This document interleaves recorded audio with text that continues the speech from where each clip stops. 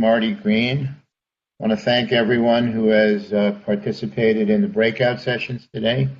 We hope you enjoyed the conversation. You found it informative.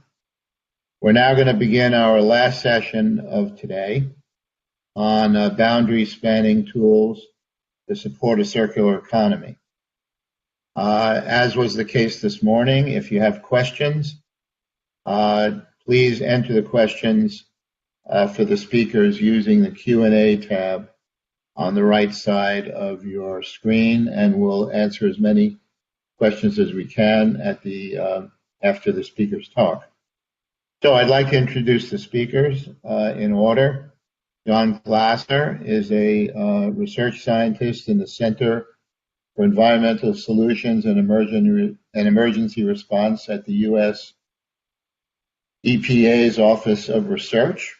The center develops and provides applied scientific and engineering solutions, technologies, and cutting-edge innovations to protect. The third speaker will be Carol Hanwerker, who's the Reinhard Schumann Jr. Professor of Materials Engineering and Environmental and Ecological Engineering at Purdue University. Before joining Purdue, she served for 9 years as the chief of the NIST Metallurgy Division, where I was her colleague. Among the things she's done is integrating sustainability in the design of new materials, processes, and products, and also notably predicting the reliability of lead-free solder interconnects. Carol is a member of the DOE Critical Materials Institute leadership team. And also on a personal note, we overlapped as graduate students at MIT. The last speaker is Melissa Billick. Dr. Billick is an associate professor at University of Pittsburgh Swanson School of Engineering in the Department of Civil and Environmental Engineering. And she's the deputy director of the Mascaro Center for Sustainable Innovation. Her research focuses on the sustainable built environment. She explores system-level environmental performance of buildings. She's also an expert in life cycle analysis. Okay, with that, John, please take it away with the first presentation. Good afternoon. What I want to talk to you today about is a tool that we in EPA have put together, and it's a tool specifically designed to look at electronic materials at the end of their life. And we refer to it as ADEPT, standing for Alternatives for Deposition of Electronics Planning Tool. Next, please. Oh, there we go. And the problem that we're facing is displayed in this slide. The two graphical curves differ only in so far as one is representative of kilograms and the other one is pounds, but it shows that the estimated electronic waste generation per capita is quite high, and if you look to the Americans, we certainly lead the pack. Next slide. As we started this project, which was directed to us from the White House, we searched for information. One of the areas of information was to look at the 26 states that have their own unique take-back programs for electronic materials to see whether we could build something off of that. And that became somewhat of a difficulty because of the different ways in which the states dealt with it. So if you look at the bottom of the slide, we have care for domestic management of materials going into landfills, incineration, and also recycling and reuse. And then there's an export market that has been somewhat reduced through time. Next slide. Our objectives were to look at the flow of historic, current, and future quantities of these used electronic materials and associated waste, We wanted to understand what the potential effects of the state level requirements for recycling were. We wanted also to evaluate any existing methods for quantifying and tracking used electronics. Furthermore, we wanted to develop a method that was information based, looking specifically at the flow of used electronics and electronic waste. And then from that, we could use estimates to inform the formulation of e-waste policies and management. We'll talk a little bit more about that next. Our approach was then to initially look at representative sampling of states that I mentioned before, where we knew that take-back programs existed. We wanted to assemble the information from that, looking specifically at generation, recycling, export, recovery, reuse, and where we had some significant downstream flow of used electronics. We wanted to develop a flow model that took into effect all of the items that we wanted to pursue, and also hopefully identify data gaps, and where data gaps existed, develop methods for estimation. Then we also wanted to understand more completely the environmental and economic impacts of e-stewardship programs existing in these states. Next slide. Next.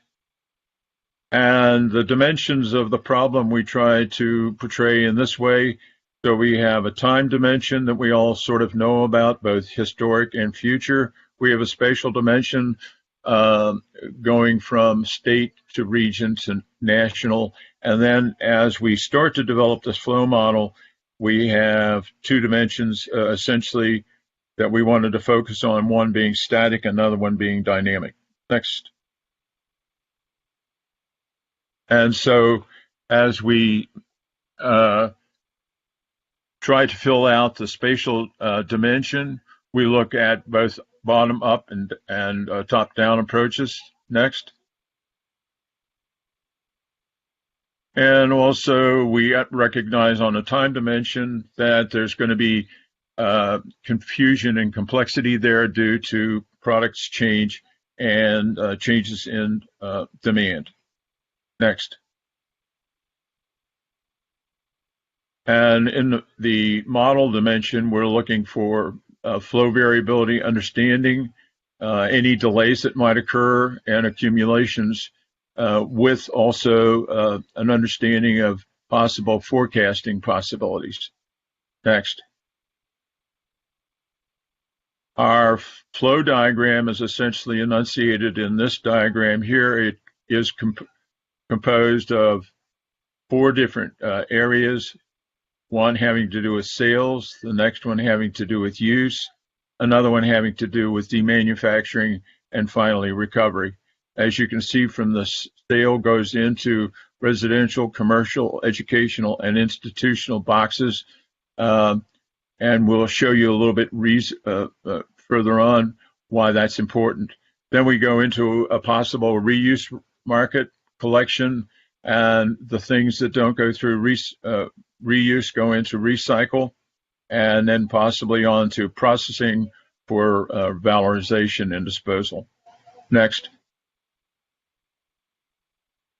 So the material flow analysis goals, we want to provide anybody at the state level making decisions with a tool that allows them to assess different scenarios. And we will see some of that in the not too distant future. We want to estimate future quantities of electronics where appropriate infrastructure is necessary. We want to understand and estimate the flow of specific quantities of electronic materials, such as CRT glass in storage, where we have a recycler involved or goes into export scenarios. That export scenario has been significantly changed because of recent law issues. We also want to look at data gaps that might be there, having to do with trade flows of both used and scrap electronics. And then finally, we want to compare practices of different states. Next. Our basic approach for the quantification of electronic waste starts from an evaluation of sales. So we're going to look at historical sales data for products delineated by region and time. And we want to have that in terms of average weights for products in each year. We want to look at the typical distribution of product lifespans, and we have the ability to do that. We want to calculate the number and weight of products beginning end-of-life management issues, and then finally look at collection rates entering end-of-life management as a function of region. Next slide. We use the Weibull distribution to estimate product lifetimes. The Weibull distribution is a very reliable way of doing this. And we also want to point out to you that we did some estimations here, both on residential and non-residential flows and product lifetimes. And you'll notice that if you intercompare the two, the non-residential or industrial, you find that the lifetimes are a lot shorter. Next slide, please. The material flow analysis requires some assumption. So the first area of assumption is in the area of product sales, and we're using essentially historical data and per year, and it falls into two categories of what the information we could gather is from 2000 to 2007 and 2007 to 2015. We have found ways to add on to this database too. We want to understand what the market share for a given product purchase might be, and look at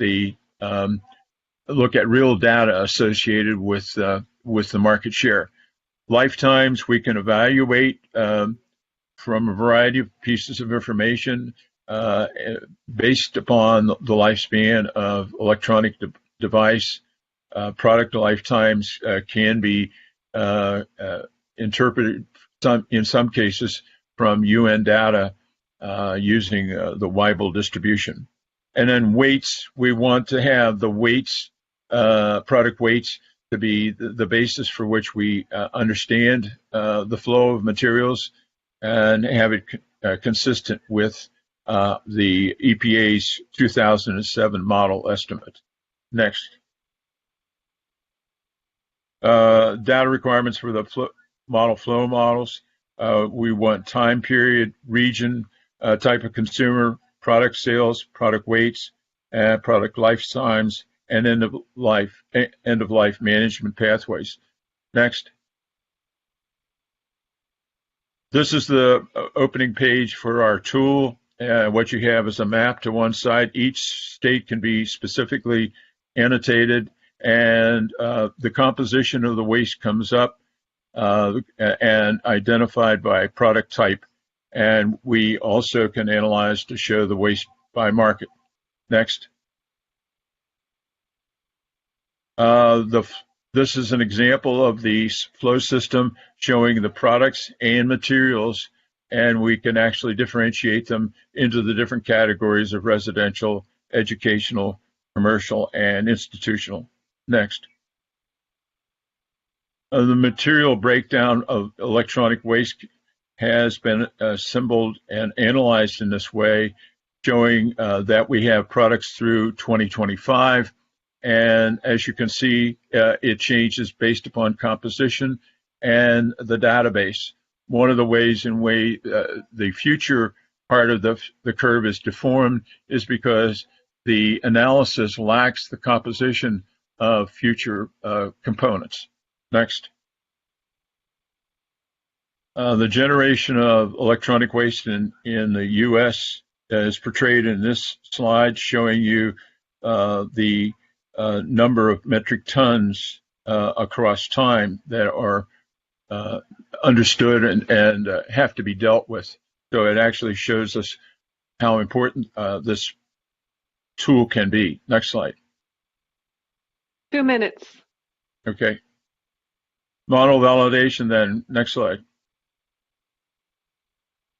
This is taking information from Washington State, a state that claimed as of a few years ago to have recycled 500 million pounds of electronic waste, just showing you how in the use of the model can be actually portrayed with certain data.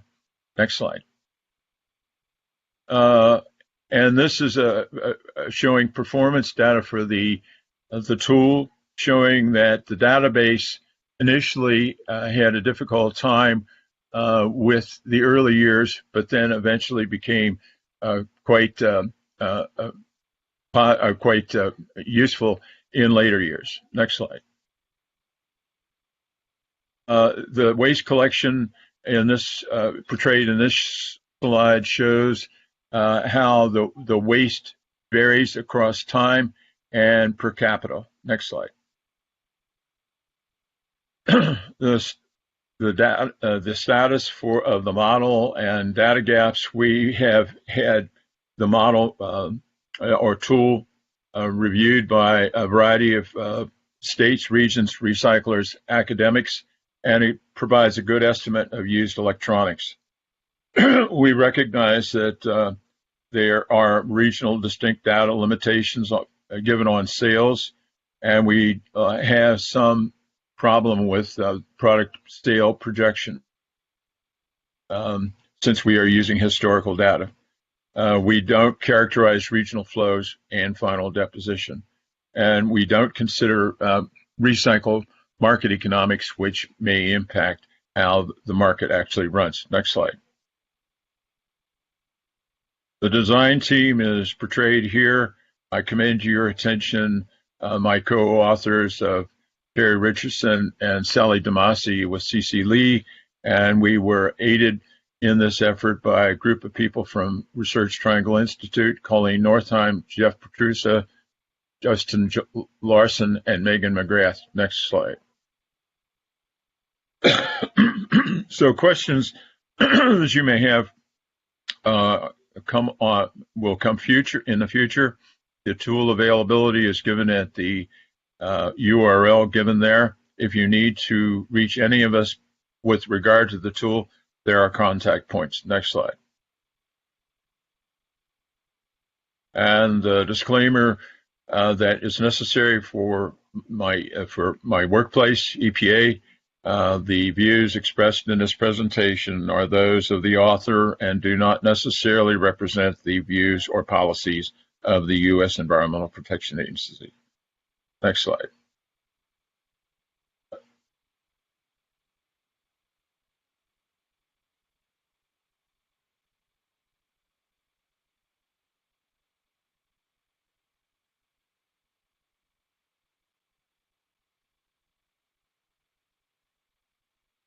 So I think we just transitioned just automatically. So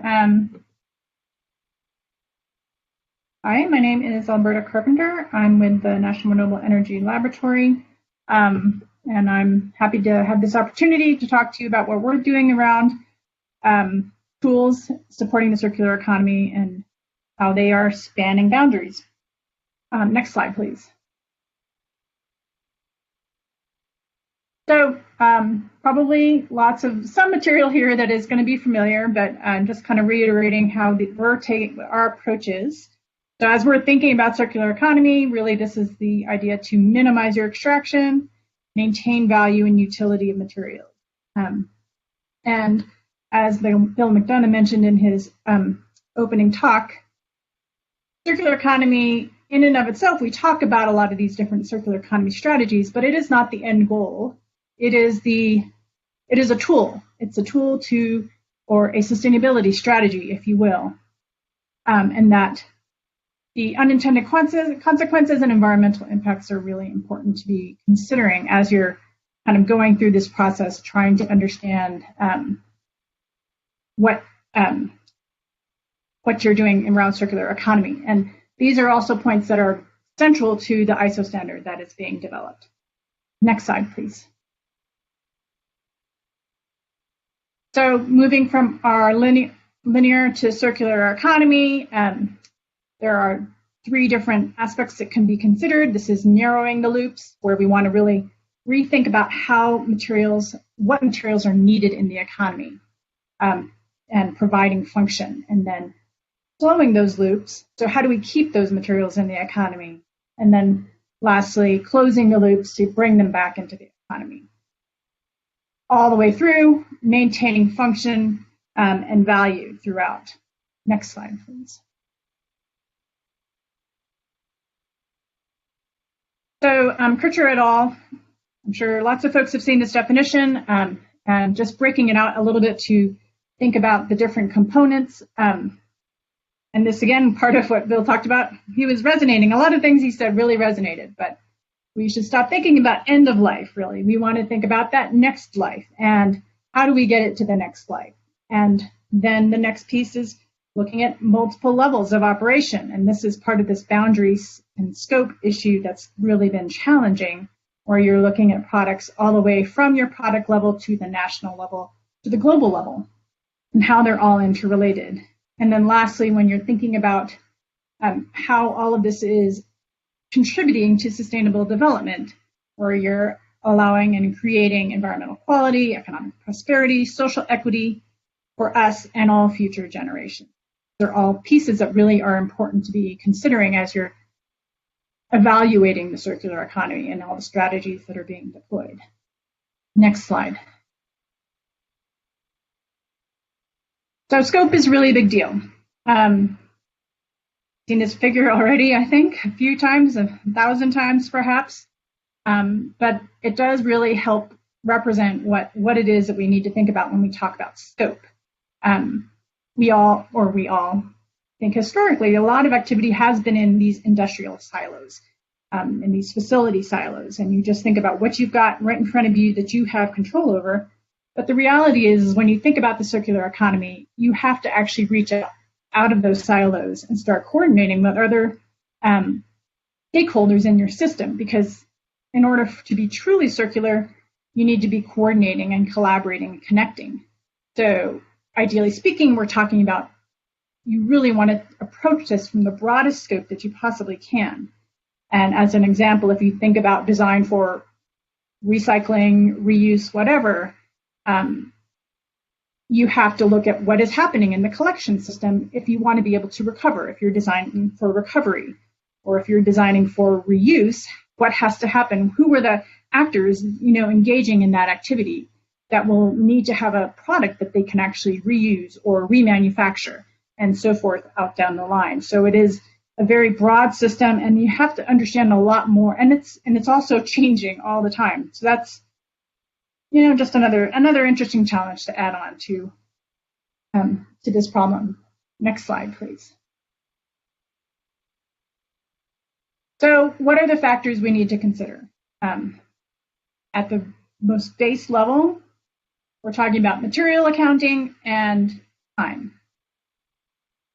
That will tell you how circular something possibly is. That doesn't tell you how sustainable it is, but it just maybe tells you how circular it is. If you really want to understand how sustainable it is and think about it more comprehensively, then there's these other factors that have to be considered. So material usage, demand, consumption, how is the material being used, what's the functionality, what's the temporal issue, how long is it in use, how intensely can it be used, so this is what function it's providing, what's the next life going to be, and how is the evolution of those products being considered, because it's not static. A lot of this, especially this high-tech world, everything is changing constantly. And so how do we keep up with that and manage it? And what are the systems we need to have in place to do that? spatial and cross-sectoral. Where is the material being used and how is it being recovered? Those are probably two different spatial regions as well as different sectors. And how can we pull those together into one single evaluation or tool? Sustainability, covered this before, certainly, but what are the environmental social impacts? What life cycles, what lifetimes, what geographies? How do we capture all of that? And then the last one, behavior, which has been an interesting challenge to think about, but it is definitely one that is really relevant, is how do we model what the market and the consumer is doing, and how can those make a difference in terms of whether something is going to be successful or not successful? Next slide, please. So at NREL, as we started down this road, we're like, how do we evaluate the circular economy? What do we have in our tool chest right now? We started with, well, what are the different methodologies that are currently in existence, that are currently being applied, and how can we leverage those? And so this actual table on the next slide as well is part of a paper that has been submitted for publication thinking about methodologies to evaluate circular economy. And we were looking at a range of different methods that you see listed on the left. What are the strengths of those methods? What are the weaknesses? And how is it relevant to evaluating this, the circular economy? And this is helpful if you're thinking about what kind of data you have available, what kind of analysis you're trying to do. And then if you go to the next slide, please. What is the research question? What are you trying to get out of this? And this can also make a big difference. If you're trying to understand the environmental impacts of a single product or system, that's one thing. If you want to understand what are the complex systems and the dynamics, then you might need to look at some sort of complex systems science tool, or some combination therein, to be able to get to really evaluating each of the different components and aspects that you're trying to understand. Next slide, please. And as you think about some of these different tools, they offer different value in terms of whether it's qualitative or quantitative, whether you're trying to understand your efficiency potentials or your scope or your temporal resolution. And some will do better in certain aspects and others will do better in different ones. And so there may be trade-offs that have to take place, or this is a combination of different methodologies to kind of give you that full coverage that you're looking for. Next slide, please. So at NREL, we were thinking about what our research questions are. And in terms of technology analysis, we're trying to understand how do we evaluate the research that we're doing, and if that research is moving us in the right direction, or if it has unintended consequences, or if it's economically feasible. So we need to make sure we're making the right research technology decisions as we develop these next generation of PV or battery or whatever the case might be. And then looking at the system, it's really important to understand what is the environment that we operate in? What are the regulatory barriers? How does the technology exist or work within the different economic and industrial systems? If we have a next generation PV system that we have no way of recovering materials from, then maybe that's not the right solution. Maybe we need to change how we're operating there.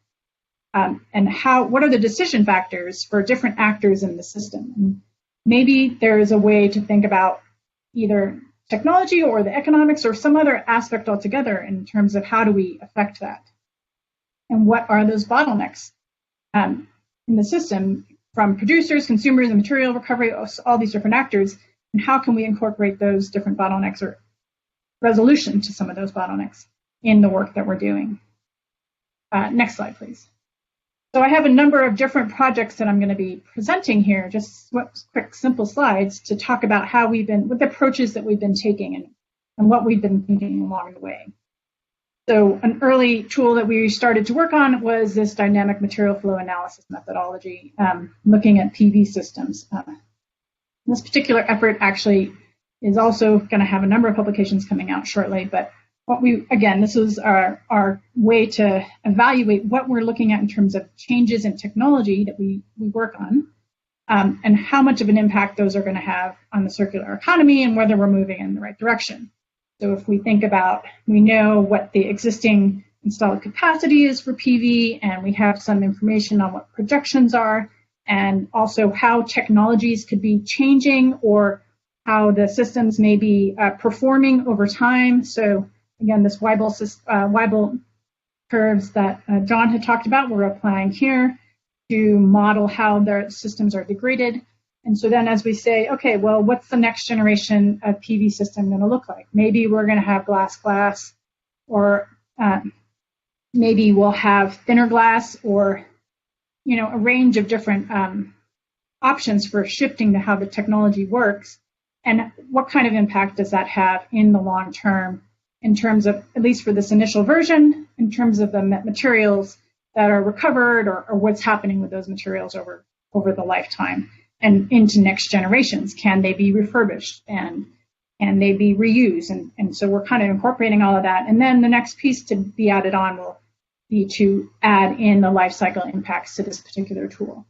And the intent here is to make this publicly available so that PV technology developers can kind of evaluate their own technologies to understand what kinds of impacts it can have. Next slide, please. Another project that we started on. 2 minutes. Talk faster. Okay. So this was another project where, again, how do we evaluate a bigger system? This one was trying to understand what the different actors are doing, who are the different stakeholders in the system, what kind of decisions are they making, and how can we model, shifting facets or scenarios that may change how much waste is generated in a life. And so, again, this is also another project that will have some publication coming out shortly. Next slide, talking very fast now. This is the CELVI model, the Circular Economy Lifecycle Assessment Visualization Framework, is an internally funded project. It is looking to actually combine a series of different types of methodologies to evaluate this single problem. And so we're talking about discrete event simulation, system dynamics, life cycle assessment, geospatial modeling, uncertainty modeling, to understand, how the transition to the circular economy, what kind of impacts there are going to be, how are those going to vary regionally, and what are the uncertainties.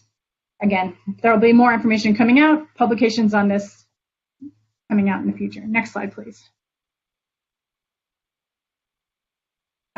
So the Bottle Consortium, Bio-Optimized Technologies for Keeping Thermoplastics Out of the Landfill and Environment. It's hosted at NREL with a number of different partners that are contributing. And the vision here is to really look to develop technologies to incentivize reclamation of waste plastics. And the analysis component here is to also make sure that we're moving in the right direction. We combine 3 different types of methodologies for that analysis, where you have a TEA, techno-economic analysis to understand the cost drivers. You do a life cycle analysis to understand your carbon and energy impacts. And then you add on a hybrid IO model to understand your full economy-wide impact. Again, trying to understand how these different technologies are going to act and what are the impacts that we're going to be seeing. Next slide, please. Last, this is my opportunity to plug the Federal Data Commons. Data is a big problem here. The analysis is really data intensive. You need to understand how to evaluate these different environmental impacts. You need your consistency, reliability, interoperability. LCA is a big piece of that. And the Federal Data Commons is one mechanism to provide some reasonable, very credible data. There's a number of other projects I know ongoing. The Building Transparency Project is looking for building data. RMI has another carbon data project. I know NIST is looking at plastics LCA data. Data is really a thankless and never-ending task, trying to maintain and update and provide that in a very easy manner. And evolution of technologies is going to continue to challenge that process. So we really need to kind of figure out how to get all of that out there in a very seamless way. And of course, proprietary data makes things really challenging, but we're all in this together. So ideally speaking, we'll come up with some good solutions to make that happen. And that's my last slide. One more slide, I guess, is my thank you. So thank you for your time and attention. Thank you very much, Bertie, for a very inclusive, comprehensive talk about that. Before we go to the next talk, John, I want to apologize also for you, Bertie. Unbeknownst to me, my microphone was off during the last transition, and so I was talking to myself. And I'm sorry, John, I didn't acknowledge that you gave an excellent talk and didn't introduce you properly, Bertie. Okay. Anyway, I really enjoyed your talk. Thank you very much. The next talk is by Carol Handwerker. So take it away, Carol. Great. Thank you very much. So first and foremost, I am a scientist and engineer. I'm a technology developer for microelectronics and thin film solar cells. In particular, I design new technologies so they can be used in large-scale mass production. And I've been involved in several different technology transition. One was the worldwide transition to lead-free solders. So I have some experience in how you change communities, change supply chains, get people to work together to affect a major change, not just in a material set and not just in sustainability, but also in how they learn to work together in this larger context. So the topic of my talk is not going to be about the technologies or materials flows or how materials move around. It's going to be about how people interact, who needs to be at the table, and when they are there are certain rules of the game that I'm going to present to you that have been, I'd say, pioneered by Elinor Ostrom, who won the Nobel Prize in 2009 in economics for her work on this framework for self-managing, sustainable, self-assembling systems. So next slide, please. The context that I'm going to use is a project that we did with INEMI. It's a major electronics consortium, and you see the typical circular economy schematic on the right-hand side. What we're focusing on for the hard drive, you see an exploded view there, are things that really lend themselves to circularity. So in a hard drive, you know that the hard drive, the heads, the disks are spinning very quickly, only a few tens of nanometers above with the spacing of that. So we're focusing in this project on parts that do not wear out, that can really be used in a full circular context. The next.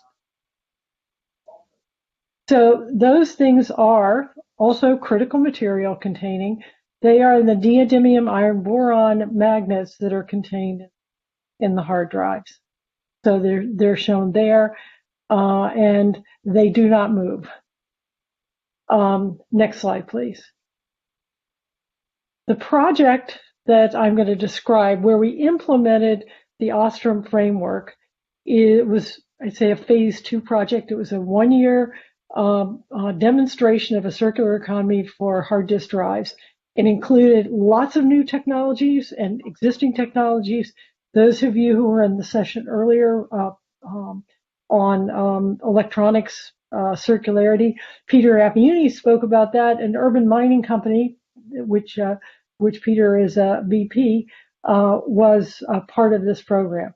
So existing technologies, new technologies, looking at the full supply chain, looking at details of the economics, so very detailed economic data and logistics data.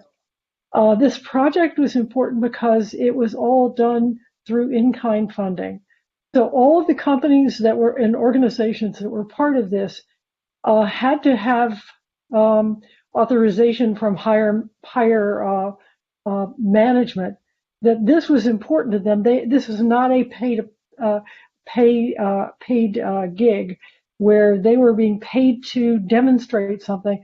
This had to be in their own self-interest.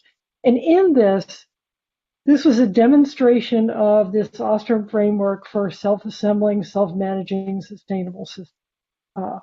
And if you'll notice down there, there's some major players in there as well. Google, Microsoft, Cisco, and national labs, et cetera.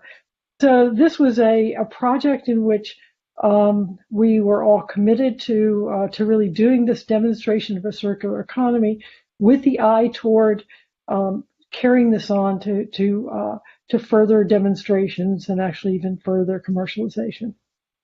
So I'm going to go through a little bit of background of how we came to find this particular framework. Next slide, please. So it is for all of our work a way for us to avoid the tragedy that commons. I know most of you are aware of this. This is a little cartoon that shows that if everybody works on their own narrow self-interest for short-term gain, that a few people can destroy common pool resources, and if we don't all work together. And Hardin contended that it was inevitable unless all resources are either privatized or controlled by the government. Next, please. But one of the things that Ostrom found was that it is not inevitable. People are not hardwired to do only those things. And so she and her colleagues did studies all around the world of how different ecosystems, different kinds of commons were being managed. And they found that there were some that were very, that were sustainable, they were self-organizing, and so this does not have to be inevitable. Okay, next, please. So what Eleanor Ostrom did for her career was she also took this information and she then translated it into game theory. So in coping with the tragedy of the commons, she worked with many different groups of people to see under what conditions people would tend to actually develop sustainable solutions that manage the commons for future generations. And next, please. And for that, she won the 2009 Nobel Prize. Next, please. So, in terms of the two limiting kinds of games, and go on next, please. So, the sustainable, self-managing, self-assembling system, which produced close to optimal solutions, she found that individuals who are in that game must be able to engage in problem solving to increase long-term payoffs. They make promises. They build reputations for trustworthiness. They reciprocate trustworthiness with trust, punish those who are not trustworthy. And one other thing that was implicit in this was that they all had the same overall goals for the program, for the game, as well as having their own individual ones, which they were able to show. The tragedy of the commons, on the other hand, contained individuals who sought their own short-term narrow interests, even when presented with situations where everyone's joint returns could be sustainably increased by cooperation. So it's a fascinating read, and I think you'll have access to all the slides. You'll see where that paper is. Next slide, please. So the framework is laid out in a 2009 paper in Science. and it is very explicit.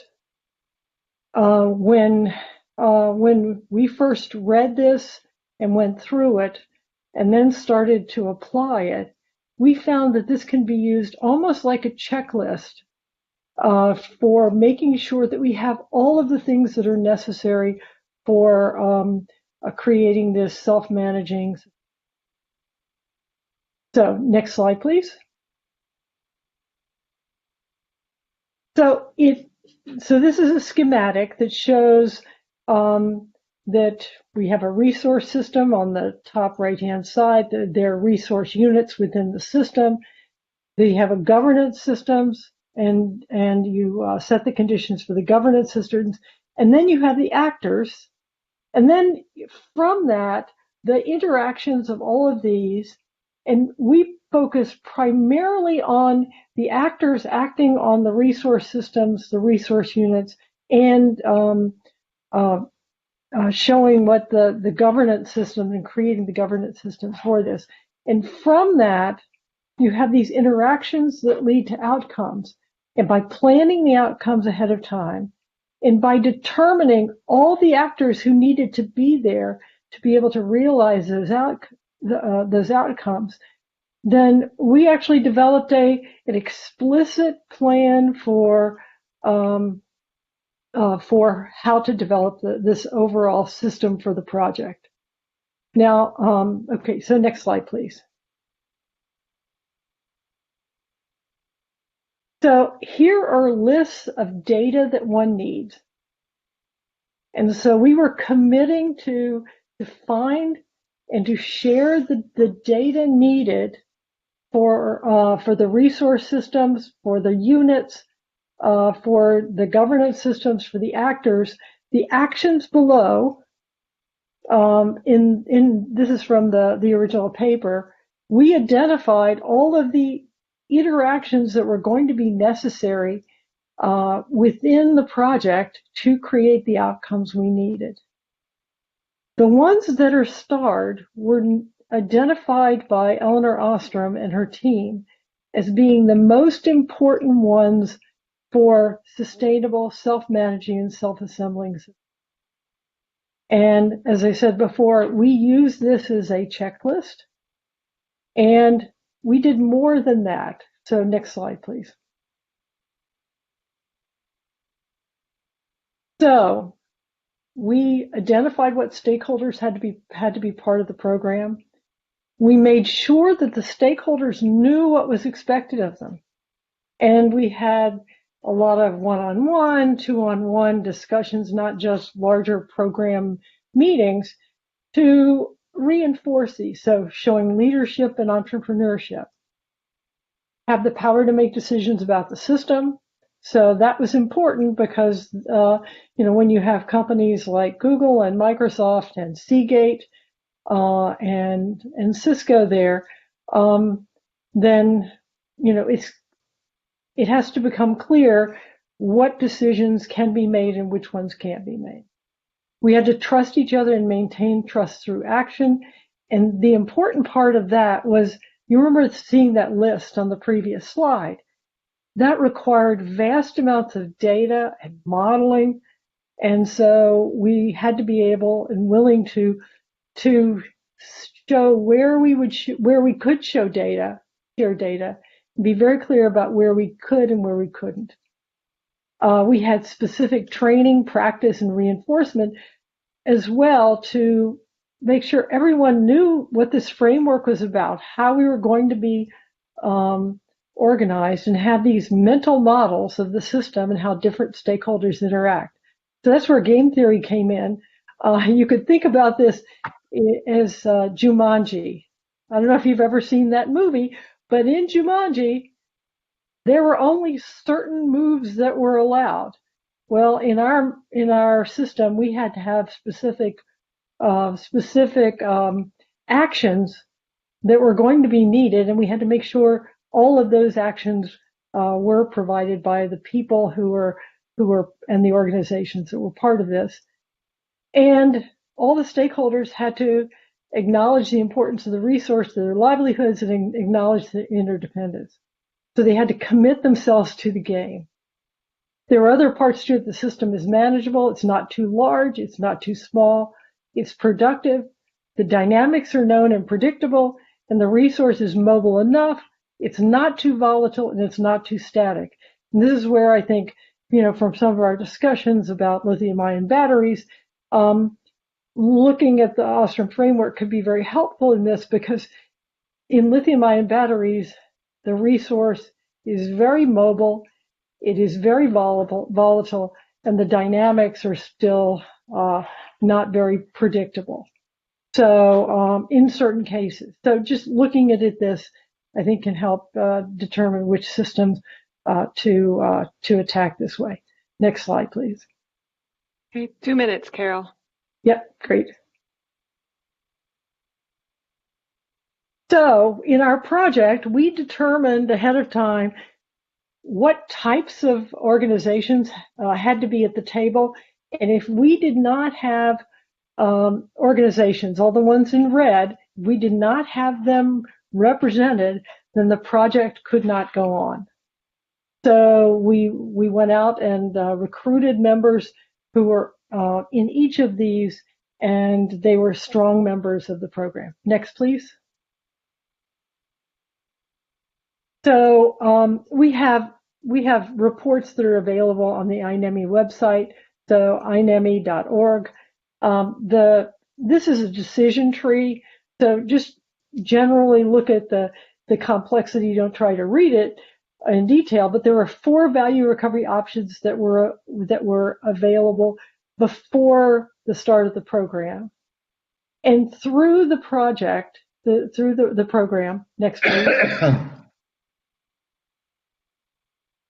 These are all the additional value recovery pathways that we were able to demonstrate, and they went all the way from reuse of the magnet assemblies in new hard drives to being able to recover materials. So by using this particular framework, I think it's really powerful to be able to get really very concrete things done in a very short time. So I recommend you the Ostrom framework as a way to examine your systems and the people in them, and I'd be interested in talking to people about this in the future as well. That's it. Thank you. Thank you very much. In particular, I'm very interested in analyzing that last flow diagram you had. It seemed incredibly complex, but something that was new to me and valuable. So I'm going to look at that as soon as I get a chance. Thank you so much, Carol. No problem. The last speaker is Melissa Billick, and she's going to talk about circular economy and our built environment. Thanks, Melissa. You're on. So thanks for having me. I know we're coming up to kind of the end of the session, so I'll try to expedite my talk as much as possible. Next slide, please. First, I want to thank my colleagues who helped with this project as well, especially Callie Babbitt, who was a speaker in a prior talk, and I think she's on the call today. Next slide, please. And of course, I want to thank the fantastic graduate students and the postdocs who are also working on this large project. It's really about convergence around the circular economy. Next slide, please. We've spent a lot of time today talking about the high-tech world, and really my research has been focused on the built environment. So I wanted to get us into the right headspace. And one thing that I like to remind people is that the built environment, specifically building materials and construction, are responsible for almost 11% of the global greenhouse gas emissions. Next slide, please. The second premise, and this is where I really think circular economy comes into play, is that when we look at all of the new construction that is projected to take place between now and 2050, we really see this important role that embodied carbon will play in the built environment. So for us to establish circular economy strategies now, that is really important. Next slide, please. The other premise that I want to make, and this is premise 2, is that whenever we think about the built environment, one of the things that we often think about is the ability for buildings to be really kind of a bridge between the different technological sectors. And so the International Energy Agency has predicted that the renewable energy utilization in all sectors will increase, but the highest increase will occur in the building sector.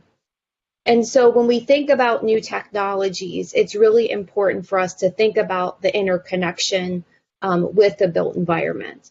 Premise 3. Next slide, please.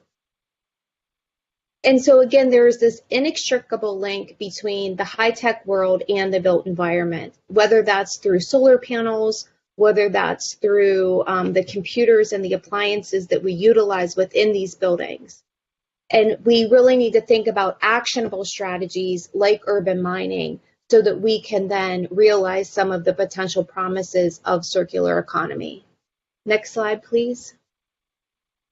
So I'm here today to talk about 4 overarching messages, and I'll go through each one of them. So really for us to advance circular economy in the built environment, one of the things that I think we really need to do is to develop baseline information. Next slide. So when you think about the built environment, if you aren't familiar with this space, we really are limited, especially in the US. So some of the questions that we're trying to answer are how many buildings are in your city? What are the buildings made of? What are the projected changes of the building stock? And this is becoming really interesting during COVID. And how can we do urban mining if we don't even know what is available? In the US, again, this information is woefully limited. Next slide, please. Here's an example of a study that was done in China, and this is really to show how the growth pattern and the increase in the materials in the built environment has changed over time, and also the building stock. Next slide, please. This is also another example that is done in Melbourne, Australia, where we can start to look at, what is the composition of the material in the built environment. Next slide, please. And this again is another example. So when we think about what those other materials are and what we could potentially use for circular economy strategies, here's a material stock of glass and carpet. Next slide, please. This was a literature review that we did to kind of show, and I think this is a good visualization of where North America is compared to Europe and Asia. And so there's been a number of studies that have been done in both Europe and Asia on the building stock and material flow, but there's really been a limited number of studies that have been done in North America. Next slide, please. There is a bit of promise. There are some cities that are moving forward with this type of case studies, and one of the things that we're doing in our research is really looking at developing a material stock assessment for the city of Pittsburgh. And it really takes a lot of combination of a lot of disparate data.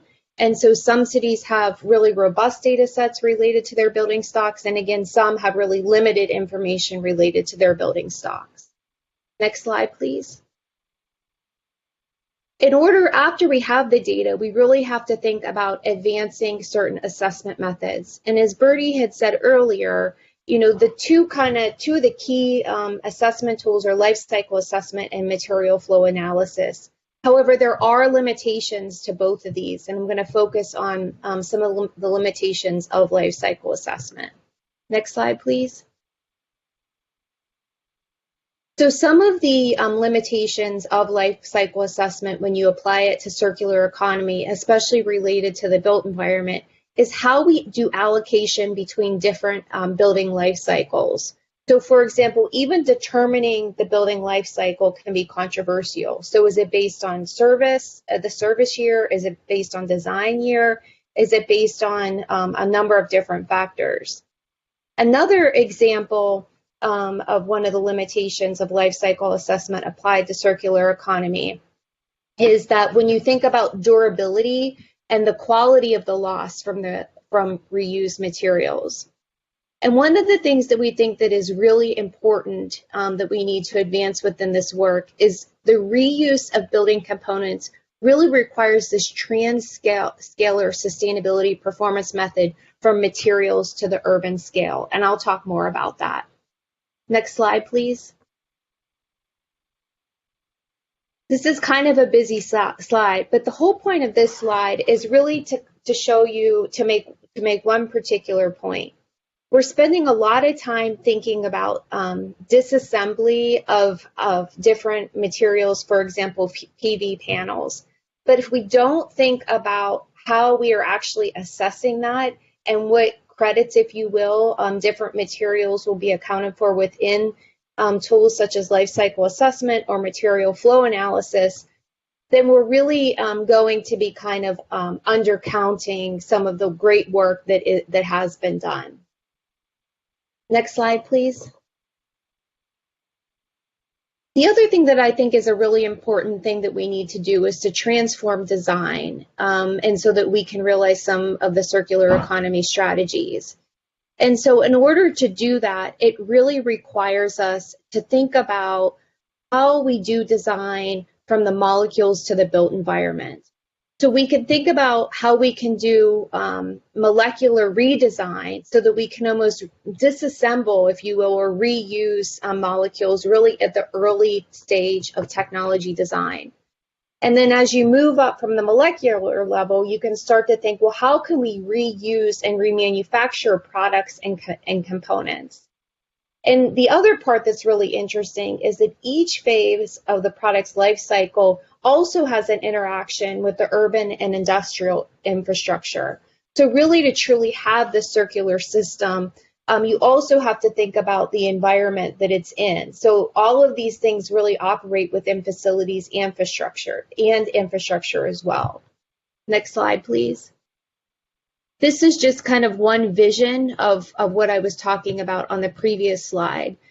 So for example, if you think about the redesign of a molecule like polyiso, and then how that translates into foam, and then into the product level, which could be an insulated wall panel, and then into the system level, which could be an exterior wall system, and then into the building level of a commercial building, and then how that situates within the whole building stock.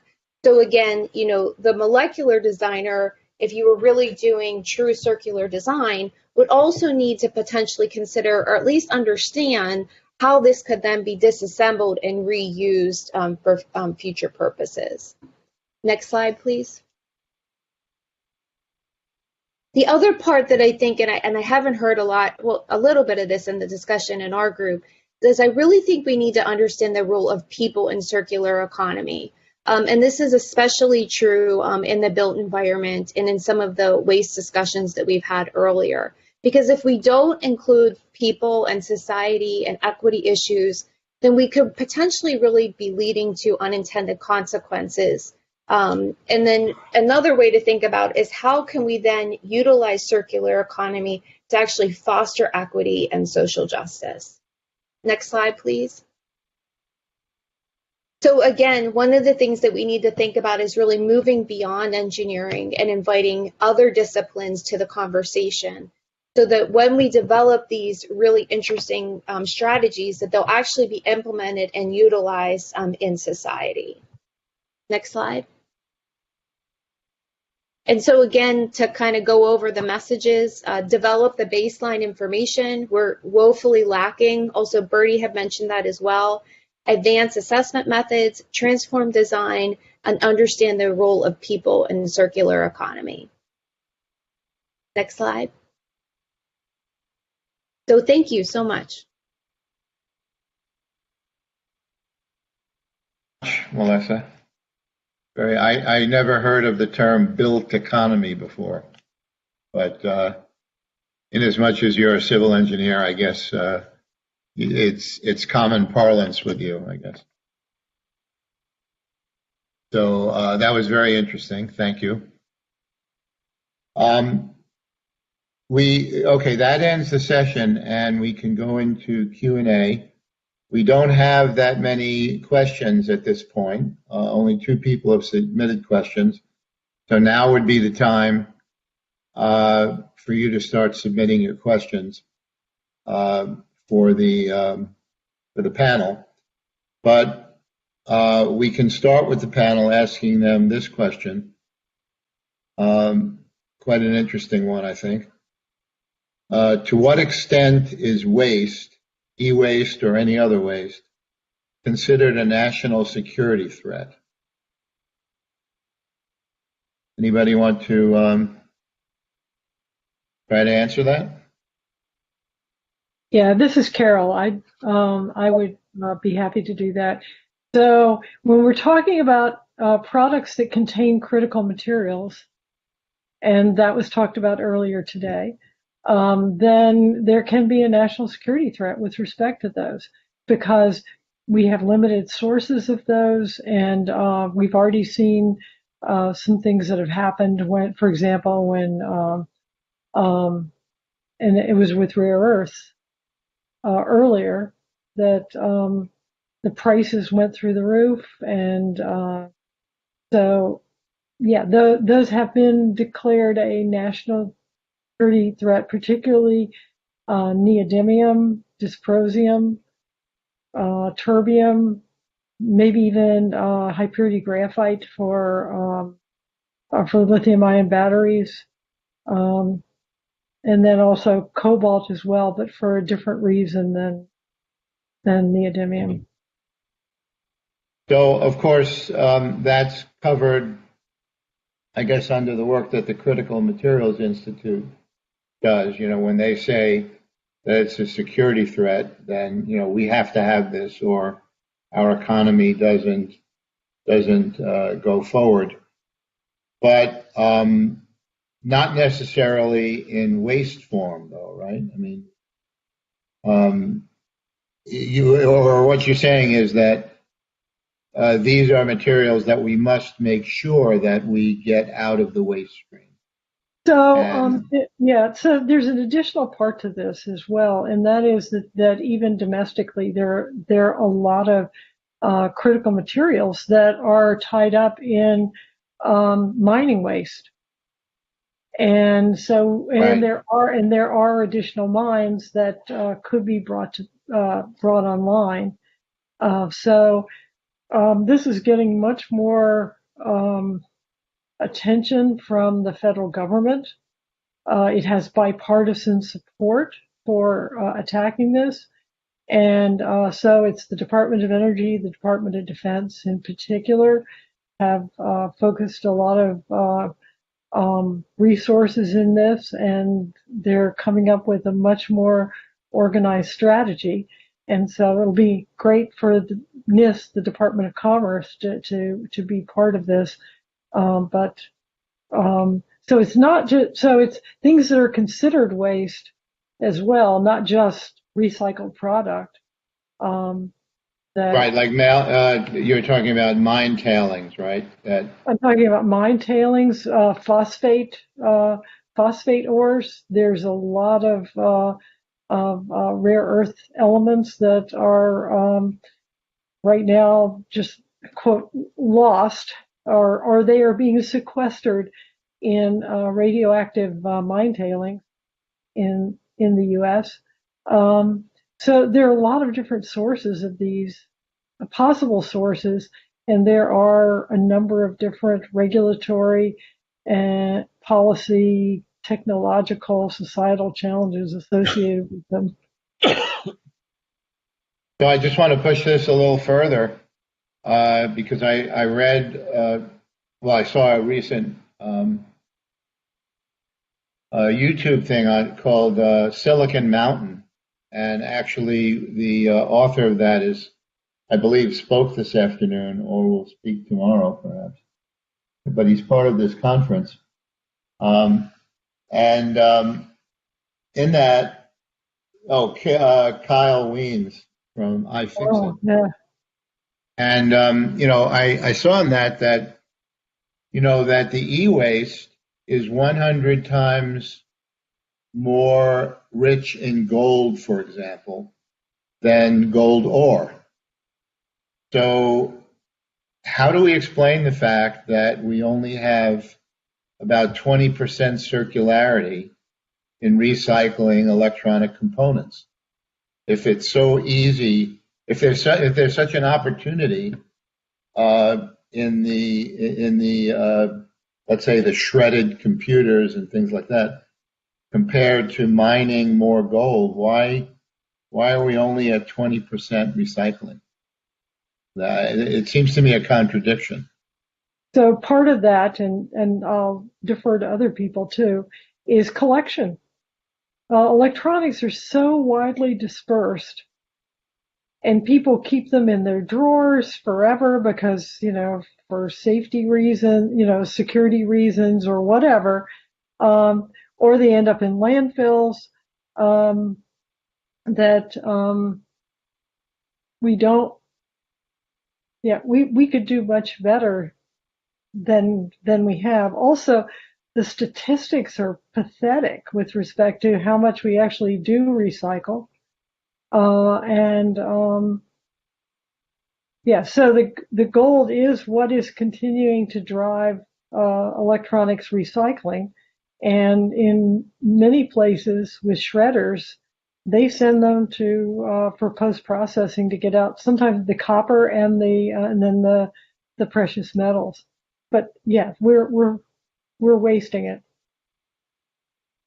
At one John, go ahead, please, John. the cell phones were said to have gold at the same concentration as gold ore, which is rather astounding when you think about it. And of course, across time, that concentration has changed because of the way in which we manage away from the cost of precious materials. But I would suggest also your original question, one of the things we face with regards to strategic materials is the business of using less and less of the item in each piece of waste, so therefore the recovery becomes that much more expensive. That's right, the dilution factor. Yes. That is, yeah. Related, another question for you, John, is this came from Big Battery. Do you have any tools that could be used to quantify the benefits of electric vehicle battery recycling, specifically in electric vehicle second life reuse? We don't at the moment. That's an active research area that we have going on. That's what I would have to say about that. And we are actually looking at lithium-ion battery issues. One of the things that we've encountered with lithium-ion batteries is that we had a disposal site where a lot of batteries were summarily just discarded. And so we had to come in there with Superfund to clean it up. And they found out that these items were so temperamental in terms of possible combustive ignition that you had to bag them in specific plastic bags to avoid that kind of contact and also dangerous handling. So each one of the items had to be specifically bagged to avoid untoward consequences. Right. And we've had semis on the road blow up because of indiscriminate handling of lithium-ion batteries. Interesting. Well, of course, and maybe just to add on to that, a little bit of that, NREL has been doing a lot of work evaluating how to recover, reuse EV batteries. Some of it is where you're looking at components. Some of it is thinking about what is that second life. There is the challenge with, certifying it safe, if you will, in a second life, but we're definitely exploring what that could look like. And there's a lot of challenges because as batteries evolve, the chemistries evolve. So you're having to think about how to manage those at end of life in some sort of consistent way, whether they can be deconstructed and the different materials or components extracted. So, and of course the Resale Center, which is funded by the Department of Energy, they're putting a lot of time and effort into trying to understand this EV battery space and what are the technologies and strategies to get those back in the system and utilize them. One of the things I'd like to see is with a larger lithium-ion battery recycle, especially into supporting grids. Do we have any kind of standard definition of what's an acceptable condition for that battery? Can we distinguish between ones that are summarily quite good and will last for some time versus the ones that won't last? Right. I think that has to be part of like the testing procedures, I think. Or if you are extracting components and trying to use them, what are the stationary applications that could be, applied, whether it's residential or grid or even dispersed applications in like e-bikes or whatever the case might be. So I think there's some different solution spaces that we're all looking at. Carol, a question for you, another one. Can you say something about the export of used electronics today? Sure. Well, I think, as you know, the export of used electronics to China has been banned, period. To China, yes, but... To China. And I guess there still is other transboundary shipment. One of the interesting things with respect to with a circular economy is sometimes these regulations actually block the creation of a circular economy, because if we wanted to, for example, reuse a component in a computer, but the computers were actually being assembled in India, these are used components. So you have to be really creative about how you actually develop those supply chains, because then they can't be used electronics anymore. They have to be certified as new. So there are really some very special things that need to happen that will allow for a circular economy. Also, there was a really important paper by Wang and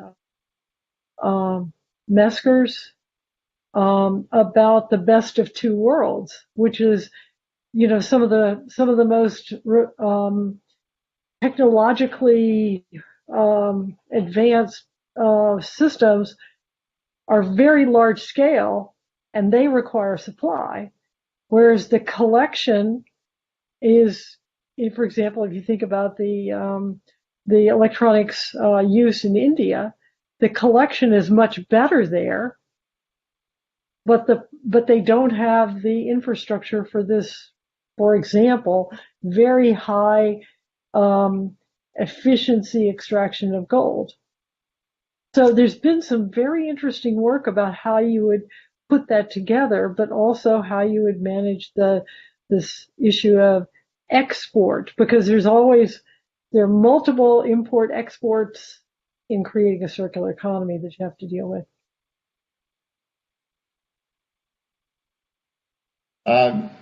Question for you, Melissa.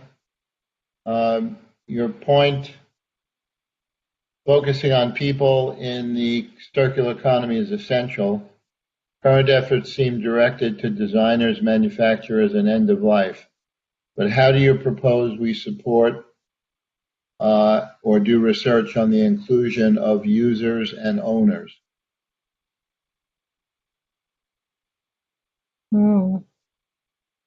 You're muted. Thank you. Sorry. I think there are a number of different strategies that we can look at. One of those could be to do stakeholder engagement when you're thinking about a proposed technology development. And one of the projects that I'm working on with a colleague at Penn State is specifically looking at how we can engage farmers and folks in a rural setting, and how we can think about using different agricultural products for the built environment. Another one that's really done a lot in public health is just to use community-based research approaches, and there are a number of different researchers across the country that really utilize community-based research approaches. Okay, so it's all about education. I don't know if it's just about education. I mean, I think that that's one component. I think it's deeper than education. I think that it really involves a two-way street of understanding people's needs and vice versa. Fair enough. And maybe Good. to add on to that, we've been looking at using agent-based models really to understand this behavior aspect for the different stakeholders. A lot of it for us has been based on existing data and existing stakeholder engagement to understand the behavior.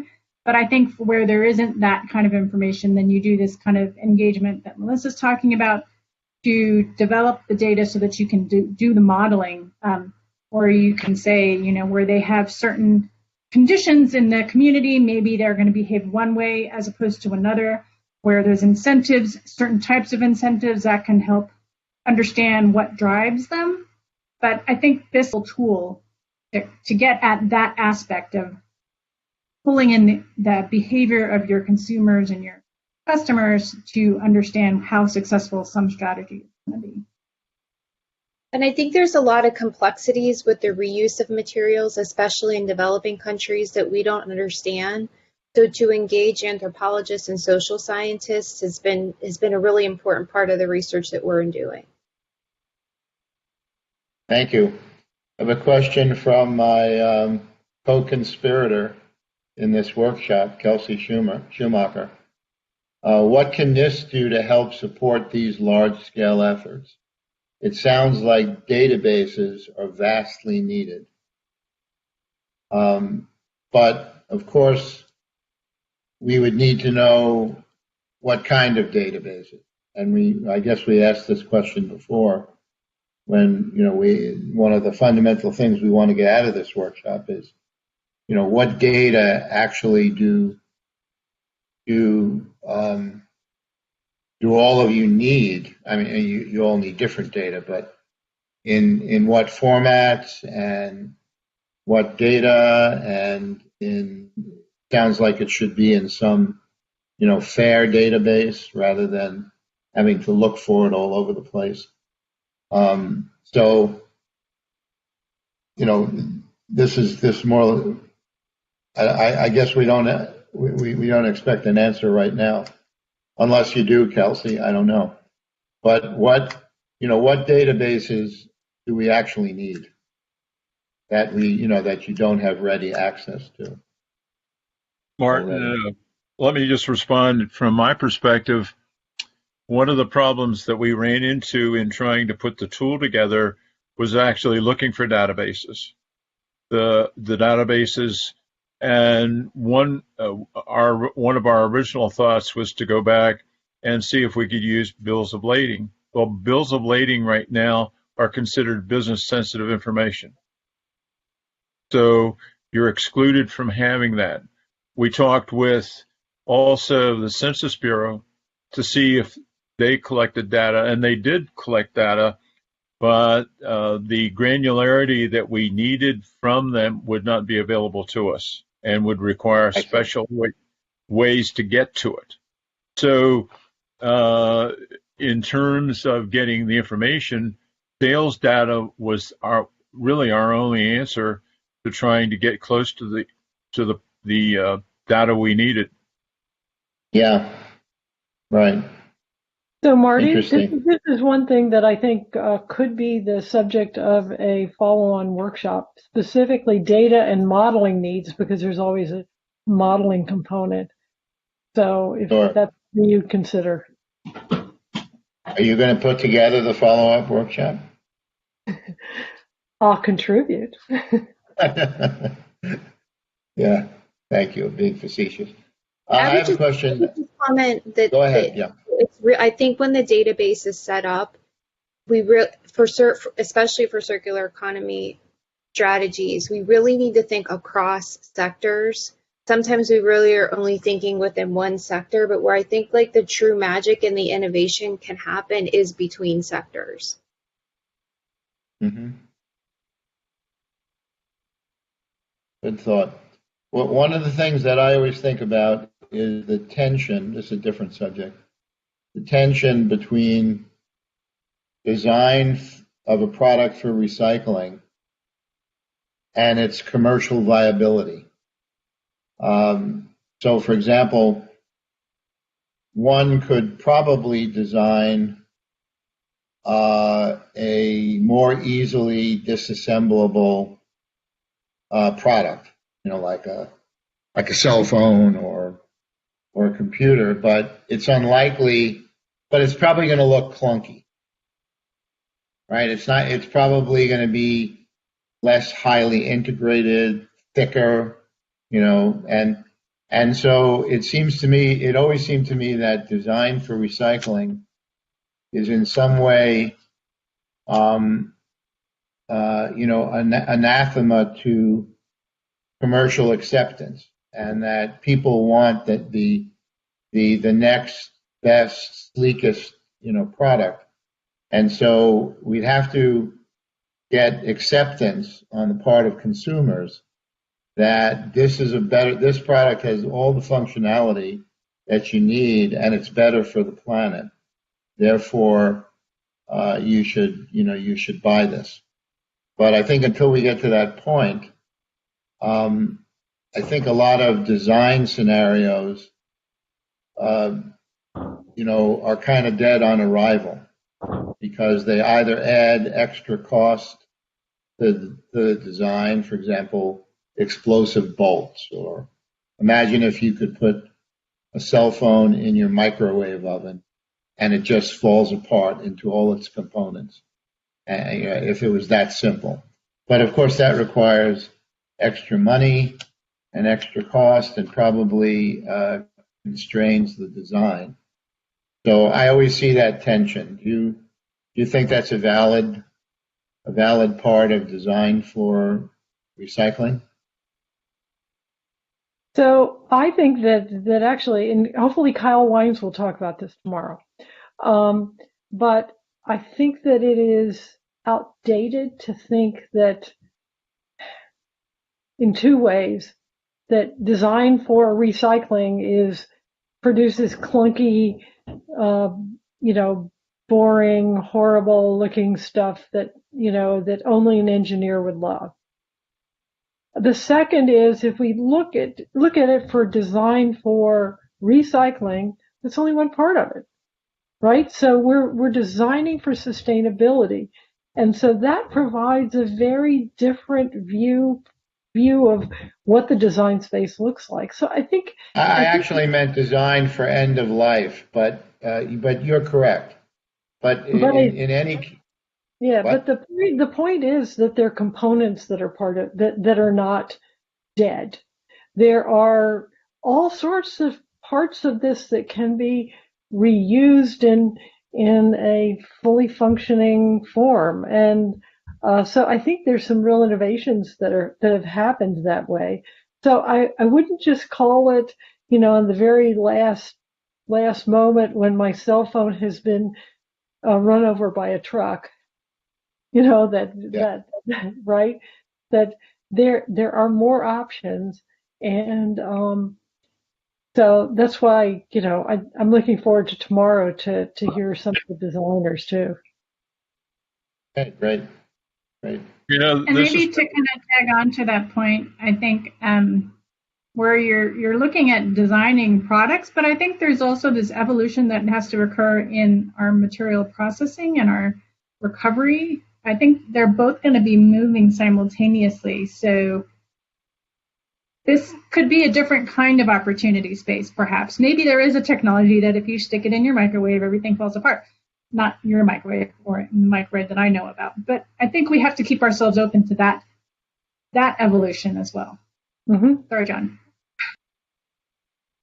I was just going to say that one of the things that I encountered at a meeting that Carol and I attended a number of years ago was the fact that the designers of new materials really are focused on performance and little else.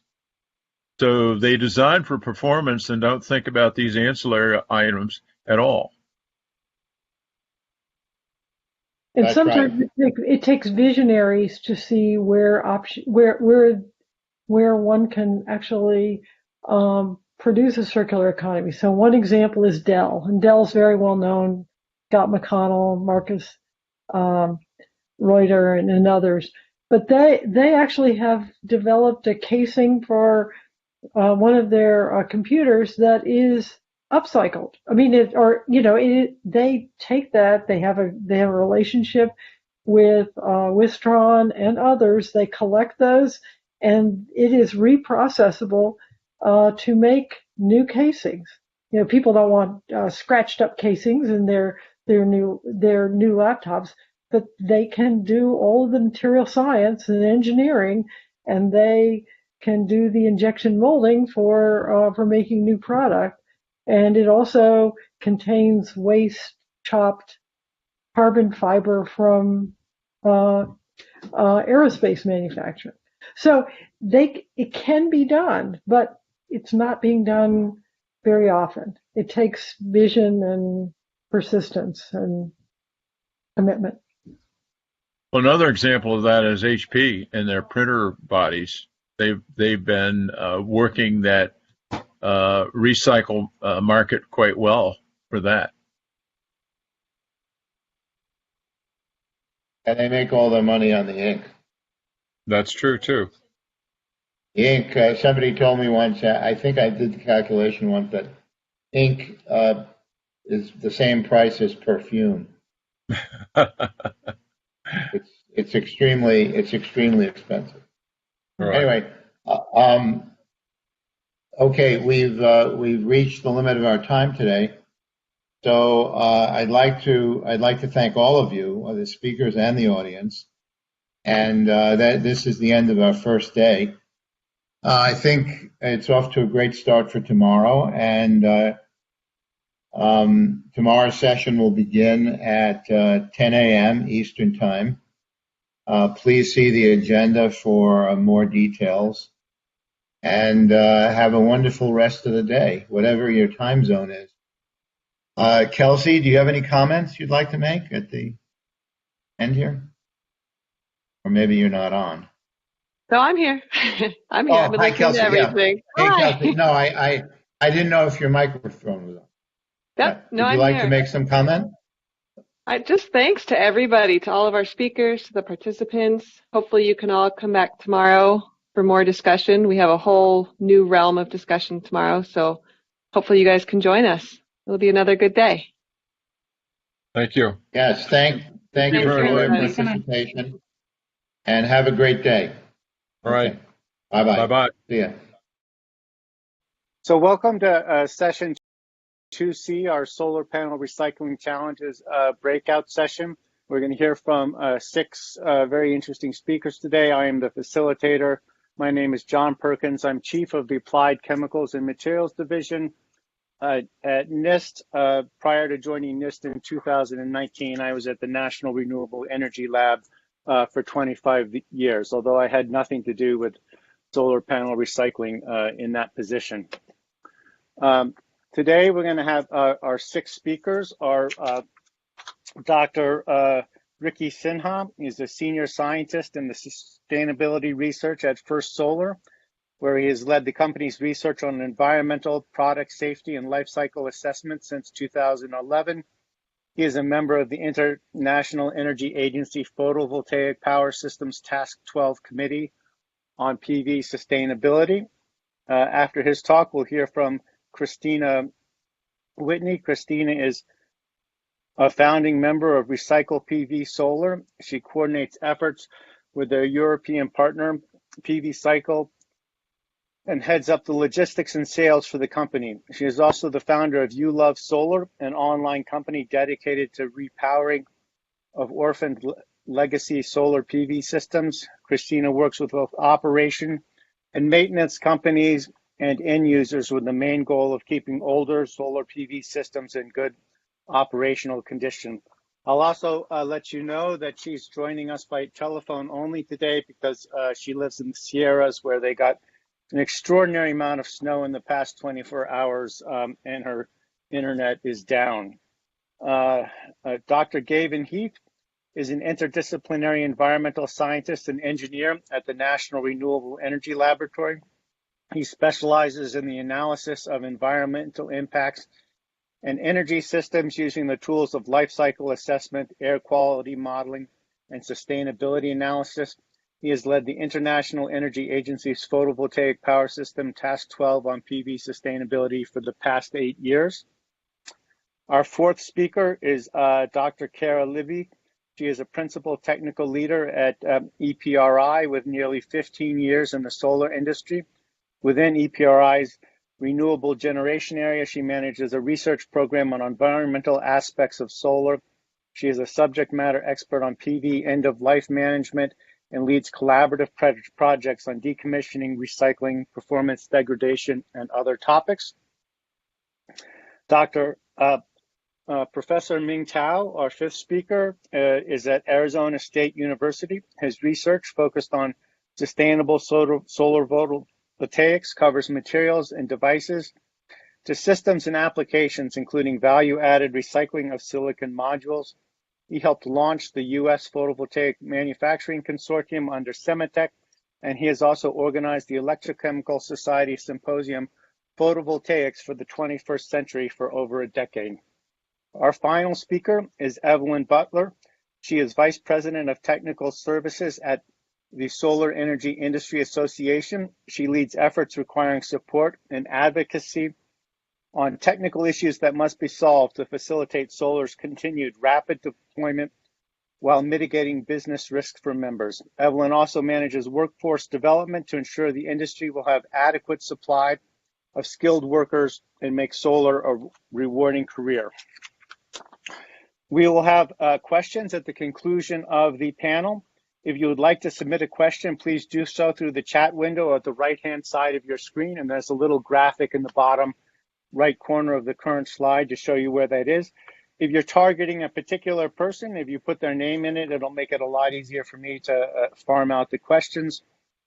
The panel portion of this session will be recorded and made available on the NIST event page for on-demand viewing after the event.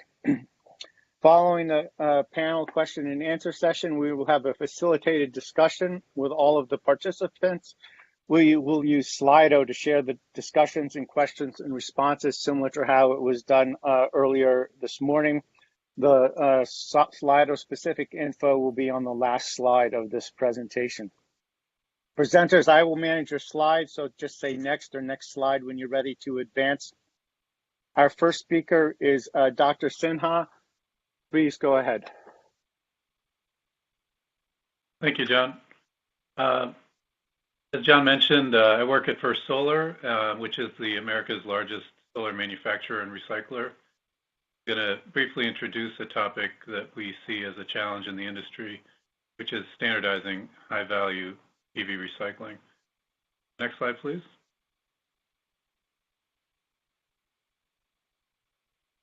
So today, most recycling of PV panels that is occurring is called bulk recycling, where the heavy components of the panel, like aluminum frames and cables and glass, are recycled.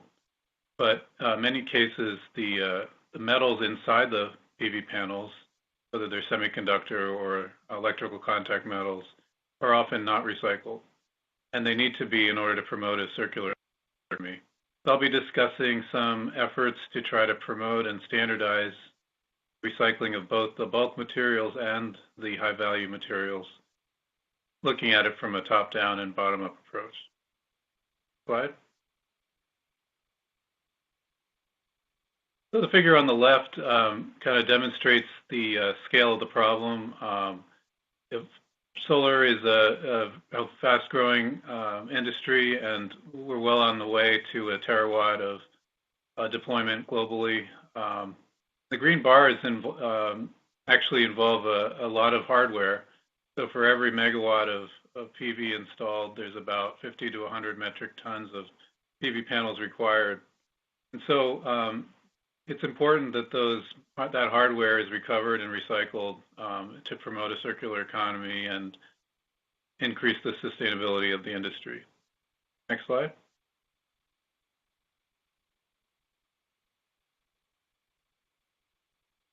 Over the last 10 plus years, First Solar has been recycling PV modules at a commercial scale, and we've demonstrated that you can do both bulk and high value recycling.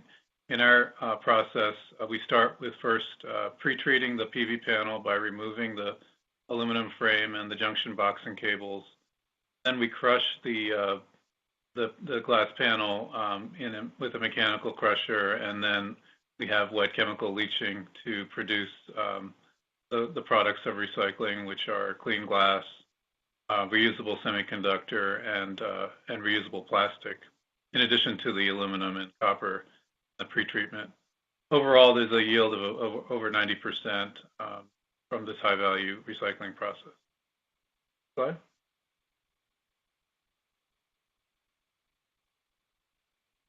The International Energy Agency PVPS program has also looked at current recycling processes for silicon PV in Europe under the WEEE directive, which requires a PV recycling of end-of-life modules. And currently, most of those recycling operations are bulk recycling, where, again, the heavy components, the glass, the aluminum frame, and the junction box and cables are recycled. But in many cases, the metals inside the panels are not.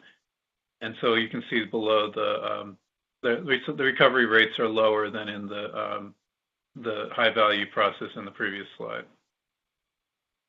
Next slide, please. The reason why in Europe the recycling is mostly bulk recycling is that the WEEE directive has a recycling target of 80%. Meaning if you just focus on the heavy materials, you actually meet the requirements of WEEE. But in order to try to move the industry towards more high-value recycling and recovering those metals inside the panels, Senelec, a standards organization, created some standards specific to PV module recycling, in which they've created thresholds for the glass that comes out of this process. And it has specific requirements for how much lead, cadmium, and selenium can be in the output glass in order to try to motivate the recovery of those metals during recycling. Next slide.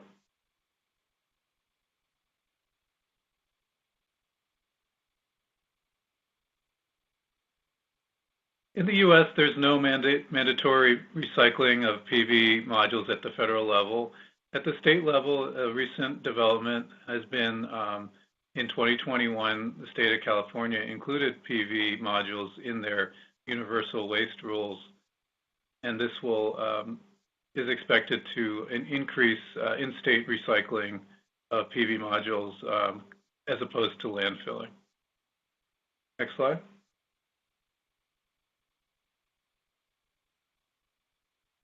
And then those are all from kind of top down, and then from a bottom up, the market for sustainable products is partly driven by programs like the EPEAT Green Electronics Registry, which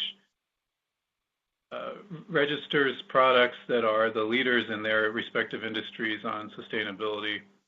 And recently, the PV there's been a new category introduced into the EPEAT registry for PV modules and inverters. Inside that category, there are incentives to have high-value recycling. The recovery targets for PV recycling are in the 90% range for glass and metals and 60% for semiconductor. There's also incentives for having more recycled content in the PV modules as they're manufactured. Next slide.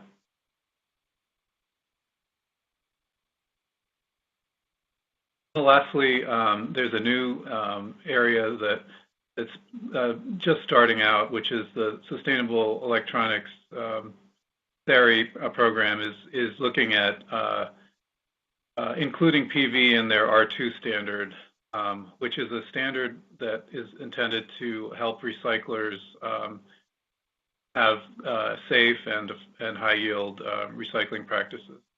And there's a working group that's considering whether PV makes sense for the standard. That's all I have, and we'll happy to discuss during the Q&A.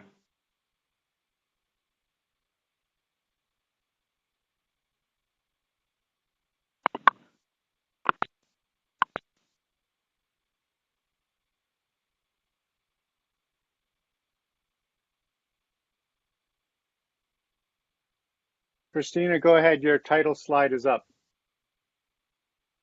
Hello, thank you for listening. My name is Christina Whitney. I'm with Solar T.V. Solar. Next slide. A few years ago, it came to our attention that used and discarded solar panels were beginning to pile up in many companies' backyards for various reasons, such as breakage, recall issues, and manufacturer defects. Sadly, many of those decommissioned solar panels found their way to garbage dumps. When we spoke up, noting the obvious, that solar photovoltaics needed to be truly sustainable and renewable, many people from our solar industry said the words, "Someone should do something about that." So with that encouragement, we went straight to work on the problem. Next slide, please. Solar panels are being imported and installed at staggering rates in the United States. Please note some of these numbers of U.S. installations. This is a growing situation. Next slide. The U.S. solar industry needs to be truly sustainable and renewable. There's no good reason to waste solar when we have state-of-the-art technology to process and reuse the components in a used or discarded solar panel. Next slide, please. This IRENA chart shows on the left projected gigawatts to be installed. We believe this number to be much higher. Please note the year 2020 at the bottom of this chart, and then compare this projection to the following years. Within 10 years, we believe defects, breakages that happen in transition from the trucks to the warehouses, or even in installation practices. There's recalls. There's damages due to severe weather. I'm experiencing a lot of severe weather myself today. And there's also repowering because of tax incentives. Next slide, please. So weather events, they're creating havoc on solar panels. Next slide. Fire and more bad weather here in California. We have now a new season called fire season. It destroys solar panels. Hurricanes, snow, a lot of things are destroying solar panels. Next slide, please. Wind. You can see these solar panels are destroyed. Next slide, please. So what happens when solar reaches the end of its useful life? Good question. Next slide. We believe in the U.S. that only 10% of end-of-life solar is being properly recycled. So that begs the question, where does the other 90% go? Next slide, please. Solar panels contain important elements that are 100% renewable, or reusable, excuse me. In order for the solar industry to be a renewable, sustainable industry, we must process, recapture, and reuse all of these valuable elements. This is how solar has become a circular economy. Next slide, please. Together as an industry, we are reusing and recycling end-of-life solar panels. Next slide, please. Let's talk about how to pay for this solar panel circular economy. Today in the United States, it costs between $15 to $45 per solar panel to process. So we believe that similar to a bottle bill, that the U.S. could set up a national solar recycling program that could be funded today with a 1 cent to 1.5 cent approximate per solar per watt that would be charged to the end users. So that would be about $3 to $4 per solar panel. So think back to my earlier slides on the growth of solar and then the decommissioning of damaged solar. We must move forward with a circular economy to avoid future environmental costs. Next slide, please. Many other industries have managed their own processes to sustainably recycle their manufactured waste. The solar industry really needs to step up the pace to keep up with old mattresses and refrigerators. Let's keep solar truly sustainable. Next slide, please. Here's how Europe is successfully managing their solar waste.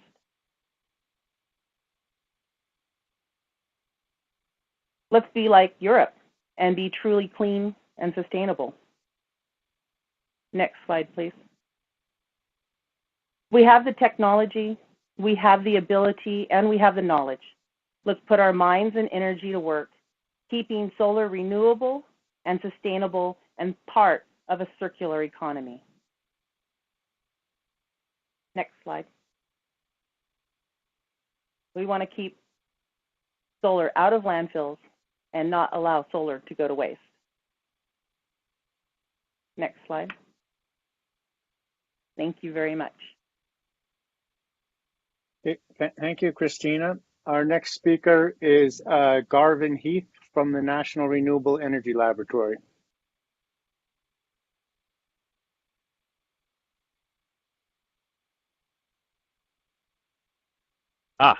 Okay. Am I unmuted now? Hopefully. Yes. I'm going to present, thank you.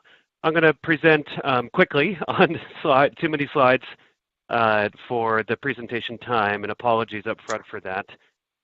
About a paper that was published this past summer that lays out an R&D roadmap for crystalline silicon PV recycling technology development. Next slide, please.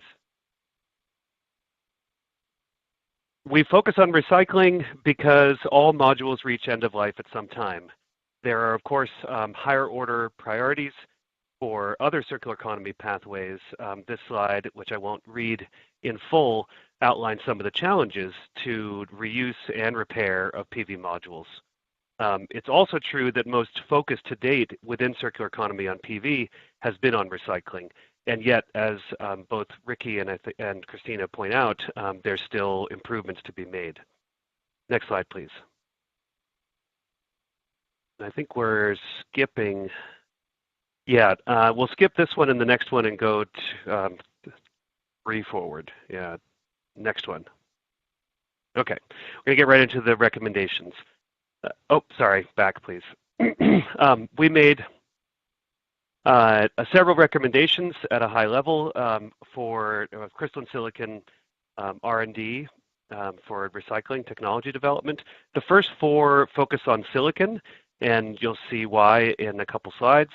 The next consider other factors that we call for in this technology development process.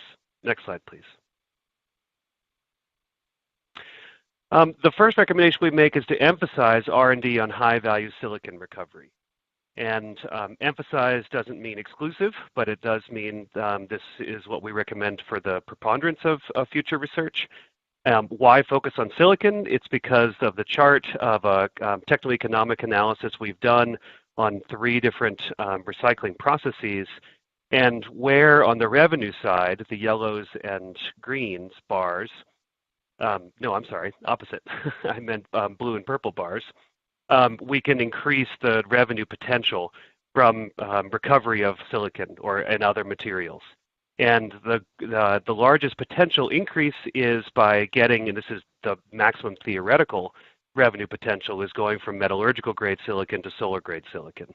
There are reasons to think that we might not get to really the 11N solar grade silicon purity from recovered materials, but anywhere we can increase from above metallurgical grade adds on to this revenue bar, and at least in comparison with process 3, would get us much closer to revenue equaling cost in parity. Next slide, please. We recommend to de-emphasize R&D on recycling processes designed to recover intact silicon wafers. Again, de-emphasize is not an exclusive recommendation, but one where we think the preponderance of research should focus. Recovery of these wafers has been demonstrated at a laboratory scale, yet we think there's a lot of barriers to being able to dependably recover at large scale and at profitable economics intact wafers, such that we recommend to de-emphasize this. Cells are often cracked at end of life, or by the time they reach end of life. Even within a module that might have some intact cells, there will very likely be cracked ones. Reasons for that are because cells are becoming thinner. We also question whether the wafers that could be recovered from old modules would meet today's requirements. So even if you were to be able to recover the intact wafer, the increasing cell efficiencies and lifetimes, the reduced impurity intolerance, and the changes in cell form factor all would challenge the direct reuse of intact recovered wafers. Also, current solar silicon manufacturing processes are designed for chunks of virgin polysilicon and even broken cell fragments, let alone the intact ones, may not be immediately useful for that industry. Next slide, please. We recommend to design silicon purification and crystal growth processes for recovered silicon to increase circularity. There's no physical reason why high-grade silicon embodied in solar cells can't be reformed. There's a challenge in the research and to design the processes, and certainly also a challenge in terms of re-optimizing and also ensuring low cost in doing so. Next slide, please.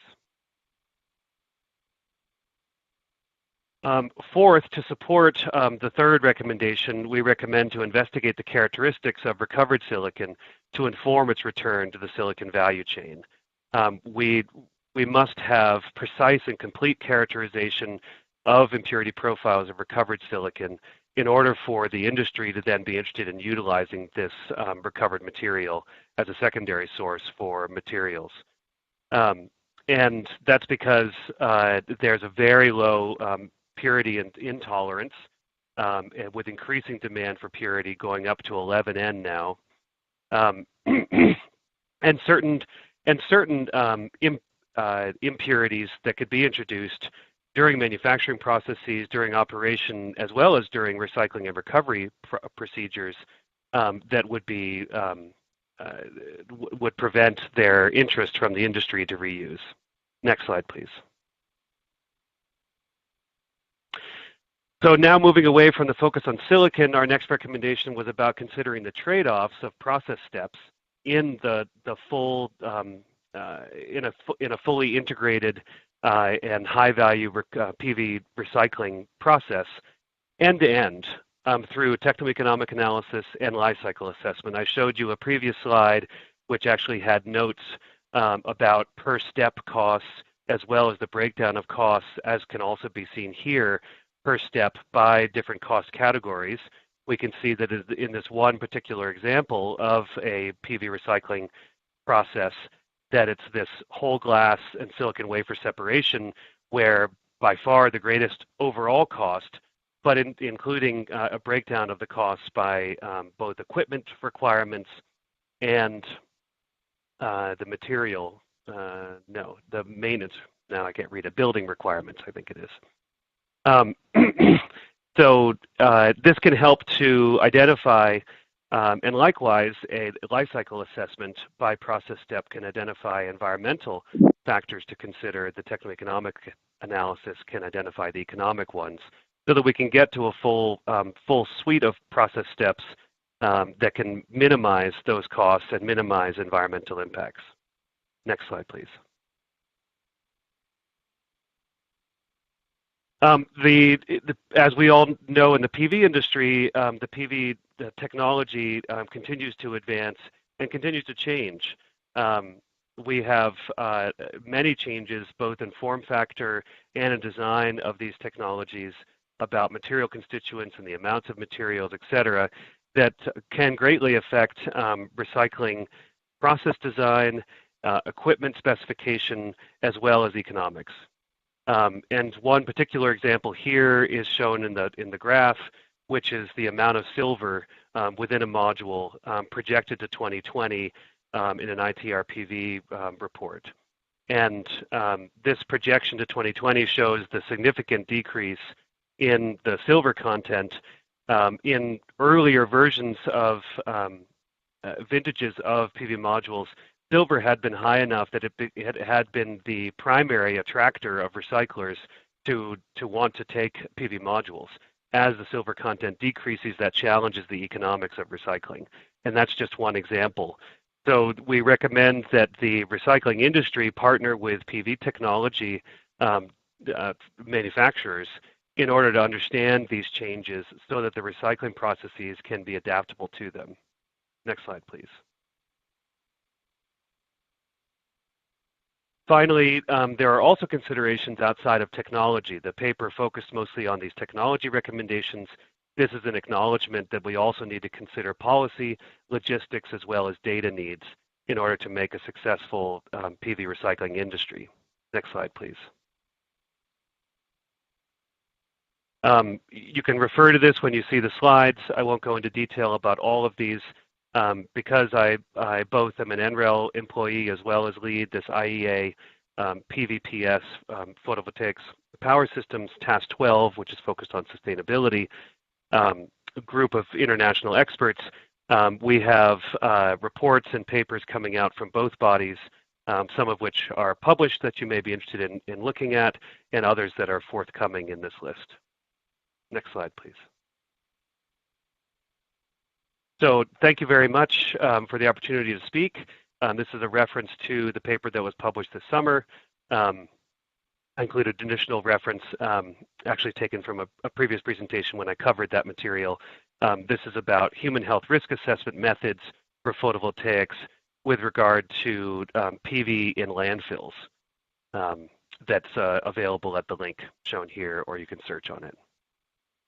Want to particularly acknowledge, because he's another speaker here, Ricky Sinha, who I collaborate with a lot in the context of the IEA PVPS group and all of his contributions.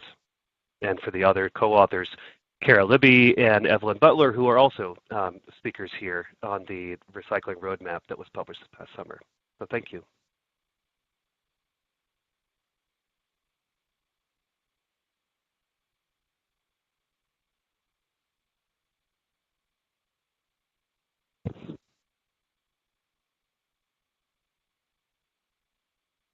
Hello, everyone, and thank you for participating in this session.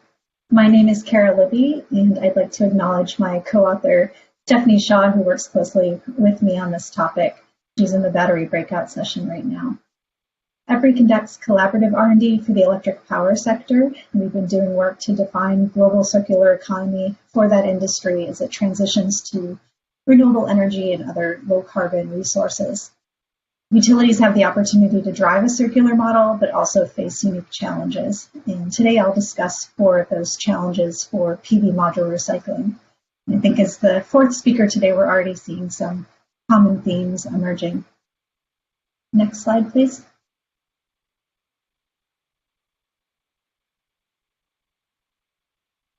The bright yellow line is annual global PV capacity additions. About 96% of today's PV capacity was built in the past 10 years. And with lifetimes of 25 to 30 years, the expectation is that we won't start to see significant volumes of end-of-life modules until roughly 2030 or 2035 timeframe. The end-of-life modules are shown on the trucks in this figure, and the three colors represent different regions. This delay in end-of-life module supply is in turn delaying substantial investments in recycling R&D and infrastructure development.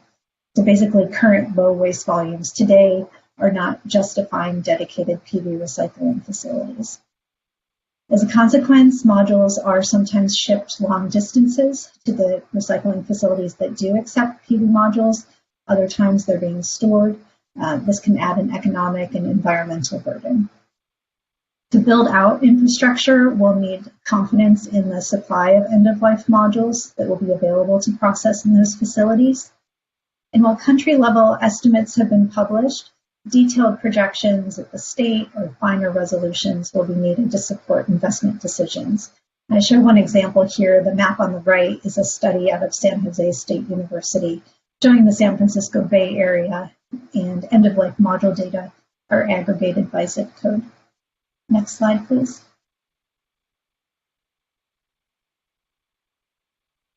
The second challenge is high and uncertain module recycling costs. So EPRI contacted U.S. waste management companies, landfill operators, hazardous waste facilities to understand their experiences in handling PV modules.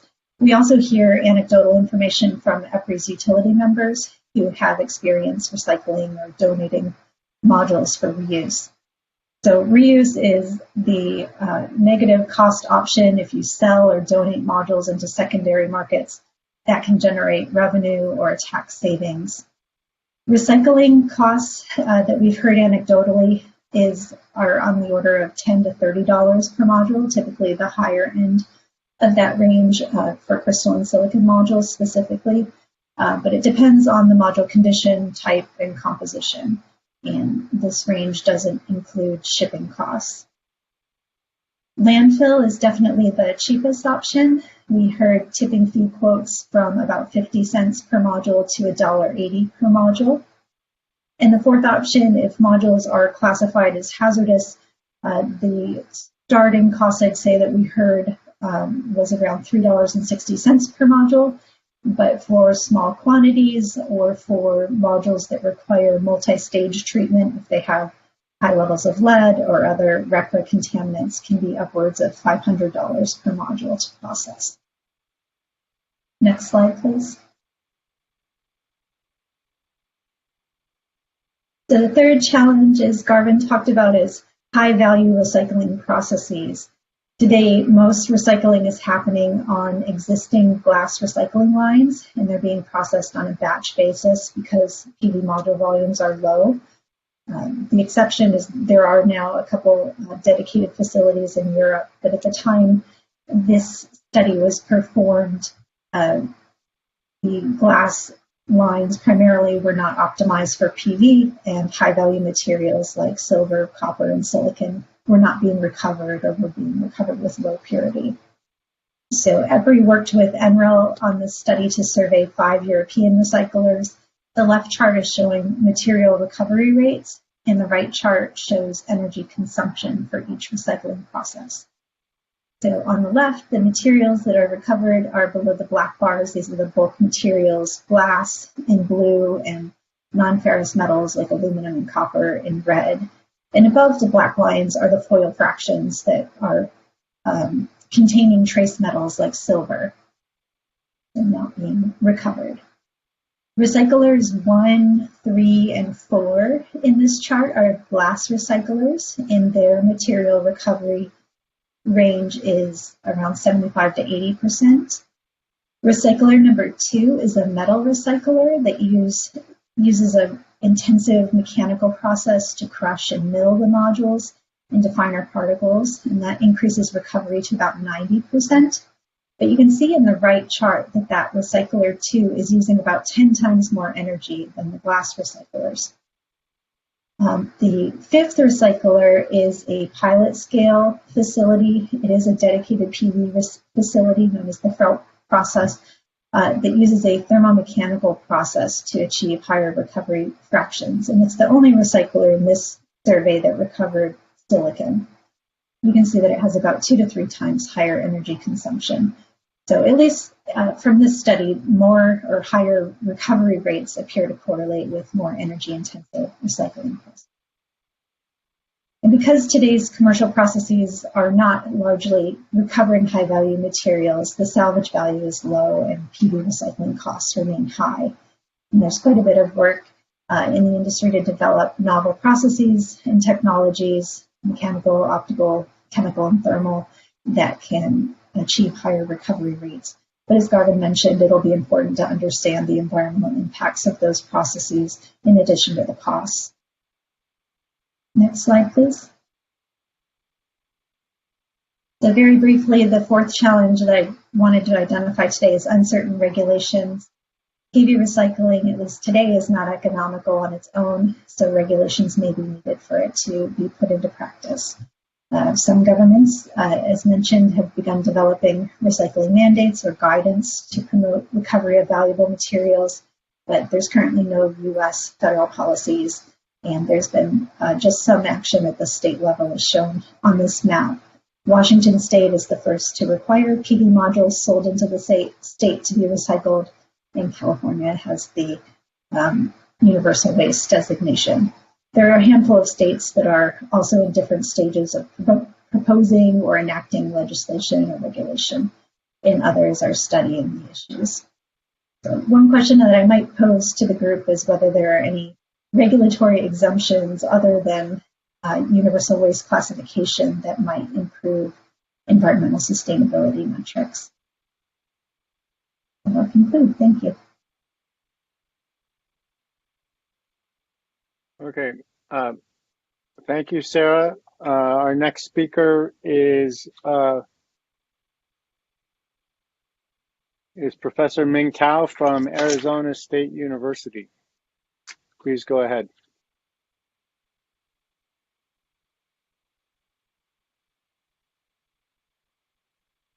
Thank you, John.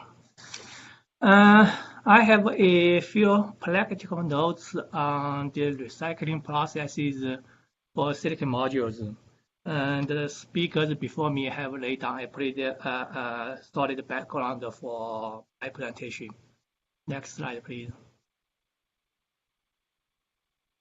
Yeah, I'm going to talk about the 3 recycling processes. And the first one is the current recycling process. And the second one, some companies are practicing it, that's module reuse.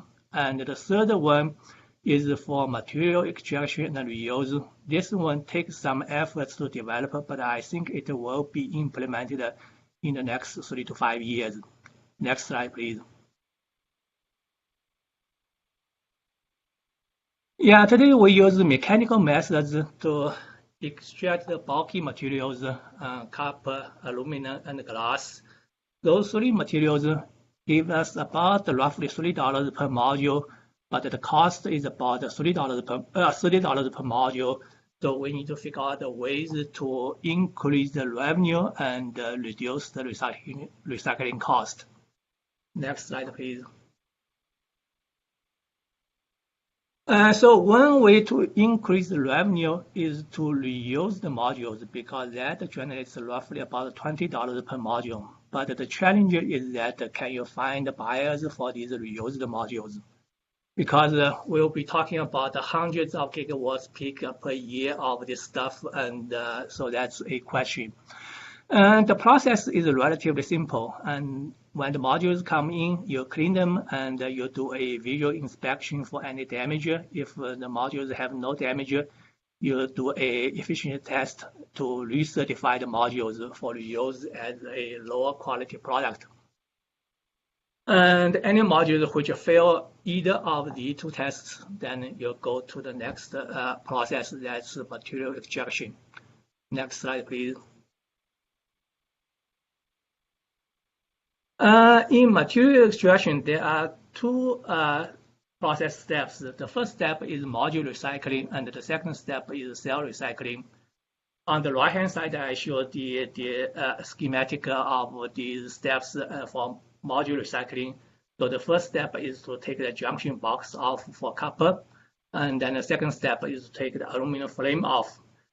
Then the third step is what's different between what this process and the current process. That is, instead of shred the entire remaining module for glass, we use a physical method to separate the cells from the glass.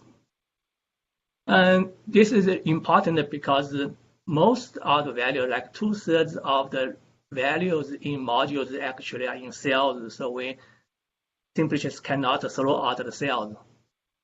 Next slide, please. Yeah, for cell recycling, we have to use chemical methods, and the first thing we do is to leach out all the metals, silver, lead, tin, and copper. Then we can do electrowinning to get these metals out one by one in their pure forms. And then we can remove the non-silicon layers on the silicon wafer, the silicon nitride, and also the aluminum on the backside to get down to the silicon wafer. And this process generates about $10 per module. Next slide, please. Yeah, here's an analysis of the potential revenue based on today's commodity prices. So roughly about $9.60 per cell, and the silver accounts for like more than half of the revenue. Then glass, aluminum, and silicon each contribute a little bit. And Ricky also mentioned that this glass, after this process, the glass is really high quality solar glass, so it's worth much more than the current process. Next slide, please. Now, what equipment do you need in order to practice this process? And two pieces of equipment are needed. NPC in Japan produces this, sells this module recycling machine. It takes the junction box off, it takes the aluminum frame off, then it mechanically separates the cells from the glass. And once you have those cells, then you can use the machine produced by TG companies to first burn off the polymers on the cells, then recover the silicon, then recover the silver. And the photo shows a prototype of that machine. And of course, the production version will look quite different from the prototype. And this machine can recover the silver, like 100% of silver and 100% of the silicon wafer. And what they are working on now is to add the steps to recover lead, tin, and copper. Next slide, please. Now, just a little bit on the financial picture. NPC tool processes like 100,000 modules per year. So at $3 per module, it generates about $300,000 in revenue. And the machine is like $1.5 to $1.8 million per machine. So it's quite expensive machine for this annual revenue. And TG's tool for 100,000 modules per year, it generates another $650,000 per year in revenue. That means with this cell recycling, you can generate 3 times more revenue than the NPC tool. But the TG tool is only priced at about 70% of the NPC tool. And so it's a much better return on investment. Yeah, this is interesting because most recycling processes are money-losing processes, and that's also true for solar module recycling. But the only profitable part in solar module recycling is the metal recovery part, because each ton of silicon cells contain like $5,000 worth of materials, $4,000 worth of silver, and $1,000 worth of everything else. So silicon module recycling can be profitable, and without subsidies, without tax incentives. I guess that's the last slide I have, so thank you.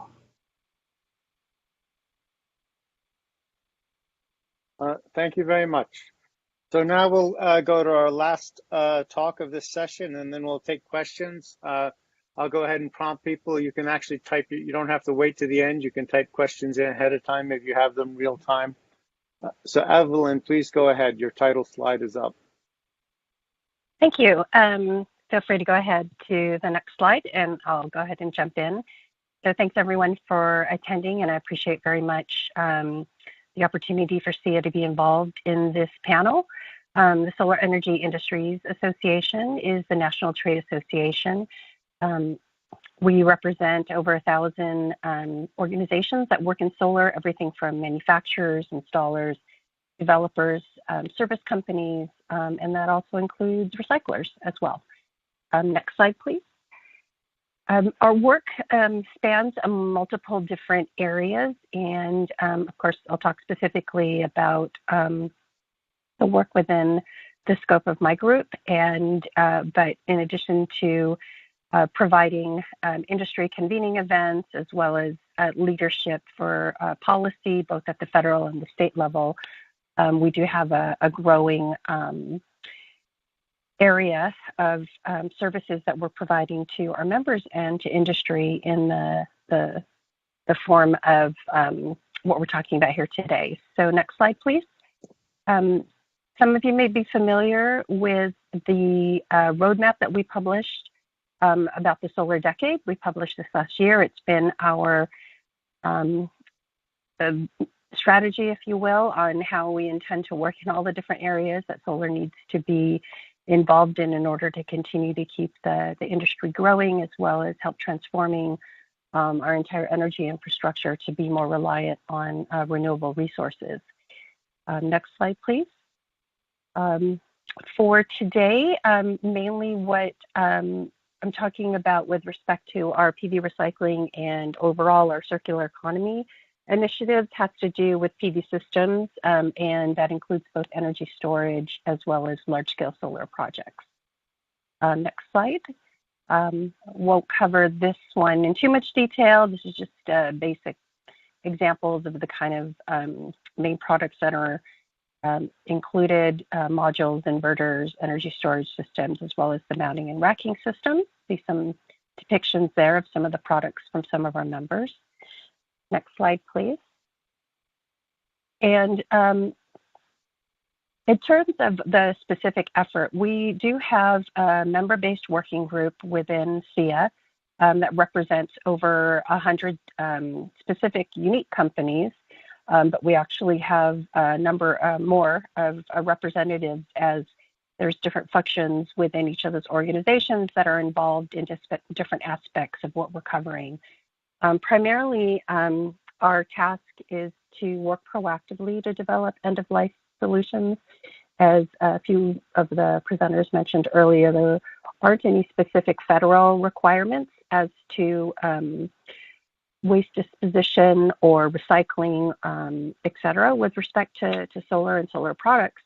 However, that doesn't mean that we shouldn't still have some channels or some methods in which we're able to responsibly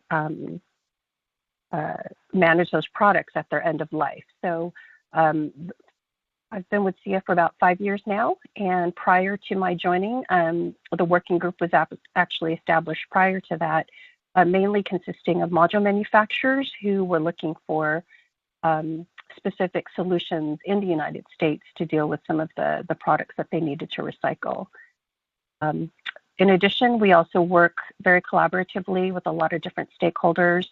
I'll cover it later in the presentation, but there's a number of different states where we've been working to help develop along the policy, as well as the infrastructure to hasten and facilitate the recycling and other possible reuse of modules as well. And then lastly, we also have an active program in which we're working directly with recyclers and other service providers to look at how do we reuse some of the modules out there that's been mentioned a few times, as well as recycle the products that I mentioned previously. So next slide, please. I won't go over this one in too much detail. I think Garvin and others have covered it. I think Kara had it in her presentation. But I do just want to say that based upon some of the forecasting that had been done a few years ago, even though it seems like we do have some time to come to some solutions, we don't really want to wait for that time to pass and for there to be less adherence to more sustainable solutions.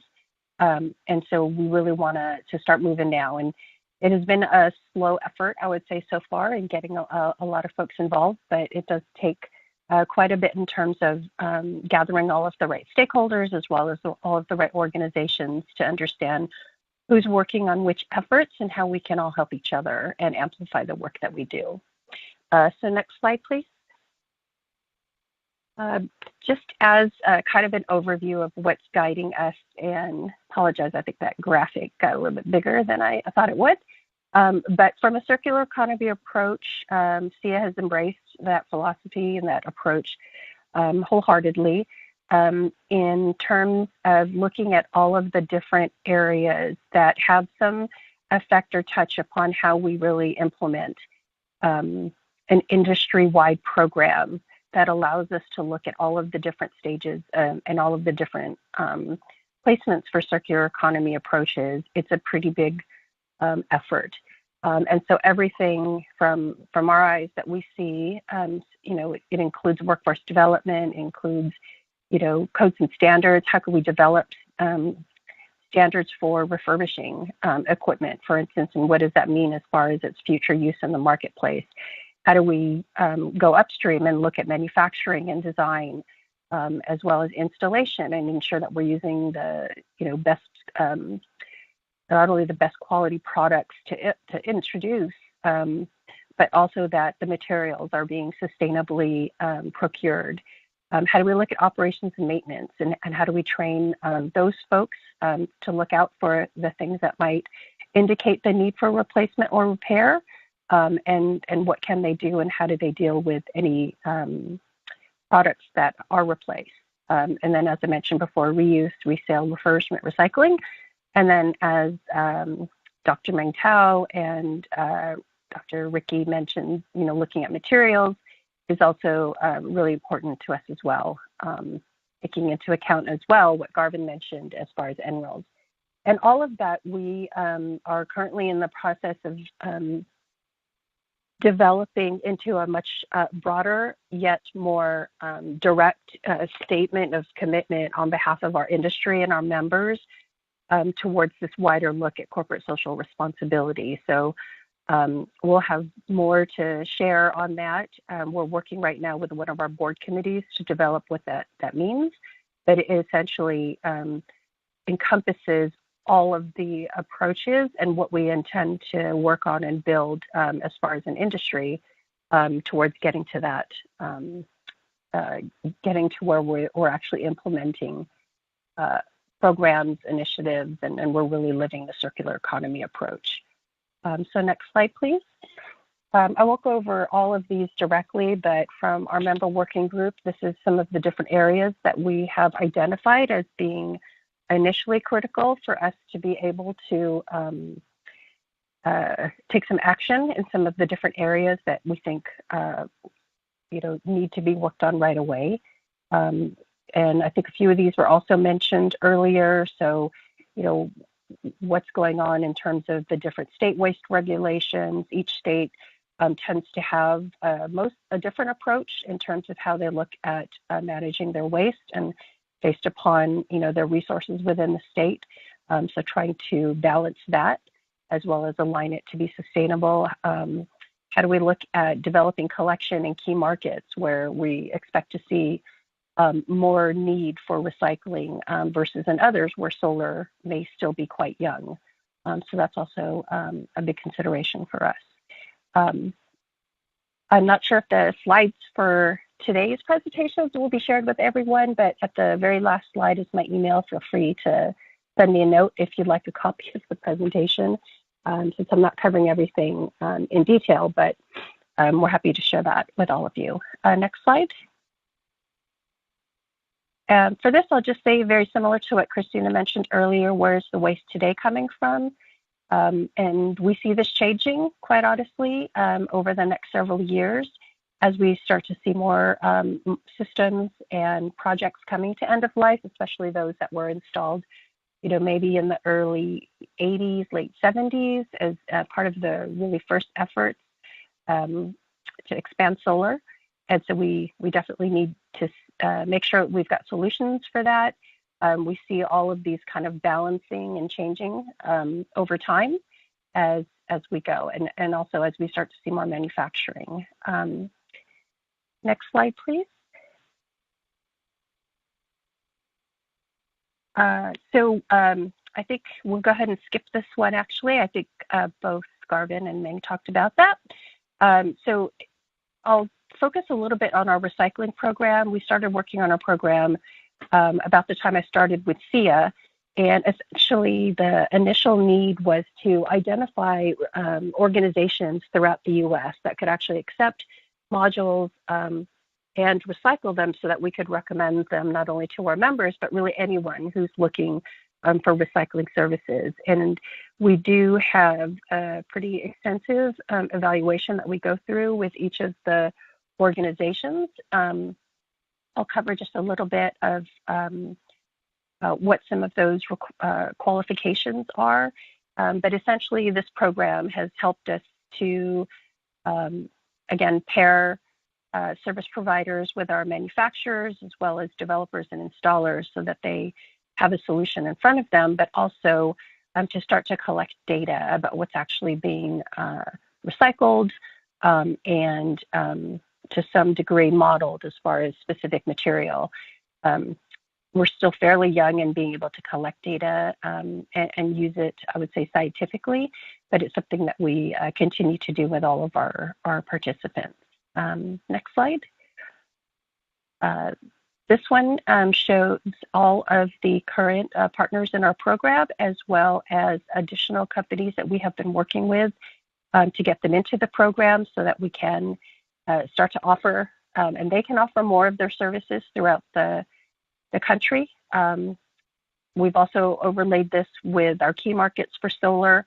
That's where we also actively seek out new partners. And so, we're happy to have those conversations. Obviously, with COVID, things have slowed a little bit with, the reduction in travel, as well as some of the limitations of outside personnel at some of these facilities. But this is still generally our working map, if you will, of where we're looking for resources.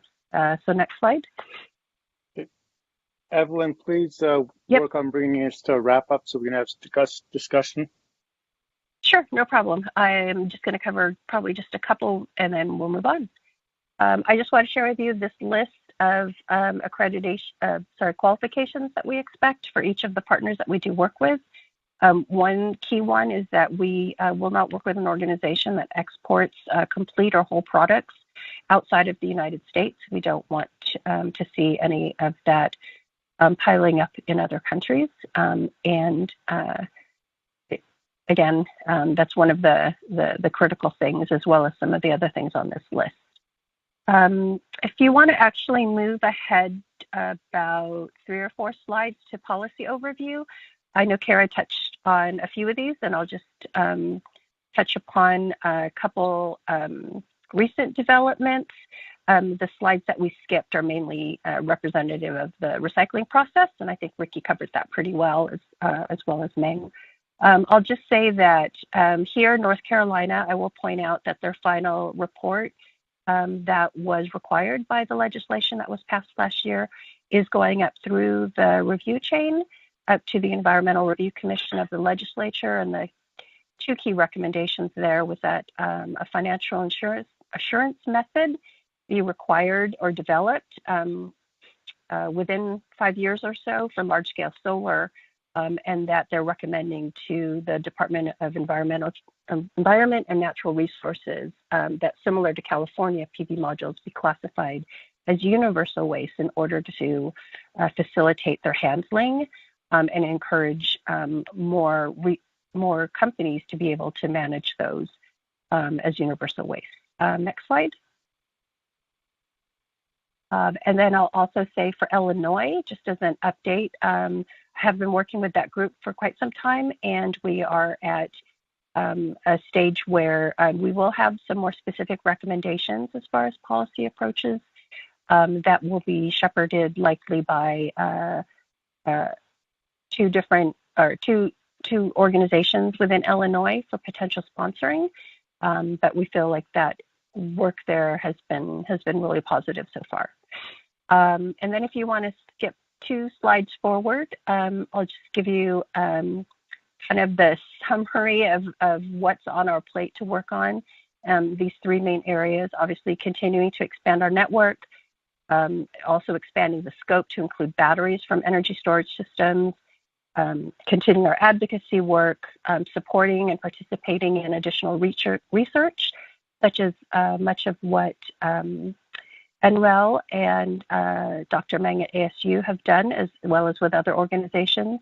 We're working diligently on developing and expanding the reuse market and the infrastructure and organizations to connect there. And then lastly, one of the major things on our to-do list this year is to work with a standards development organization in developing a refurbishment protocol so that we can identify those types of construction fixes or remanufacturing methods that would allow the modules to be reused in their primary application, which is to be connected to the grid. And then my next slide is just my contact info, and I'm happy to if folks want to reach out to work with them on any of the different things I've mentioned. So thank you. Okay. Thank you, Evelyn, and all of the speakers. We have, we're now can go ahead and take questions. We can kind of split our time between questions and answers here in the facilitated discussion session. We have a couple in the chat. I'll go ahead and have them right now. And anybody who wants to can go ahead and chime in. This is one that's the first one. Is the current recycling in the U.S. mostly focused on commercial solar? Are there residential panels recycled as well? That's a particular interest to me. I live in a town where there are a lot of solar panels on roofs.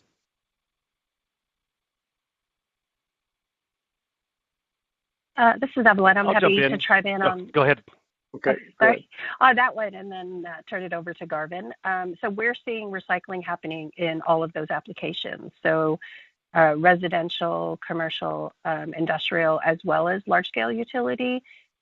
Really, it just depends. I think Christina showed some slides earlier about some extreme weather events where modules were affected. And similar to that, it's also possible that modules during the installation process are broken or they're received, damaged, and so they do need to be recycled. So we are seeing them from everywhere. But I'll turn it over to Garvin on if we're tracking if there's any statistics that indicate one application more than the other. I would love to have statistics. Don't have statistics. Same.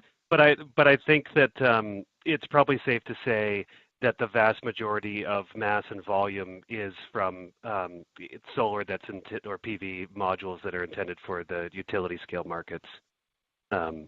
Or used in the utility scale markets.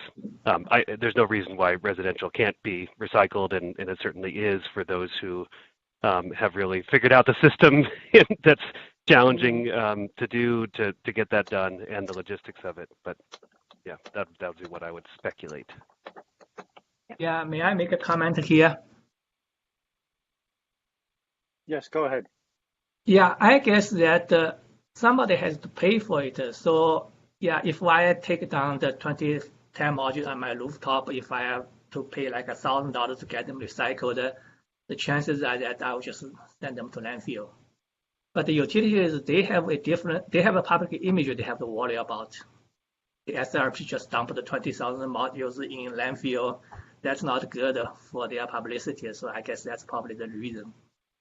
You see more utility modules being recycled instead of residential modules.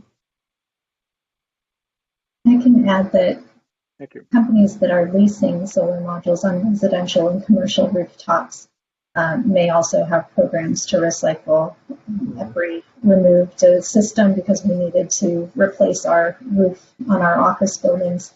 And Tesla, formerly Solar City, has a 100% recycling policy. So they remove the modules and recycle them.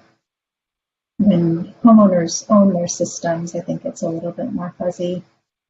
I've heard that there are some jurisdiction by jurisdiction interpretations of whether the RECRA hazardous household waste exclusion applies to solar. So in some cases it may be required but not enforced. In other cases, the interpretation may be different. This is Christina. I'd like to answer the question. So what we are seeing is not so much an issue of where the solar panels are coming from, whether it's residential or commercial. That's not the issue. It's the cost of processing the solar panels and recycling them versus the cost of landfilling them. It's much cheaper to landfill than it is to recycle. And that's where the end user says, well, this costs too much money. I don't want to do it. And they find their way into a landfill, or worse, at the end of a road in places where landfilling is not legal. So if we push for a national program, more like a bottle bill, I think that this will solve a lot of problems and keep the solar panels out of the landfills, and it'll kickstart a program, and we won't see the problems that we're seeing today. Okay, thank you. Let's go on to another question. This is a question initially aimed at Professor Tao, but anybody, I guess it's sort of specific to his slides, which is, why is the TG recycling process more profitable than the MPC process? And then I'd like to follow that up with a little add-on of my own. In a couple of presentations, we saw that there's going to be a huge upsurge in solar panels that are being decommissioned, which could promote economies of scale. But then Garvin told us that there's ever decreasing amounts of silver going into these modules, and that the silver is, and we also heard from several people that the silver is one of the most valuable things. I'm wondering whether you expect there to be become increasingly economically viable, or if the decreasing amounts of silver is really going to cause problems. So please go ahead, Professor Tao. Yeah, sure, John. Yeah, the reason TG's process is more profitable is simply because it focuses on cell recycling, and most of the high value silver is in the silver and the silicon, both are in the cells. And so that's why it has high value. But back to John's question, yes, the issue of silver is a big issue. And for a recycling perspective, we want one of the two scenarios. Either the module contains a lot of silver, I do silver recovery and I generate a lot of revenue, that's my financial incentive, or it has no silver, so I don't even have to worry about. The worst scenario is that you keep reducing silver content. I have an intrinsic cost to recover silver. So by the point when the revenue does not cover the cost, should I do it or should I not do it? So that is the issue. So that goes back to the issue of recyclability of solar modules. Good, thank you. Does anybody else want to talk about the economies of scale and the conflicting trends with decreasing precious metal contents? I'll jump in maybe with an additional comment after Meng's in response to that first question about comparing these two alternatives, but I want to correct that for recycling technologies. The NPC doesn't do a full recovery process. It separates the frame and then secondly separates the glass from the backsheet. So its cost is not an end-to-end recycling solution. And it sounds like, I'm less familiar with TG companies, but it sounds like there's a pre-processing step required for the TG companies. So it may be that they actually need to be added together in some sense to make that full end-to-end recovering process.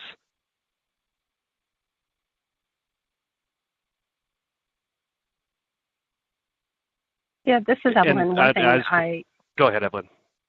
Oh, okay.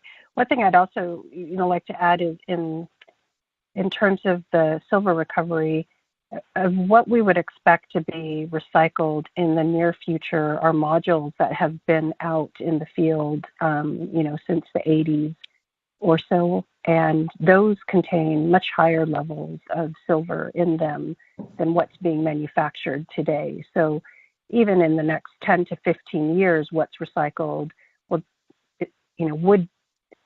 have a different economic outcome than, say, 40 years from today for modules that are being installed with less silver that are ready to be recycled, 40 years later.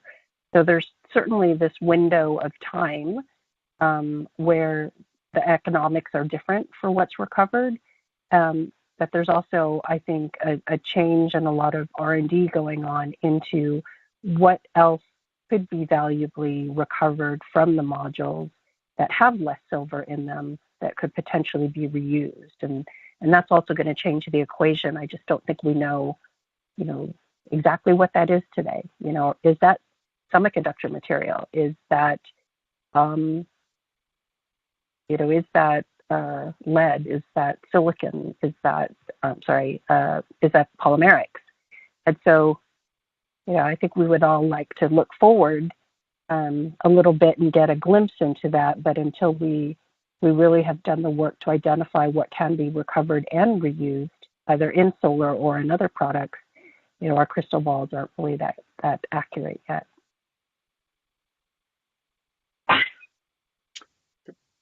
Thank you. Going in a slightly different direction and initially aiming this at Ming and Christina. Ming, you said that one possible thing to do is to actually refurbish PV modules and then put them back into use. And I was wondering if you had any data on what fraction of modules that come in for evaluation actually would meet the criteria for refurbishment and going back out. And then to Christina, I believe that you have a company that actually tries to keep PV modules back in use after they've gone through their primary life cycle. I'm wondering if you can talk about the markets for that. I don't have a number. Evelyn may have a better idea of what the fraction of the module actually being reused. I know a couple of companies are doing it both in Japan and in the US, and in many cases, they don't even take down the modules. They just go to the field and look at the modules. Oh, they look reasonably good. If they have buyers, they should buy them out right on spot. So that's what they do. So I don't have the exact number.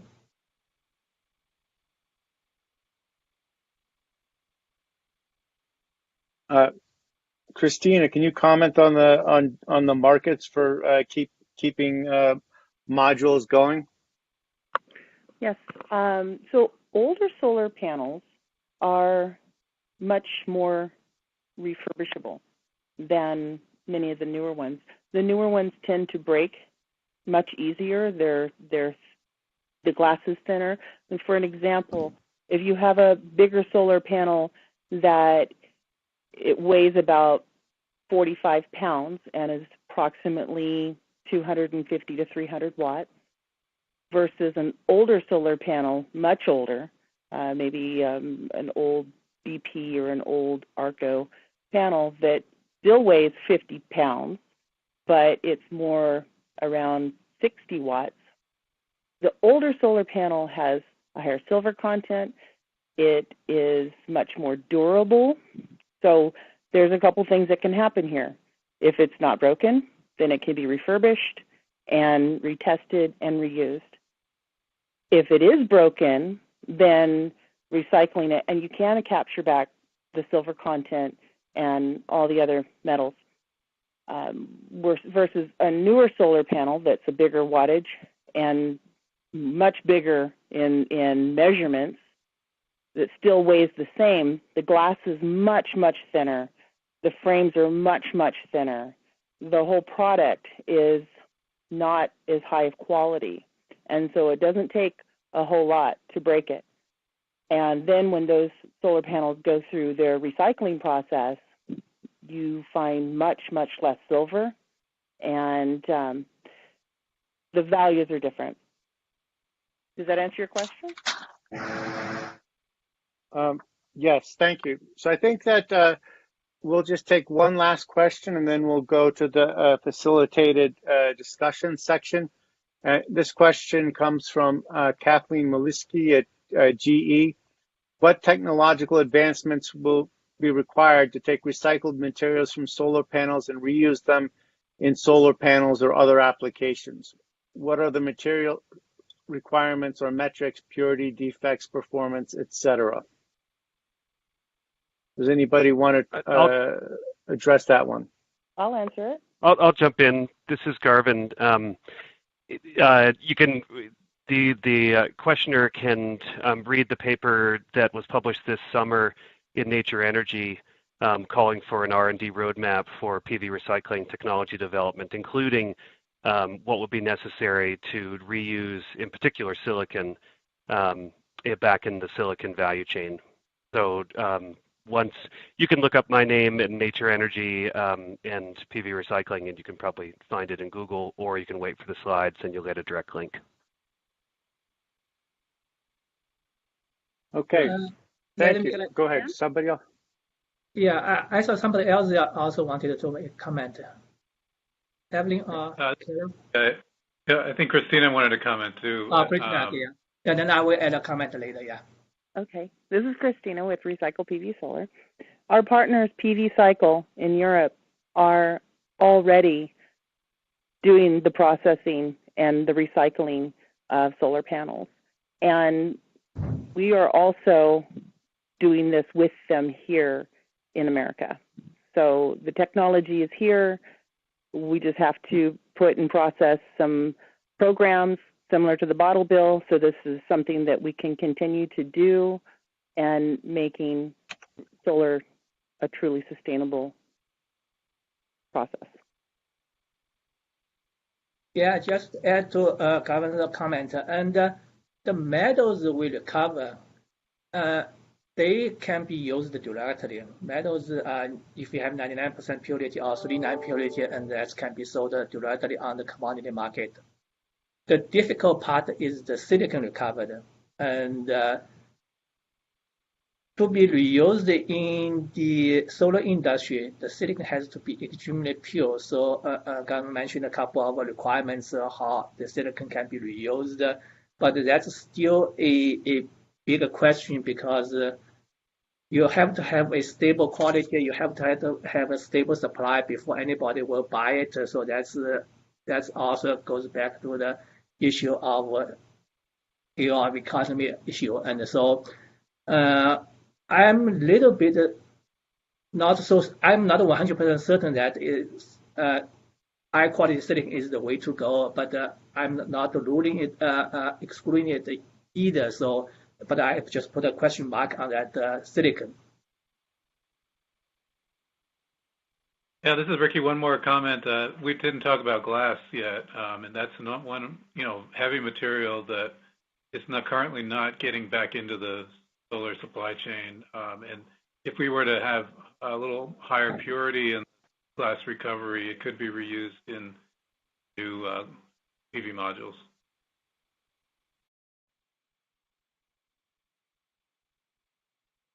Welcome back, everybody. This is Marty Green. And welcome to our first session on how do we create a circular economy? We're going to have talks by 5 people, and then after the talks, we'll be able to have some Q&A. If you want to submit a question, please do so through the Q&A feature on the right-hand side of the screen. Let me quickly introduce the speakers. Nick Engineer, a very fortuitous name, is the executive leader of the Ellen MacArthur Foundation North America operations since 2016, and he oversees the Global Business Development Foundation since 2018. Gregory Keolian is somebody I know. He's a professor. He's the Peter M. Wege Endowed Professor of Sustainable Systems at the University of Michigan and serves as a director of the Center for Sustainable Systems, which he co-founded 30 years ago. He has appointments in both the School for Environmental and Sustainability, in the School for Environment and Sustainability, as well as in the Civil Engineering Department at Michigan. His research focuses on life cycle concerns. Alessandra Hull has a background in history and philosophy of science and international law.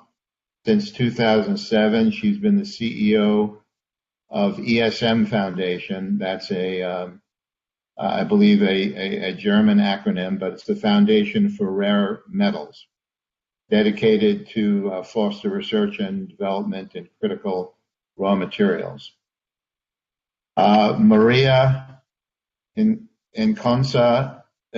Inconsa started at NREL in 2019 as a senior research advisor and lead for the NREL Circular Economy and Energy Materials Strategic Initiative. She's responsible for leading short and long-term planning and implementation for projects that promote closed loop for increased resiliency, recovery of materials, components, and devices with low carbon intensity. Our last panelist is Nadal Nasser. He received his PhD from Yale, where he worked on the development and application of a methodology for assessing critical materials. He's continued to work on this. He's been on a member of the U.S. National Science and Technology Council, Critical Materials Subcommittee. He's also a member of the Council of Senior Science Advisors at the U.S. Geological Survey. So with that, we will begin the panel discussion. I will be live, but I'm taking my camera off. And please, Nick, please have at it. Well, good morning, and thank you, Martin, for the introduction. I should declare, following your comment, that I am probably as far from an engineer as it is possible to be. So I hope this esteemed audience doesn't hold that against me. But thank you. It's a pleasure to be with you. I just wanted to perhaps start with a few remarks following on from Bill's fantastic presentation that I hope everyone enjoyed as much as I did. It's, I think, a lovely example of the sort of symbiotic relationship that exists in this space and around this topic of a circular economy, in that many organizations, many individuals, and actually several schools of thought over many years and in fact decades do contribute to the discourse. And actually it's often the case that we are speaking with different vocabulary, but really from the same lexicon. And I think I hope you will see as I go through my presentation the very clear relationships to much of what Bill has said, the mutual sort of reinforcement and amplification, and also the constructive creative energy that comes from different voices working on different aspects of this topic. So I just want to call out Bill and thank him for his inspirational talk. And recognize what I'm sure will be clear to everyone, his really central and founding role in so much of what this discourse is today. So with that being said, just a bit of background about the foundation. Next slide, please. So we have existed since 2010, and we have a mission to accelerate the transition to a circular economy. So if you imagine the sort of the vision that perhaps Bill has laid out in his words around what a circular economy could be and in many cases should be, we came into being in 2010 and really said, well, what will it take to accelerate that journey? How can we increase that trajectory? Who isn't in the conversation at present? And in some cases, why has maybe progress been so slow, given a lot of this thought has been with us for a long time? So that was our mission. We started really with a focus actually on secondary education and this idea of inspiring a generation, particularly in secondary schools in the United Kingdom. And then we rapidly sort of expanded to think predominantly actually about business and in fact the broader ecosystem of organizations that need to be involved in this effort. Next slide, please. And so today we operate in several different regions. We have the same mission. We think about delivering and achieving that mission through these three areas that you can see on the screen, really promoting the idea and promoting it in the right terms and in the right context, engaging with that diverse ecosystem of actors right across the economy. And then thirdly, thinking about how can we encourage, participate with others in demonstrating the circular economy in practice. And that really comes on to some of the work that we're best known for in recent years around what we call systemic initiatives. So large global efforts driven by a consortia of organizations to try and fix and solve some systemic systems problems.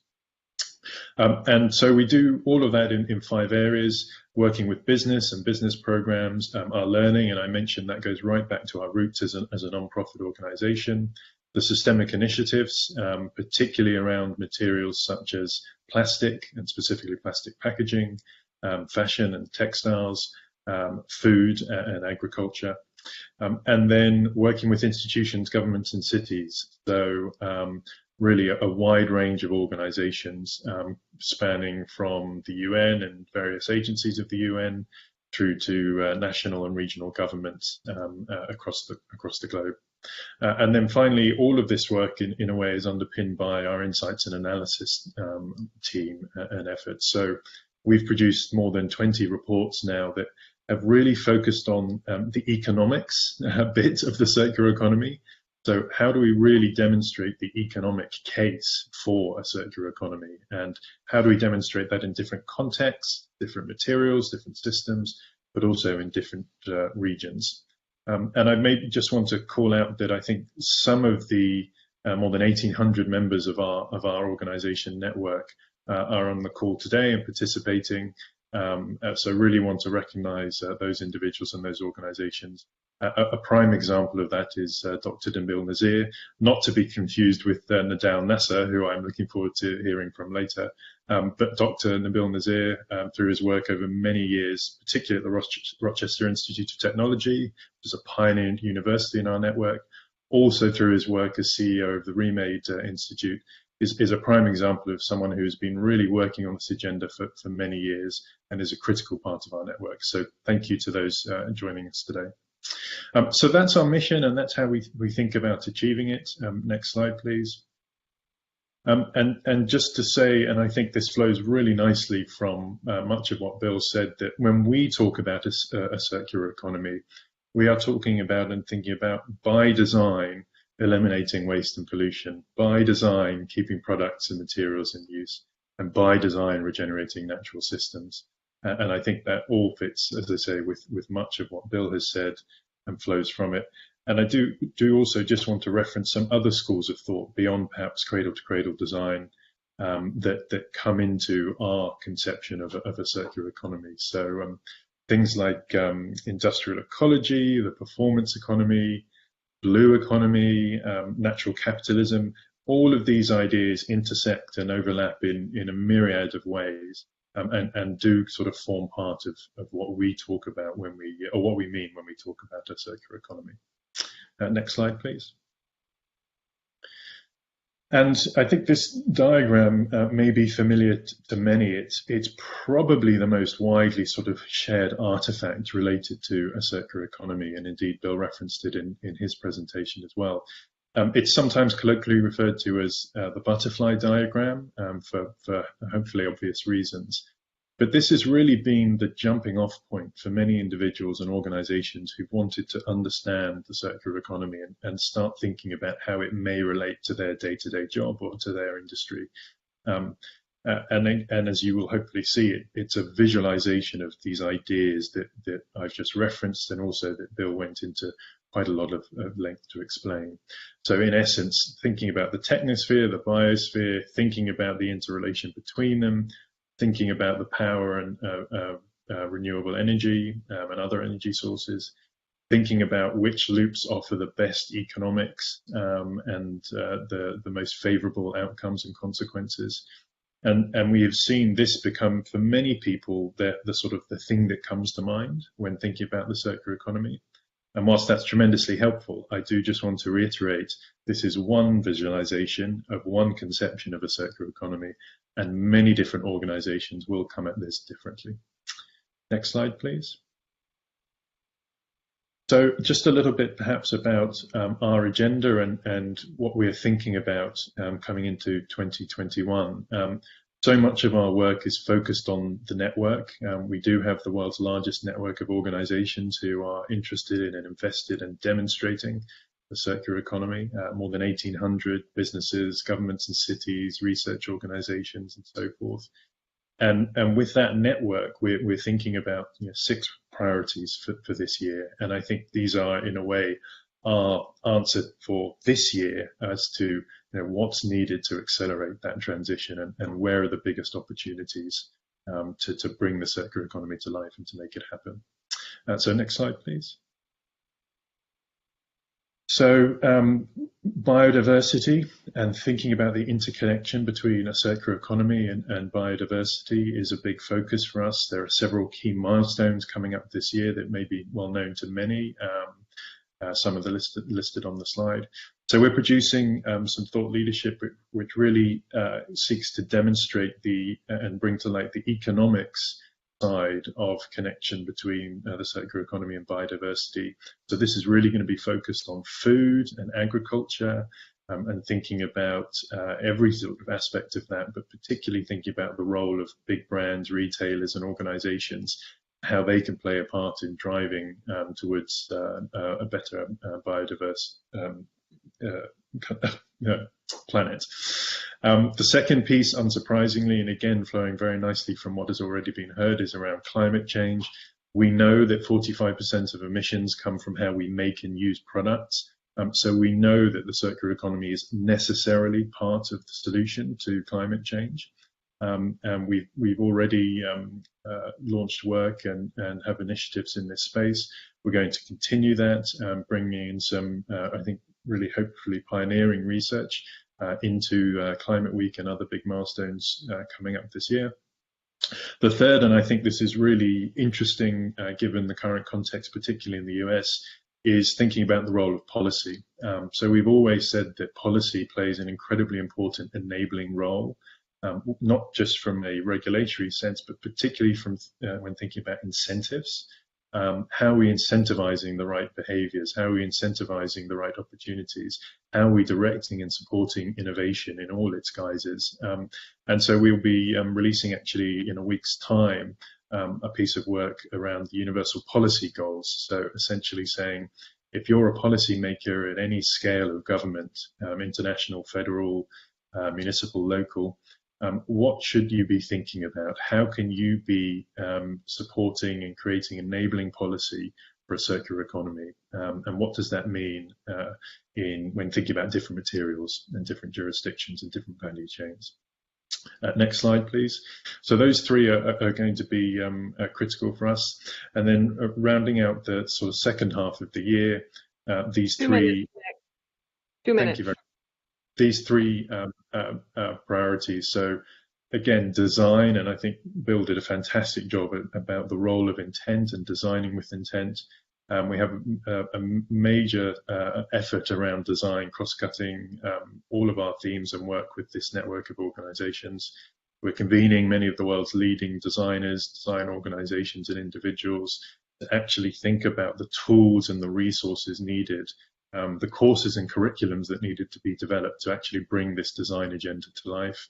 Particularly relevant perhaps for this organization, a major effort around measurement. Last year we launched Circulytics, which is the most exhaustive and comprehensive way of assessing circularity at an organizational level, now being used by more than 800 companies. We're going to be building on that and connecting into some of the other areas that you'll see listed, ultimately leading to ISO standards and others. And then finally, plastics. This is a huge area for us. Think back in 2016 now, launched at the World Economic Forum our new plastics economy report, highlighting that by 2050 there'll be more plastic than fish in the sea. That was the most widely spread and recognized piece of work ever to be launched at the World Economic Forum. And from that flows a series of initiatives, including a global commitment of more than 400 organizations to make meaningful progress against this plastic challenge. And that is something that we measure and report against annually. So those 6 topics really form the central sort of part of our agenda for this year. And we think that those in their various guises and manifestations will play a critical role in bringing the circular economy to life. So thank you very much. I guess I'll get started. I'm Greg Keolian. Thank you, Marty, for the introduction, and nice to connect again with NIST through this workshop. I've been working in circular economy for probably 3 decades now through the field of industrial ecology. I'm happy to be the academic on this panel here, and I'm going to focus on circular economy and the automobile. Next slide, please. So I'm going to present a framework and schematic that we developed for the automobile based on actually Ellen MacArthur's Foundation's framework. I'm going to introduce some metrics that are used to characterize circularity and life cycle performance. And then I will highlight a set of strategies that we mapped using our framework. These are sustainability initiatives and programs of Ford Motor Company that we collaborated with. And then I'm going to end up with some insights on the role of circular economy going forward. Next, please. So this is a kind of a busy diagram, but this is our framework. And you can look at the legend, which shows the different flows. So blue is the circular material flows. This is looking at where we have closed loops, recycled content coming in, renewable materials coming in. But in terms of materials, they're mainly nonlinear flows, which is gray. So we have a very large resource extraction associated with the vehicle in terms of materials. And then we could turn to green, which is showing some renewable energy flow in for the current conventional vehicle. It is mainly the ethanol going in the use phase, but it's more dominated by the linear energy going in, and that is basically the fossil fuels. And automobiles are responsible for over 15% of the global energy consumption. And we'll come back to this diagram in a little bit. The black is that non-renewable energy flow. You can see the big arrow going into the use phase. So next slide, please. So I want to highlight here some of the key metrics that we're going to talk about. So first, our recycled content, recyclability, renewable energy, bio-based material percentage, service life. These are all basic circular economy metrics or life cycle design strategy metrics. And then we'll look at some life cycle assessment metrics like greenhouse gas emissions, renewable energy, there's resource depletion, and there's a whole host of other life cycle based metrics that get into toxicity, acidification, eutrophication that I won't have time to talk about. But ultimately, we want to evaluate sustainability performance, and that's where life cycle assessment is a valuable tool. But we need to take this up to really economy-wide assessment and scale. So next slide, please. So the first metrics are around recycled material inputs and recyclability. So in the table, I show for an internal combustion engine vehicle, the virgin material content in the first column, and then recycled material. And if you add up for a 3,000 pound sedan, we have about 27% of the material is secondary, recycled content. For a battery electric vehicle, that's 21%. And we know that the secondary materials are less carbon intensive. So if we look at steel, for example, the emissions from an electric arc furnace production of steel is half that of basic oxygen furnace steel. So this is a pretty good indicator of carbon intensity, just even looking at recycled content. But in life cycle modeling, we actually look at that in detail. And then at the retirement stage, 95% of vehicles are recycled. About 80%, which is metallic, is recovered, and then we have the auto shredder residue. So pretty good management at end of life. Next slide, please. So moving to life cycle renewable energy. This is for an internal combustion engine vehicle. Only 6% of the energy going into this system is renewable currently, and that again is mainly the ethanol going into the gasoline. So the opportunities here are somewhat limited for the internal combustion, and that's going to be highly constrained due to climate change. You could see a little bit of energy, renewable energy going into production of the vehicle, but that's relatively small. Next slide, please. So then looking at battery electric vehicles, we increase a bit. We're up to 8% of the energy, and that's for charging the vehicle. There's renewable electricity in the grid. So you can see the green flow at the bottom. Again, there's limited energy going into production of the vehicle.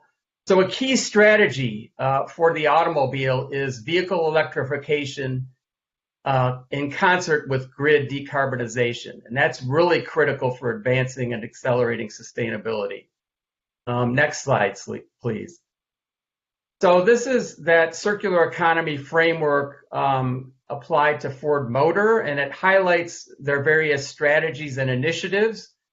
A lot of detail here, but I'm going to kind of break it down by stage. So next slide, please.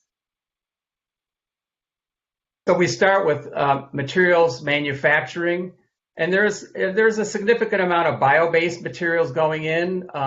There's a lot of soy-based foam that goes into the vehicle. There's some cellulose, some natural fibers that are used.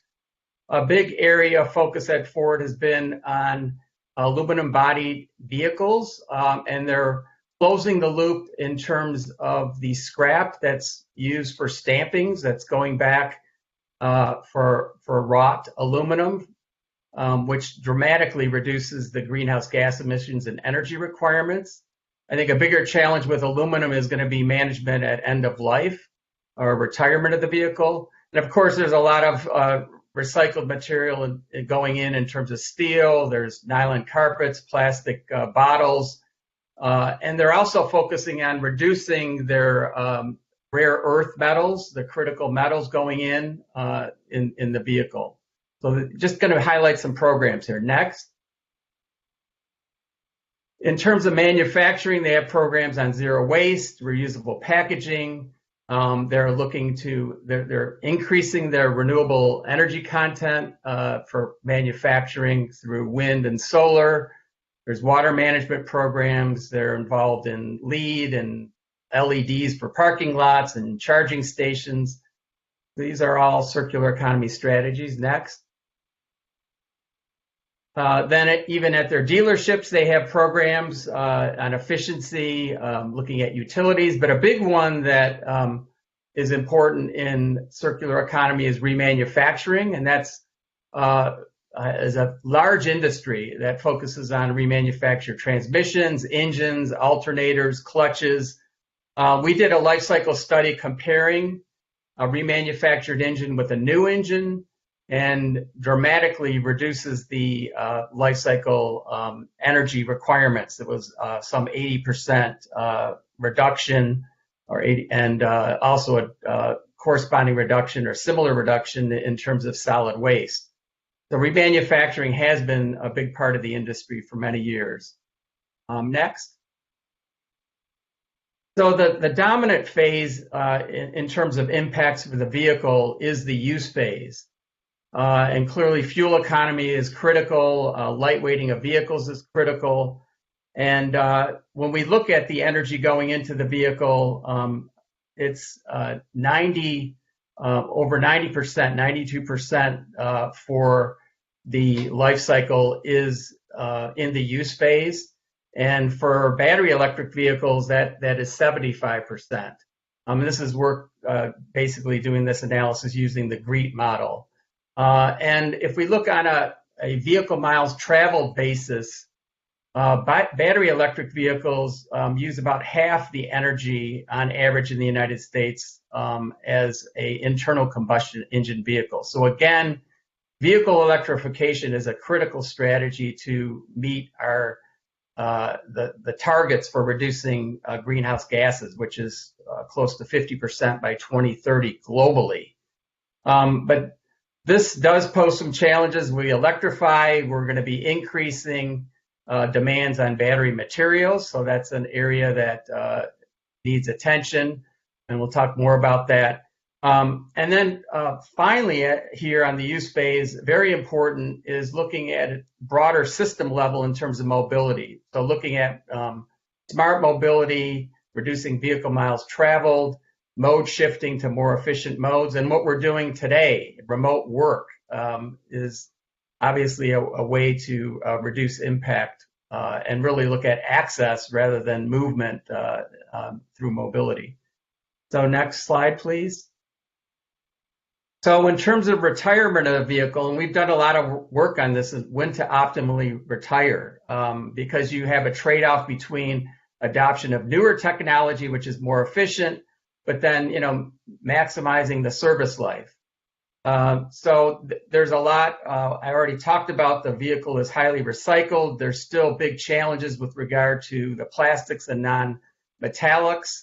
And as we electrify vehicles, we're going to be having to really look at the recycling or reuse of batteries, and repurposing of batteries for utility scale applications is a real opportunity. So when you hit 80% state of charge of the battery, then that could be repurposed. It still has value for utility storage. And I know there's a session this afternoon just focusing on batteries and end-of-life management or reuse. Next slide, please. 2 minutes, Greg. Okay, very good. So the final slide here is to really review some of the insights in our research here. And and this has already been mentioned, in terms of frameworks and tools, circular economy is really rooted in industrial ecology, life cycle design, life cycle assessment, green engineering. About 2 decades ago, over 2 decades ago, I published a book, Industrial Ecology of the Automobile, Society of Automotive Engineers, and many of these concepts, we talked about back then. But what circular economy does do is it really is valuable in popularizing many of these concepts. In terms of frameworks, many have just emphasized a focus on materials and material loops, but it's very important to include energy tracking because many impacts correlate with energy use. When we look at greenhouse gas emission, other air pollutant emissions, so renewable energy has Bill McDonough and Nick have mentioned, that's a big component that needs to be included in frameworks. Regarding metrics, we did a review of metrics. There's a lot of metrics. I've presented some simple ones today, but real challenge is characterizing the interconnectivity between product systems. So that's really an area for the future. And some of these simple metrics, it's important to recognize, they don't necessarily ensure sustainability performance. You really need to look at a broader set. And strategies by themselves are not inherently sustainable. Many strategies will have trade-offs and conflict. So we really need system-level tools like life cycle assessment to really evaluate sustainability performance. In terms of future areas, there's a need to define better the functional unit, boundaries of a system when you have multiple products that are linked. We need to analyze across system levels. So we need to analyze at the product level, but all the way up to the macroeconomy level, where we could really look at resource extraction and greenhouse gas emissions at that level. And, we have USGS talking a little bit later, the really tracking of extraction of resources at the national global scale. And really understanding, are we able to reduce primary extraction and be able to displace that primary extraction And then there are things like rebound effects that come into play as well. So final slide is just to acknowledge folks at our Center for Sustainable Systems. We collaborated with Ford Motor Company and various teams there and have had support from Argonne National Lab, finished up a study looking at circular economy frameworks for the vehicle. And I just have my email if anybody wants to follow up, and our center's website where we have dozens of papers on automobiles and life cycle performance and circular economy. So thank you very much.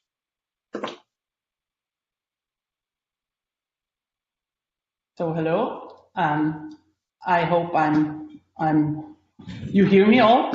Thanks for the invitation to this event. I will present a few ideas today on the topic of circularity of critical raw materials, including recent discussions and research from the International Roundtable on Materials Criticality, which is an international expert panel on the topic of criticality. Next slide, please. To begin with, these figures, whose basic messages most of you will probably know, just show a little bit of focus on Europe on the left side. So there on the left, you see the current state of circularity or recycling rates of critical metals from a European perspective. So the current end-of-life recycling input rates in the EU 28. Everything that is orange or red means recycling rates of less than 10%, usually even much lower in the orange ones, more close to 1%. And on the right, as a comparison, the global principal recyclability potential is found by Luca Giacchi and co-authors such as Nedal Nassar in 2015. So the takeaway here is actual recycling rates of critical metals are not even close to their potential. Next slide, please. This figure shows a study observing material flows of various critical elements in the EU. Here in this graphic, it's about cobalt. The interesting fact here is that it has not been possible for the research team who did this research for the EU construct a comprehensive overview of the flow of the relevant materials into and out of the EU, which is reflected by these red colored boxes of the value chain, which is actually most of the boxes. This is partially because the product categories in the according databases, most of this is taken from Eurostat, are not detailed enough. And also because often it's not clear what the precise content of the material in the compounds may be. Here as a takeaway, although cobalt is actually recycled in the EU for about 30 to 35%, we don't know about the exact raw material stocks and flows. Next slide, please.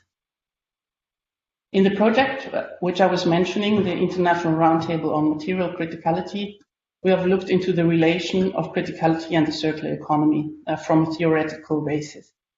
Not surprisingly, the goals of both concepts have overlaps. So, for example, recycling can add to raw material supply and thereby reduce dependencies and increase the diversity of supply.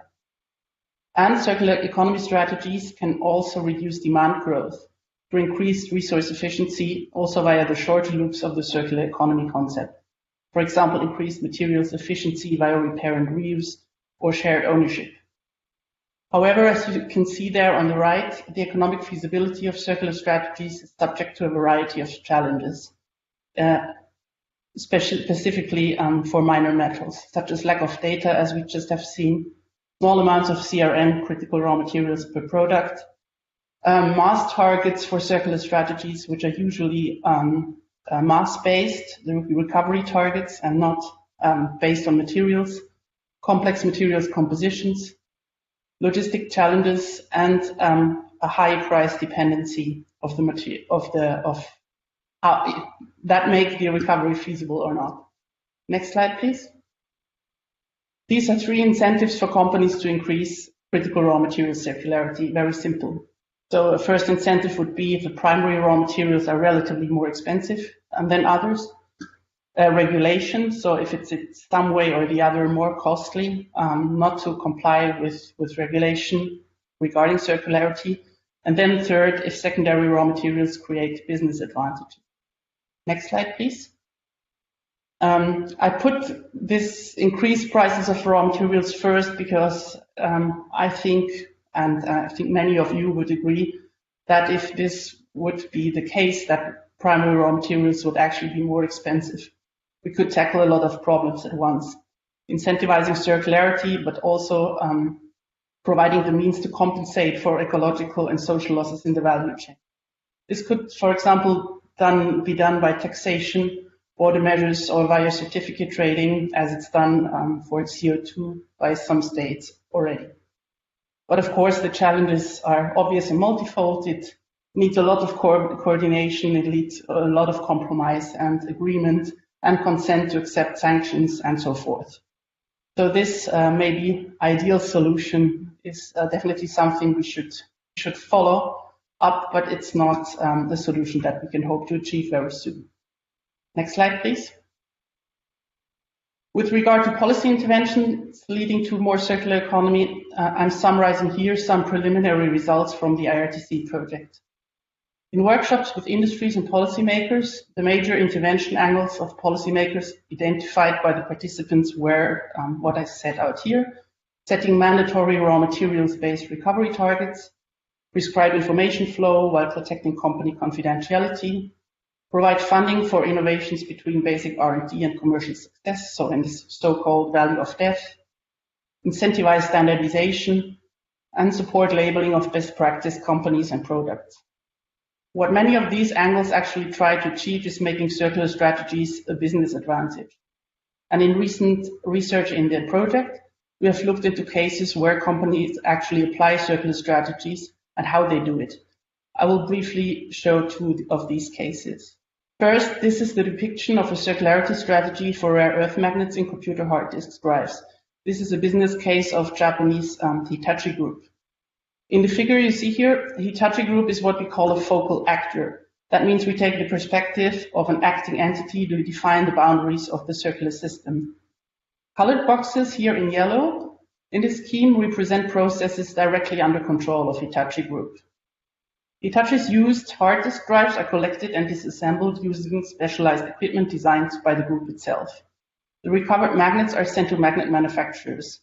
Neodymium and dysprosium are then extracted and recycled in the new magnets. And you see the ones that are recycled internally in the yellow box are then used again by the Hitachi groups for new magnets internally in the company.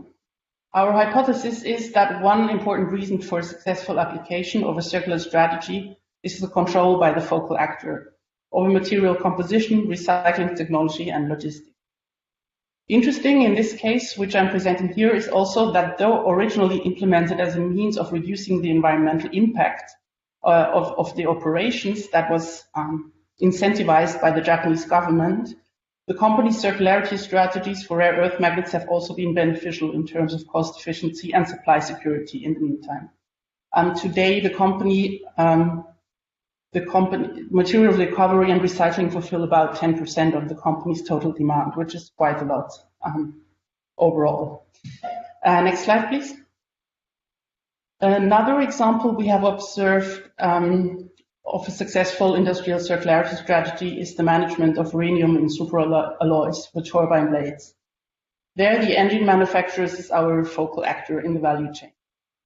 Here, which is interesting, and you see it by the many arrows, that there are multiple recovery routes applied in the industrial process, as depicted here, covering internal recycling of manufacturing scrap from alloy casting, internal recycling of scrap from machining of cast components, but also lifetime extension of blades through repairs. Repairs and end-of-life recycling of used engine blades are enabled by the depicted business model used in the aviation industry by different companies. The engine manufacturers retain the ownership of the engine and the airline pays for the service provided. Such a business-to-business arrangement provides a mechanism where the focal actors are able to implement in-service and end-of-life circularity strategy. Factors such as available information on material composition and use of the material by the focal actor help to avoid the leakage and losses of the rhenium. Since the focal actor maintains control of the rhenium stock, this model creates a strong opportunity for resource.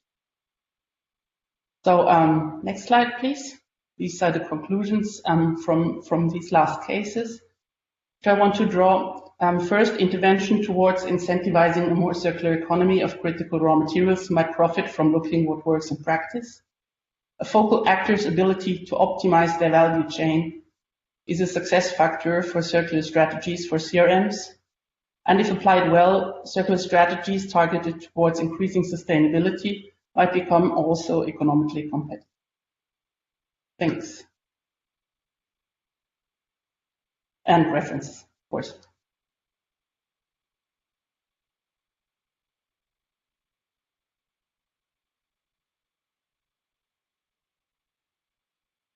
First of all, I would like to just clarify something. I do not lead all of the collective circular economy efforts at NREL. I actually lead one of the strategic initiatives. The circular economy is so important at NREL that we have not one but two of our most senior leaders, our associate lab directors, Bill Toomas and Adam Brady's, that are serving as the leads. So how does NREL help to create a circular economy? Next slide. Before I get into the circular economy, I'd like to introduce you to NREL at a glance. NREL has roughly 2,900 staff members, which include PhDs, postdocs, graduate students, and undergraduates, as well as a host of support staff. In these facilities that you see in this picture, we do groundbreaking advanced energy R&D spanning basic and applied science. Next step. Next slide, please. Our research innovation falls into four main energy sectors: renewable power, including solar, wind, hydropower, and geothermal; sustainable transportation, which includes research on bioenergy, battery technologies for vehicles; energy efficiency for buildings and advanced manufacturing; and energy systems integration for the grid, including hybrid systems, cybersecurity, and grid resilience. Next slide, please. As our global population grows from 7 to 9 billion by 2040, and we have increased urbanization and global affluence, demand on the world's energy and natural resource systems will increase substantially. NREL is meeting this challenge of extreme consumption head-on by focusing our expertise and resources on three transformational research areas. One, integrated energy pathways, in which we focus on R&D related to integration onto the grid of tens of thousands of devices, including hybrid renewable energy and energy storage systems. Two, electrons to molecules, where we use green electricity in biological systems to convert water, carbon dioxide, and nitrogen into green fuels and feedstocks.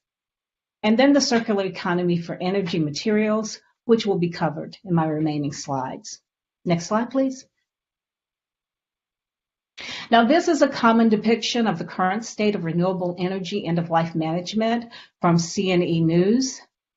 You'll note that by 2025, about 4 years from now, 600,000 metric tons of lithium-ion battery waste will be generated globally.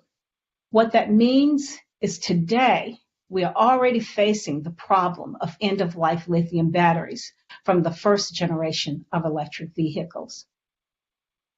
For wind turbine blades, it is expected that by 2038, 300,000 metric tons of waste in Europe alone will be present. We are already seeing here in the United States landfill owners refusing to take these very large blades. And for crystalline silicon PV modules, we expect by 2050 to be dealing with 78 million metric tons globally. Right now, beginning to surface are the issues of prematurely retired PV modules due to technology obsolescence or damage from hailstorms, transportation, installation, along with just plain early failures. Next slide, please. So what is NREL doing about this? we have created the circular economy for energy materials, one of the 3 critical lab objectives that I spoke about earlier. The circular economy for energy materials, or we call it SEAM, is broken down into 3 strategic initiatives. Polymer and composites. This is the most mature, receiving external funding from DOE through the Bottle Consortium. They tackle challenges that range from packaging all the way through wind composites.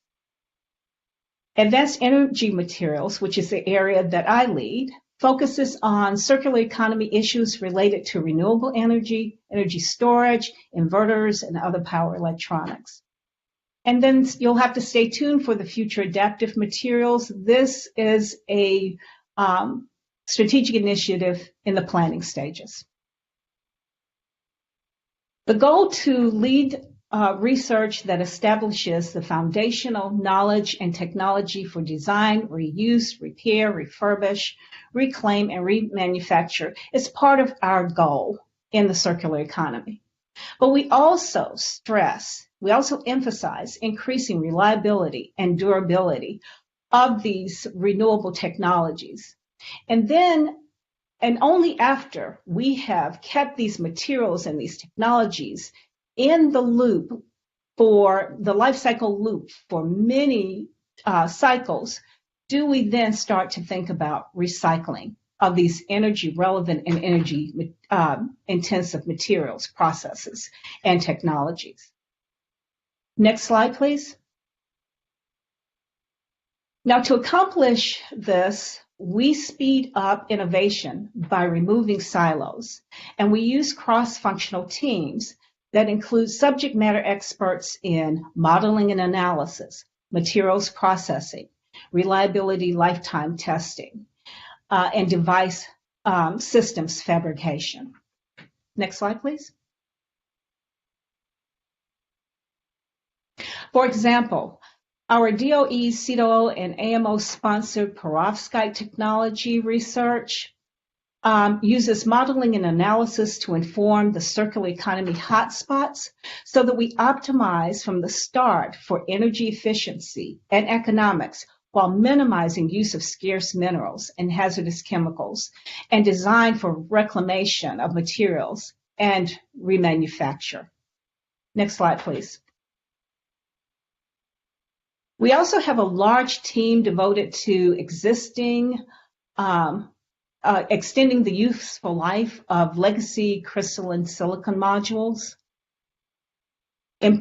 Focus includes improving the uniformity of anti-reflective coatings, reducing the degradation of back sheets, and increasing the useful life of inverters. Next slide, please. For polymers and composites, we're replacing cross-link epoxy amine thermoset systems that are not reversible with cross-link systems like epoxy anhydrides that are. Next slide, please. Oops. Next slide, please. Thank you. And using this technology, we develop composite materials at our Composite Manufacturing Education and Technology facility, known as COMET. It's a 10,000 square foot facility. Here we do advanced composite processing research, and we fabricate and test wind turbine blades. Most recently, in partnership with Arkema, we fabricated and did performance testing on wind turbine blades made from Arkema's commercial thermoplastic resin that's recyclable. Next slide, please. Through the DOE Resell Consortium, we are also working on battery recycling technology that focuses on not only extracting lithium and cobalt and nickel, but also refurbishment of the intact components like the cathode and the anode. So this gives you just a small subset of some of the research related to the circular economy ongoing at NREL. Next slide, please. Here are also a list of the consortiums that we participate in that are related to the circular economy. Next slide, please. Next slide, please. When I say we, this is the steering team that is helping to lead our various CE initiatives. And you'll see Adam and Bill at the very top. Next slide, please. So I'd like to thank you for your attention. We appreciate the opportunity to share with you our excitement related to the circular economy at NREL. Thank you.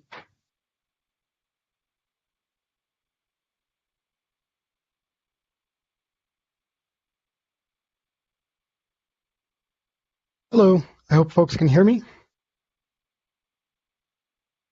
Yes, sir. So my name is Nidal Nassar.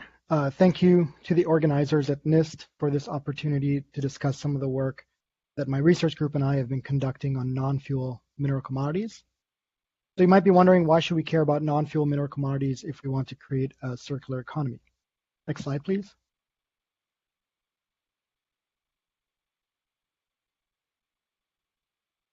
I think the key reason is that technology is moving quickly, right? So the drive towards faster, smaller, smarter technology has accelerated the use of mineral commodities, especially the minor metals.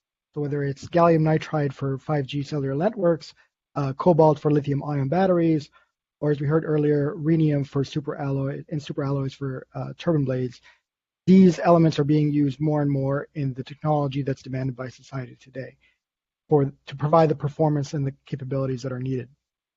Next slide, please.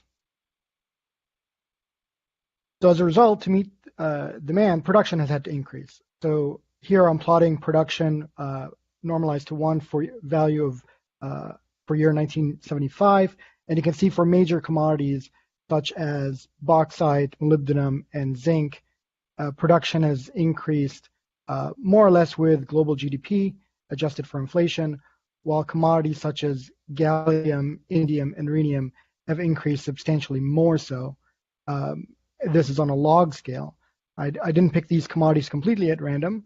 Some of you will notice that these commodities in the yellow shades are byproducts of the commodities in the blue shades. So you get gallium as a byproduct of bauxite. Next slide, please. And in fact, if you look across the periodic table, you see that many of the commodities that are used in high technology are produced mainly or only as byproducts. These are shown in the warmer yellow, orange, and red shades. Now, what that means is the supply of these commodities is potentially inelastic, so not necessarily responsive to demand signals. And that could be a potential problem if the demand for these commodities is going to continue to increase rapidly as compared to the demand for some of their host metals. And I'll get into that a little bit later. Next slide, please. Another concern is that production for these mineral commodities is highly concentrated in a few countries. So you get your tantalum and cobalt from DRC, Congo. You get your niobium from Brazil. You get your platinum group metals from South Africa. And you get a lot of many of the other commodities from China. Next slide, please. And what that means is, or that has led to, is concerns regarding potential supply risks and the issue of critical materials, right? And so this is an issue that I've been looking at for quite a while now. We, as part of the U.S. National Science Technology Council's Subcommittee on Critical Minerals, we've developed a methodology to assess which commodities are most critical to the U.S. manufacturing sector. This will be used to update the U.S. critical minerals list. The reason I'm bringing it up here at this workshop is because the idea of circular economy and simply, reducing losses, increasing recycling, and decoupling are key strategies in reducing the overall supply risk. And this was mentioned earlier. So next slide, please. Borrowing on the analogy of carbon stabilization wedges, if we have increasing demand, decreasing potentially supply for a specific country, there are different strategies that can be used to reduce import reliance and the overall risk for a mineral commodity.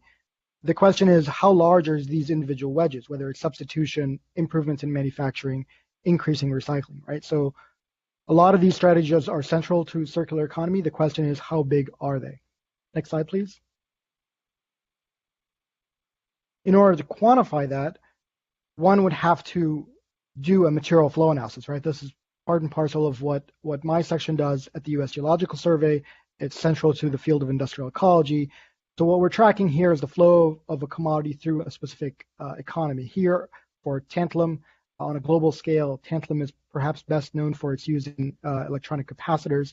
And so going from left to right, its production from mining through processing, manufacturing, use, and end of life, and looking at all the flows at each of the stages and the losses as well. And so doing these types of analysis helps you understand what might be the potential. Next slide, please. And if you look at it over time, so the same figure on the left, just showing it for several different decades, you can see some interesting trends. So for example, if we look at the metric of end-of-life recycling rate for tantalum, you can see it's declined from roughly about 25% end-of-life recycling rate in the early 90s to somewhere around 80%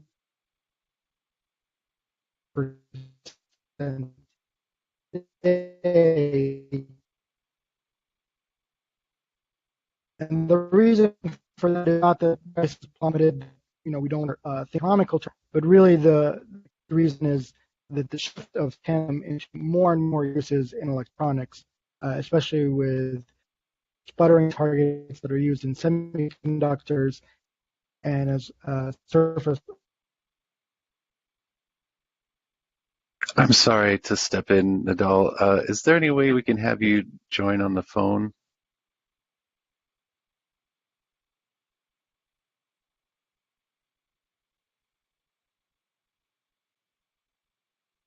Are you there, sir? Sorry about that. I seem to have a connection problem. I am back. I apologize for that. So I think you might have heard me say the reason for the decline in the end-of-life recycling rate is not due to a plummeting price of tantalum, but really the fact that we've used more and more of it in uses in electronics, whether it's for semiconductor sputtering targets that are used in semiconductors or in chemicals that are used in surface wave filters. And so that's the decline. So the important message from here is that we can use these to understand the impacts of our decisions and our design decisions and our use decisions into these different commodities. Next slide, please. So we can look at not just the flows of tantalum and mineral commodities at large, but also the stocks. So we like to look at not just below ground resources, so that's what the Geological Survey is perhaps best known for, but we can look at the above ground resources. And here what we can see is of the 50,000 metric tons of tantalum that have been mined since 1970, a significant portion has gone either to end of life, been discarded, or what we refer to as hibernating stock. So it was mentioned earlier as your cell phone sitting in your drawer as a potential resource, but not currently in use. In fact, what's in use is approximately only 21% of what's been mined. So a very small portion of what's been mined since 1970 is still in use today.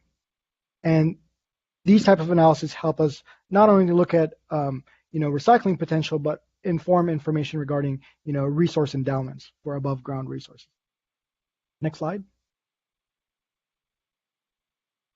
Now, one thing that we are looking at, and now we're based on the new Energy Act of 2020, we are now required to look at is what the future supply and demand might look like for mineral commodities. And so this is information from the U.S. Energy Agency looking at world electricity generation capacity projections up to 2050. And what you can see based on their estimates is that somewhere around 2041, solar is expected to comprise the largest share of globally installed electricity generation capacity. Next slide, please. And of course, I think most folks on the call know that there are several different solar PV technologies, the most dominant of which is crystalline silicon, but there are several thin film technologies. All the technologies end up using some minor metal, and that minor metal is typically a byproduct, produced as a byproduct from various hosts. And so the question, next slide, please, that we're looking at is, well, which technology might win out? Currently, of course, crystalline silicon is the dominant technology. In the United States, cadmium telluride is second. with a significant share, somewhere around 16 to 20% of utility scale installations are based on capacity are based on CadTel. And the question is, could the supply of tellurium, which is basically tied to the supply of copper, given that it's a byproduct of copper, increase dramatically if there was a demand to, if the market share for CadTel were to increase. Next slide, please. So that's one of the things we're currently looking at. We have an international group of researchers looking to this question, try to examine, of what's out there in terms of copper production, specifically copper electrolytic refineries, and looking at the tellurium content of the anode slimes. Could you increase tellurium supply without having to increase copper production? And the answer looks like is yes. The question is, well, how much could you increase it, and the economics that go into play there.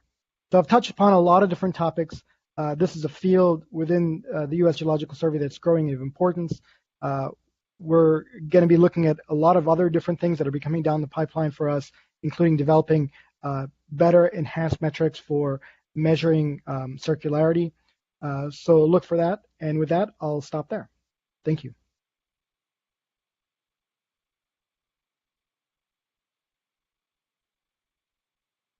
Okay, well, thank you very much to all of the speakers in this session for some very interesting information. Now we will open it up to questions.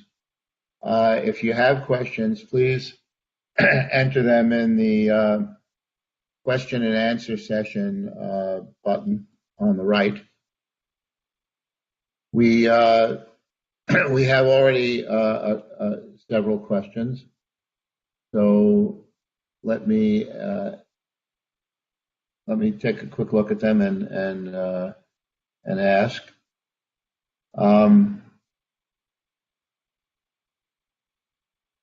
This one is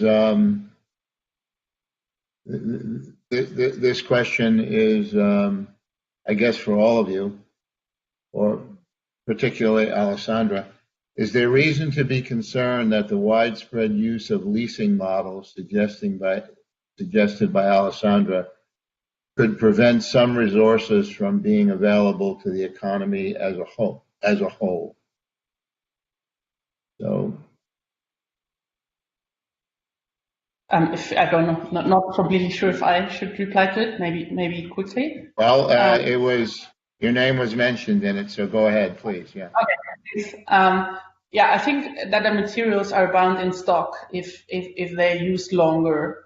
It's definitely something that has to be accounted for when we talk about the potential of recovery for different time spans. So for some application that's much longer than for others. And of course, there's a threshold for some technologies, whether materials are still used in their maximum efficiency or not. For example, if you have improved battery chemistries, after some point it will probably be more efficient to take the raw materials out and to compose new chemistries. So I think it's something that has to be taken into account, and what thresholds have to be made. Okay. Thank you very much. This is a question. Can you? This is. Wait a minute. I lost.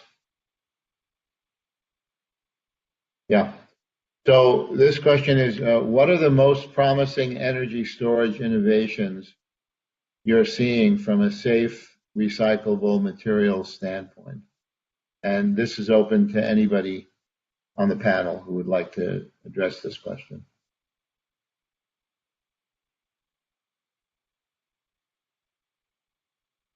Well, I'll go first. In terms of hydropower, of course, that is a common practice now throughout the United States. So stored hydropower, I think, is the most prevalent. There are also a lot of new technologies in terms of flow cell batteries that last for a long time and look to be economical. that seem to be coming forward in terms of storage technology, and especially at grid scale. And then in addition to the flow cells, probably compressed air, although it isn't fully realized. There are some areas that are actually installed with grid scale compressed air, but that also looks to be promising. So I'm assuming that we're talking about grid scale storage as opposed to vehicle. If we're talking about vehicle, then I leave it to Michigan, University of Michigan.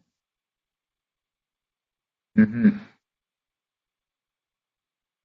Any other comments on that question? Sure. Greg.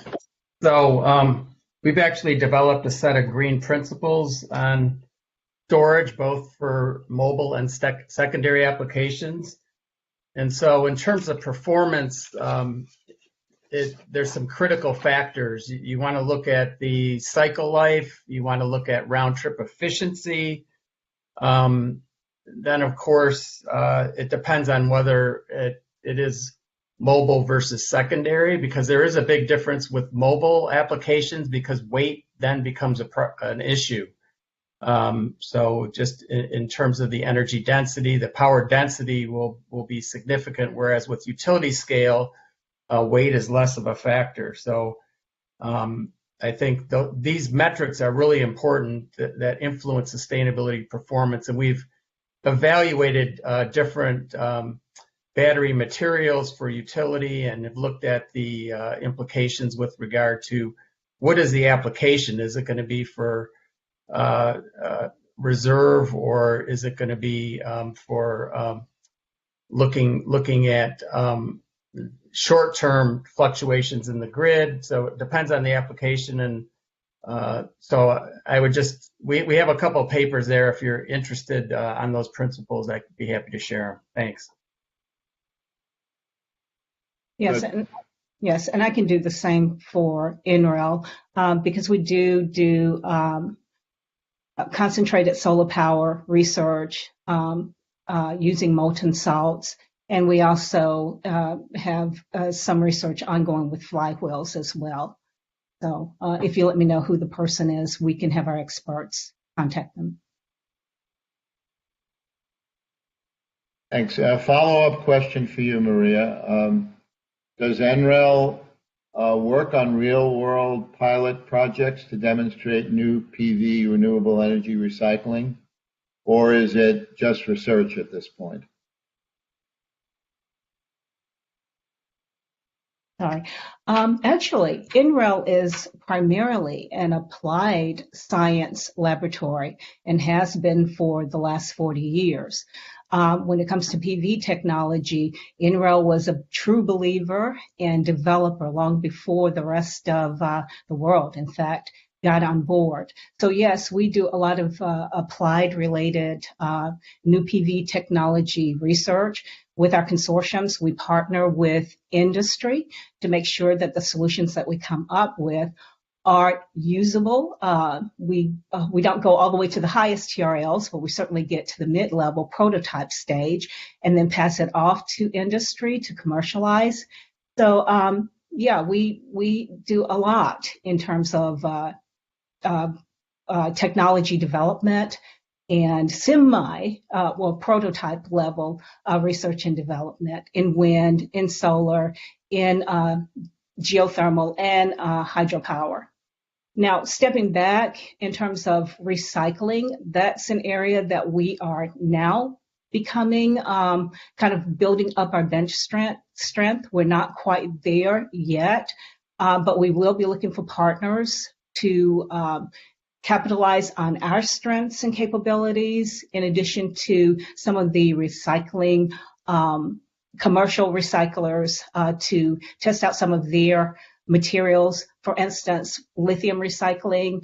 Can we use can we test some of that lithium to see, is it of the quality that we need in order to do lithium ion batteries? Testing out PV recycling to see, can we use some of the silicon from PV to create anodes that are made of graphite and silicon. So there's a lot that we're discussing and doing at NREL that's related to recycling. So if you have an interest in working with us, please do reach out. Thank you. Thank you. Any other comments on that question? Okay, here's an interesting one that I've thought about, and I'm sure that many others have thought about. How do we address the paradox that improvements in material use efficiency, for example, tantalum in electronics, contributes to lower recycling rates since it becomes uneconomical to recover the tiny amounts of tantalum in the device, for example?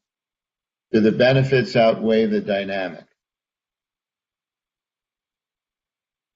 I can open it up to the panel members, and yeah, Nadal. Sure. I'll just jump in here real quick with a comment. I think this is an issue, and it becomes even more an issue when we try to miniaturize, but also substitute, right? So one solution for criticality is to develop substitutes that are essentially using less of the material to perform the same function.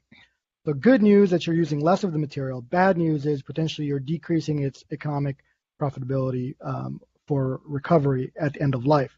So there is that dynamic. I think the question of whether the benefits outweigh the negatives would have to be considered on a case-by-case basis, and that's why we need these kind of analysis to figure out, does it make sense? Is it actually helpful or harmful at the end of the day? Other comments on that? Yeah, perhaps if I may, I completely agree with what Nadal just said. Maybe by analogy, we just reference a similar trade-off that we've evaluated in the world of plastic packaging. And when you think about small format plastic packaging particularly, it is simply uneconomical and will never be economical to recycle small plastic packaging sachets. Things that you typically get little bits of sauces in with takeaway meals and so on. And so that is a situation where we simply have to design away or design out from those kind of products. And sometimes that can introduce the question of material substitutions. But at some point, as I think has been alluded to, you do cross into the essentially negative economics. Thank you. Maybe I could just add quickly. Please. So when markets aren't working, then one needs to really look at policies and regulation. So if there are regulations that are requiring take back of products, that will clearly create incentives or requirements basically for designers to come up with systems that will do a better materials management. And when we're talking about circularity and this whole workshop, we really need to look at alignment of the technology, the markets, and the policy, and all those are critical levers. And then the other is clearly the consumer and their understanding of these factors in terms of sustainability. But it's really the alignment of technology, policy, and markets that's critical. And sometimes we forget about the policy side and regulation, but that's also important.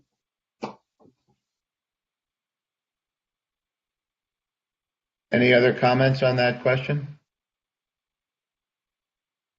Okay, well, Yeah. There's another. Oh, sorry, Alessandra, go ahead. I just basically agree with what has been said before by the panelists. I think this is a field where probably regulation has its place if it's not possible to solve it technically. And regulation could mean what I was trying to bring in there, something that would be an intrinsic value in one way or the other in this specific material that we would like to save. Thanks. Thank you. So here's a question that's very close to the heart of NIST. And what certified reference materials should be produced to help with the circular economy? Now, before I ask you to answer that, just let me remind you that, if we could express two main goals for this workshop, one is, of course, to identify the factors impeding the circular economy and what we can do about them. But in the end, we also want to understand specifically if there's opportunities for NIST specifically to help in these problems. And so certified reference materials are things that we do. And so I'd like to hear some feedback about this question. What certified reference materials should be produced to help with the circular economy? Anybody want to jump in?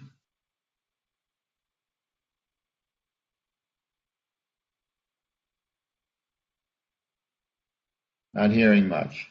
Maybe you don't know much about the certified reference materials, but for example, one might be, some typical standard mix that comes out of an e-waste recycling center that could be used to calibrate the fluorescence meters on recyclers, or can be used to enhance the efficiency of recycling, to know, to compare what you have as a recyclate, let's say of urban mining, to some standard recyclate. Alessandra, do you have comments? I don't have the answer. Just one thought about it. I think in many fields we're talking about in new technologies, and for example in electromobility, the problem with the reference material is that the technologies are evolving so fast and there's so much progress that it's really hard to catch up with that and to have something like a standard material and a standard recycling process. But maybe somebody else would like to comment on this in more detail. One thing that comes to mind for me is that we're trying to transfer some of the materials from like wind turbine blades into, let's say, cement manufacturing. And so because we know structural integrity is extremely important, with cement, we need some way to make sure that the mixtures won't adversely affect the curing process. So I think that potentially could be useful if you worked with recyclers in terms of the blended material to see established qualifications and specifications there. Thank you, Maria. Do I see another comment here from Peter or? Yeah, well, I don't know if Peter wants to go. Okay, go ahead, Greg. I think you bring up a very important point, and just separation of materials and identifying just in terms of material properties to maintain quality. Knowing about alloys or with the different types of resins, being able to identify those materials well is very important. So I think this is an important area to facilitate recovery and reuse where we can have return it back into the economy where there's value. But again, we're still facing the economics, and one of the challenges is the fact that our virgin resources, when you look at what goes into plastics, are relatively inexpensive because of the lower prices of natural gas feedstocks, and just because of our extraction, opening up with fracking, and so I think circularity, the fact that we have inexpensive feedstocks, makes it challenging to really support the technology that I think is capable, to certified materials and have things that will facilitate separation. But there's a cost for that technology. But until we really get it right with regard to our virgin resources, both in terms of minerals, like the metals, petroleum, it's going to be challenging to make it work economically. But I think it's definitely an area that should be developed, and I think we'll get there with regard to the economics at some point on the front end of resource extraction.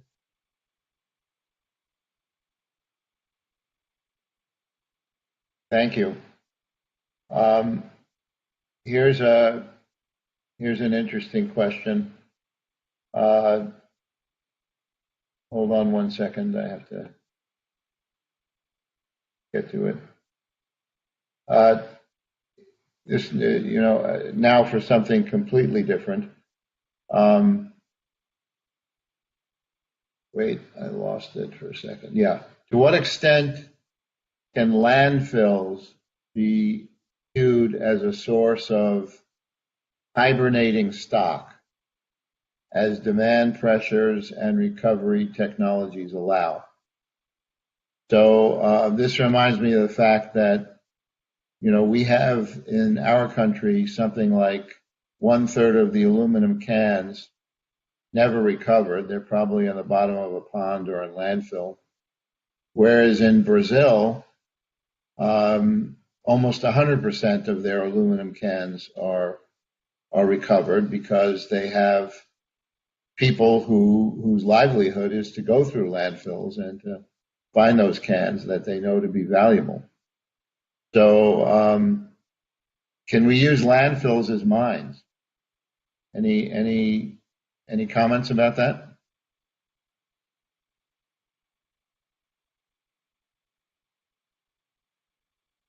Adele, maybe you want to go first.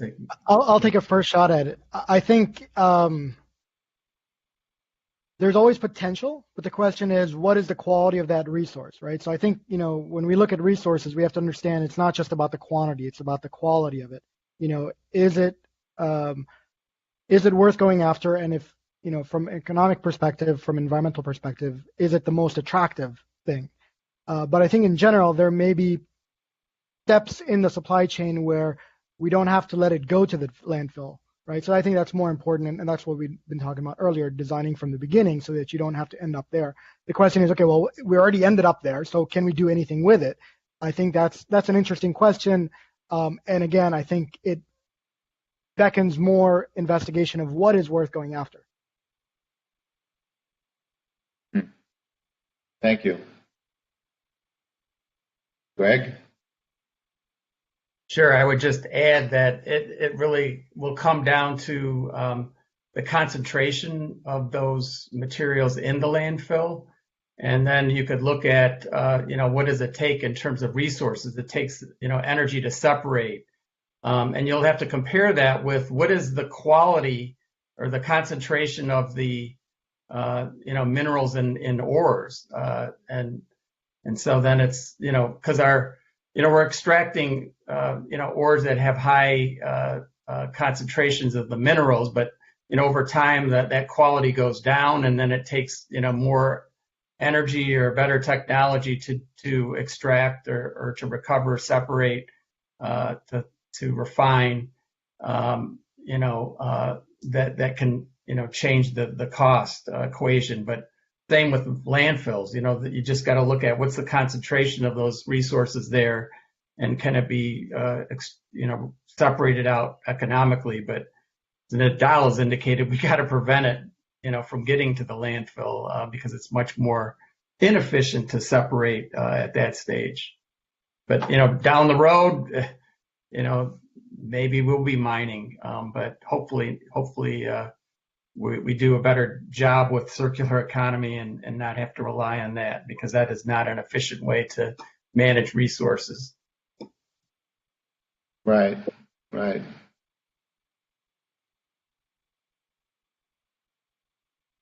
I agree. Okay. I agree. Go ahead, please. Yes.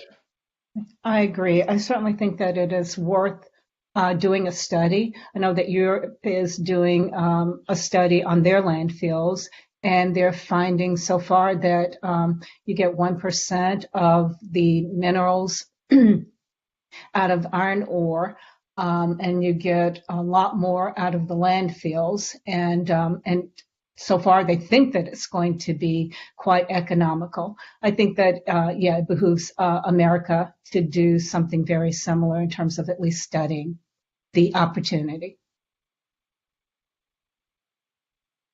Yeah, I agree that there's a lot of studies going on in that regard, funded by the European Commission, which have some of them have kind of positive perspective.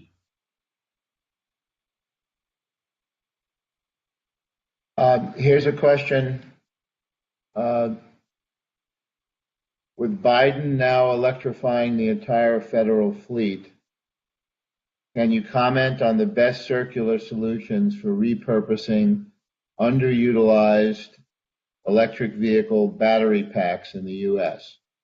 So this gets back to something that Greg was talking about. And, what can we do with all these batteries that are not up to snuff for the vehicle, but where else can they be used? Because it looks like this is going to be a big effort. Yeah. Perhaps Greg, do you want to make a comment? Yeah. Sure. So in terms of vehicles, we know one of the key strategies, and the OEMs are really invested in this, is electrification. Because as we decarbonize grid electricity, we could really dramatically reduce our impacts in terms of climate change. And so this movement is happening, but as was shown, we're going to have all these batteries coming out when vehicles are retired. And batteries, the rule of thumb is that when they're 90% state of charge, they're no longer effective. You're basically carrying about weight that is not the most efficient for storage on the vehicle. So as we go to more renewable energy in the grid, and Enral could talk about this, it's intermittent. We need to be able to manage it. So utility scale storage is there's a need, and siting, pumped hydro storage is difficult. And I mean, there's some other technologies, but I think there's going to be a role clearly for batteries. And I think that this is one that is being looked at. And then, it's really looking at that reuse, which would displace, mining of resources, mining of resources to make new batteries, and therefore reduce those impacts. So, it's going to be looking at that repurposing, but then ultimately we still want to deal with materials recovery, even after utility scale storage, where we're depleted to the point where they're not useful. Thank you. I think I'm sorry. Go ahead, Maria. Oh, I was just going to say that rooftops, PV in combination with some of these repurposed batteries is certainly ongoing. One of the also, you have companies like Honda and GM and other auto EMs that are bringing together these used batteries to combine with powering their data centers, something that doesn't need 100% state of charge.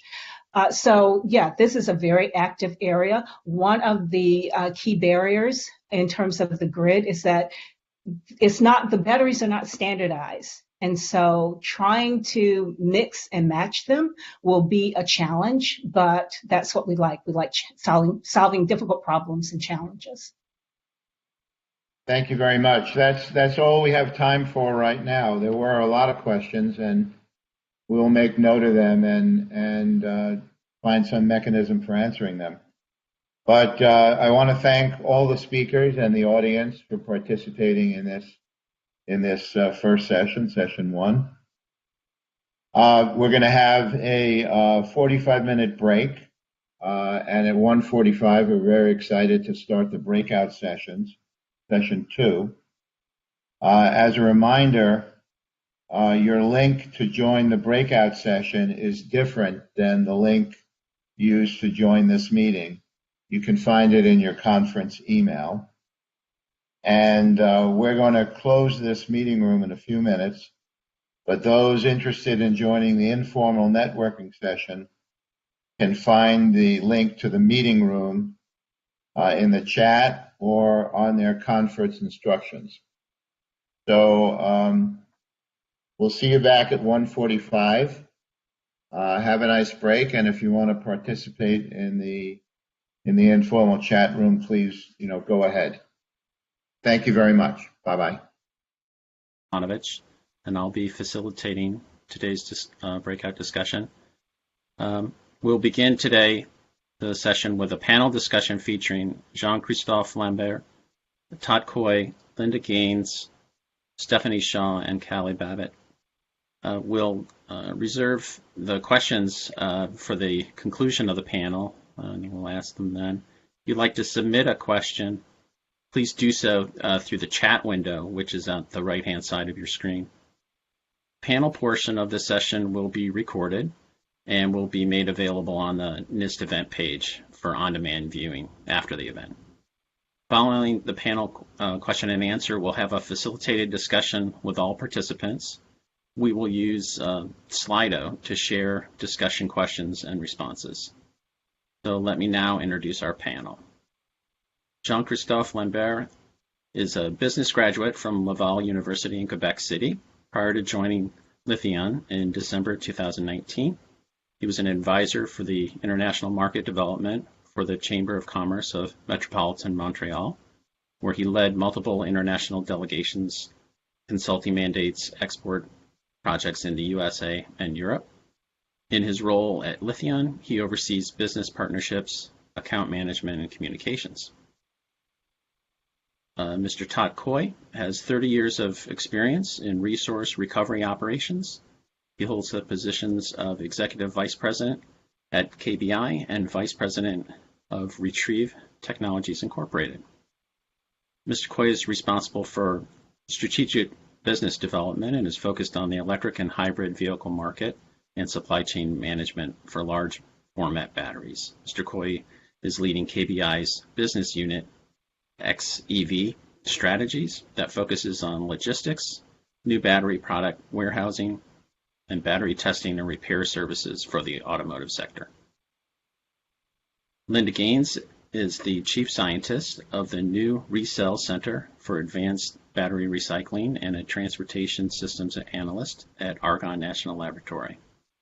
She holds a BA in Chemistry and Physics from Harvard and a PhD in Physics from Columbia University. Her primary interest is problem solving applied to efficient use of resources. She began her career by writing handbooks of energy and material flows in major industries that enabled later studies of technical and institutional issues involved in the recycling of discarded tires, packaging, automobiles, and most recently, batteries. She is an editor of the journal Sustainable Materials and Technologies. Stephanie Shaw, a PhD, is a technical executive at the Electric Power Research Institute, EPRI. Her research assesses the environmental impacts of renewable and fossil energy generation and storage.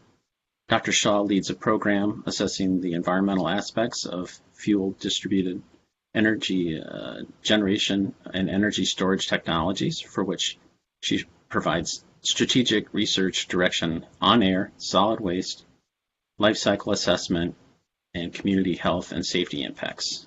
In addition, Dr. Shaw has more than 20 years of experience in criteria pollutant and greenhouse gas emissions and air quality impacts from energy, industrial, and natural sources.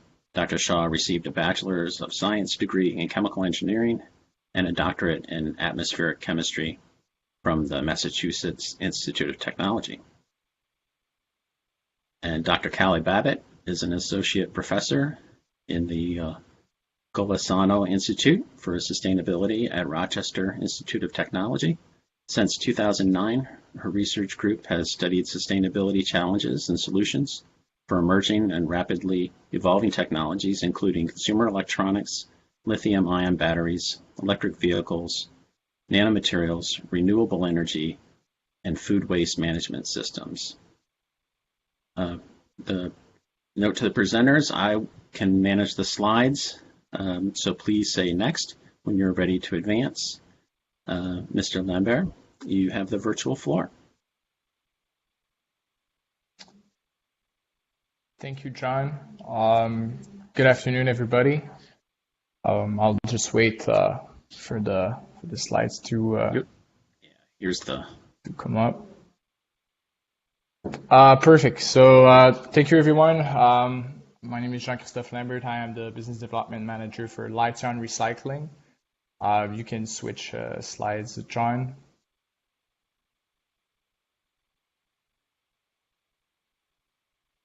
Just a quick overview of our company. So we are based in Montreal, Canada. We were founded in 2018, and we have developed a technology to recycle lithium-ion batteries. Our goal here was to actually provide a solution that is more sustainable to the market, and as well based on hydrometallurgy to make sure that we are able to return battery-grade materials for the new manufacturing of future lithium-ion batteries. Through our efforts, we have developed a technology that now recycles 95% of the battery components. And since the beginning of 2020, we've been operating a pilot plant to continue the development of our technology here in the Montreal area. So that was kind of the natural step for us to continue to move forward in the development of this technology. And actually, we are planning to go commercial with our technology in mid-2022. So this is the next step for us. Next slide.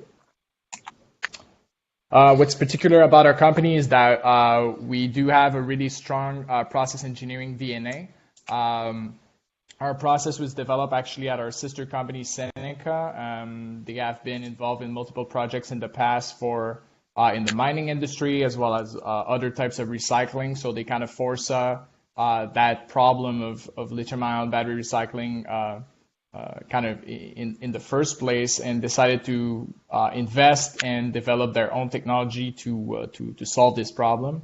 Still today, we benefit from that support day in and day out from Seneca to make sure that we scale this technology up, make sure that we bring it across North America and Europe, and they do support it as well, on the development of our future plants, which is essential to serve the market.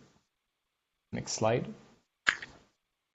So how does the technology work? So we have divided it up into important steps. The first step is a shredding operation, where we currently today process all types of lithium-ion batteries. So we have already processed in our pilot plant in the last year batteries from electric vehicles, electric buses, e-bikes, or cell phones, for example. And what we do is through this shredding operation, separate the content of the cathode and anode, which we call in the market black mass, from basically the foils of the cathode and anode and the casings of the modules, which is the size at which we are shredding at the moment. What's particular about our process is it's all fully automated. We do not need to discharge any of the batteries to be processed. Safety is a major issue, which I'll talk a little bit further down the road. And today our recovery on black mass has been really efficient. We were talking over 98% of recovery. So then that black mass goes to the second portion of the process, which is the hydrometallurgy. Through this technology, we're producing metal salts that are going back at a precursor market for cathode manufacturing. Our final products include cobalt, nickel, manganese sulfates, lithium carbonate, as well as graphite.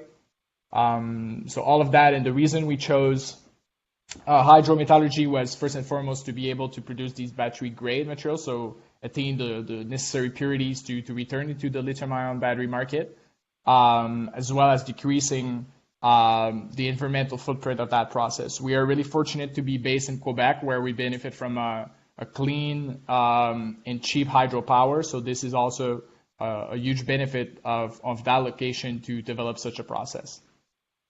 Next slide. So just to quickly touch on some of the key challenges that we see right now in the market for battery recycling.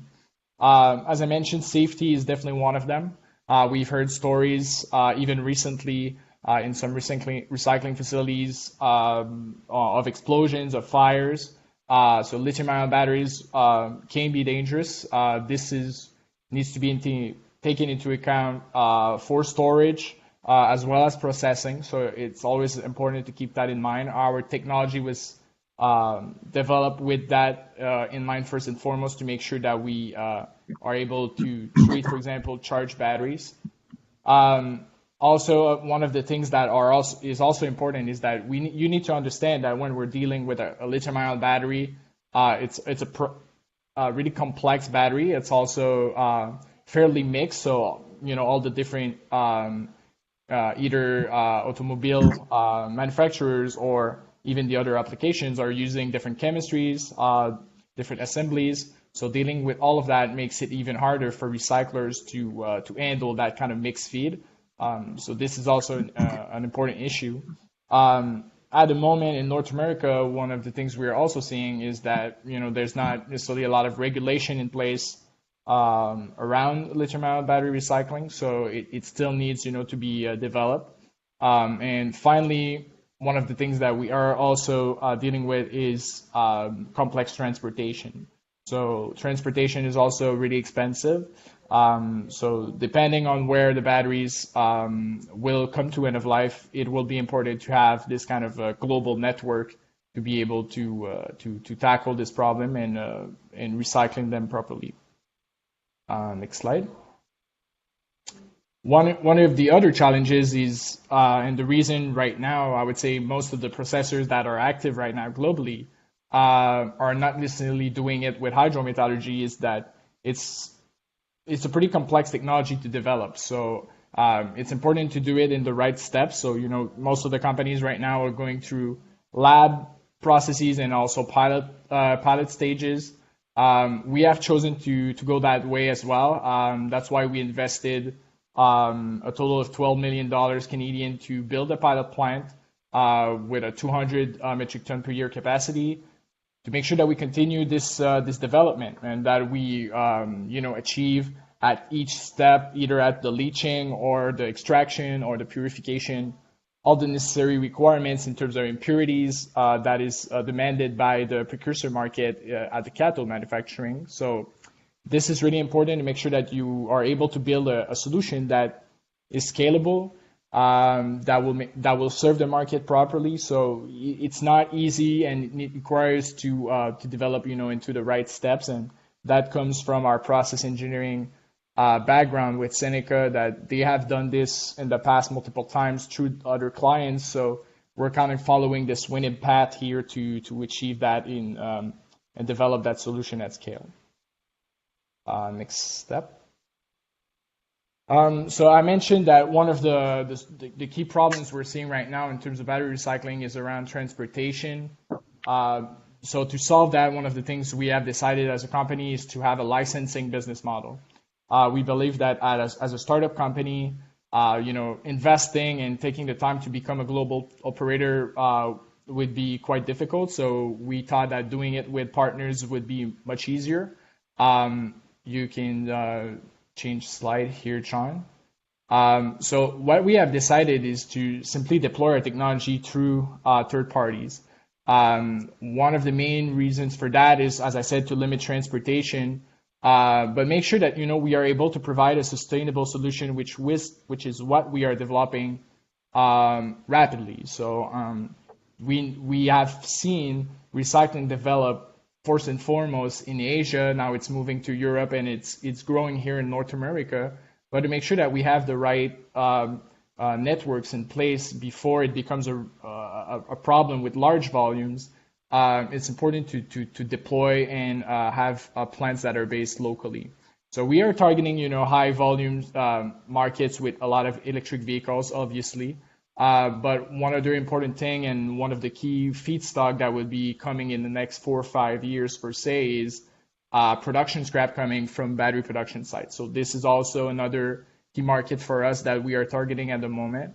And we are seeing this tendency already in Asia and Europe. So we know this is going to be an important play here in North America as well.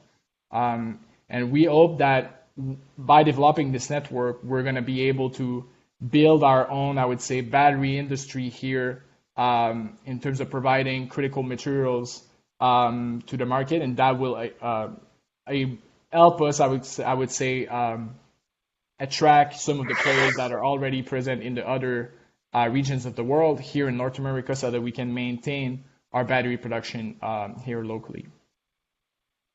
So I want to thank you for your attention. Looking forward to answer some of the questions in the Q&A, and enjoy the rest of your afternoon.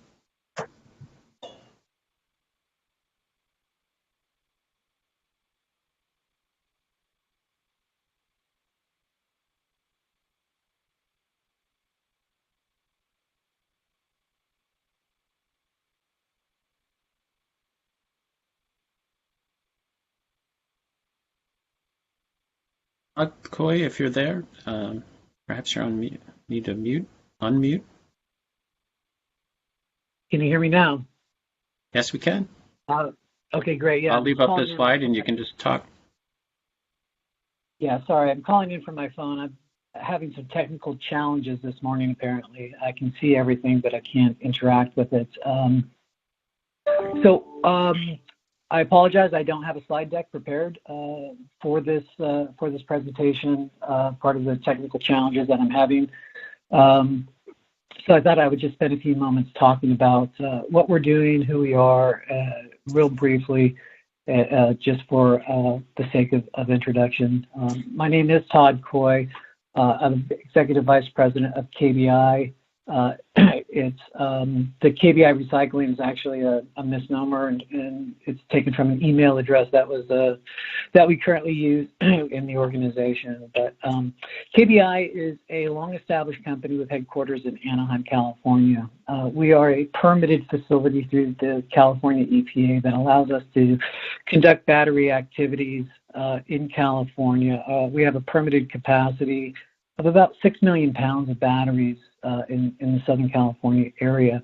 Most of the work that we do in California is related to industrial lead systems at the Anaheim facility. And a number of years ago, what we started looking at was really the logistics and the other supporting processes that should be looked at in order to support the growing market. To that end, we've established a new business unit. Well, I say it's new. It's a couple of years now. Offsite at another facility in Brea, California, that we acquired in 2015. And in this operation, we provide a lot of logistics support to the OE industry. We do things like warehousing new battery product, where we support direct-to-dealer services. So if a battery is coming out of a vehicle, we send a new battery for that replacement. Then we recover that battery and bring it back to our facility to consolidate and do a disassembly for that material to be shipped through to our partner companies, which is a company called Retrieve Technologies. Retrieve Technologies is a joint venture company of which KBI is the leading shareholder. Retrieve has 2 facilities, one in Trail, BC, Canada, and one in Lancaster, Ohio. Retrieve specializes in lithium-ion battery recycling. They've been doing lithium battery recycling really since the 1990s. First started out managing primary lithiums in the primary sector, doing mainly work with the U.S. government in military application batteries, and then they transitioned into the lithium-ion chemistries when they were introduced into the market way back in 1996. In 2015, we commissioned a facility in Lancaster, Ohio that was funded by the U.S. Department of Energy. This was a grant opportunity that was released in 2009. And what that was intended to do was to make sure that the U.S. had recycling capacity in advance of the growing electric vehicle market. So in 2009, there really wasn't any of these vehicles or the infrastructure in the U.S., even though we had operations in Canada. There was nothing in the U.S. that was looking down the road for these batteries and vehicles as they were going to be introduced into the market. So the DOE funded this ground-up construction project in Ohio. That operation, as I indicated, was commissioned in 2015 and is in operation today. So between the facility in Trail, BC, and Ohio, we have some pretty adequate or some good capacity in terms of looking at the growing market and managing these batteries at the end of life. But in terms of that recycling component, I think that there's been a kind of a shift when it comes to the role of recyclers and what our activities are today, and looking at the support to the industry. And so I think that the recycler's role is really expanded to include subject matter expertise in areas like transportation regulations, environmental regulations, packaging solutions, especially related to damaged and defective batteries, which we seem to be managing a lot more of these days. I could anticipate that will continue to grow. Absolute knowledge in the different battery chemistries and the applications that they're out there, and of course, education services to clients in terms of understanding the packaging, the regulations, how it applies, especially to maybe a damaged product, and how the mechanics of the system really work. And trying to make sure that we move materials across the supply chain in a safe and as economical as we possibly can. With respect to the recycling, I want to just speak from a higher level. I think industry, as we just heard, industry is working on these solutions for the batteries to close that supply chain. Everybody is talking about the circular economy, and certainly I know that the battery recycling industry is working very hard to move beyond the current the current systems and to reintroduce these batteries back into the market in terms of batteries. And I think when we look at that, the lead acid model is a good model to emulate. There are some obvious differences with the chemistries and with the lithium ion side, as well as there's really not any integrated lithium battery manufacturers out there, unlike in the lead model where you have the manufacturers also engaged in the collection activities, engaged in the recycling recovery activities, and then also engaged in the manufacturing activities. So that is, it's a good model. It is not exactly, apples to apples when we try to apply that to the lithium side. And of course, let's not, forget that the market, EV sales are still growing. The market is still being developed.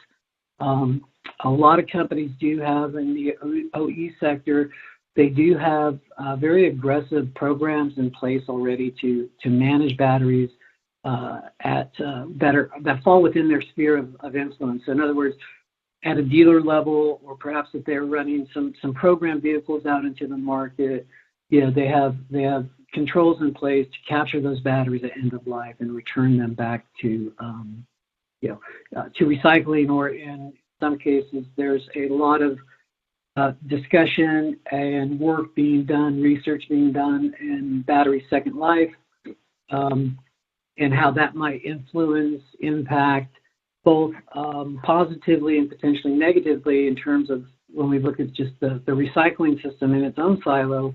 If we're to extend some of these batteries, the life cycle out for another 5 to 10 years, does that impact the recycling model in any kind of meaningful or significant way?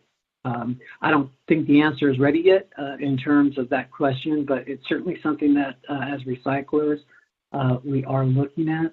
And forgive me, I don't know where I'm at in terms of timing, so if I'm running up against a wall, please let me know.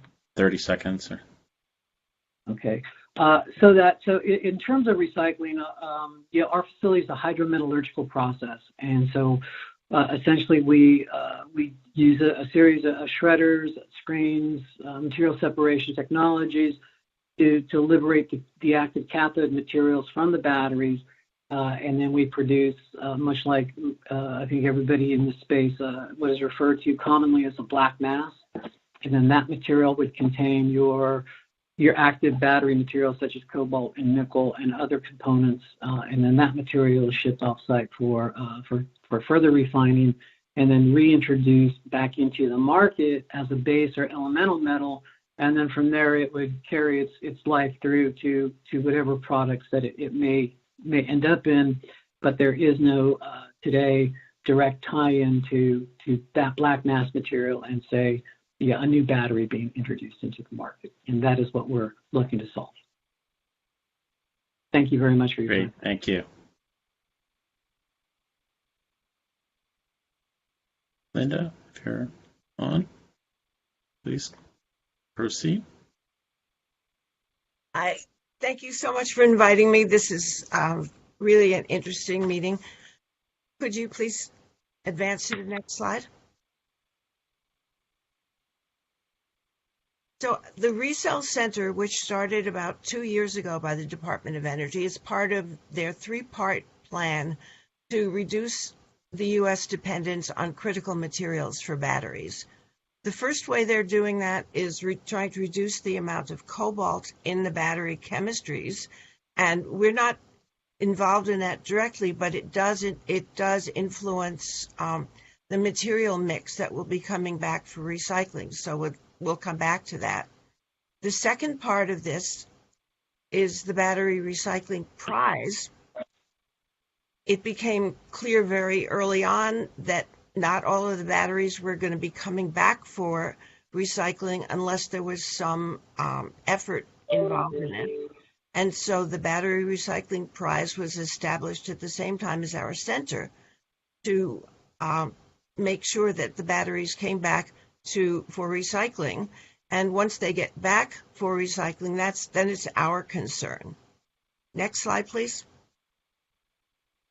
Resell Center, established 2 years ago, is a collaboration of 3 national laboratories and 3 universities that's led by Argonne, and we do make sure that we get input from industry to make sure we're on the right track. It's a research program funded by the Department of Energy's Vehicle Technologies Office, and the main task is to develop a cost-effective process to recycle lithium-ion batteries during our 3-year scope. Thank you. The main difference between the process that we are developing and the hydrometallurgical process that was described earlier, and also the pyrometallurgical process, is that once we get the black mass, we are not breaking it down into its molecular components. We're trying to retain the molecular structure, the complex crystal structure of the cathode material. Excuse me. And so you can see on the left what comes out of pyrometallurgy, which is the sort of the most elemental way of getting material back through high temperature, is essentially a mixed metal crystal. If you go through the hydrometallurgical process, what you end up with is metal salts, such as the little molecules in the middle of this picture. But our objective is to actually retain that complicated crystal structure, which is the source of the performance and the value of the cathode, which is in turn the most valuable piece of the battery. Next slide, please. And this shows the economic reason for that. And that is that, and this is where we get back to cobalt, if you have a lot of cobalt in the cathode material, recovering that cobalt gets back almost all of the value that's in the cathode. If, on the other hand, you move to a lower cobalt cathode material, which is what's happening in the automotive industry, the value of the elements within that cathode material is decreased until finally on the right, where you have no cobalt in the batteries, the value of the materials in the cathode material is not very high, but there's still considerable value in the cathode. So that's why we are focused on recovering cathode material. Next slide, please. And this is our sort of obligatory circular picture. The blue line shows how you would make batteries from virgin materials. And the 3 green circles are different ways of getting the material back at the end of life. And note on here, we do have the possibility for second use. And that is an interesting possibility for getting more value out of the battery. But eventually that material will be coming back for recycling. And to Todd's point about what that means, it means that you'll probably be getting it back later. And so there's even more delay in getting the material back. The pyrometallurgical process uses high heat to essentially treat the battery materials as ore. Hydrometallurgical processing dissolves the battery materials in strong acid and enables you to recover battery precursor salts. What we are recovering is materials that can be used directly back into batteries. And so, as you can see from the diagram, there are fewer steps, less energy required, and also we're recovering more of the materials. There are several materials in the battery besides the cathode. Some of these are not particularly valuable, although there's some value, but there are also materials that some of which contain fluorine, and anything that you don't recover, you might need to worry about in the waste stream. So we are also thinking about recovering materials like the electrolyte salts, and also the binder that holds the active materials onto their substrates. Next slide. And we have a computer model that models the whole life cycle impacts of the different recycling technologies. And what we've shown from this, as you can see in the graph, is that if you compare production from virgin materials to recycling via pyrometallurgy or hydrometallurgy, direct recycling, actually recovering the cathode material and other materials as usable products, has the lowest impact in essentially all of the categories. Slide. And I just want to thank all of our collaborators at the center and our sponsors at the Department of Energy. This is ongoing laboratory research. We're in the process of taking lab scale stuff and scaling it up to bench scale so that industry hopefully will be interested in scaling up to pilot scale. Thanks a lot.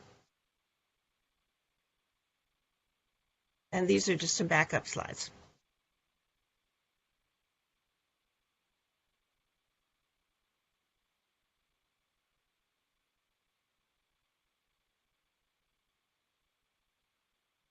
Hey, if you're there, you can unmute. Hey, can you hear me? Yes, we can. Thank you. Well, thanks so much for having me here today. I'm presenting work that I've been doing with my Electric Power Research Institute, or EPRI, is an independent nonprofit organization. Generation, delivery. EPRI has a very active range of work on the recycling and end-of-life management in turbine blades, e-modules, and battery modules, both in stationary. I help to coordinate that work through a multi-program strategic initiative that reaches across the institution. Development of circular economies can actually help enable the broader energy, the facilitation of stationary. If we can maximize the critical material recovery and minimize costs and resource extraction, that can allow the deployment of additional technologies onto the grid at various scales with a smaller net environmental impact. Next slide, please. I've been following this field for several years now, about 4 or 5, and I wanted to point out some observations of rapid changes that have occurred in the markets over that time period. There was some original awareness of the scale of expected module volumes that were going to reach end of life and potentially be a waste product or have the potential to be reused a few years back. But what's happened now is that this has really expanded to many players across the entire value chain. There is very broad awareness, and there has been very clear delineation made of the industry drivers for the recycling industry, such as material security and market benefits. As a result, there are a very large number of players that have developed in the past few years that are providing services or performing R&D or trying to facilitate the process as a whole. Recycling a few years back, when very few, but a few utilities did try to undergo that process, was very uneconomic, and the scale of the costs and efforts involved were very surprising to these utilities. And that was in part, and still is in part, due to a lack of policies, knowledge, and requirements around the decommissioning process for battery energy storage. And in fact, the disposition piece itself was difficult. It was not only tough to locate knowledgeable engineering and recycling vendors, but it also took an extensive amount of time to complete the process to the end and receive that final certification of disposition. But now that establishment of a wider vendor network in the past few years has simplified things quite a bit. Additional transparency and clarity are still needed on the process steps, the costs, and different approaches across different options and vendors. But we're starting to see that now. And there are still no incentives or policies or financial requirements in most jurisdictions or through most partnerships for the decommissioning phase of battery facilities. And that's a bit surprising to me, given the strong interest both on the research side and from the point of view of sustainability and circular economy. But it's what we observe. And this is a bit different from the situation for renewable technologies, as my colleague Kara Libby is actually discussing right now in the parallel session on solar PV. For that situation, and for wind as well, many detailed plans are actually available, and decommissioning plan templates exist to be guidelines. Next slide. A few examples do exist of publicly accessible planning documentation for facilities that are a combination of energy storage and renewables. Just a few examples are shown here so that you can see the range of what might be reported. Facility designs and the storage applications and renewable applications vary quite a bit, and the costs for the end-of-life phase range over several orders of magnitude, broader than what's actually shown here on the slide. The boundaries used from plan to plan are quite inconsistent. Some include only module removal from the site, so really the dismantling of the facility, and others go to the point of actual hazardous waste disposal or sometimes recycling. But more important than what those boundaries are, all those assumptions and boundaries that go into that costing are often unlisted. Sometimes these plans can be only 2 or 3 pages long. And so therefore, understanding how facility design or location, labor cost, transportation, or recycling fees or disposal fees actually play into these planning estimates is pretty much indeterminate. And so what that tells us is that it's unclear if, but probably unlikely that the obligations are fully understood and accounted for by most of the developers and operators in the space. So we do hope to do what we can to try to make this change. Because electric utilities that are starting to decommission battery facilities right now. These are often demonstration scale systems that have been in for a number of years, and they've been tested, and now utilities are moving on to full scale facilities. Or they could be a partial module repowering action that's occurring. And so they need some guidance. And so what EPRI's been doing is trying to assist in a couple of venues. One, understanding the available options and cost ranges for various end-of-life services. Two, documenting the decommissioning case studies and best practices as experienced by others. And participating in the fundamental R&D to help improve recycling and second-use options to facilitate a broader range of circular economy participation. And a recognition also exists now of the need for more proactive procurement on the part of utilities when they go out to actually design a facility. Some of them are actually now considering or actually entering specific terms into bid and RFP requests and seeking engineering vendors that can prioritize and provide end-of-life management information at the point of the design process. Next slide. So another issue that I wanted to point out is that utilities are frequently asked about the potential for use of second life EV batteries in stationary applications, particularly for large-scale utility deployments. And in return, the question that they ask is, will second life at a utility scale make sense compared with some alternative applications? Utilities in general are certainly eager to understand options for second life, but there's currently a lack of concrete performance data and concrete financial data that hampers an assessment of the feasibility. Examples of some issues that need further input and in some cases further kind of conceptual thought are, how does refurbishment or other pre-processing for second life affect the vendor margins and my actual endpoint costs? How does recertification affect warranties, insurance costs, and liability? Are battery management control systems and the maintenance protocols used at the facilities affected by incorporation of second life batteries, whether as a partial system or whether an entire system would be built based on those? At this point, with a lack of information available, it would be a challenge for a new facility being designed now for second life batteries to compete in a procurement process based on those business case metrics. But fresh systems, on the other hand, may have more efficient performance and lower masses of critical materials, which may make them easier to recycle at end of life due to the rapidly advancing R&D. So right now, it may be that other applications, such as EV charging stations, may be the best use of second life modules at this point. Next slide, please. So in conclusion, I'd like to remind you that electric utilities are interested in this issue not just because of a waste management issue, that they have this material that they have to treat responsibly at the end of life. But the energy transition is occurring under this broad envelope of long-term decarbonization and environmental stewardship, and it really nearly requires participation in circular economies to obtain the maximum benefit. Addressing growing customer and shareholder focus on sustainability issues are also priorities for utilities. And of course, utilities would be interested in evaluating the possibility of turning what could be an economic liability into an asset through that recovery process.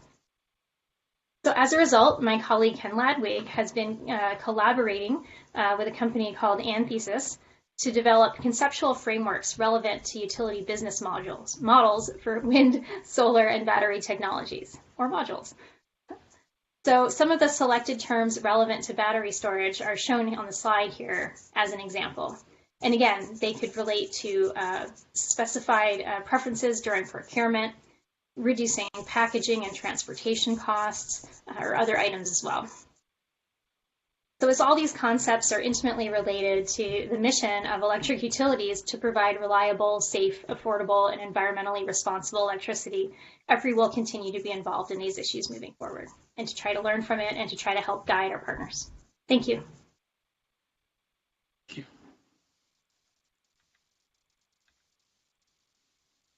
Dr. Babbitt? Thank you so much for having me. I'm very excited to join the group today. Next slide, please. So the perspective that I'll be sharing today is that of an academic who is studying the sustainability issues on both the circular economy and about lithium-ion batteries. And as a word of introduction, I'll mention that I'm located at the Golisano Institute for Sustainability in Rochester, New York. We're a graduate training and education program at RIT, and we also focus our research on solving grand sustainability challenges like resource security, energy transitions, and waste management, all of which really align well with the topics being addressed here, that is circular economy and lithium-ion batteries, which play a key role across all of those. Next slide. So one of the hallmarks of our program here at RIT, and also my research, and therefore the way that I think about these battery challenges, is the need to consider them from a systems perspective, not simply looking at any one part of the battery life cycle at any given point, but thinking about this entire system holistically, which means considering the implications of resource extraction and manufacturing as they then relate to the way a battery might be used, reused, cycled, and all of the drivers and impacts therein. Next slide.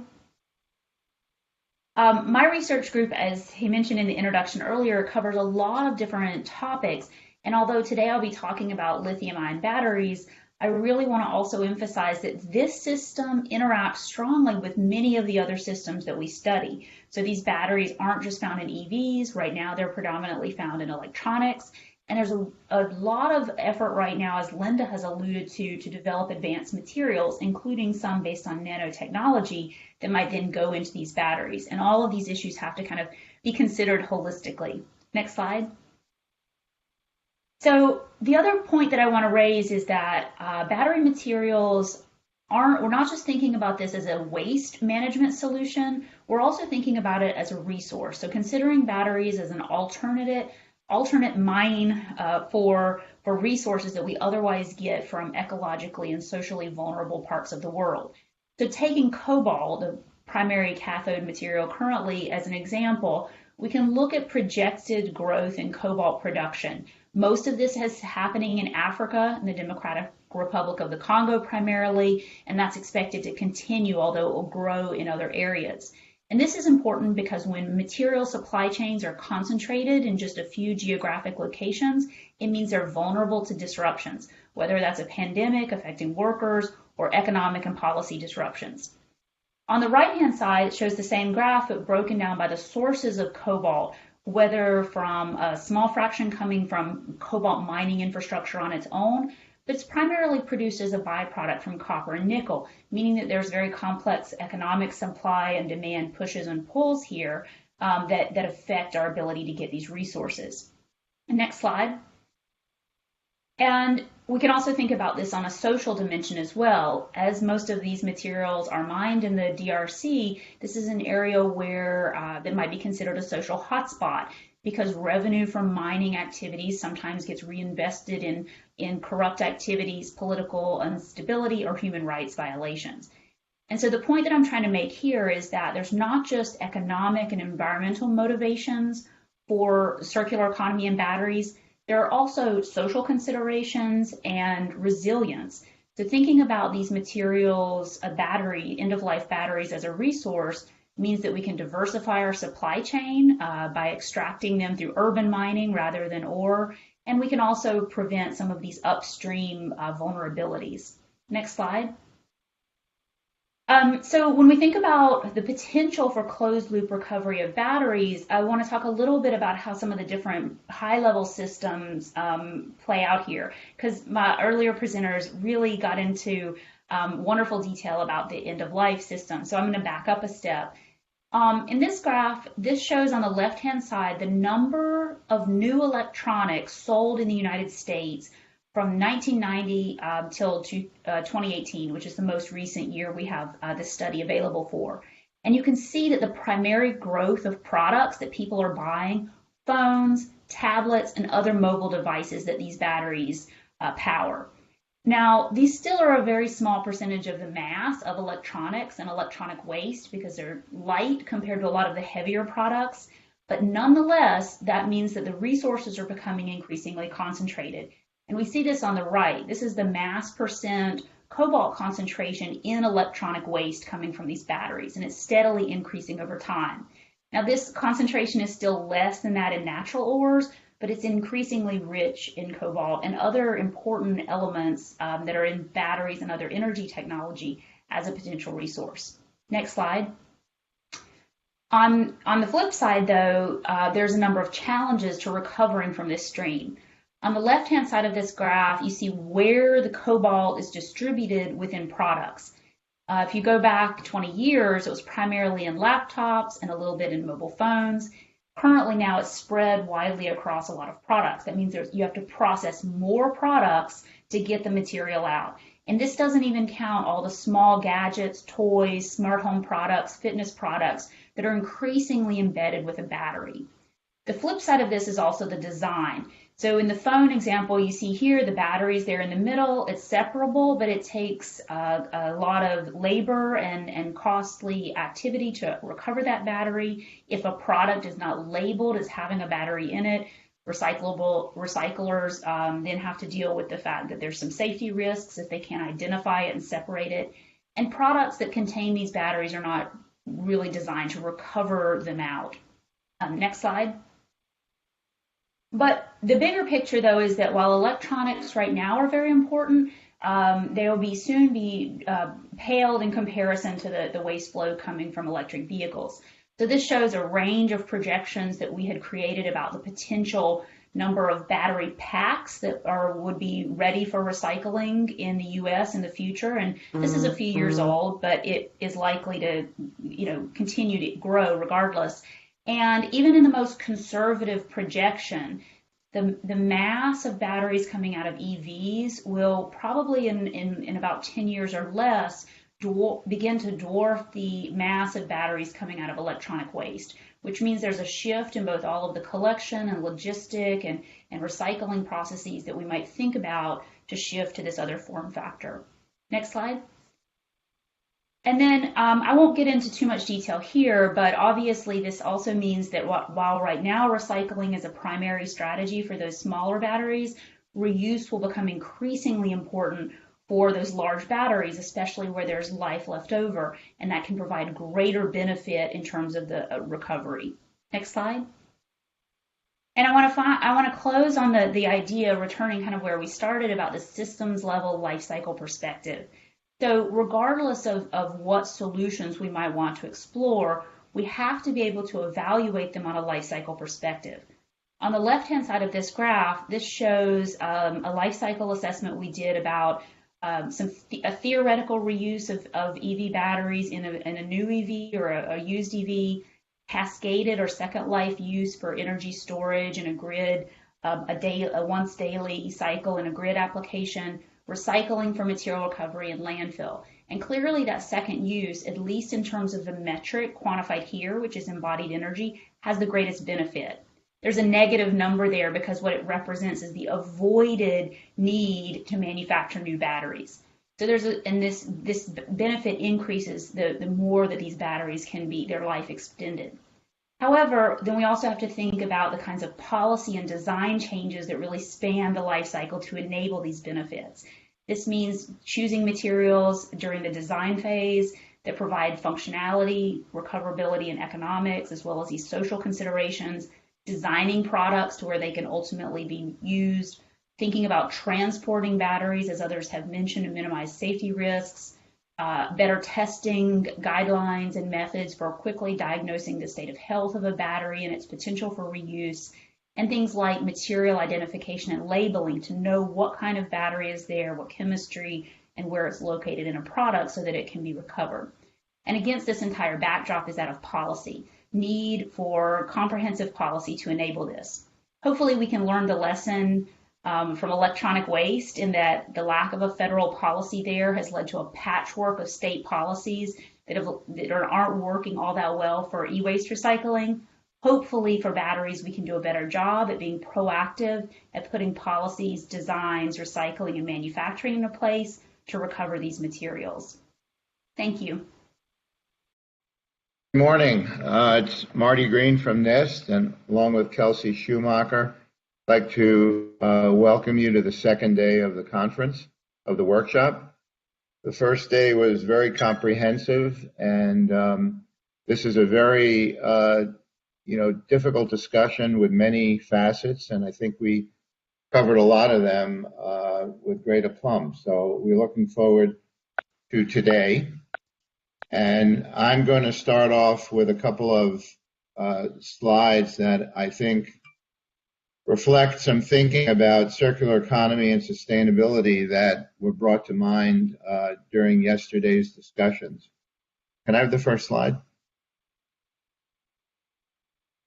So Bill McDonough reminded us that we're in the Anthropocene now. So 14 billion years ago, our planet was in its nascent form, and about 14 billion years ago, and about 2 million years ago, our hominid ancestors occupied the planet, and we are now in the Holocene period, which means the new era with civilization and human beings.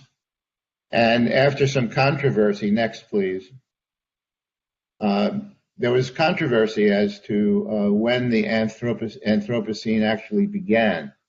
Arguments were made that it could have begun during the agricultural revolution, maybe 20,000 years ago, the Industrial Revolution, 200 years ago, or on the day that the atomic bomb was dropped, because that actually puts a marker, a real geological marker on the planet.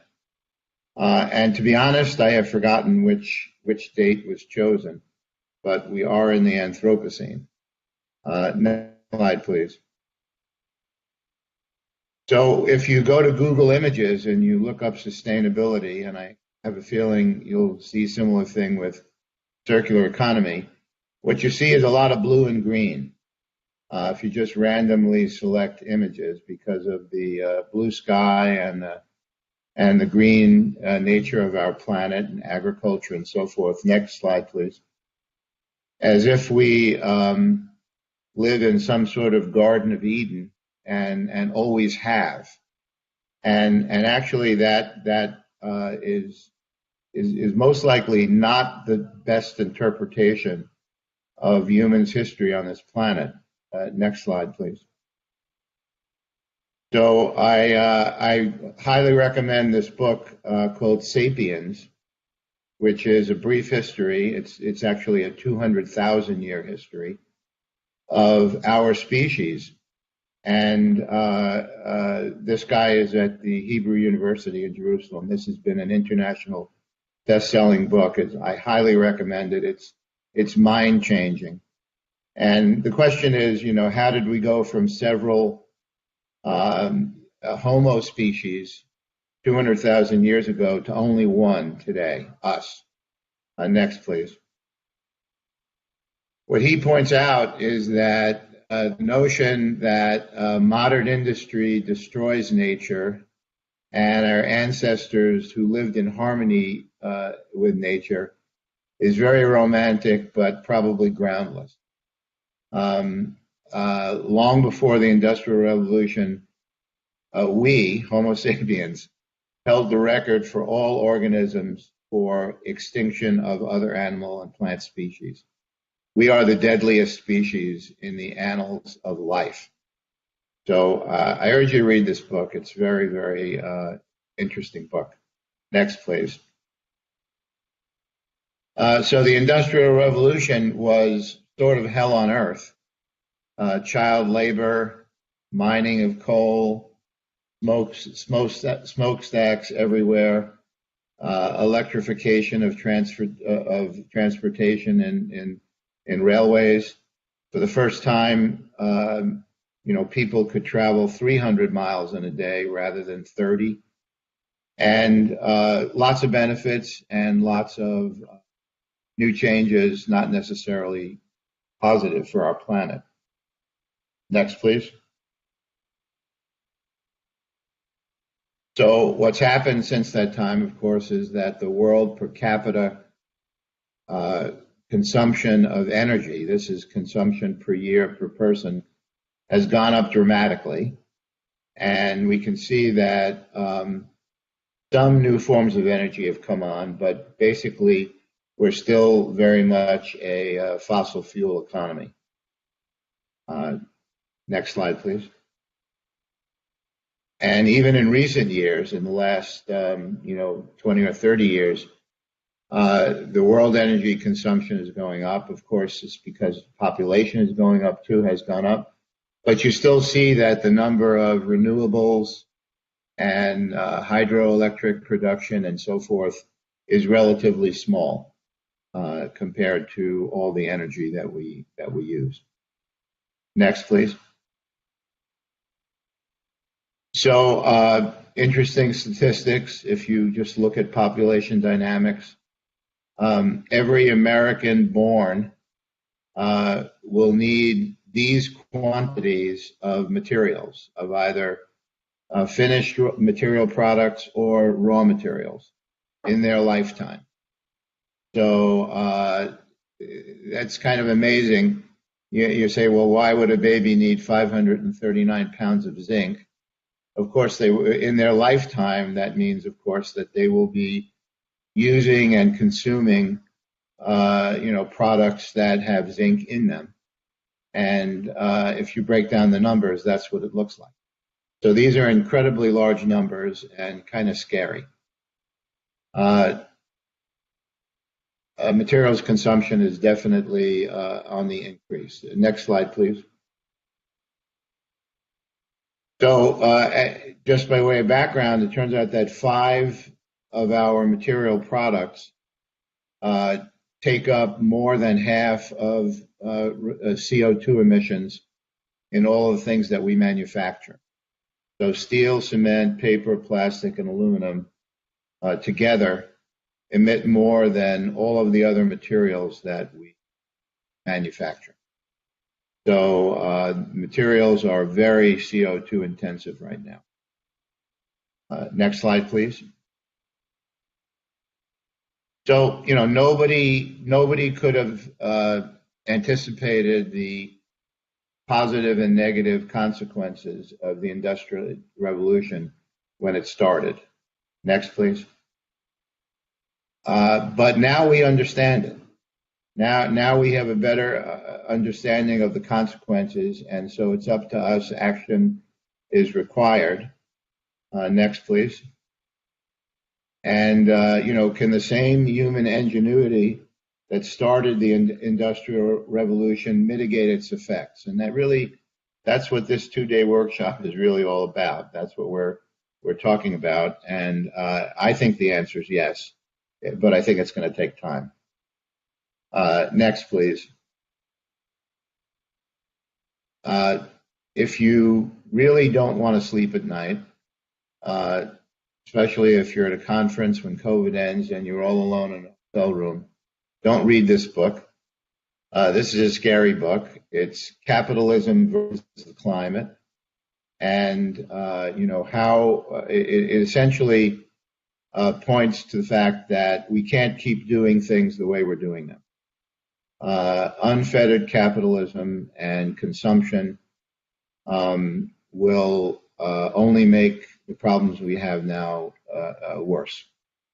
And so this is a very, very well written book by Naomi Klein. She's based in Canada, and I think you should take a look at this book as well.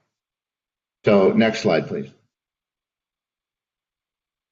Okay, so that was the end of my presentation. I just brought that up at this time to just give you some grounding thoughts for, sort of like a summary of many of the things we talked about yesterday and some of the things we look forward to talking about today. So thanks for listening, and hand it back to Kelsey now. Great, thanks, Marty. So I'm Kelsey Schumacher, co-planner of this event with Marty.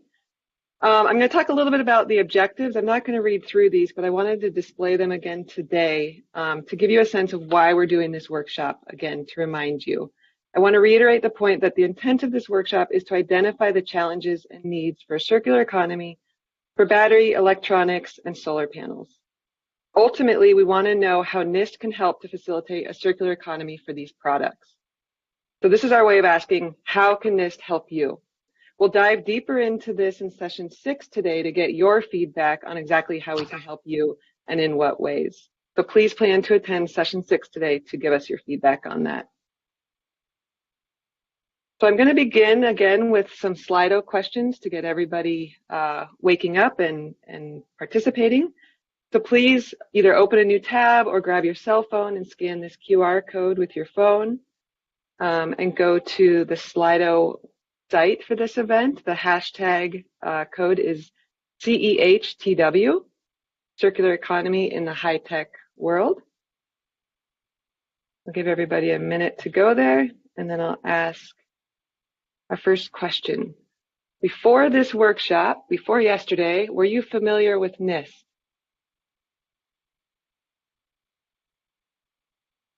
I know NIST is kind of a hidden gem in the federal government. Not many people know of NIST, despite their vast influence.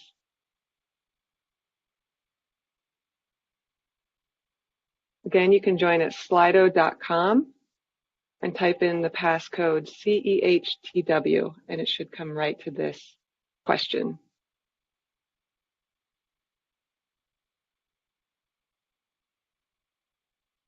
Looks like a majority of people were familiar. Great. Okay. More trickling in. Excellent. Okay, well, for those 20% who were not, I hope you have a better idea of NIST. And you can scroll the website and see more about it, or contact Marty and I if you have specific questions about circular economy or would like to discuss more. Let me move to the next question. What was a key takeaway from yesterday for you?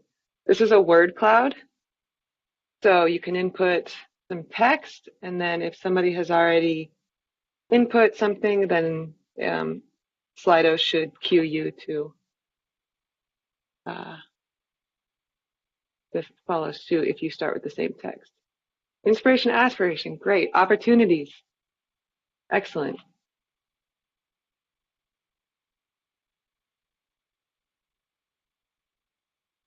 Urgency, absolutely. Doable, models. Challenging, yes. Definite urgency, supporting that. Opportunities. Industry leaders are missing. Complexity. Quantitative spiral to diminishing returns versus the aspirational qualitative that expand the value proposition. These are fantastic. Lots of work to do, yes. Agreed. Persistence.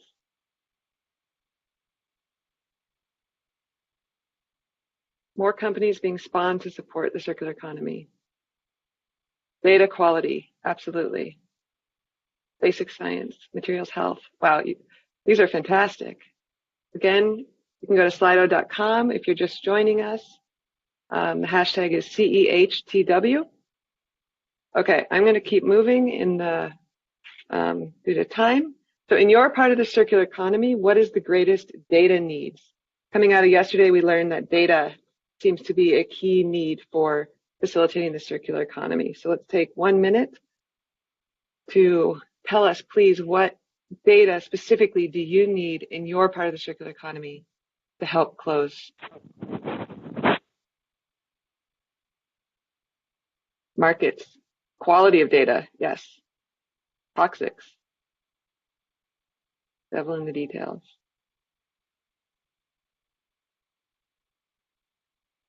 Okay. Okay, I know people are still populating this, but in the aspect of time, I want to move forward to briefly discuss today's agenda. Before our keynote speaker, we will, or after our keynote speaker this morning, we will have a short break and come back at 11:30 for our first full session of the day on reuse, repair, and refurbishment in the circular economy. We'll have several speakers here, followed by Q&A. Then we will have a lunch plus networking event. This will be the same as yesterday, in which you can join a Blue Jeans meeting event and speak with other participants informally. Session 5 will be best practices for a circular economy. We will have, again, a series of speakers for this, followed by Q&A. Then we have a break and our final breakout session. Please note that we have changed the structure of the session 6 breakout session. This is from 3:30 till 4:45. And instead of having 4 rooms, we have decided to consolidate it into 1 room in which Marty and I will facilitate questions. We will use Slido and also promote discussion unmuted amongst participants. So if you have questions, please contact Pauline, or if they're AV questions, go ahead and use the moderator chat on the left side of your screen. If you have questions during this morning's keynote address, you may enter the questions for the speaker using the Q&A tab on the right side of your screen, and we will answer as many questions as time permits. So with that, may I please introduce our keynote speaker for this morning.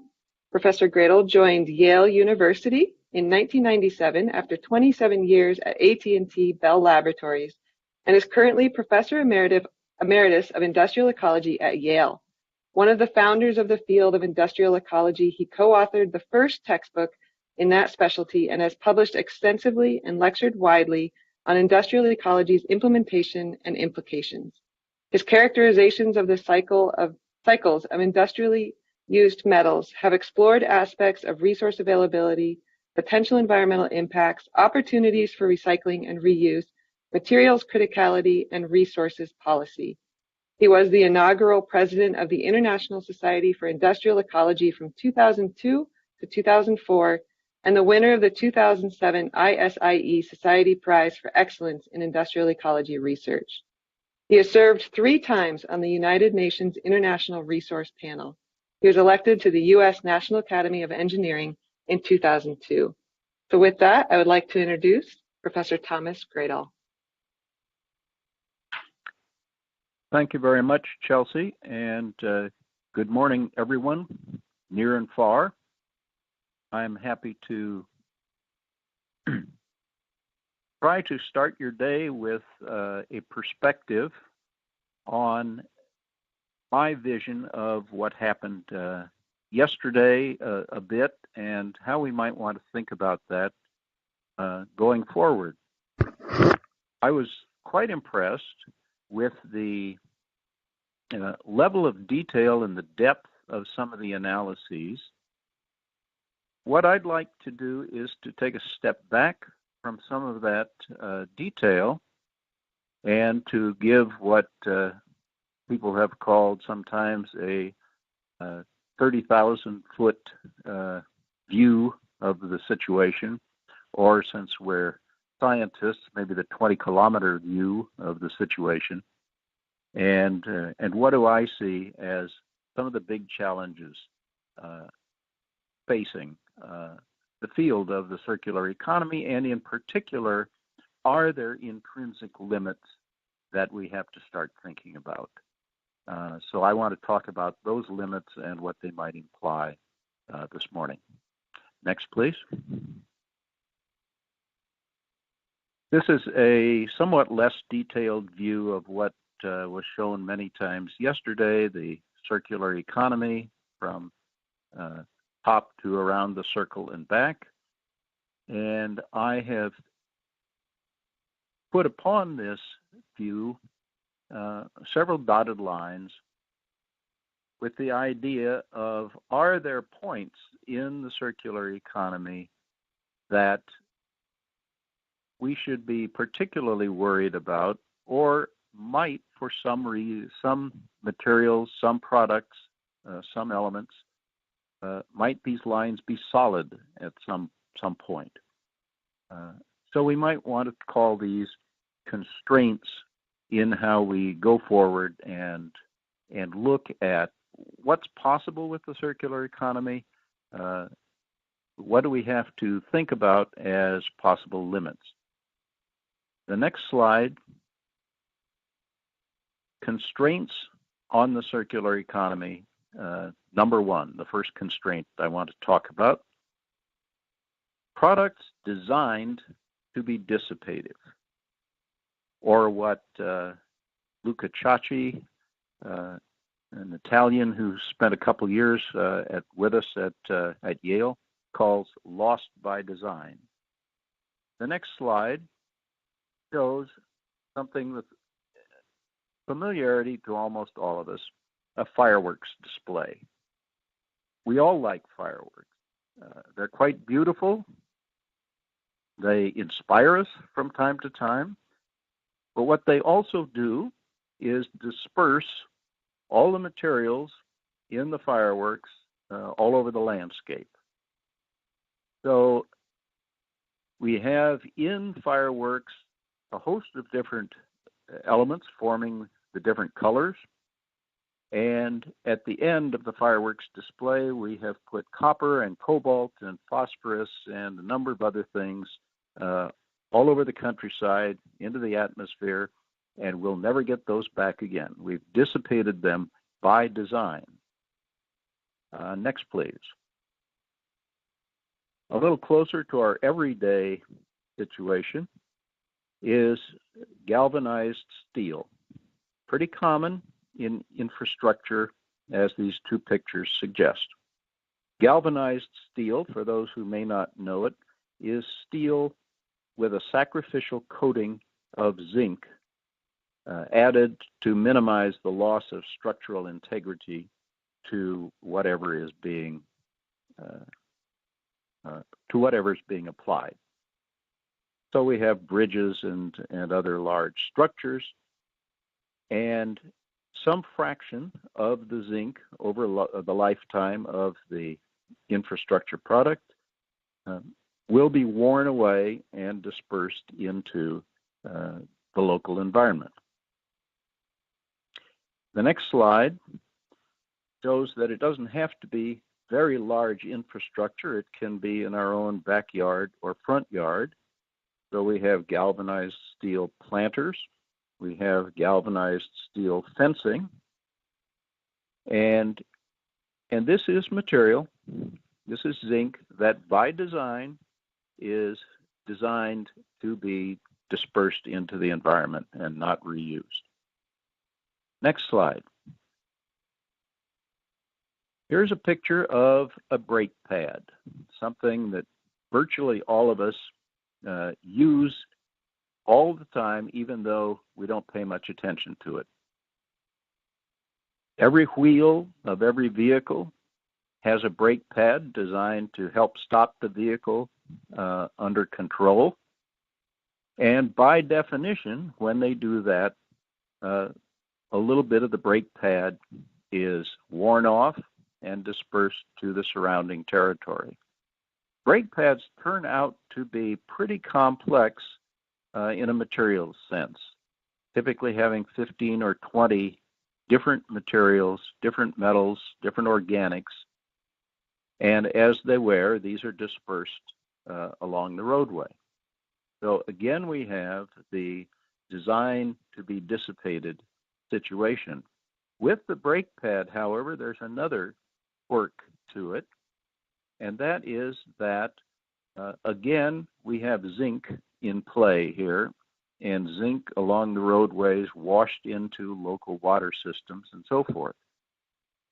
Some of you may know that in the Seattle area, some years ago, it was discovered that there were mysterious deaths of some of the prized salmon that go through the waterways in the Seattle area.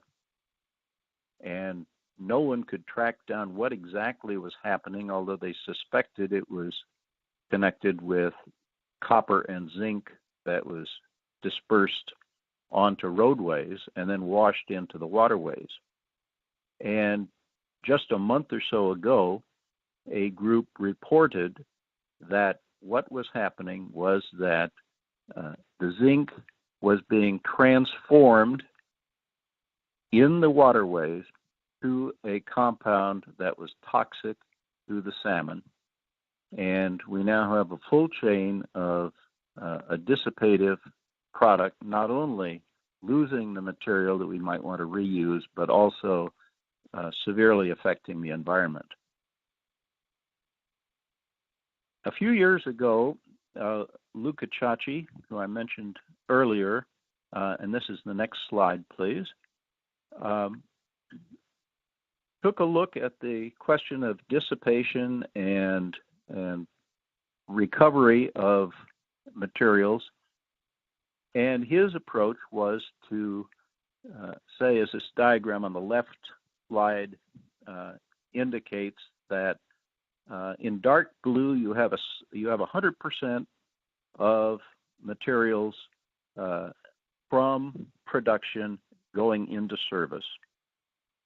And of that material going into service, some fraction of it in the lighter blue is recoverable, and we know how to recycle it. And if we do that, then it follows the green line around to reuse. If we could recycle it, but we don't bother to do so, then it follows the white area and has been lost.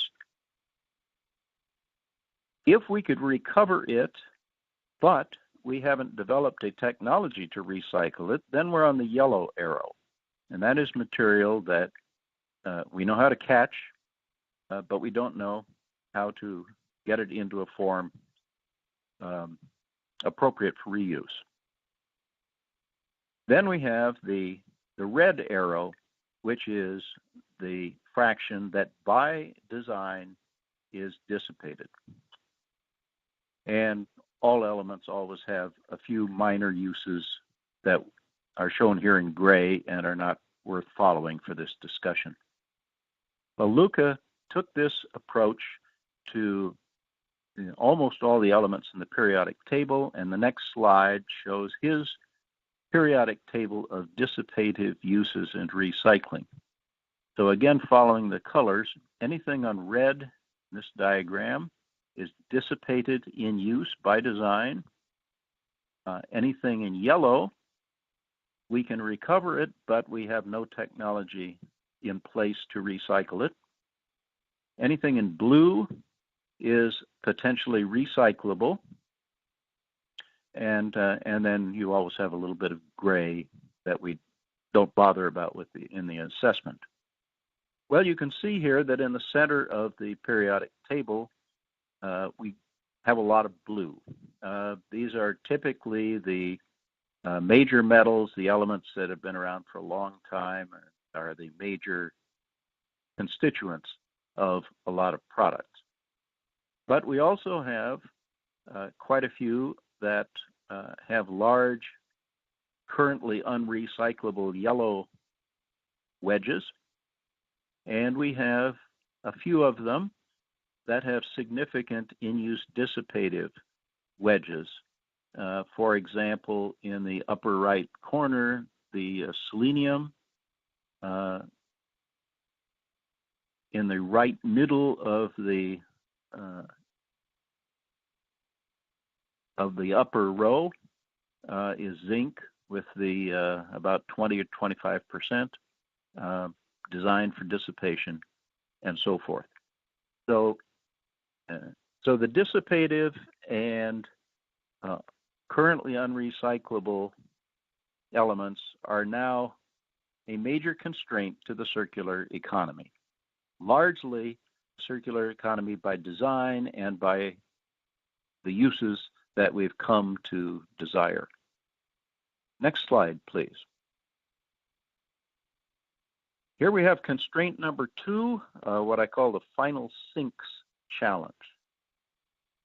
If we can go on to the next slide, here we have the barrels of radioactive waste that in the United States and in other parts of the world are being stored because nobody has a good way to reuse them, but we don't want to ignore the fact that they're there and they're problematic. It turns out that radioactive waste is not the only thing like this. Next slide shows something you may not be familiar with, and that is that the landing gear on every aircraft until just a few years ago was coated in cadmium, which forms an extremely rugged coating on landing gear. And because all of us, except for the last year, I suppose, have been fairly used to traveling on aircraft, and when they land, we really want that landing gear to behave itself. So keeping the landing gear from degrading is important.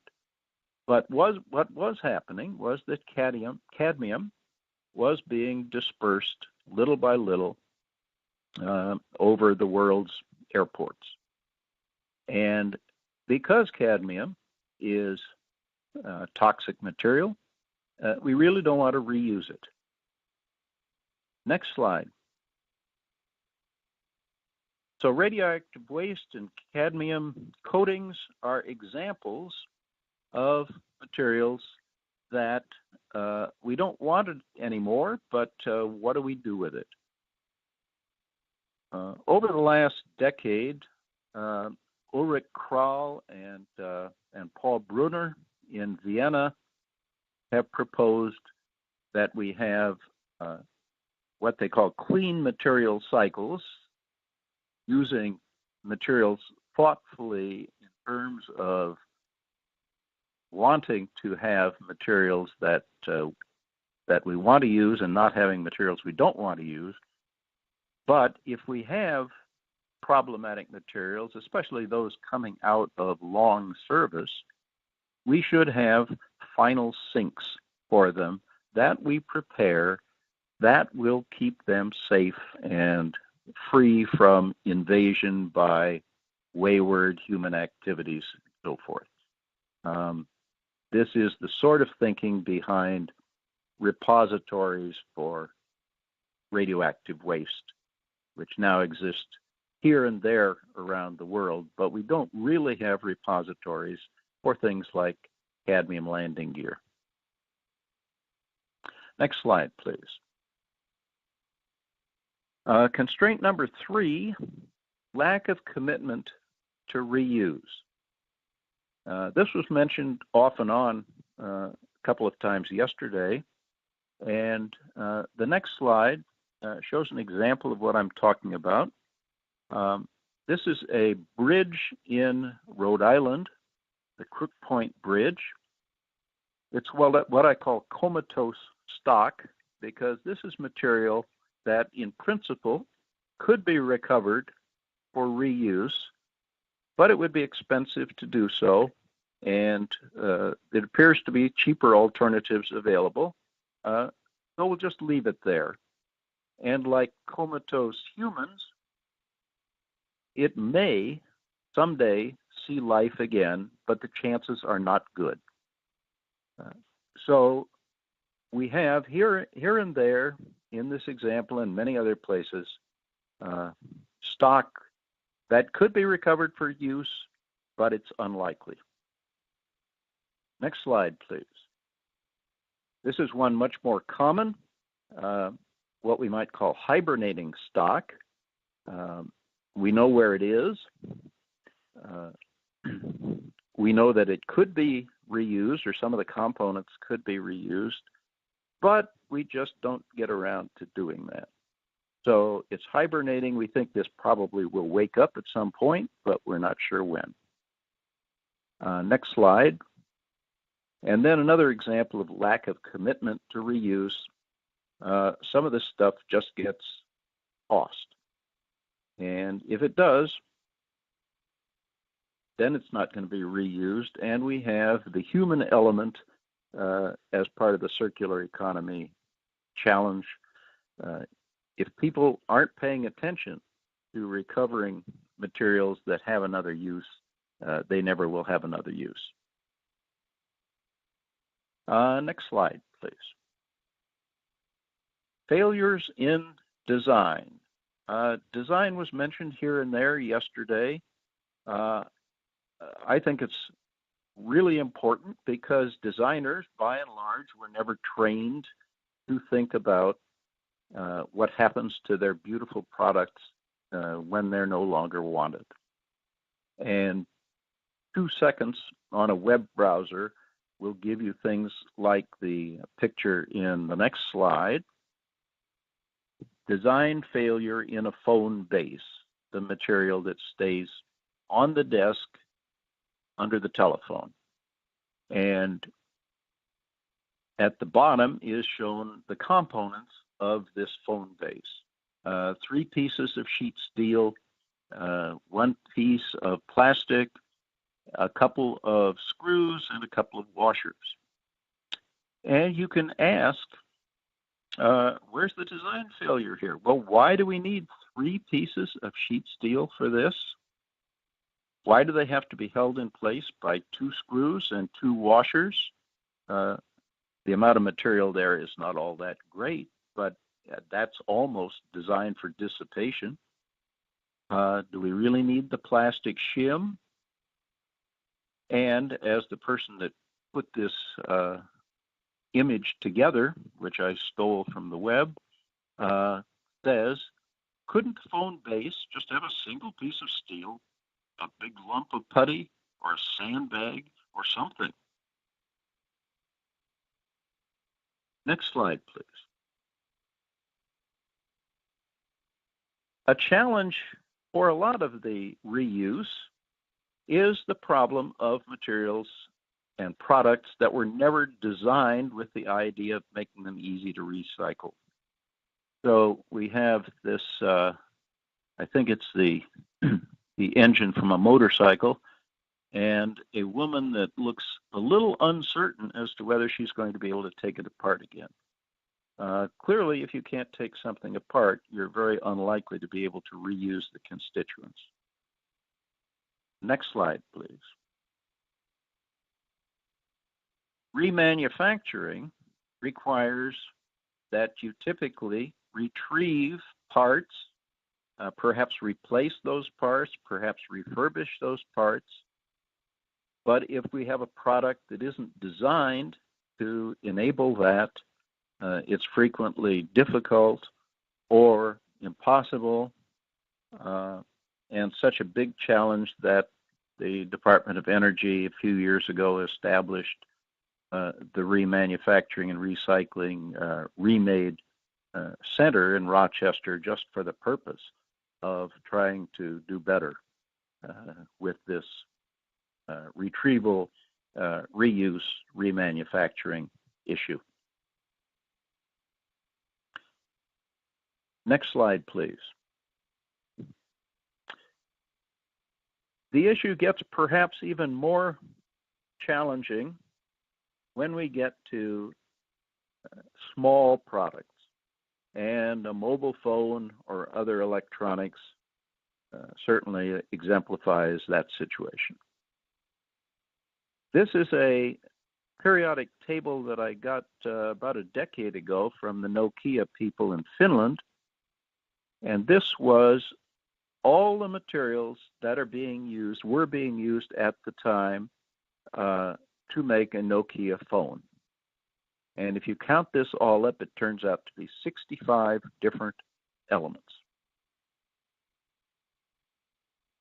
Other examples of periodic tables for electronics give somewhat different numbers. All electronics doesn't have to use the same set of materials and have to have the same set of functions, but I have yet to see any of these compilations that come out below 55 or 60 different elements. It's almost a guarantee that we're never going to be able to reuse perhaps a third to a half of all the materials there. Next slide, please. Constraint number 5, and perhaps one of the real challenges that hasn't been talked about very much, is what we might call the spatial challenge. Next slide, please. These are a couple of material flow diagrams from a paper published just last year. The details are not important here, except that we have global use of materials for various purposes in 2002 at the top, in 2015 at the bottom. And the message here is that the flows at the bottom are a lot bigger than they are at the top. And if you do the numbers, it turns out that in 13 years, humanity around the planet had a 53% increase in material use. So we know that. Marty showed some of the similar challenges in his opening comments today, I think. But what I want to emphasize at this point is that it isn't only that the material flow was increasing, it was being distributed all over the world. And in the past decade or two especially, an awful lot of materials in the form of products of various kinds have gone to parts of the world whose economies are in the process of growing from low levels, many parts of Africa, parts of South America, parts of Asia, and so forth. And this means that we have a distribution issue to think about, a spatial distribution issue. Next slide, please. Here we have a flow diagram expressed in circular format, as we would like to have with the circular economy, everything going around this circle and not leaving the circle. Australia, an advanced country, is a big mining country. Most of you know, I'm sure. In the case of nickel, Australia mines it and does some early stage processing, but Australia does not have refining capacity for nickel. And so after it gets pre-processed, it is exported to various places around the world. But Australia needs nickel-containing products. And so it does a lot of importing. Next slide shows its nickel imports and what happens to them in Australia. They move through some manufacturing of products and into use. That's the center right. And eventually to discard to the lower right. Referral at that point to a scrap processing situation of one kind or another, where they could either be captured for reuse, which seldom happens with nickel in Australia, as it's shown, and most of it is discarded. So here we have a highly developed country that, by the design of how its technology is linked or not linked, is causing the material to be sent around the world to be processed into forms that the country wants to use, and then the country has no way inherently of reusing it. Next slide, please. The situation is more difficult than that with modern electronics, which is now at spacings of a few nanometers between conducting paths. And so as we get smaller and smaller, and remember this is the sort of thing that has 50 or 60 different elements in it, materials get closer and closer together, very hard to recover. And these materials have come from a lot of different material deposits, ore deposits of aluminum, ore deposits of copper, and so forth. If you want to recover that material and reuse it, you have to mimic an awful lot of the technology that was used in the first place on the ores. The next slide shows what has been termed the metal wheel. This is work that came out of the Netherlands. And what it attempts to show here, for the host elements in the blue in the middle, iron, aluminum, copper, zinc, and so forth, if you put material say, electronics in a zinc smelter, there's a certain amount of those elements that are recoverable in that smelter as trace metal. Those are the ones shown in the light blue here, in the circle around the center circle. There are a few that go into the gas phase, and if you want to, and you're adept enough, you can capture them from the gas phase. And there are others shown in the green in the outer circle that go into the slag and are difficult or impossible to recover. So it depends on what kind of reprocessing facility you use for the electronics to try to get back the materials that you put in the first place.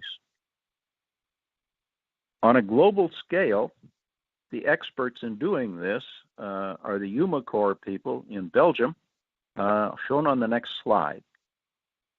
This is a little cartoon of some of the things in the Umicore process system.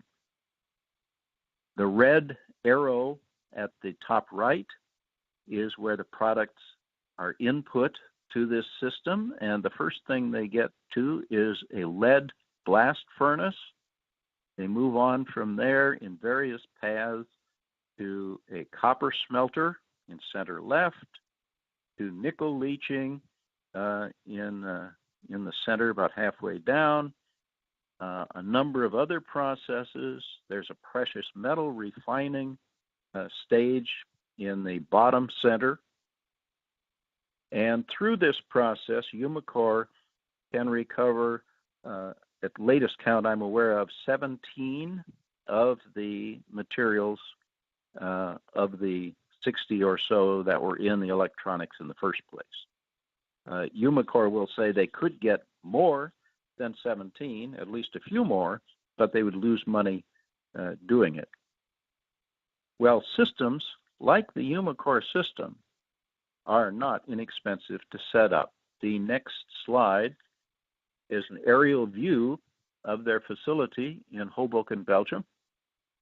This was built early in this century, about between 2000 and 2010, and it cost something like $1 billion to put this together, put in the lead smelter, put in the copper smelter, and so on and so forth. We aren't going to have one of these smelters in everybody's backyard. And that means that electronics that you really are serious about recycling and getting back the materials, getting back the tantalum, getting back the arsenic, getting back all the trace constituents, requires something like this, but you've got to get the product to where those facilities are. This is the best one in the world. There are, I think, 3 that do some fraction of this. And my point here is that if we've dispersed high technology products throughout the world, and we are serious about the circular economy, then somehow we need to either build Umicore-style reprocessing facilities all over the world at very high cost, or we need to have a really good system of ocean shipping to get things from distant lands to Hoboken or the 2 or 3 other places that could do something with that stuff. So this implies that, the next slide, we may have to do a lot of ocean shipping, more than we are now, if one can imagine that, because there's an awful lot going on now. Well, we all know that ocean shipping is not itself hazard-free. This image shows a lot of smoke and a lot of CO2, no doubt, and some other stuff going into the atmosphere. So if we're going to do an awful lot of ocean shipping, we have to do that in an environmentally responsible way. Next slide, please. So let me leave you with a couple of final thoughts. One is that none of what I've been talking about should be interpreted to mean that moving toward a more circular economy is a bad idea. Only that the concept has inherent limits. And I've pointed out 5 of them.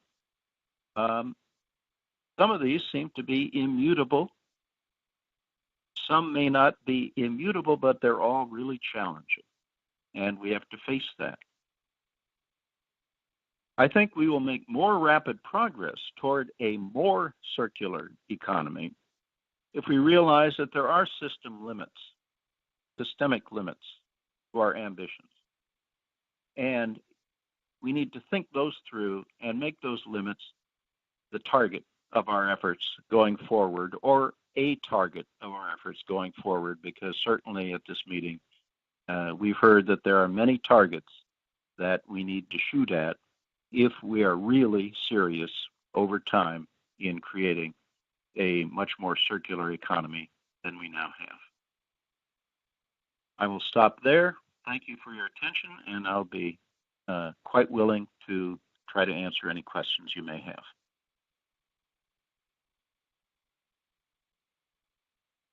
Tom, Marty Green here. Thank you for a talk that couldn't have been more perfectly aligned with the goals of this workshop. That was superb and excellent. Thank you very much for that. Can everybody hear me now? Yes, sir. Tom, Tom, can you hear me? Yep. Oh, okay, great. Can, yes. Great. Yeah, okay, great. Nice to see you again. Nice to, even virtually. Let's open the floor to some questions. We have some questions that came in while you were talking, and more will come in. Please put them in, and we'll ask them of Tom. So here's one: is the ultra customization enabled by 3D printing the enemy of remanufacturing and reuse? I guess this is a question, that I always have. It related to a question that I always have, is that, the more integrated things become, and the more dilute the amount of recoverable materials is, that seems to be a major limitation of a circular economy. What do you think, Tom? I think what this might suggest is that it brings another challenge to the design community. It's not inherently more problematic to have materials that go into a product that happen to be manufactured by additive means. The question I would have, I guess, is, are you using material that you want to use again? If so, have you in your design made provision for recovering it and reusing it? And certainly the metallurgical industry is pretty good at taking things that are fairly close to what they want, but not exact, putting them into a furnace, adding a little bit of this, a little bit of that, and ending up with material that they want. But it can't go too far away from a material that's going to be that we're going to want to reuse. One of the things that's not commonly thought about these days is that material that is coming into recycling centers is not today's design or yesterday's design. It's a design often of 10 or 20 or 30 years ago, when they had different materials and different options for assembling materials, different alloys, so forth.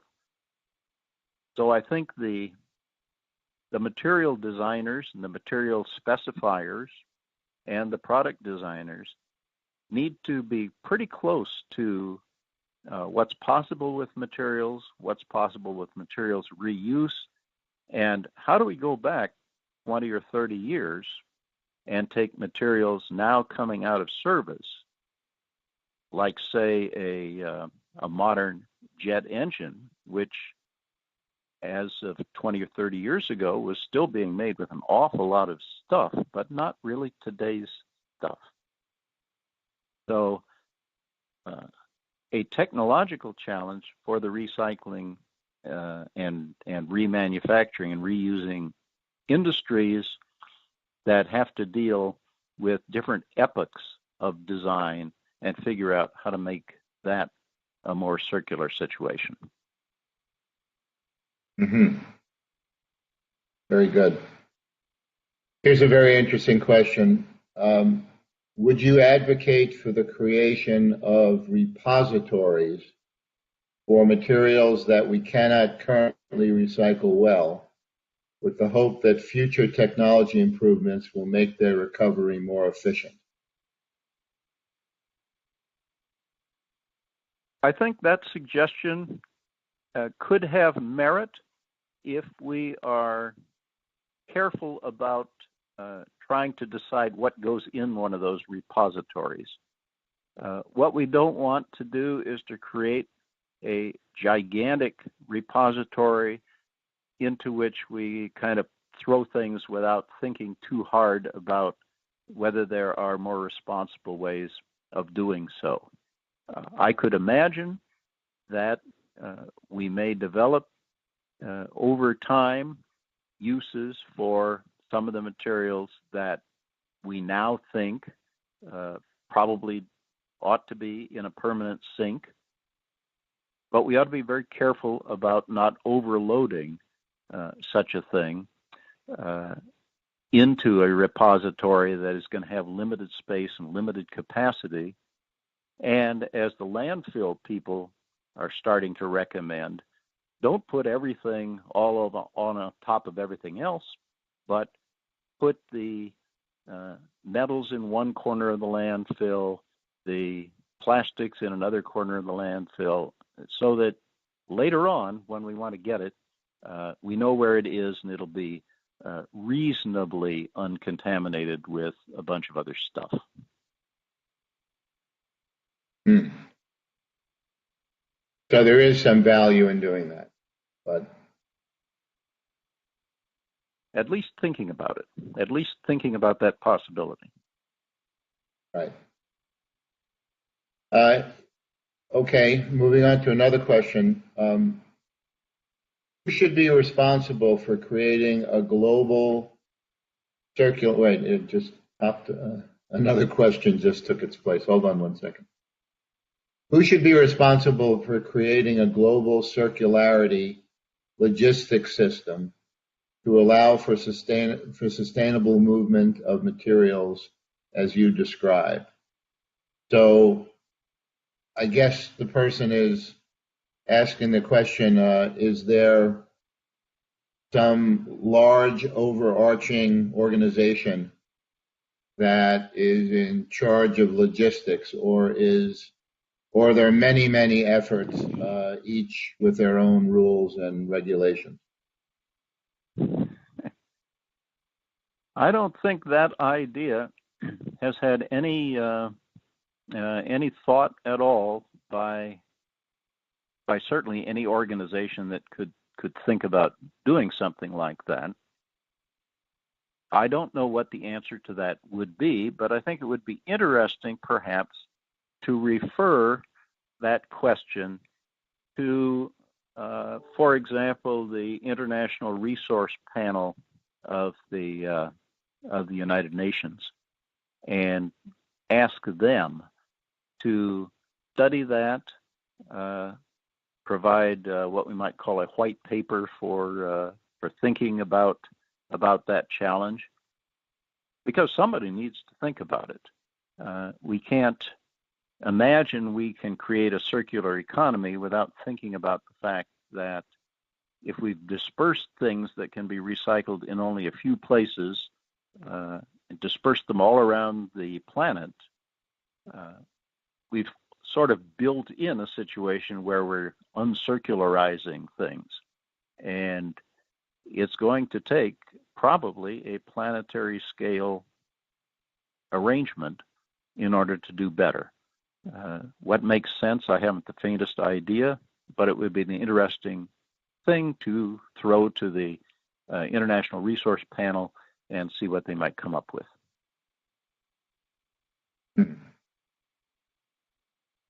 Good. Yeah, I agree. I don't think that there is anything like that right now. There's just a lot of separate efforts. Here's a question related to, Umicore. Highly unlikely anyone could build a complex copper smelter in the U.S. because of legal and environmental challenges. Would guess it would cost $5 billion on a deep water port for receiving and a sulfuric acid plant from gases. Hoboken's smelter is adjacent to residences. What is the U.S. path? Is anybody in the U.S. considering anything like a Hoboken type operation? Actually, for those of you who don't know, there is a Hoboken in New Jersey, named after the Hoboken in Belgium. But we're talking about Belgium, not New Jersey. Is there a U.S. path? Is anybody doing this? People are doing bits and pieces of it. Hoboken, Umicore has some facilities in the U.S. and they do parts of this, taking in certain products. I'm not familiar with it in enough detail to give examples, but they take in certain products that they know they can reprocess. They reprocess them with a significant subset of what exists in Belgium and return them to use. But I don't think there's anything approaching a Umicore level technology anywhere in the U.S. Now, if our regulatory situation and other things would prevent us from doing that, then it seems to me that we're saying the same sort of thing that we've said with plastic bags for years and years. Well, if we don't know or don't want to deal with putting them to a second use, we'll just send them to Asia. And that is now becoming something that is frowned upon all over the world, although we really haven't got yet a good way out. If we're going to use cell phones, electronics, and all kinds of other things in the United States, it seems to me that we simultaneously take on the challenge of, one way or another, enabling them to enter the circular economy. And we could imagine countries and continents all over the world saying, well, for one reason or another, we can't be the ones to do this, and thus avoiding the challenge. I think with many things connected with the circular economy, this is one more challenge that we're going to have to face, and it has a technological starting point, but ultimately it's political and economic in nature and somehow we have to get past that. Right. Your talk has generated a lot of questions, as I'm sure as I expected. Here's one that I know I've talked to you about in the past. Alloy design is becoming more complex with computational alloy design software and different needs. Printing. High entropy alloys will also further expand the elements in the alloys and the dilution of valuable elements. Is the industry preparing for this? I remember having a conversation with you about your thinking that maybe there are too many alloys, and that you had this concept that 80% of routine stuff should be done with 20% of the alloys, and then there should be specialty alloys for everything else. So this is a related question. Comment, please. Well, I feel pretty strongly that that what you've just said is a suitable way to be going forward. And in fact, there have been in the past year or two technical comments in Science Magazine and other high visibility places like that that says we can do technology with simpler alloys, and it may cause us some challenges, but we won't be making things that we don't know how to reuse and recycle. There are examples in industry where industry has thought about this situation in some detail. They haven't got the final answer, but they're working at it. And the example that I would give you is Ford Motor Company and its new, well, not anymore so new, aluminum-bodied pickup trucks. And they're now expanding this, Ford is now expanding this across other of their product lines. They have worked very hard to select a very small number of compatible aluminum alloys, and they recover the vehicles. They have facilities available to recycle them, and something like 30% or so of the aluminum that's going into their trucks and other vehicles these days is from recycled Ford products. So they have set up a circular system for those aluminum alloys. If we could, as a society, begin to think more like Ford's aluminum alloy designers, we'd be much better off. And I think this has not gotten the publicity it deserves, and you have to look pretty hard on the web to get down to what they exactly did, which I eventually located in a 6-year-old video from a conference buried very deep in the web search. But that's the idea. Things like that can do much better, and we're designing alloys that are much too complicated in order to get 3 or 4% better performance for a specific use. Yeah, that's controversial. When I talk to people about that, they consider it anathema to metallurgy, material science progress and development. But so there is a tension there about that. Let me move on to another question, a completely different subject now. I guess this refers to the dissipation of toxic elements. Can you comment on the role of plastics and polymers have filled to date to limit the toxic metals? So is it possible to use polymers or plastics in place of some of these toxic coatings? For example, the cadmium on the airline. These are my words. But is there an opportunity for plastics here to limit the use of toxic metals? I think there could be. I'm certainly not a plastics engineer, so I'm treading a little bit out of my territory here. I do know that one needs to be careful to make sure that the use of plastics and other materials ends up itself being reusable. And I'm thinking here of the carbon fiber reinforced polymers embedded in plastic fiber. So we have epoxy, and then we have carbon fiber in the middle.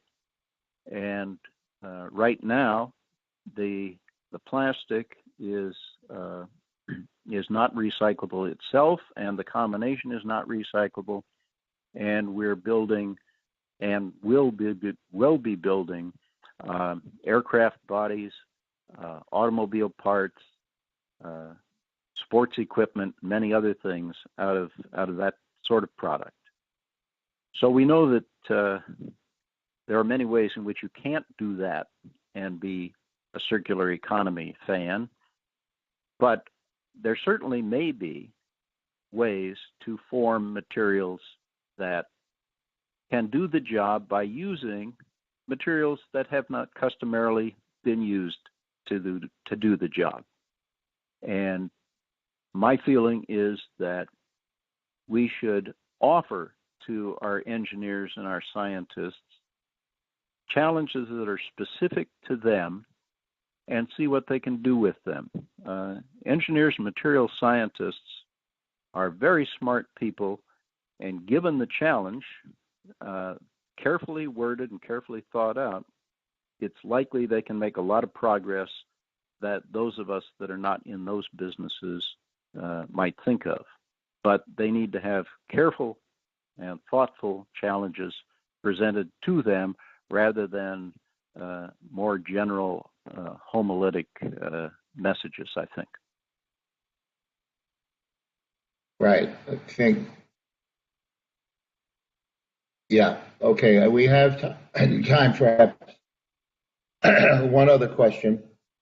First of all, there was a comment from about the rules in the United States that it's highly unlikely that current regulations would permit a smelter like Umicore's Hoboken plant in our regulatory economy.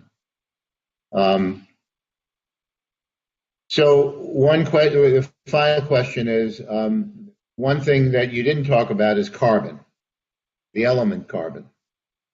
How does that? This is a big question, but where does carbon fall in your methodologies? Your methodology slide. I guess I'm not. Go ahead, please. Yeah. All right. Before I aim at that, I want to make just a quick comment about the Hoboken, Belgium facility, and that is that it is located and has been expanding right next to residential facilities. If I had cropped that picture a little differently, you'd have seen houses right across the road from the boundaries of that facility. So Hoboken, the government in Hoboken and in Belgium has worked extensively with Umicore to make sure that that facility is capable of not doing damage to its immediate environment, either human or natural. So I think it can be done, or at least it can be done much better than we would imagine it could be. Now to go to the carbon question. Yeah, and also, Tom, we have to wrap it up soon, so if you could keep the answer to, relatively short answer, please. Well, the easiest thing for me to say is that as somebody who has lived with the world of metals for a quarter of a century, moving away from them into carbon is not something I'm likely to be very good at. Again, I think I would say, especially to the people that are experts in laminates and other composite materials, see what you can do with carbon, but make sure that you can use it a second time and see what happens. Thank you. So thank you very much, Tom. We're going to end the session now. And we'll have a 15-minute, now 13-minute break, and reconvene on the same link that we started the day on. The next session will be reuse, repair, and refurbishment in a circular economy. So we'll see you at 11:30. And thank you again, Tom, for the marvelous presentation. We're going to start the first session of the day, reuse, repair, and refurbishment in a circular economy. We have 5 excellent panel members. The first speaker is Kyle Wiens. He's the co-founder of iFixit, the repair community and internationally known for open source repair manuals and product teardowns. iFixit has empowered hundreds of millions of people to repair their broken stuff. His writing has appeared in The Atlantic, Harvard Business Review, Wired, Popular Mechanics, and the Wall Street Journal. Eric Lundgren will be our next speaker. He's an American social entrepreneur, innovator, and advocate best known for recycling electronic waste. He's the CEO of Big Battery Incorporated and founder of IT Asset Partners. Lundgren's, as a social entrepreneur, Eric's life purpose is to create sustainable energy and recycling solutions for the world. Then we have Adam Shine, who's the vice president of Sun King Electronics Recycling.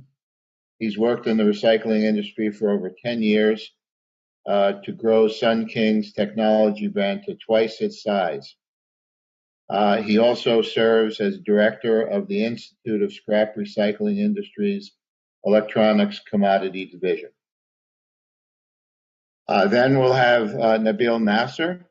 He's the founding CEO of the Remade Institute, overseeing everything from node-level research, roadmap development, to corporate engagement of the Institute's largest industrial partners.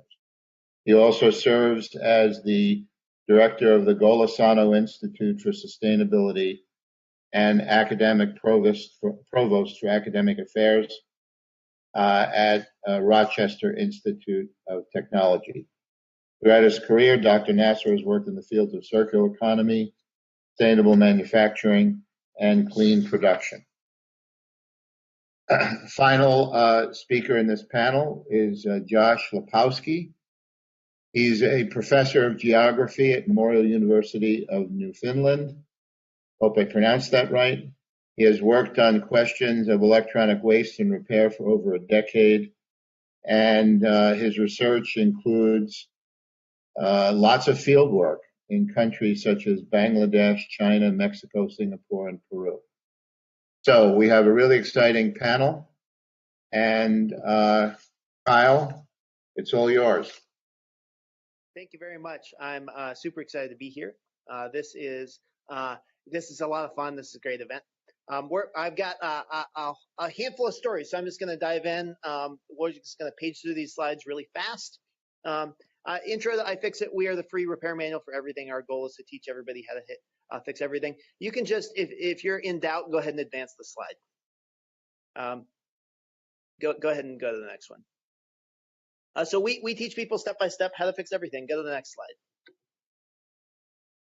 And our goal is to make it as simple as possible for people to fix any of their own things. Go to the next slide. And if you want to just advance like every 2 seconds, that would be fine by me. We have a problem in society where we are tossing things away and not fixing them. And I have a vision of a better way. It's time for a repair jobs revolution. This is a photo in Patagonia's repair center. And Patagonia believes that repair is a cornerstone of our environmental and economic future. I do too. And so we're gonna walk you through that today.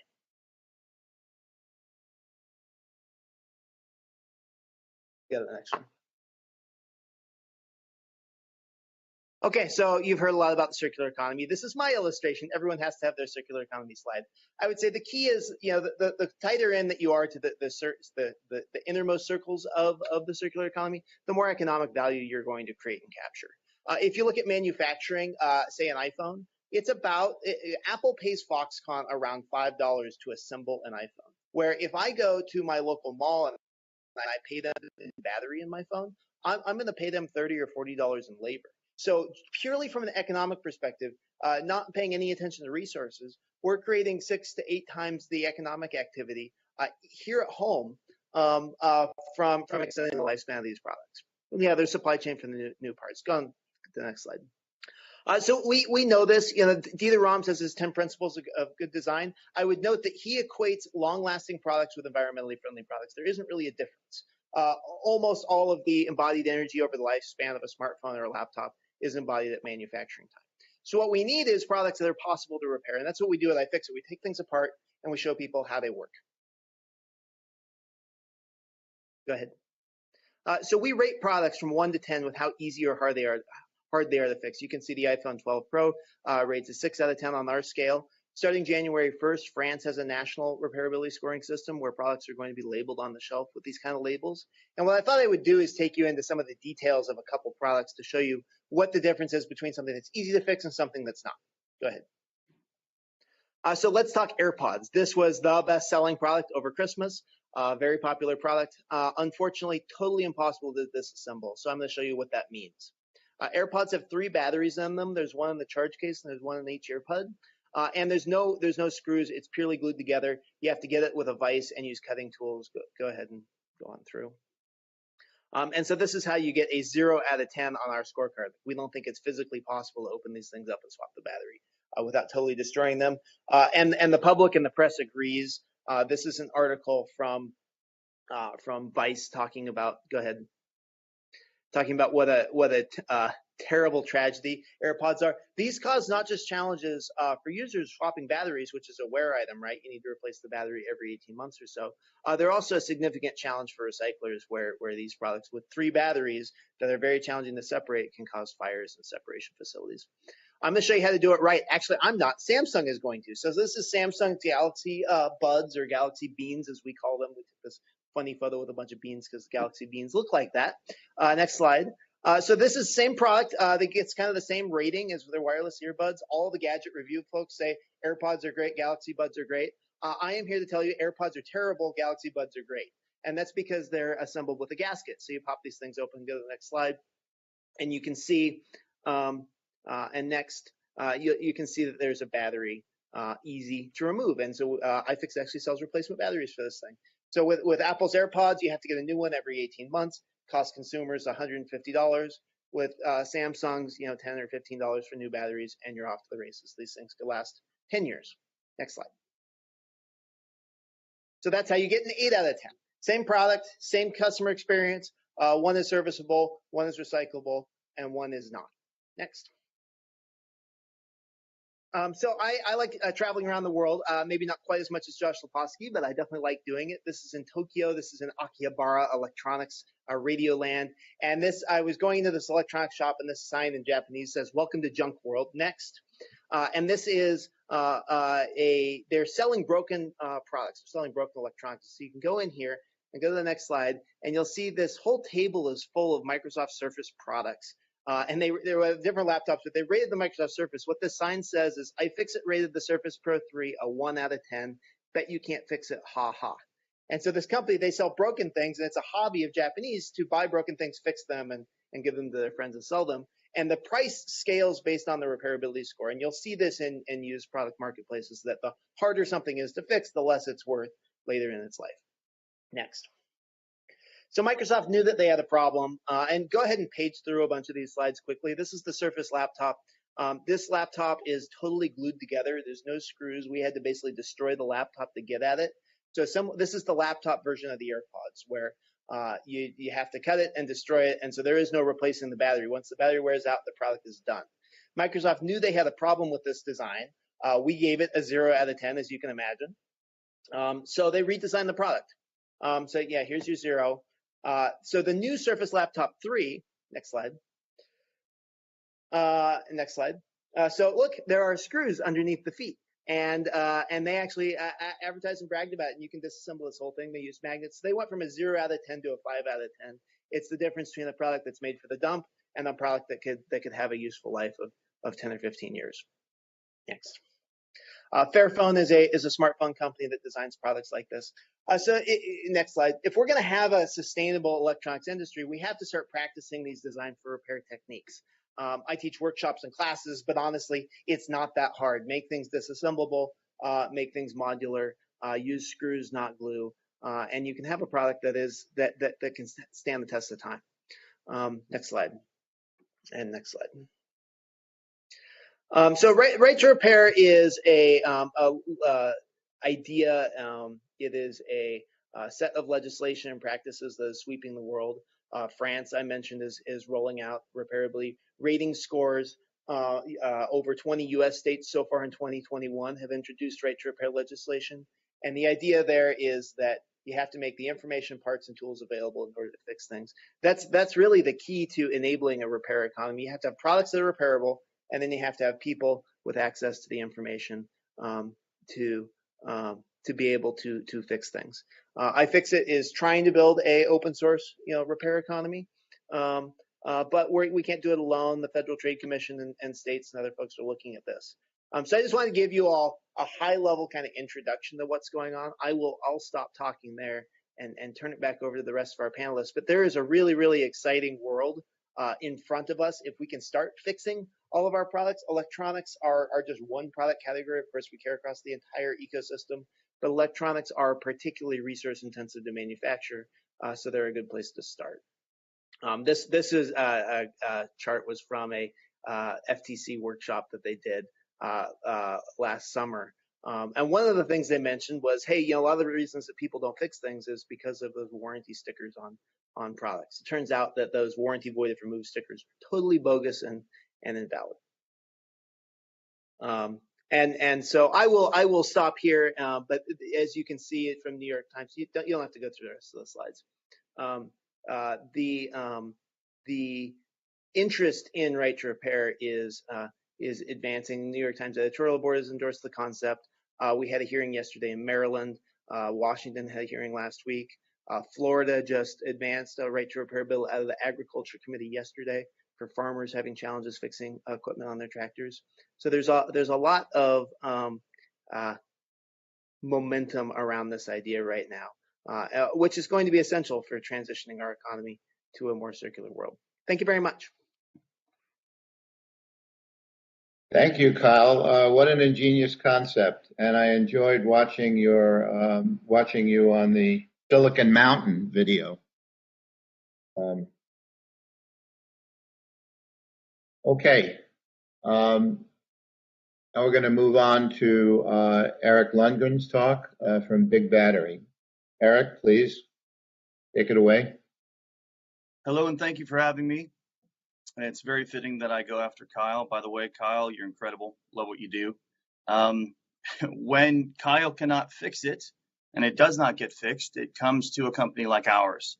I started IT Asset Partners. Now it's been 13 years ago, and we are the largest hybrid recycler in the United States for consumer and computer electronics.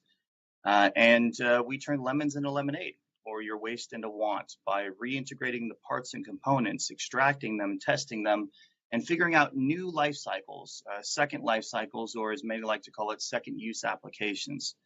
So we take all these parts and components and we turn, it started 12 years ago. The first that we ever did was Apple LCMs into Hello Kitty picture frames, and we did 38,000 units and realized that there was a business there. Now, fast forward, after IT Asset Partners has been an incredible success, about 6 years ago, we realized that the EV waste epidemic was coming. We knew that electric vehicles were going to boom. We knew that It was the future, and we knew that the future of e-waste in volume was going to be electric vehicle batteries. So we built Big Battery, and Big Battery has now been open for 2 years, but has been in the works for 6, in R&D, pumping money into it to be able to get to where we're at today. And we're growing exponentially, picking up 100,000 square foot facilities every 6 months here in the United States. Here's what we're doing. We're taking all of the batteries from the electric vehicle realm, half of the OEMs in the United States, and we're actually repurposing these batteries into second life applications for power storage, which I'll talk about later. Let's talk about EVs. 245 million EVs on the road in 2030. It's a lot. Today, as of today, we are the only second life repurposer that is reusing these electric vehicle batteries at scale in the United States. And I'm hoping that everyone else will copy our solutions. I'm happy to give them to them. We need more companies like mine in the United States repurposing these batteries because the volume is intense. It's immense. It's way too much for any one company to handle. So today's EVs are tomorrow's toxic e-waste if we don't deal with them properly. I'm not really worried about them ending up in a landfill as much as I'm worried about them ending up in a junkyard. And I'm worried about the premature demise of batteries that could last for 20 years in the correct applications that are only being used for 6 months in a car that gets in a fender bender and now sits at your local junkyard. Reuse is the purest form of recycling. Actually, the purest form would be repair when you can, but when it's no longer repairable or when it doesn't get repaired, it's all about the reuse. How can we reuse the parts and components and save the utilitarian value in the things that we use so that we can use them in second and third life cycles? Batteries must be standardized. This is a very, very, very big point that I need to make. Today, it's very difficult to do my job, our company, our model, because of the fact that you have so many different types of chemistry and form factors, and every single electric vehicle company out there is utilizing their own battery chemistry, their own voltage, their own form factor. There's a lot of variables. We figured out how to master those variables and reuse any one of these batteries. But in the future, just as you see with computer electronics, the parts and components will become more standardized, and this will become easier for everyone to do. We just wanted to pave the way and start now. And we're at a point now today where we're successfully reintegrating all of the electric vehicle batteries in the United States within 35 days, creating solutions, and we're able to mass produce within 60 days a new battery pack for a new application that actually originated from an existing proprietary pack of some type, whether it be surplus or whether it be a used product. Cell repurposing must be supported. In so many applications, we build these proprietary packs and we either use them for half of their life cycle, or in many cases, we don't use them at all. And then we think that there's no value there. And all of the recyclers in the United States are, we have this model, this old, antiquated model of, well, we need to destroy everything for its utilitarian, not utilitarian value, for its commodity value. And that's bringing the intrinsic value in something down to its lowest common denominator. The truth is, we need to, before this product goes to a scrap recycler, we need to identify the parts and components that can be reused, especially when it comes to batteries. These batteries that are made today, they're not like your AA used battery in your remote control. These batteries are designed to last for 10, 15 years in the correct applications. So let's use them for that. Profitable second life solutions must be created. It's not enough to go to all of the corporations in the United States and all of the consumers and say, recycle because it's the right thing to do. We believe in creating the business case around recycling. We're the only company in the United States that's actively paying for all logistics and paying for all battery waste collected. So we go out to OEMs, the largest car manufacturers in the United States, and we currently have half of them in contract for the next 5 years. And we say, we will pay you for these waste streams, and then they do the right thing. We buy the waste, and we're able to create all these great new products at price points that are a half to 60% of what everyone else is selling the same product for per kilowatt hour. So everybody wins. You got to create a system where everybody wins, and then that's going to be a winning system. The consumer, the environment, the OEMs, everybody has to win. So we built that business case here at Big Battery for all NMC batteries, LFP batteries, and lithium-ion batteries in the world. Next slide. Here's a couple numbers.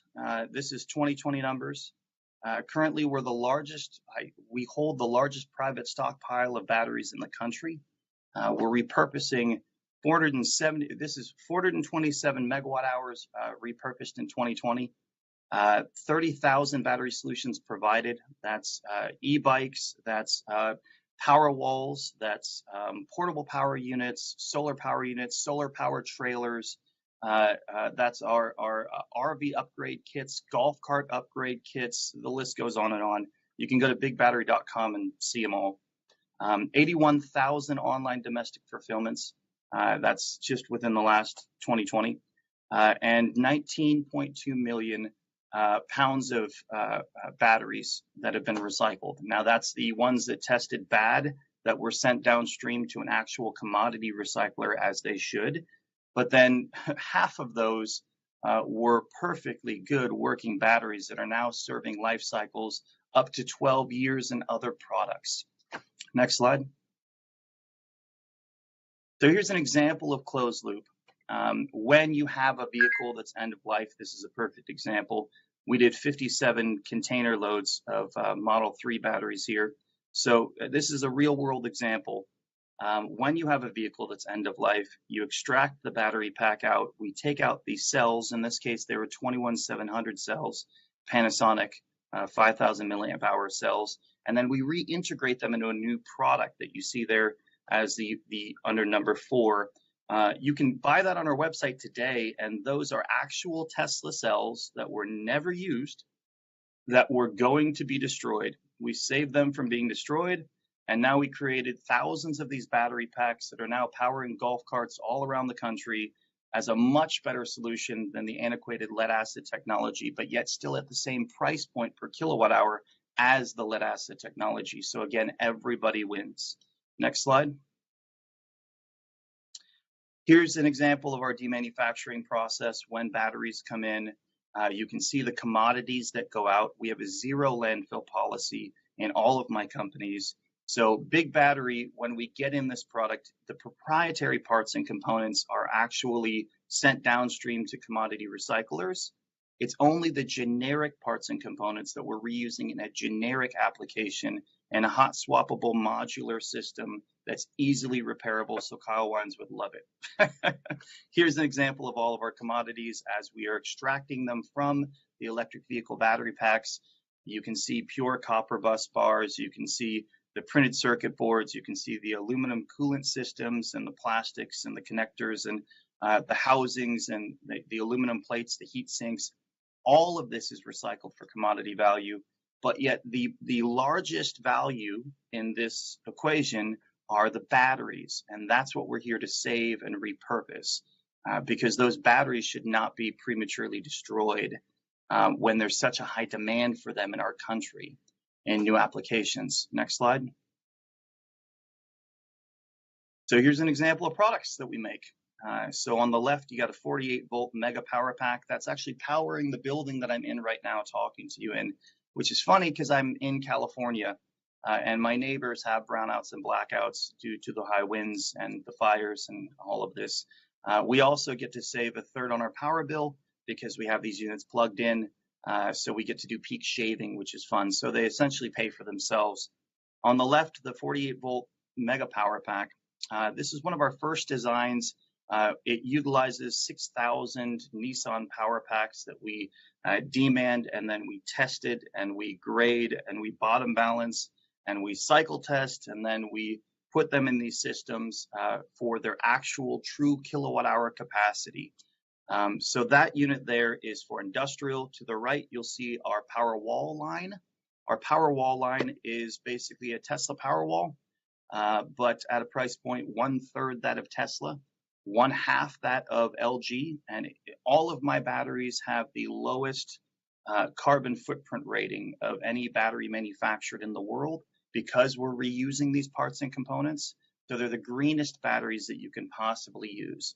So those are for your homes. To the right of that, you'll see my 24-volt line. Here's an example of what we put in boats, RVs, off-grid power systems. We run 2 of those in series to 48 volt, and we have kits that are all modular that go up to 20 kilowatt hours for that model. To the right of that, you'll see the repurposing of scooter batteries. Basically, the micro-mobility ride-sharing network. We get in hundreds of thousands of these batteries every year, and we're repurposing them in these amazing little 4-pound cases that actually have an inverter and a solar controller built in for $99.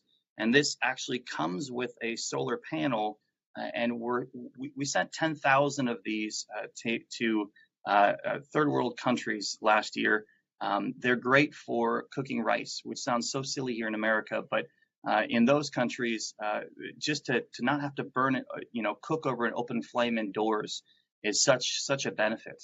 So this unit here is a unit. We just found ways of repurposing every type of battery that you could possibly imagine in the United States, and we have yet to find a battery chemistry or a battery that we're not able to repurpose in the lithium-ion LFP range and NMC range, which is basically all mobility and micromobility in the United States. Next slide. Examples of use. Let's talk about use.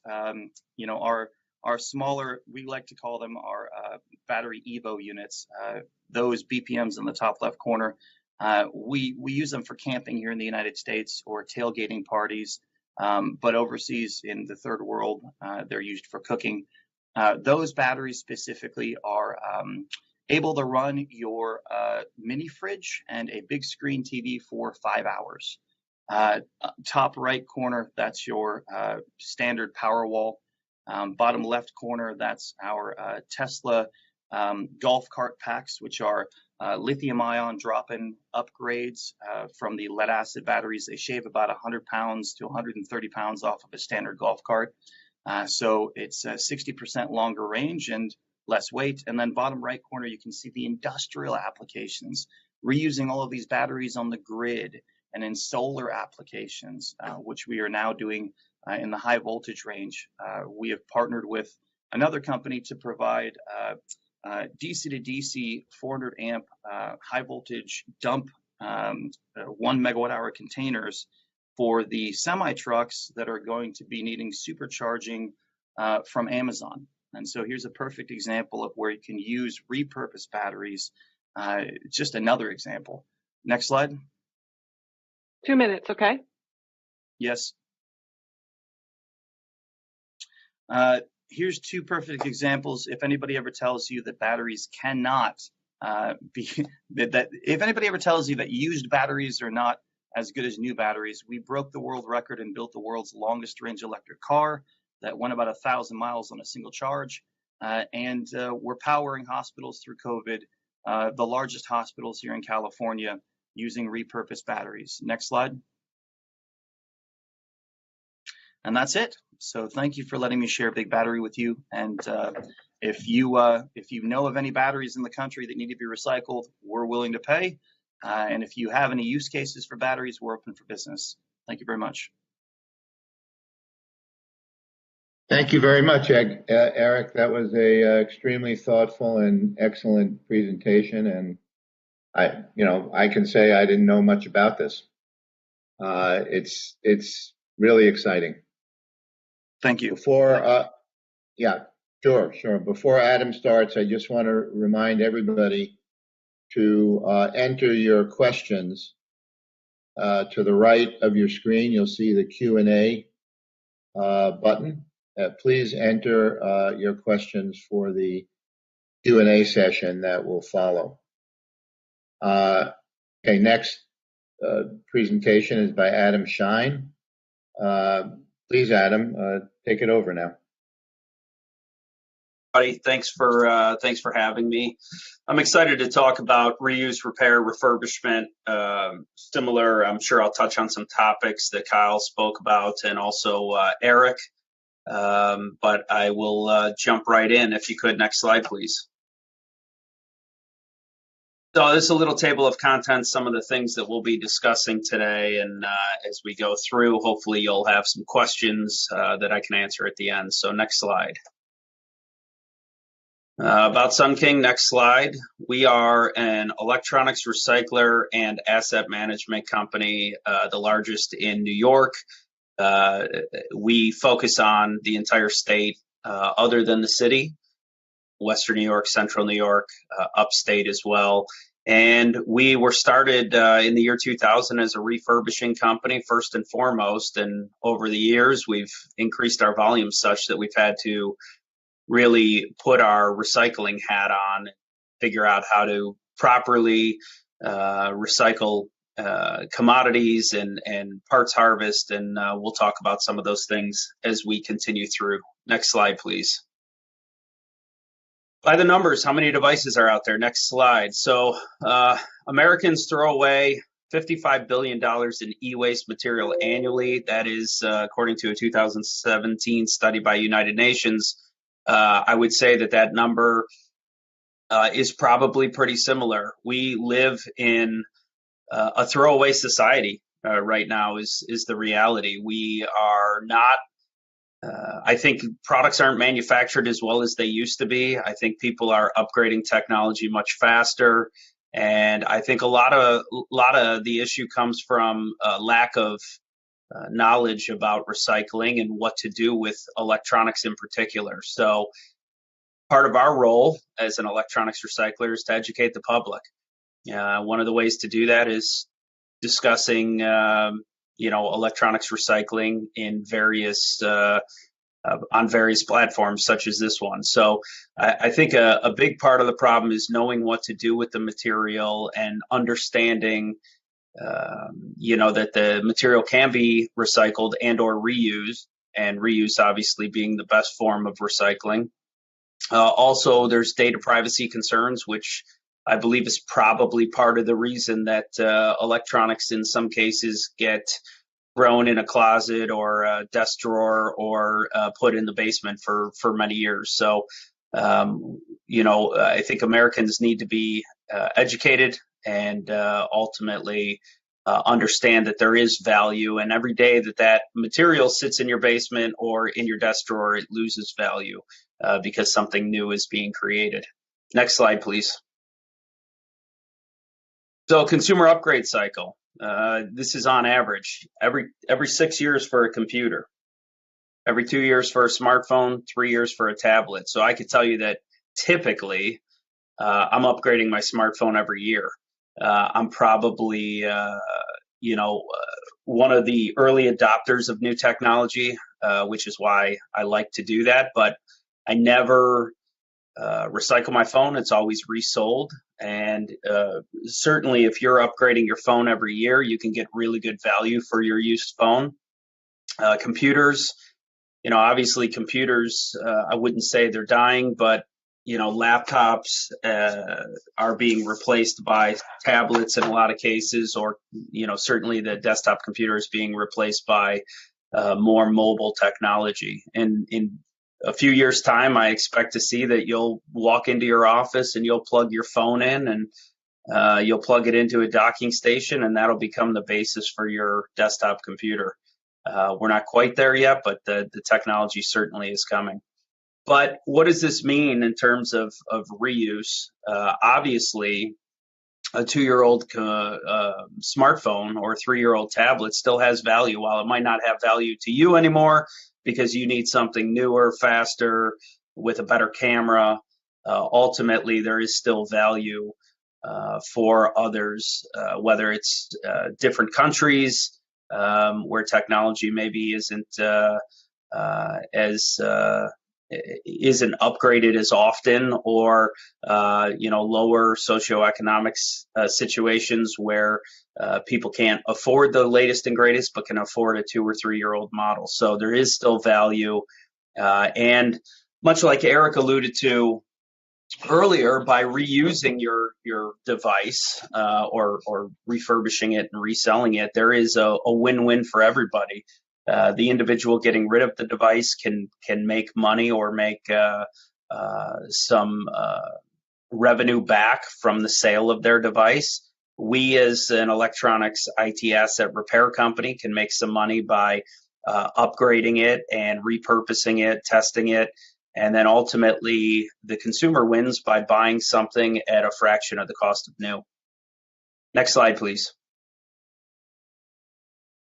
Refurb resale, financial and environmental benefits. We'll get into those. Next slide.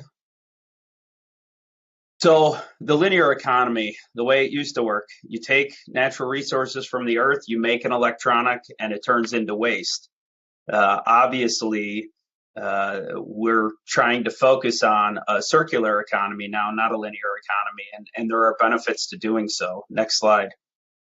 So the circular economy, obviously you create products, and the idea is to recycle and reuse where possible to make new again.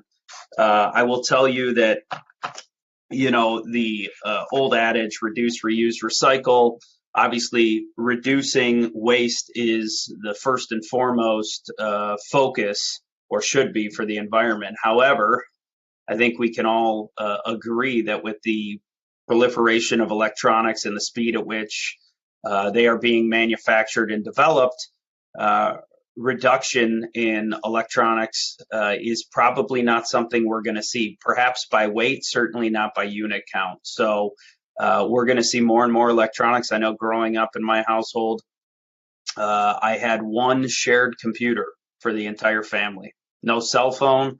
I may have had a pager back when that was popular in high school, but no cell phone, no personal computer, no laptop. It was one family computer that we all shared to do our homework, and you know, my father would check emails on. Now, fast forward, you know, 20 plus years later, and I've got probably 5 devices of my own, a tablet, a laptop, cell phone, certainly wireless earbuds of the Samsung style, Kyle, which you'll be happy to know, and smart speakers and smart light bulbs, and you name it. So there is a tremendous amount of electronics out there that should be repurposed and reused. And always our first step at Sun King is to bring material in and assess it for resale. And if it can't be resold, let's say it's not functioning or it's not functioning to 100%, we will then pull and test components and try to sell those components. And, you know, we'll talk a little bit towards the end about one thing Kyle alluded to, which is the right to repair and a lack of availability to manufactured parts, or original manufactured parts. So by pulling components, you are still participating in the circular economy, of course, but reusing something for its intended purpose is absolutely the best and most efficient way to recycle. Next slide, please. Benefits. Obviously, you're reducing the need for mining new metals. There are, carbon emission offsets to recycling, of course. You're using less water by not having to manufacture products. You're certainly reducing landfill space, and that shouldn't be understated either. So a lot of benefits of the circular economy, not to mention, again, it's a win-win for everybody, or a win-win-win, I would say, because when we deal with corporate entities, for example, we will typically enter into an arrangement with them where we are either purchasing or consigning their assets. We'll bring them in. We will put the time and energy into testing them, upgrading them if necessary, depending on the model, and ultimately selling them and then sharing back in revenue. And so they win because they're getting dollars back for assets that they had purchased new. We win because obviously we're making a profit. And to give you an example of the numbers, for everything that we recycle, The revenue, now I'm saying revenue, there's obviously no cost taken out of this, but the revenue on average, and this is taking the good, the bad, and the ugly, so this includes CRTs and other things, the revenue on average is about 12 cents a pound for anything that's recycled when looking at it through all our product streams. On the resale side, the value is on average $2.51 per pound. Now, this is sold either through a retail store, through online sales, or through wholesale. So quite a bit of value to us as an electronics recycler by being able to resell electronics and reuse material. Next slide, please. So, just to talk again about benefits, 1 million recycled computers equals 5 football fields worth of landfill reduction. So I touched on landfill reduction, but if you think about that, that is a lot of space, and certainly in the case of recycled computers, there is value for the aluminum, the mixed computer wire that comes out of there, the CD-ROM drive, the hard drive. Obviously, from a data perspective, you're either wiping or shredding it, but there is value there. The circuit board, the motherboard that comes out of there. So obviously reuse, again, great.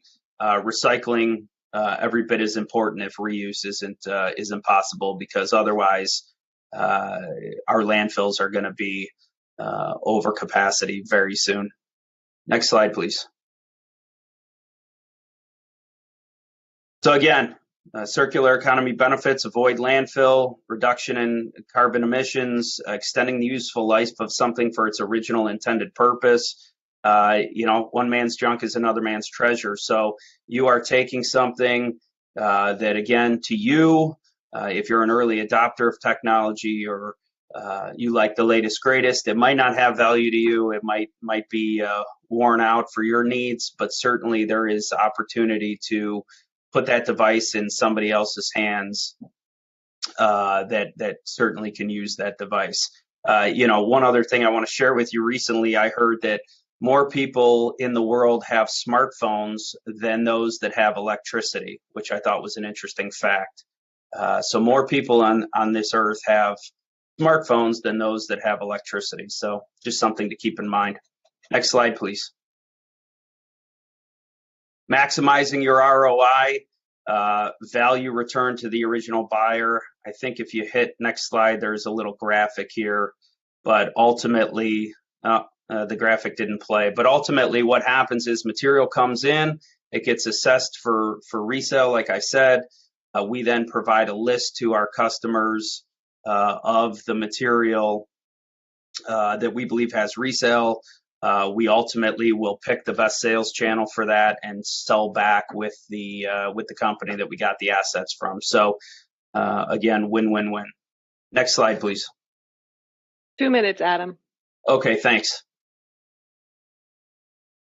All right, COVID-19 impact. I want to talk about this and remote work culture and perhaps what this has done. There are unintended consequences, of course, of COVID-19. Many have been bad, but there are some good ones as well. Next slide. So work from home: more than 80% of companies plan to permit employees to work remotely part-time going forward due to COVID-19. So interesting for us in that, we are a recycler and asset management company. It's very difficult for us to have people take computers apart from home. So we are not one of the fortunate ones that can have everybody work remotely. However, we do have staff in sales and marketing that can work remotely. And ultimately, why do I touch on this? Because as part of the pandemic, with people working from home, I will tell you that the resale market, particularly on laptops, was very hot when COVID started. Companies couldn't get their hands on newly manufactured units, and as a result, many turned to refurbished units. Next slide. So by turning to those refurbished units, many utilizing refurbished devices for the first time. And so I think that could have a great long-term impact on the reuse market. I think people that have been forced to use those units that are used as in lieu of new, I think will be turned on to the potential cost savings of using refurbished units, and certainly if they've had a good experience with regards to the units working, functioning properly, doing what they need them to do. I think we could see as we come out of COVID that people are more interested in some cases in buying refurbished instead of new because of the experience that they potentially have had working remotely during COVID. At least that's my hope. Time will tell. Next slide, please. Controlling change is your right to reuse, repair, and jeopardy. Next slide. Kyle touched on this. I won't spend much time, but the benefits are obvious. People like to repair their units. Obviously, I think it goes without saying that manufacturers will want to be able to sell new versus having to compete with their own units that are used or refurbed. We have limited access to parts and manuals, many more now thanks to iFixit than we've had in the past. And restricting parts harvesting, it's very tough to get OEM parts in some cases, and I think it's critically important that people who want the ability to repair their devices have that ability. So it's something that Kyle and his team have done a great job working on. Next slide. And that's it for me. I'll gladly accept any questions during the Q&A. Thanks for your time. Thank you, Adam. That was a very interesting talk. The concept of, and it was brought up before as well, the concept of right to repair is something that it never crossed my mind that you'd have to have permission to repair something, but it's a very interesting concept. Thanks. Okay, and we'll have questions for you at the Q&A. Again, we're getting lots of questions, but keep them coming for the Q&A. The next talk is by Nabil Nasser. So Nabil, take it away. Thank you very much, Maury. It's a pleasure to participate in this terrific workshop. And it's good to be in the company of many of my good friends here. So I'll keep my discussion related to the Remade Institute and the work that the Remade Institute is doing in the circular economy area. So next slide, please. So before I get to describe the activities and the work that Remade Institute is involved in, I just wanted to talk a little bit about some of the background. We're all familiar with the butterfly diagram developed by the Ellen MacArthur Foundation. I believe this publication was in 2000. I think it came out in 2012. I think we started working on it. I was one of the contributors to this study on the circular economy. It was in 2011. And I think that was really one of the milestones for us talking about the circular economy and highlighting the value of the circular economy. And I would say that the Ellen MacArthur Foundation has done over the last several years just an amazing job in promoting the concept and driving the rationale that lead to more and more work in this field. For full disclosure, I am one of the trustees in North America for the foundation, and I'm a very strong proponent for a lot of work that's done in this area. The work that actually circular economy, there are many studies, and many of them were done by either the World Economic Forum or the Ellen MacArthur Foundation. So in Europe, where there's a lot of interest in circular economy, there are several large initiatives in Europe focused on circular economy. The anticipation that the circular economy would grow resource productivity by up to 3% annually in Europe and bring economic benefit in the range of 0.6 trillion euros per year by 2030. Also, there is a lot of discussion about the impact of circular economy in reducing the EU emission by 56%, and also talking about the reduction in decarbonization costs, specifically in heavy-duty industry. A lot of studies have pointed to many of the potential impact of circular economy implementation. And the challenge is really how you get there and what are the nuts and bolts that allow you to achieve those potential benefit that we have with circular economy. One of the panel that the International Resource Panel under UNEP, and I have been a member of this panel since 2014, has done a lot of studies in this area. There are several active work that's going on right now in circular economy. I happen to lead two of the major initiatives in the circular economy for the International Resource Panel. And the focus for us in this next study that I'm leading is on consumer electronics, because the rising volume of consumer electronics and the challenges in consumer electronics. We go to the next slide, please.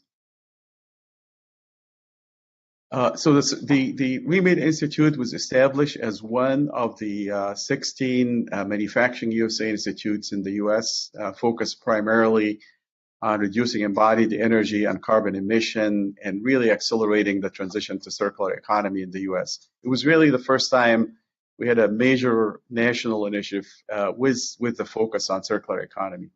So we're very focused on expanding recycling and recovery and remanufacturing and reuse. We're focusing, and all of that is done through transformational technologies, through innovation, through barrier elimination, through enhancing of the market potential for many of those technologies.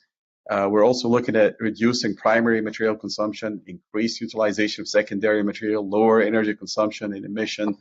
The beauty of the concept that's developed for Remade is that it's the first effort where we actually connect the dots, and we bring all of those elements under one major initiative and one major program.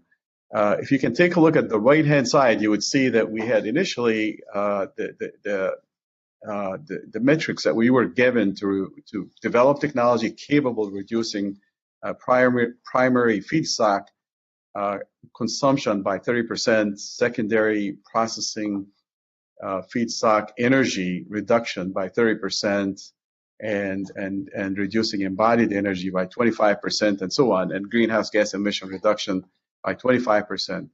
We started with 4 classes of material where we're expanding from that in the next several years. The next slide, please.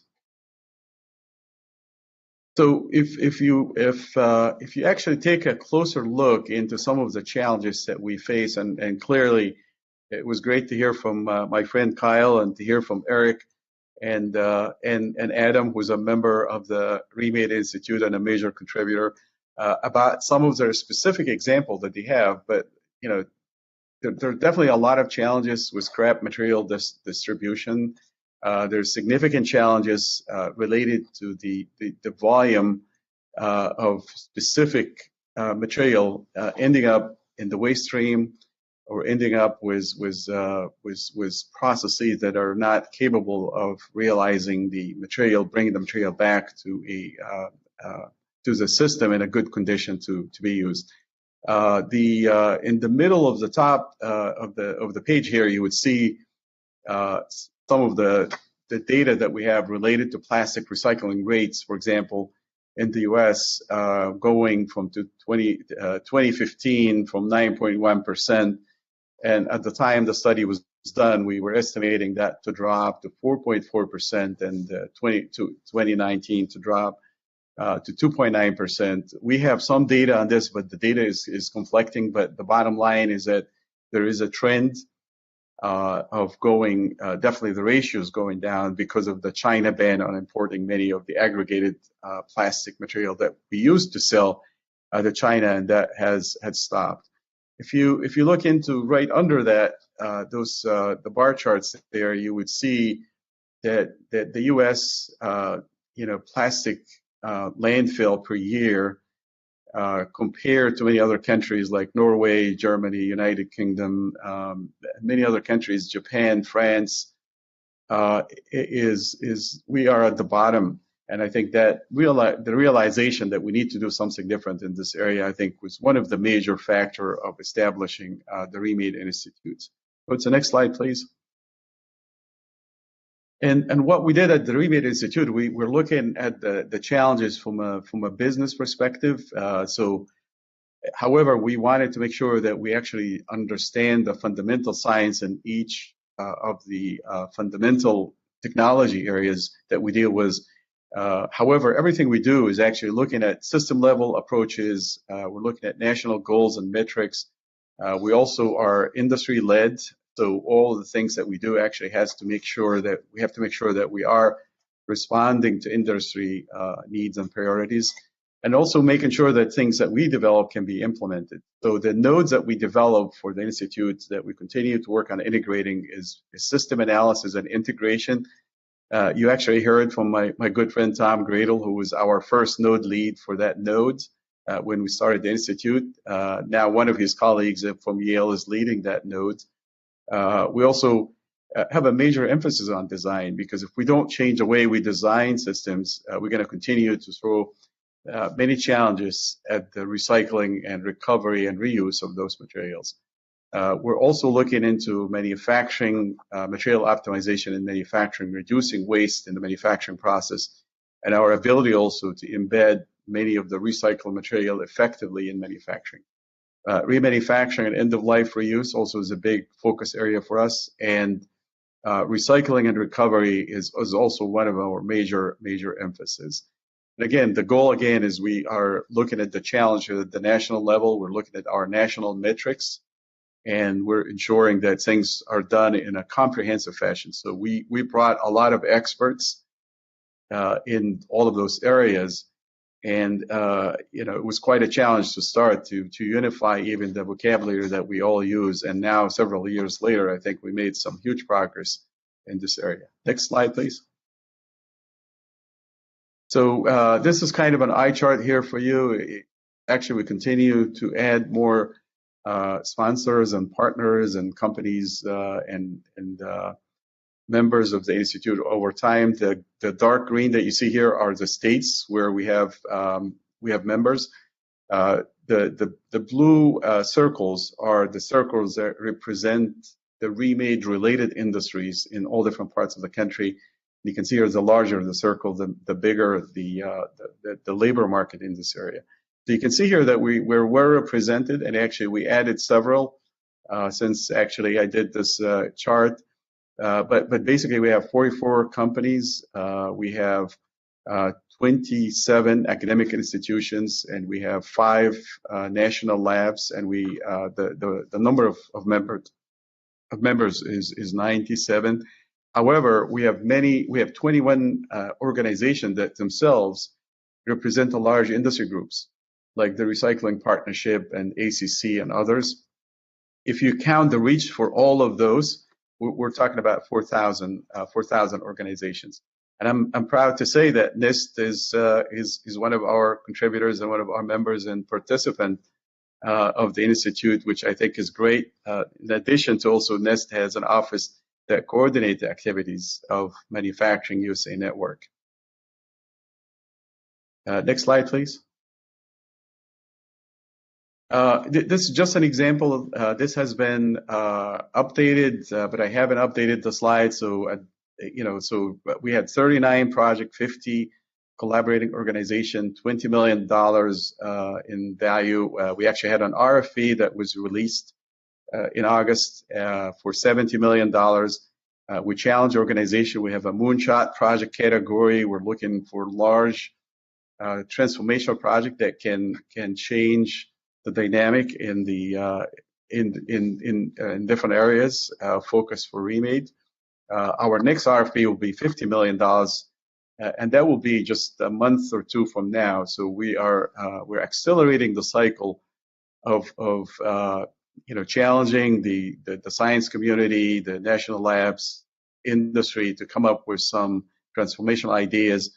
And we basically look forward to announce probably within a week a very large number of projects from the last RFP. And many of those topics are absolutely fantastic and very promising. Next slide, please.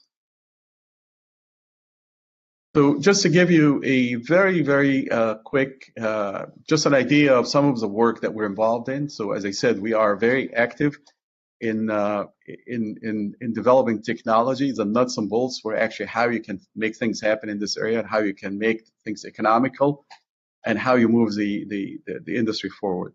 I also want to want to say that the IRP, the International Resource Panel under UNEP, did a study on it was actually called Redefining Value, the Manufacturing Revolution, Remanufacturing, Refurbishment, Repair, and Direct Reuse.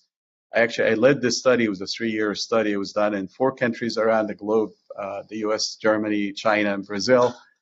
And we did massive analysis on those processes, and we did some scenario modeling. What will happen if some of the barriers that exist today, from technology to policy to open market access, what happened if some of those barriers are eliminated?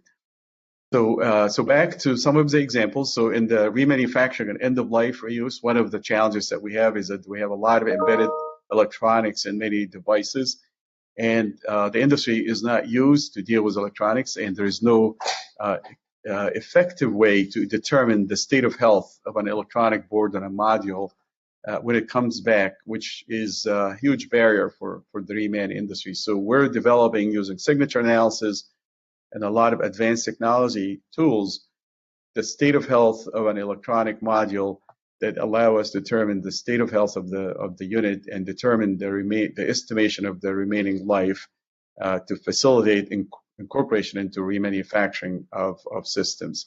And also we have another challenge in this area, and the organization listed there are the leads for the project. You can see Caterpillar and RIT are in both.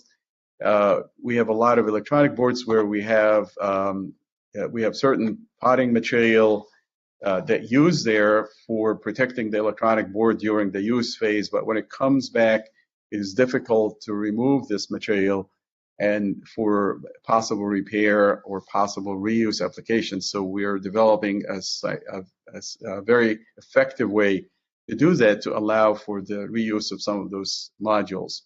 And next slide, please. 1 minute, please. Okay, thanks. Yeah, next slide, please. Okay, another slide here talking specifically about recycling. So the first one talk about the increasing the collection and recovery for e-waste. And you can see here, Adam Shine from Sunking can tell you a lot more about both projects because his company is involved in both. Second one is using chemical and solvent-based recycling technology. Next slide, please. And the last one is really talking about what we call the film and flexibles. Those are like the grocery bags and the material that are becoming dominant in packaging. And those materials are very difficult to recycle, and they cause a lot of challenges in the recycling stream and contaminate a lot of recycling stream. And we're developing technology. And you can see here the logos of this organization that are involved in the technology that we're developing to deal with the film and flexibles from a recycling point of view. So this is kind of an overview of the work that Remade Institute is doing. There are a lot of integrative projects that we're working on right now, and many of our moonshot projects that will be announced soon will have a much larger scale reach in terms of the focus of each one of them. So I will stop here, and I thank you for your attention.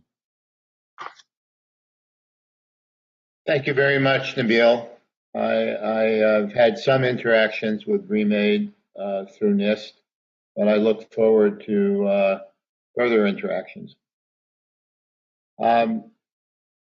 Okay, so the last talk in this panel discussion will be, in this session will be by Josh Lepowski from Canada. Take it away, Josh. All right. Hello, everyone. Thanks so much for being here. I'm really excited to be part of this panel. A lot of the folks on the panel I either know or know your work quite well, so it's a real treat for me to be participating with you. And I want to do just a special shout out to excuse me, Kyle Wiens, because I'll be highlighting some work that his group iFixit enabled access to data for. So thanks as always, Kyle. Next slide, please.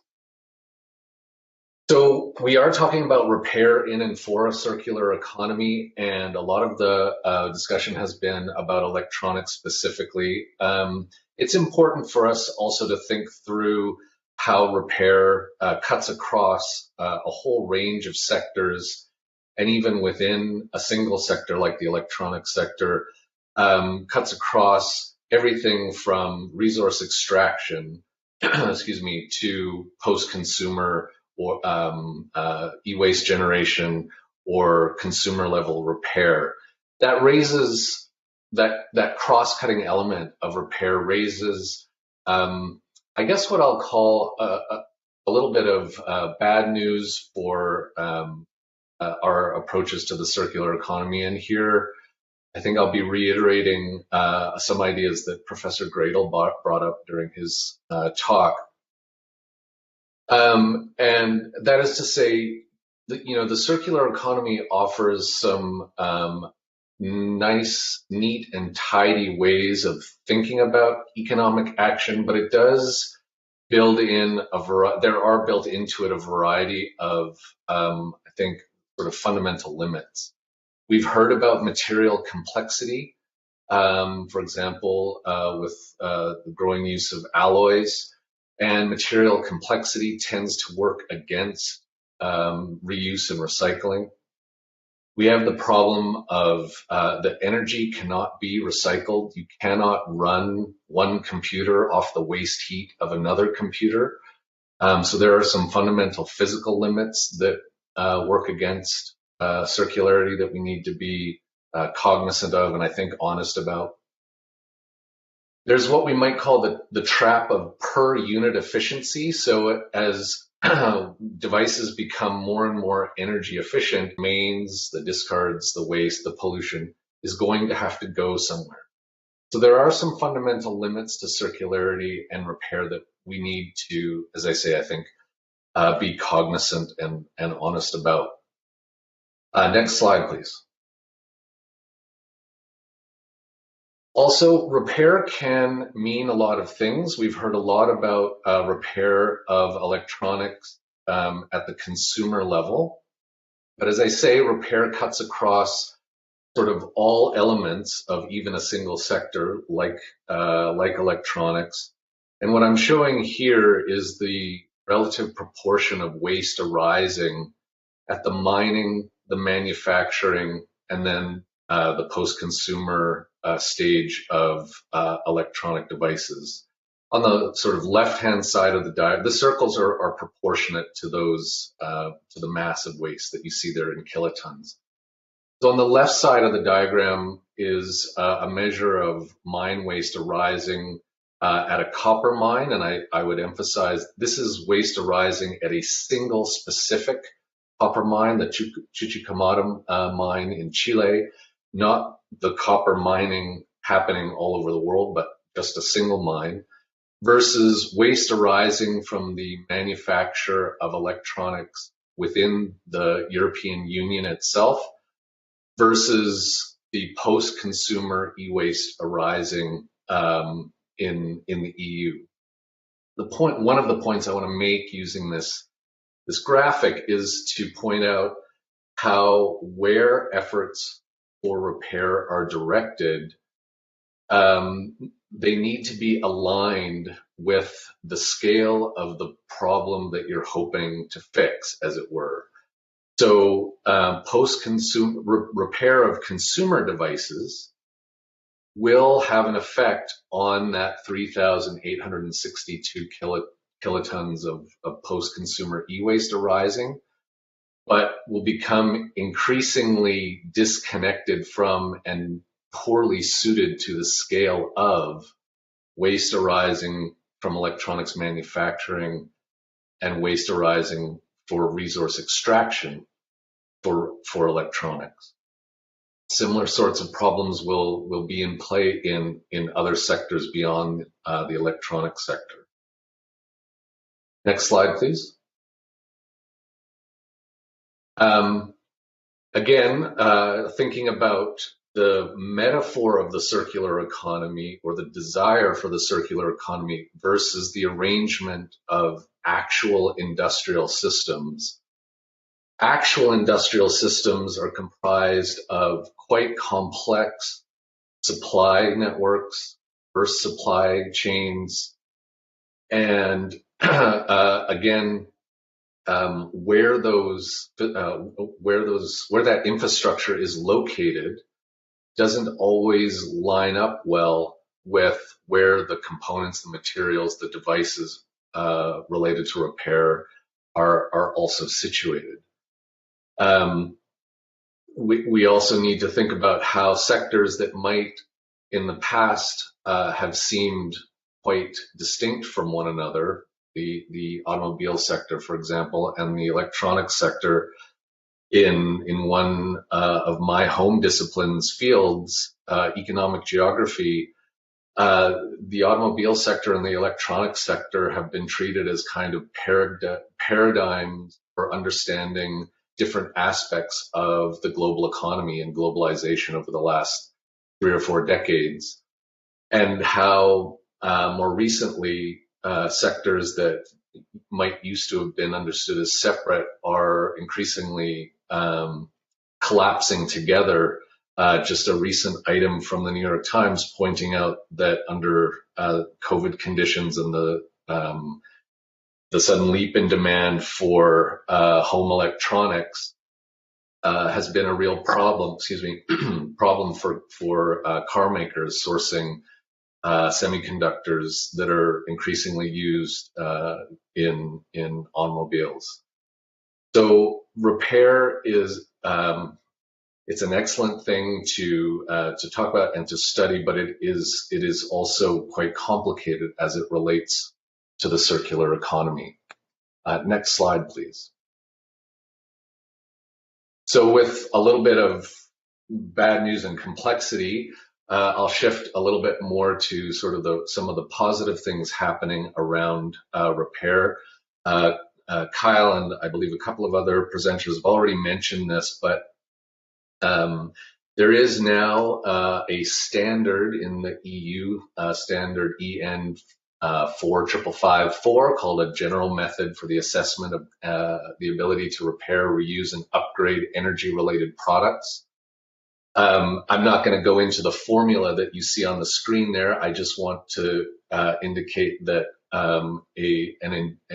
a legally mandated standard has been developed in the European Union to quantify the repairability and reusability of products. As of this month, that standard came into use in France. You see the repair trademark that France is using up in the top right-hand corner of the slide.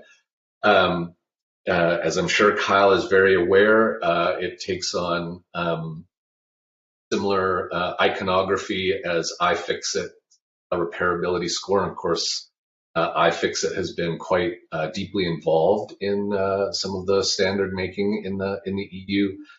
And I'm just sort of conceptually linking it to other sorts of consumer level labeling that we're probably already familiar with, at least in the United States and Canada, the kinds of the EnerGuide or Energy Star systems that are intended to give consumers some indicator or some signal that relates to the prices that they're seeing on items, to other factors that consumers might weigh in their purchase decisions.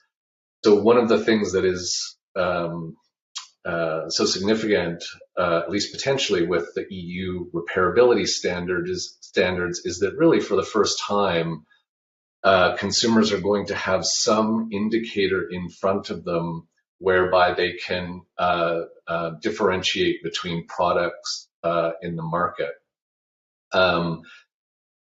There is quite a lot of literature on the marketing in sort of the marketing fields that raises some important questions about what effects that kind of labeling actually has on consumer purchasing behavior. it remains, some of the debate is about whether those labels really make a difference, and that those who would purchase, for example, more energy efficient ones would have done so anyway with or without the labeling.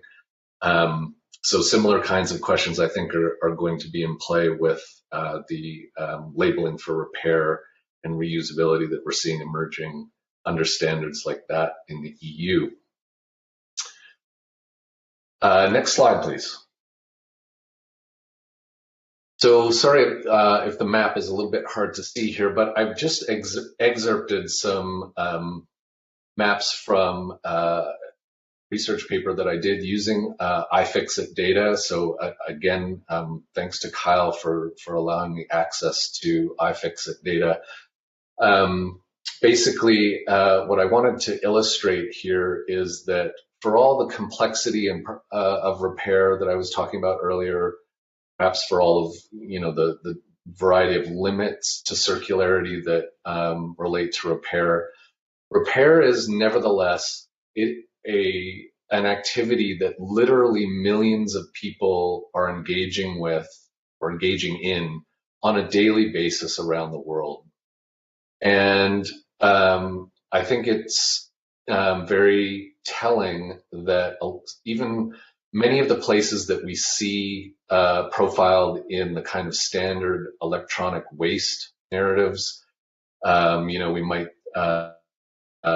in images of scrapyards in Accra, Ghana, or in Lagos, Nigeria, and elsewhere, that literally hundreds or thousands of people in those places are accessing repair manuals directly related to repairing electronics and doing the work to bring devices back to working order. And as a consequence, doing the work of energy and material conservation.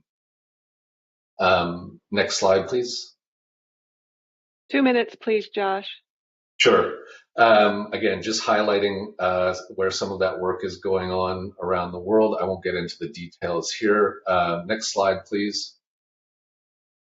Just to emphasize that work is not at all confined to the so-called third world or so-called developing countries. This map depicts people accessing iFixit's repair manuals throughout Europe. You can see, for example, France is particularly engaged in this kind of recovery work. Next slide, please. And what I just wanted to do is kind of bring down that high-level abstract mapping to practices on the ground here from some of my field work.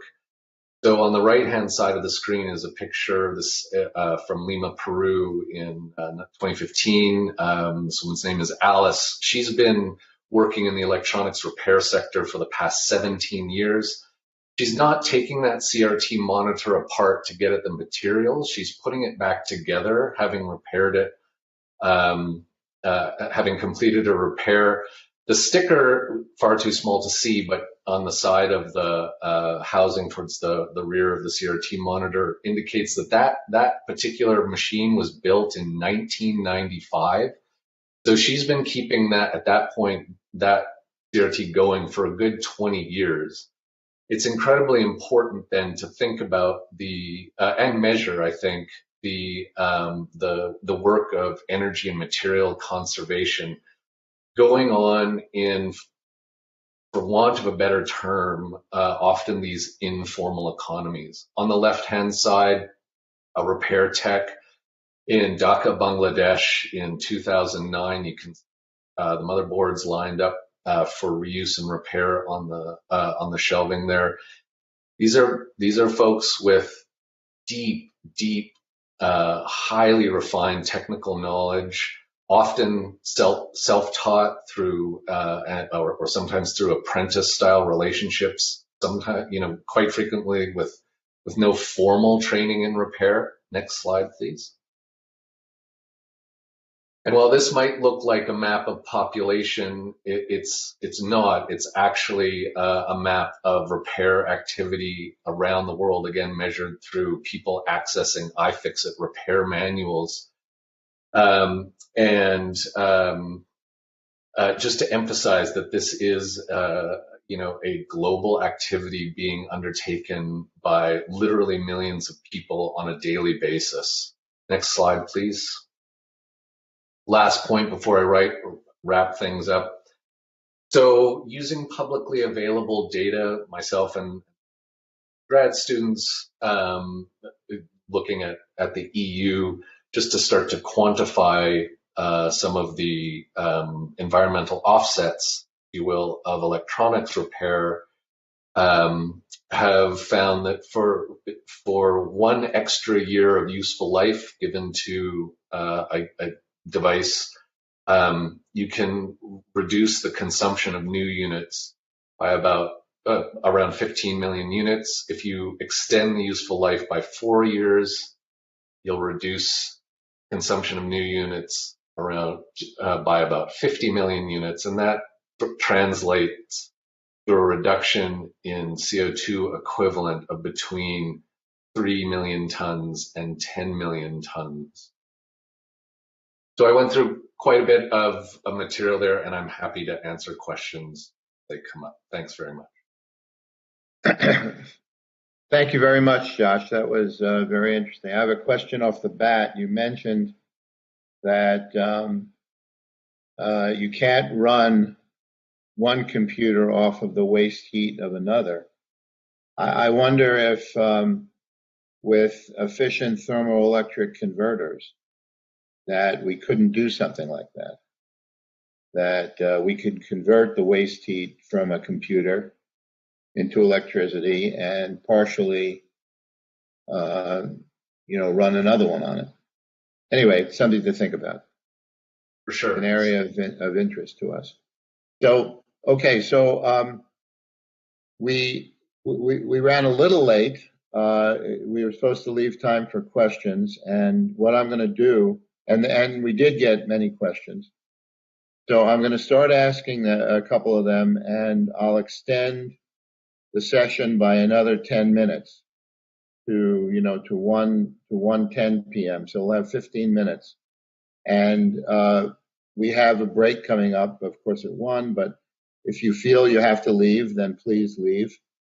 But those of you who can, hang around for 15 minutes or so of Q&A. So a number of questions have been asked, and let me start to ask some of them.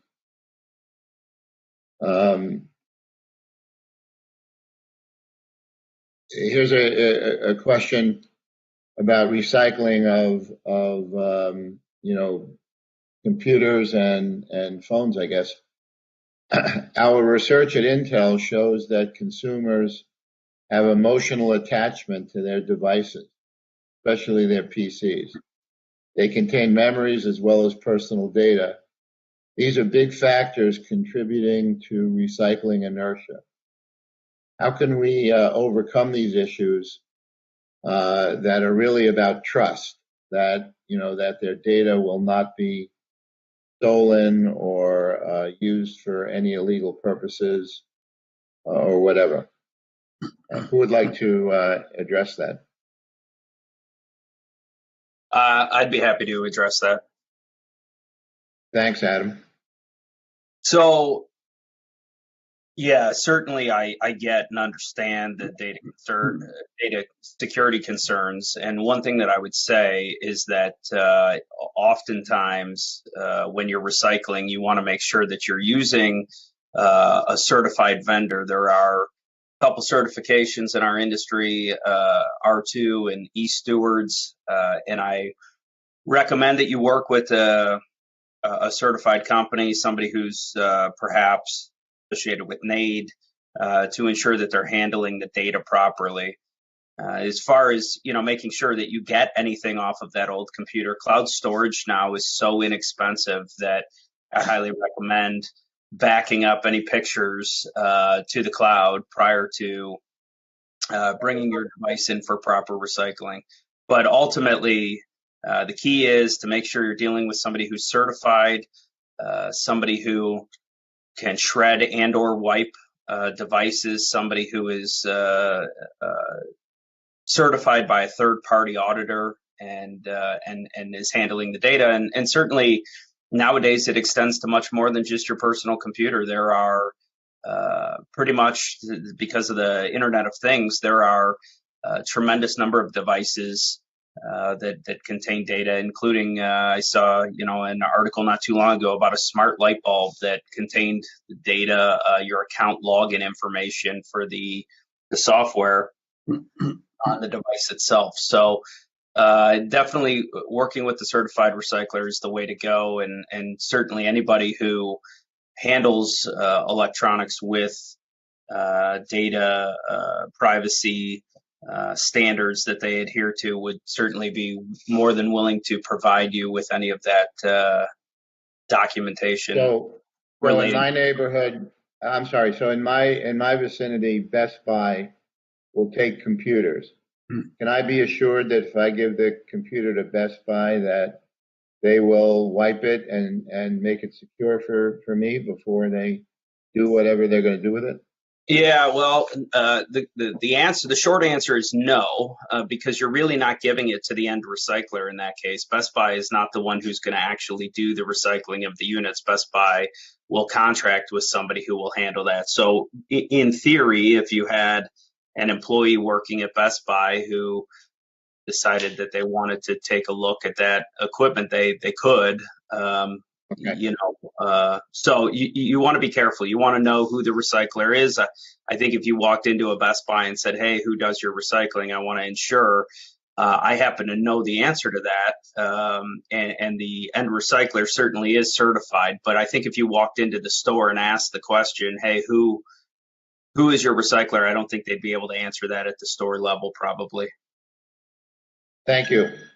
Any other comments about that? All right, I have two related questions about batteries.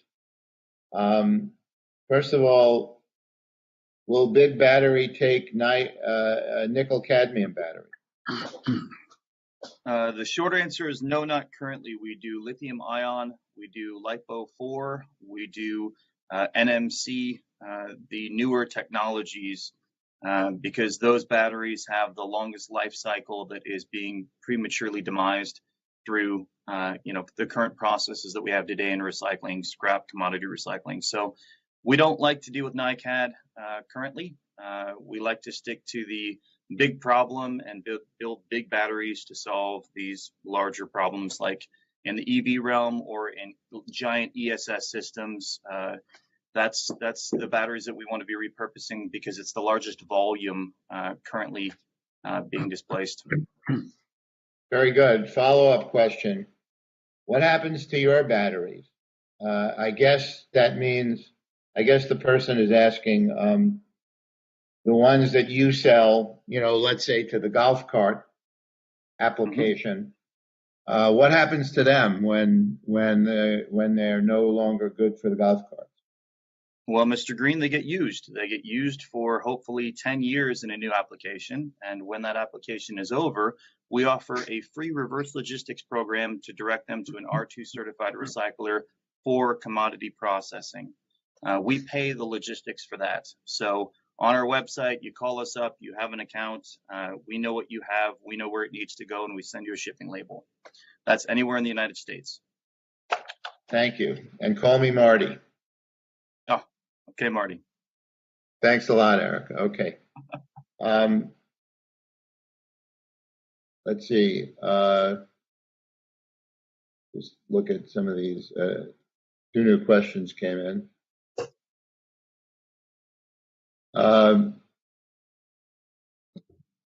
Can you talk to the need for standards to enable the repair reuse side of the circular economy? What about the recycling standards would make it easier or better to push the reject material back into the economy? So obviously, this is dear to the heart of NIST. So what you might have to think about it, and we can hold this off for this afternoon's discussion as well. But can you think about any particular standards you'd need for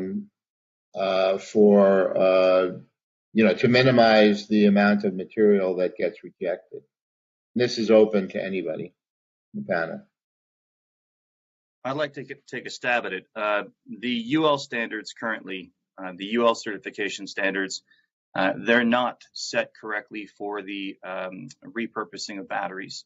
They're set for the mass production of a new battery, but not the repurposing of all the batteries that are needing to be repurposed today. So I would like to see a new UL standard or a standard that would suffice to replace UL for specifically the batteries that we're installing in California and New York. A lot of the other states do not adhere to those standards, but in California and New York, it's very difficult for us to offer our products that are a fraction of the price to a consumer in replacement of an LG pack or a Tesla pack. So I'd like to see those standards incorporated for reusable packs or second life packs, if you will. Very good. Anybody else have a comment about that? So Eric, as long as we have you there, question directly for you. Do you see a role, or have you already established a role, for disassembly, including robotic disassembly for reuse? And what are your criteria for everybody winning? You say everybody wins. Yes. What's the criteria for everybody winning? So I can't see the battery manufacturers winning. No, they win. They win. The batteries that we're actually repurposing, we're integrating into new streams. So I'm not building electric vehicles and competing with the EV market. The demand for batteries is not going to be met until 2050. So every battery manufacturer out there, I'm not really competing with them. The market is enormous today. The problem is that we're creating these diamonds and then throwing them away so quickly and just destroying that value, the utilitarian value. To answer your question about robotics, we already have robotic arms that are doing assembly for us here in my facility. We also have the laser machines in 3 of my facilities that are doing all of the laser soldering work of the leads and laser soldering for my battery management systems and my thermal management systems. But for the demanufacturing process, as I'm sure that Adam Shine can attest to, you have to do it by hand, right? I mean, these products are put together by hand. You have to be able to, demanufacture them by hand. It's still a very manual process. This singular facility in Chatsworth, California, employs 131 warehouse employees that are demanufacturing all day long. So it's a very manual intensive process. And the problem is, I get in packs one day from Nissan, the next day from the largest car manufacturer, the next day from the largest EV manufacturer, the next day from the largest micromobility manufacturer. There is no standardized process where we're able to demanufacture more efficiently than a human being today. That will change when the volumes increase, and we will adjust our process, our demanufacturing process at that time to be as efficient as possible. Yeah, actually, just to piggyback off that, Eric, thanks. Eric's right. There is no replacement for manual disassembly, especially if you're looking for value in parts and or the units themselves. They have to be touched by somebody and assessed by somebody and then tested by somebody. One of the issues that we're finding when it comes to recycling of units nowadays really are twofold. One is that every unit or almost every unit now has a battery, and we have started to shred lower grade consumer electronics that don't have resale value any longer. So rather than have somebody take apart a DVD player, if you remember what those are, you have to put it through a shredder. In the case of a DVD player, no big deal. But if you have a Bluetooth speaker that really either A, doesn't work, or B, has no value left in it, that's something where you got to get the battery out before you can go ahead and shred it. So a lot of touch points there, a lot of labor, very, very labor heavy. And then the further component that we're dealing with now is, the smaller form factor of units and the fact that they're glued together. And not only are they glued together, but components inside are glued down for shock resistance and impact resistance. And it's frustrating for recycling purposes and tough. I had a meeting with several manufacturers at CES a couple years ago, and I asked, why are these devices becoming less recycling friendly instead of more? And really the answer was, we're aiming to produce products that sell to consumers, and until consumers demand more sustainability in their products, we don't want them touching batteries, and we want their phone to continue to work if it drops. So we're going to do what sells, and I get that certainly, but it does present challenges for recyclers. Thank you. Good answer. Let's end with this question. Is addressed to Kyle and Big Battery specifically. What policy changes are needed to promote reuse repair? Your businesses have worked in the current policy context, but how will it scale to the level that we need to deal with going forward? Would Kyle like to start? Kyle still on? Yes, I am here. Hello. Any of that. Can you repeat the question? Yes. What policy changes are needed to promote reuse and repair? Your businesses have worked in the current policy context, but how can it be made to scale to the level we need to deal with? Yeah, we're going to have to get some kind of equity around availability of information and parts to recyclers or refurbishers that need them. It's not going to work to continue the status quo where manufacturers pitch products over the wall and then expect Sun King or Eric at Big Battery to figure out and reverse engineer how these products work. If you want reuse, you have to have information on how everything works. Right now we have fragmentation. There's over 5,000 different Android handsets on the market. How are they constructed? Which parts are cross-compatible between them? If we have that information, it dramatically increases the efficiency.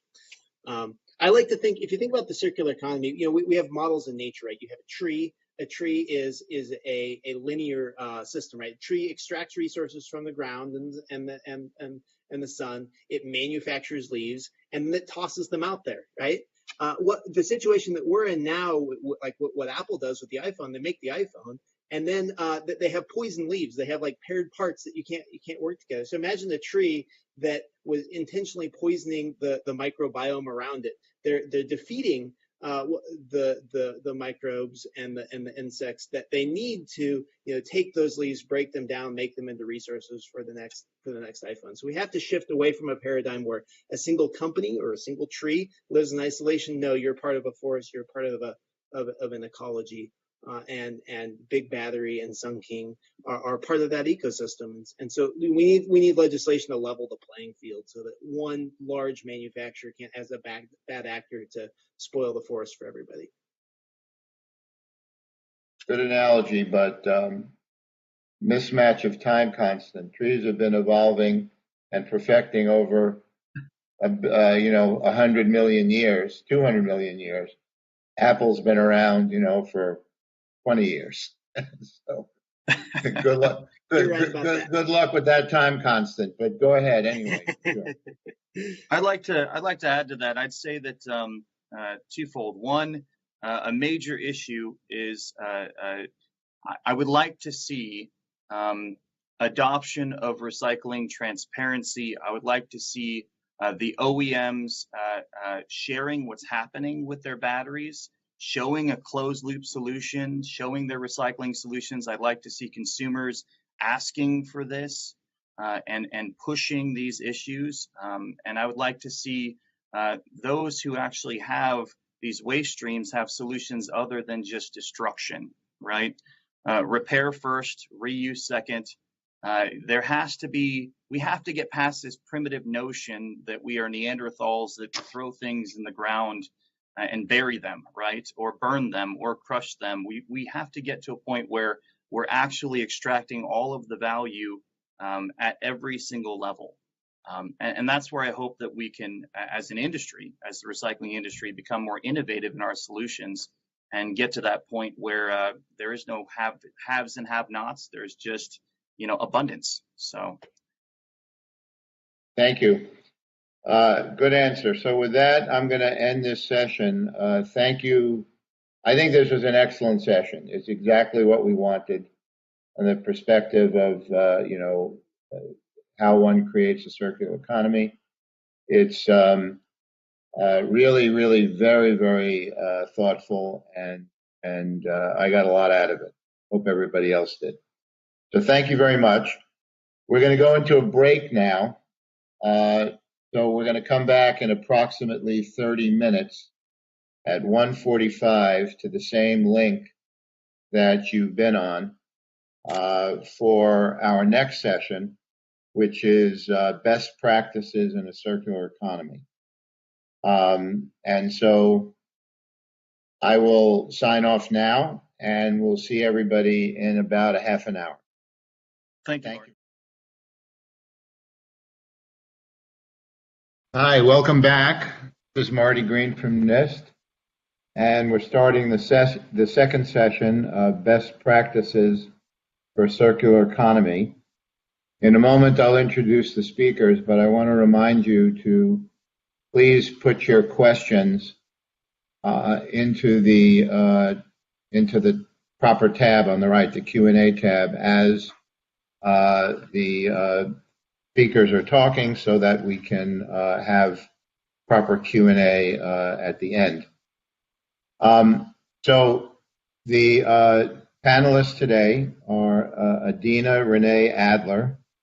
Adina joined the Institute of Scrap Recycling Industries about 5 years ago to represent the industry in international negotiations and to advocate trade expanding activities for the scrap recycling industry. He was promoted to Vice President of Advocacy in May of 2020 and also oversees ISRI's government relations at the state, federal, and international levels. The second speaker is Joanne Larson. After a number of years managing the surface analysis lab at Seagate in Colorado, Joanne recently joined Seagate's small but mighty sustainability team. Her background in supporting component and process design teams and sub-assembly integration teams enables Joanne to approach circular economy challenges for hard disk drives from the viewpoint of the engineer.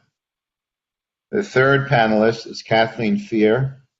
Kathleen has a PhD in physical chemistry from University of Wisconsin-Madison.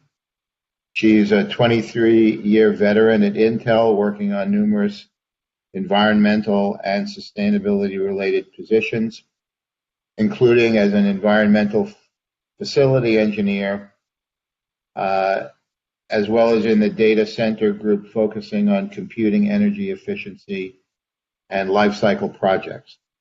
Currently, she's a materials engineer within the Global Supply Organization. Mark Buckley is the founder of One Boat Collaborative, a sustainability consultancy located in Massachusetts. He previously directed Staples, the store chain, global environmental commitment and sustainability practices as the Vice President of Sustainability. He was responsible for driving the company's sustainability effort in the development of more sustainable products, packaging, and services, custom recycle, internal waste reduction, and development of global carbon reduction and renewable energy strategies. The final panelist is Corey Damey. Corey is the Executive Director of Sustainable Electronics Recycling International, known as SERI. SERI is a nonprofit organization based in the U.S., working around the world to protect the planet and enrich lives by championing sustainable actions throughout the entire electronics life cycle. This sounds like a great bunch of people. Looking forward to some great discussion. So, Adina, the floor is yours. Great. Thank you so much, Marty. I am just honored to be here, and I appreciate that warm introduction. Actually, more importantly, I'd really like to thank you, Marty, Kelsey, and everyone at NIST for bringing us all together these last 2 days of talks on an issue that is super important for us these days. I think is a critical component of this new administration's emphasis on environmental issues. And we certainly could use your support in helping us to achieve those goals. And of course, coming from the recycling industry for us, with recycling as a major component of that. So thank you all for bringing us together. I was asked to talk on the responsibilities of governments and businesses, which we believe is a shared responsibility. So that's going to be the focus of my presentation today. Next slide.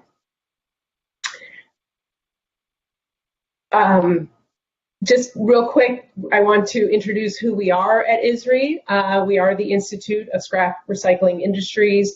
And our mission statement listed here really says it all. We are the trade association that represents the recycling industry, and we promote safe, economically sustainable, and responsible recycling through networking, advocacy, and education, which is what we do as a trade association.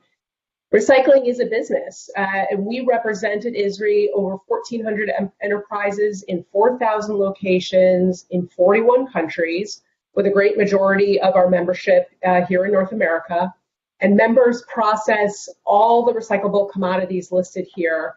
And we also represent the equipment manufacturers that support our members' recycling operations.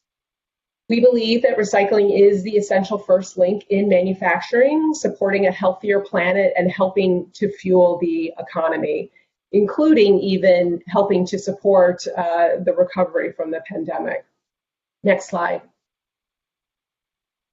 So it's important to set the context of what recyclable and recycled commodities are, and of course how that can support the circular economy and what that is. Most definitely, recyclables are not waste, full stop. They are valuable manufacturing inputs that are a lower carbon and cost-effective substitution to virgin materials, meeting 40% of manufacturer demands around the world. Critically, recyclables are traded locally, nationally, or internationally, and they are pulled entirely by demand. It is about what the manufacturers need to make new products rather than us just, haphazardly dumping into some other country. And supply and demand does not always match in one locale, so trade occurs to create that balance, which is so critical to the successful achievement of a circular economy. The vital role of trade is especially core to my comments today. And the comic you see at the top kind of says it all, and so I'm going to come back to that in a second. Next slide. There are a number of diagrams out there to describe the circular economy, how to define it, what are the key components.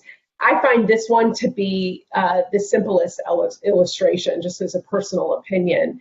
I do want to note that ISRI is generally more in favor of the sustainable materials management approach to managing end-of-life materials as led by the US EPA.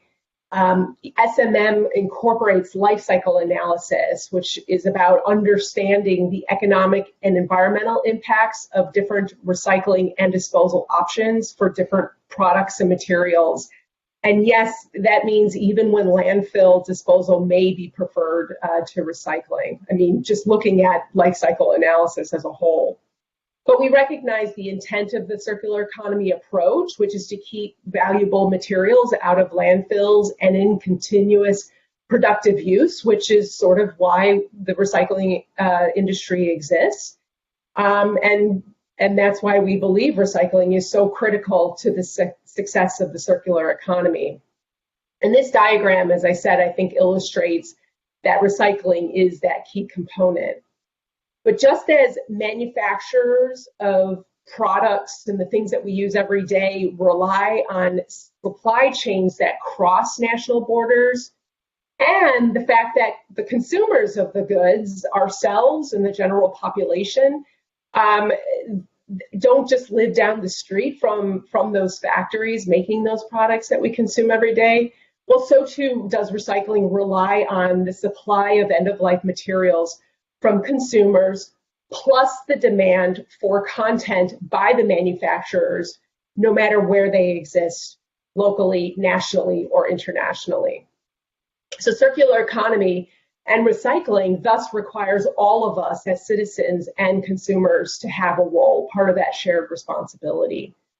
So the three main components of successful recycling, which are also the feature of EPA's draft national recycling strategy that was released last fall, are lowering contamination so that we can capture even more value from the materials that are collected, enhancing efficiency to lower costs of recycling, and market demand, which arguably is probably the most important criteria. And that can be demand here at home, somewhere else in the country, or elsewhere abroad. And frankly, without demand, you have no recycling. You can collect and collect and collect things for purposes of recycling, but without a buyer, you just have a lot more well-sorted trash, as one of my colleagues likes to say. Okay, so where does the responsibility come in? Next slide. So as I said in the beginning, we believe that there is a shared responsibility between governments and businesses. It's government oversight and it's industry compliance. And government and industry need to work synergistically to create balance between government intent and industry ability. Next slide. But they also need to work together, work in sync, because industry needs to be able to achieve the government's intent. It's hard to believe, but governments and businesses actually can work together for success, and that is no different when working towards achieving a circular economy. Next slide. So starting with government regulation, it is our belief that government has a responsibility to craft rules and regulations that are clear, concise, achievable, they're known. Regulation needs to include clear definitions and concise articulation of the intent of the rules. And regulation needs to be data-driven for certain, and I know that NIST would know that quite well. And then, more importantly, is you got to give businesses a chance to chime in so that we can help explain what is feasible, and also to give us an opportunity to better understand the intent of the rules. You know, I do believe we in the United States here are fairly good at this holistic process of making things clear, of gaining stakeholder input. But I also think it's something that we can take for granted because it is not found everywhere. In our experience, for example, the European Union does several rounds of private sector consultations, but it often is conducted in a more top-down approach, sort of almost in a way that's like a diktat of a rule rather than a bottom-up search for addressable feedback. A patchwork of regulations, or worse, the presence of loopholes, and as well as unclear direction, all of this can cause confusion and inconsistencies within the industry and our ability, of course, to comply. So all the characteristics noted here on this slide, and as I discussed, have not been implemented with China's import restrictions on recyclable commodities. China appeared to be endeavoring to create a circular economy only within China, But I would argue that they are faltering because of a patchy set of regulations.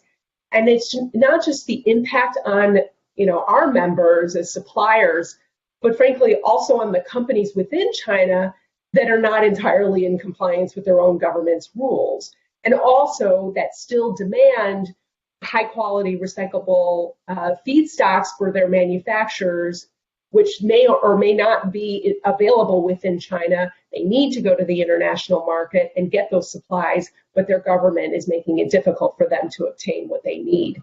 And does that really achieve the circular economy?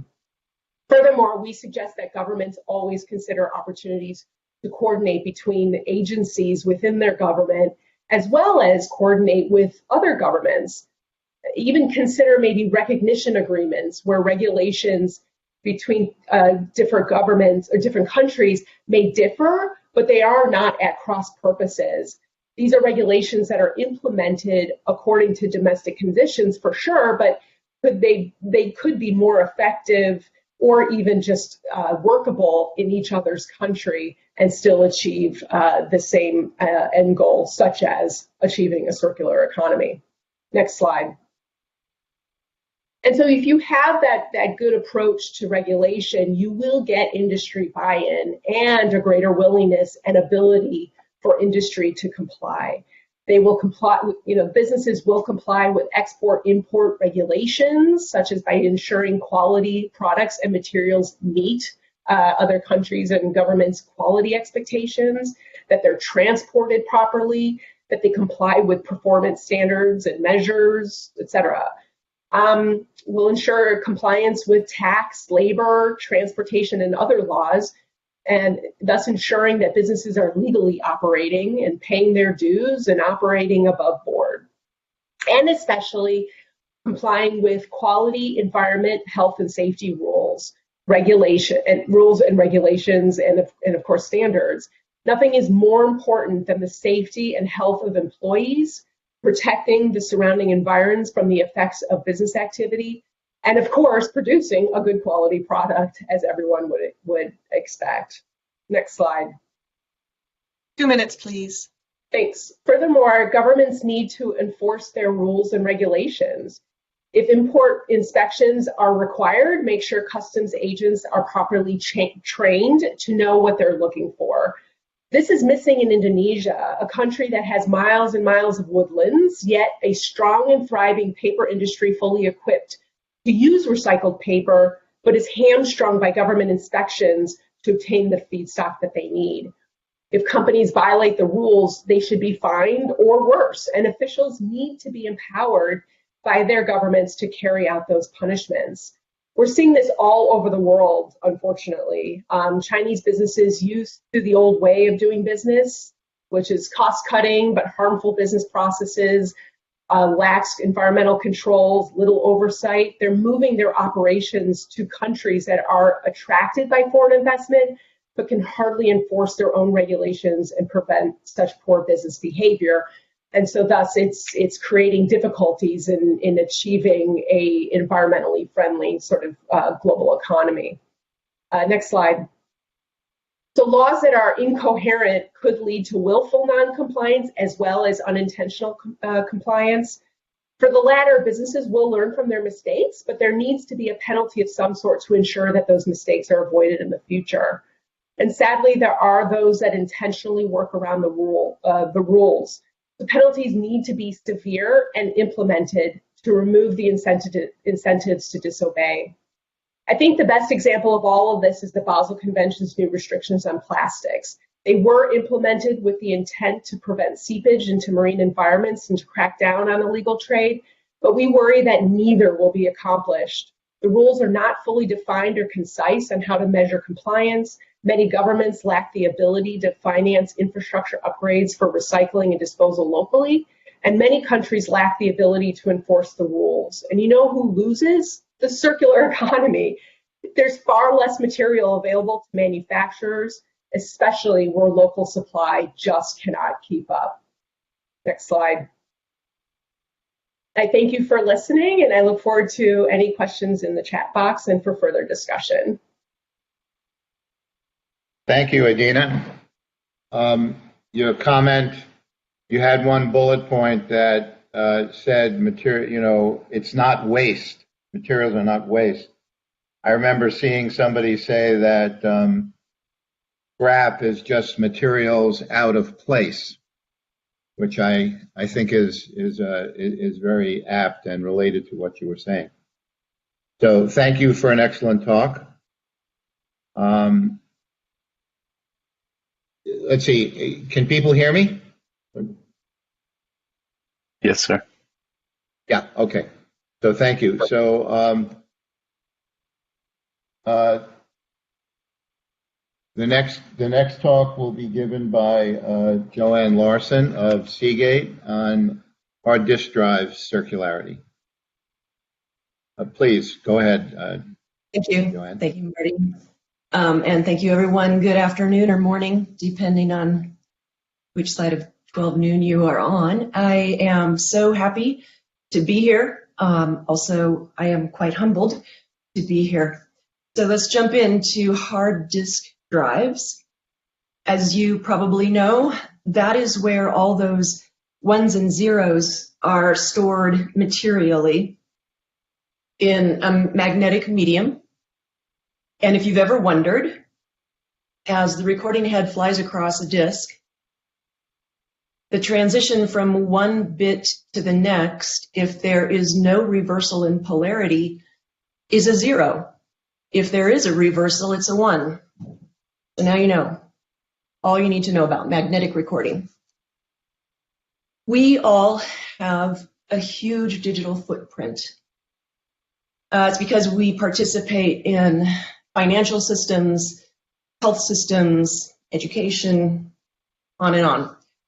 But we do not have direct control over how all those data are managed, which is perfectly clear to you if you've ever gotten an email informing you of a data breach in one of the institutions in which you participate. The huge footprint means that we all have a HDD technology really has to take up the torch for circular economy. Yeah. Before I jump into this slide, and I'm just gonna give you a warning, Kelsey. The first couple of slides I'm going to go through really slowly, and then I'm going to zip through the rest. So don't be alarmed. I had thought when I was given an invitation to speak, I had thought that I was going to have data and results for a recently completed collaboration that is really exciting to us at Seagate. And it is not yet public. I cannot share. And that is my upfront apology for these slides, which are quite bare. Normally, I love showing data, numbers, graphs, the things which are so rich visually and make our hearts go pitter-pat. But today, I'm going to have to speak in completely general terms. And I will say, you know, I walk through the world as an engineer, and that's going to come through in some of the slides. If that's a little off-putting, I do apologize. It's simply the language I know and the lens through which I see this world. One more thing before I actually talk about my key points. I had intended on my final slide to make a couple of acknowledgments. I would like to do that now up front for a couple of reasons, which I'll state in a second. I would like to share a quote that is attributed to Margaret Mead, who was a cultural anthropologist way ahead of her time, about 100 years ago, early 20th century is when her work occurred. And the quote is that the world is changed one conversation at a time. And I heard that quote, found it in a previous career incarnation, but I think it has never left me, and I would like to share it with you because the first acknowledgments that I would like to make are to Carol Handwerker of Purdue, Callie Frost, recently of Purdue, but is transitioning to an exciting position in the private sector, and Hongyue Jin, a professor at University of Arizona. These people took their time to have conversation by conversation to educate me, and in that way I am able to take those learnings back internally to Seagate and begin the mission, I'm going to call it, of changing Seagate internally, one conversation at a time. And I decided it's better to say this up front because the presentations that I've seen yesterday and today have just been amazing and inspiring and world changing. And so I'm thanking you and grateful that I have been able to attend. All right, 3 main points. They're probably obvious. Circularities, if it were easy, we would not be having this workshop. But I want to call out a couple of items that make HDD circularity particularly challenging. I also would like to emphasize a few points about the evolution, I'll call it, of the effort to develop circular processes and concepts. The first one is that this has to be done through exceptionally, I'm going to say extraordinary levels of partnership, and always the development of more and more data. What do I want to say on that? So complexity and IP, I should have added those as keywords in addition to these key points that I want to make, which, as I reflected again, listening to the various presentations, there's complexity of design, of manufacture, complexity in the actual performance of an HDD. Because of the complexity of manufacture, there are limitations on how HDD manufacturers can approach circularity. An example would be, we can go to a grocery store and we can choose to buy organic produce or produce that is not organic. Seagate or an HDD manufacturer cannot, it's not possible to offer this model of HDD which is circular, but its counterpart which is not circular. It's actually not possible. So the approach to circularity, is necessarily complex. Alrighty. Go ahead and advance the slide, please. Normally, well, not normally, always, we approach circularity by extending the lifetime and by refurbish, repair approaches and redeployment, where we, in HDD industry, where our focus for those approaches lies is in concerns around data security. Also, the warranty of the product. It is a mechanical product, unlike an SSD, a solid state drive, SSD. And then there are design and cost of ownership notes. So I have to think, for example, that hyperscale or customers of Seagate that have data centers, have installations of hundreds of thousands of drives. I have to think that they have an approach that would be roughly equivalent to terabits per watt in their cost of, in their use case and cost of ownership. And why that's important is I think it's too easy to think that refurbished hard drives and whatnot can go down a tier of possible second uses or whatever for developing regions around the planet, but it is not always that straightforward. An example that I would like to give is that in outside of the U.S. and I'll say Western Europe, there are a few key customers of Seagate drives that they're purchasing drives for fairly large scale operations, fairly sophisticated operations, but they have quotas on their energy access times and their total power consumption. And so they're gonna pay more for a drive that gives more terabits for the electricity usage because of their business model. Because the conditions and the boundaries placed on their business operation. Let's see. Next slide, please.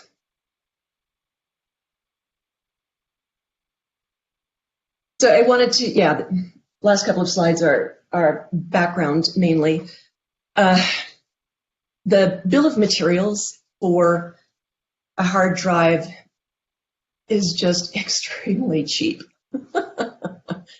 due to 20, even 30 years of development of the actual mechanical platforms and the maturity of those supply chains.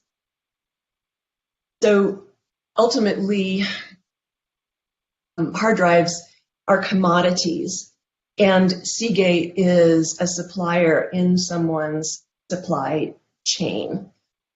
Again, I'm just calling out factors that make hard drives slightly unique compared to consumer electronics and also technologies like alternative or renewable energies that are high tech, but they are not mass manufactured.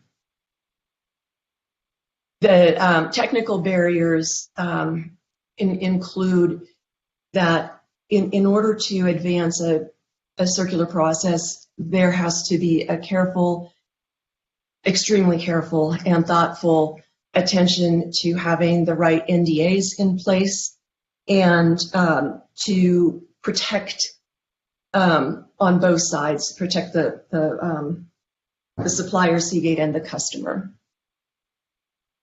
And in order, well, I'll maybe talk about that later. Yeah. Please advance the slide.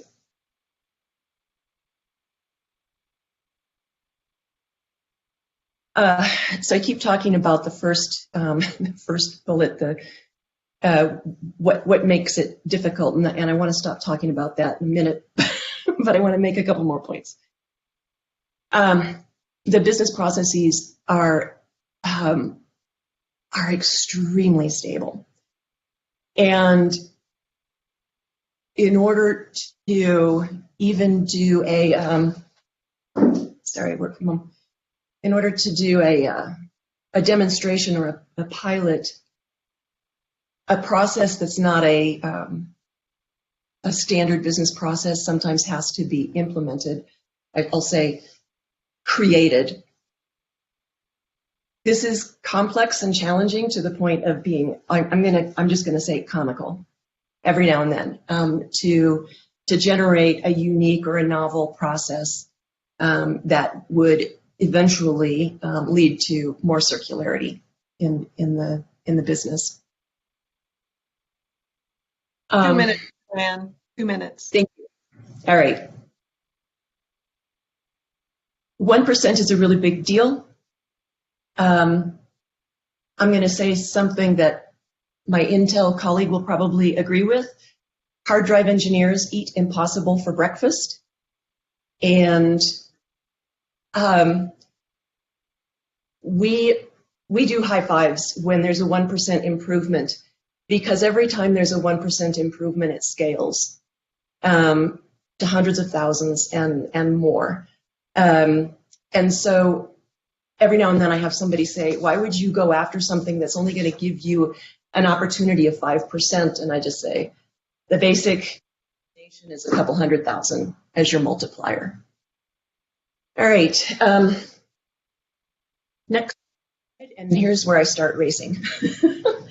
This was my first introduction to a tool for circularity. It's a pestle art, and Callie shared it with me. What I love about this is where we were, where Seagate was when she shared it, and where we are now. And I'll say, I don't expect anybody can read any of these, but it's about the barriers. Our current challenges are around laws and regulations and moving material across boundaries. Everyone who writes them is well-intentioned, and they're not serving us. Next.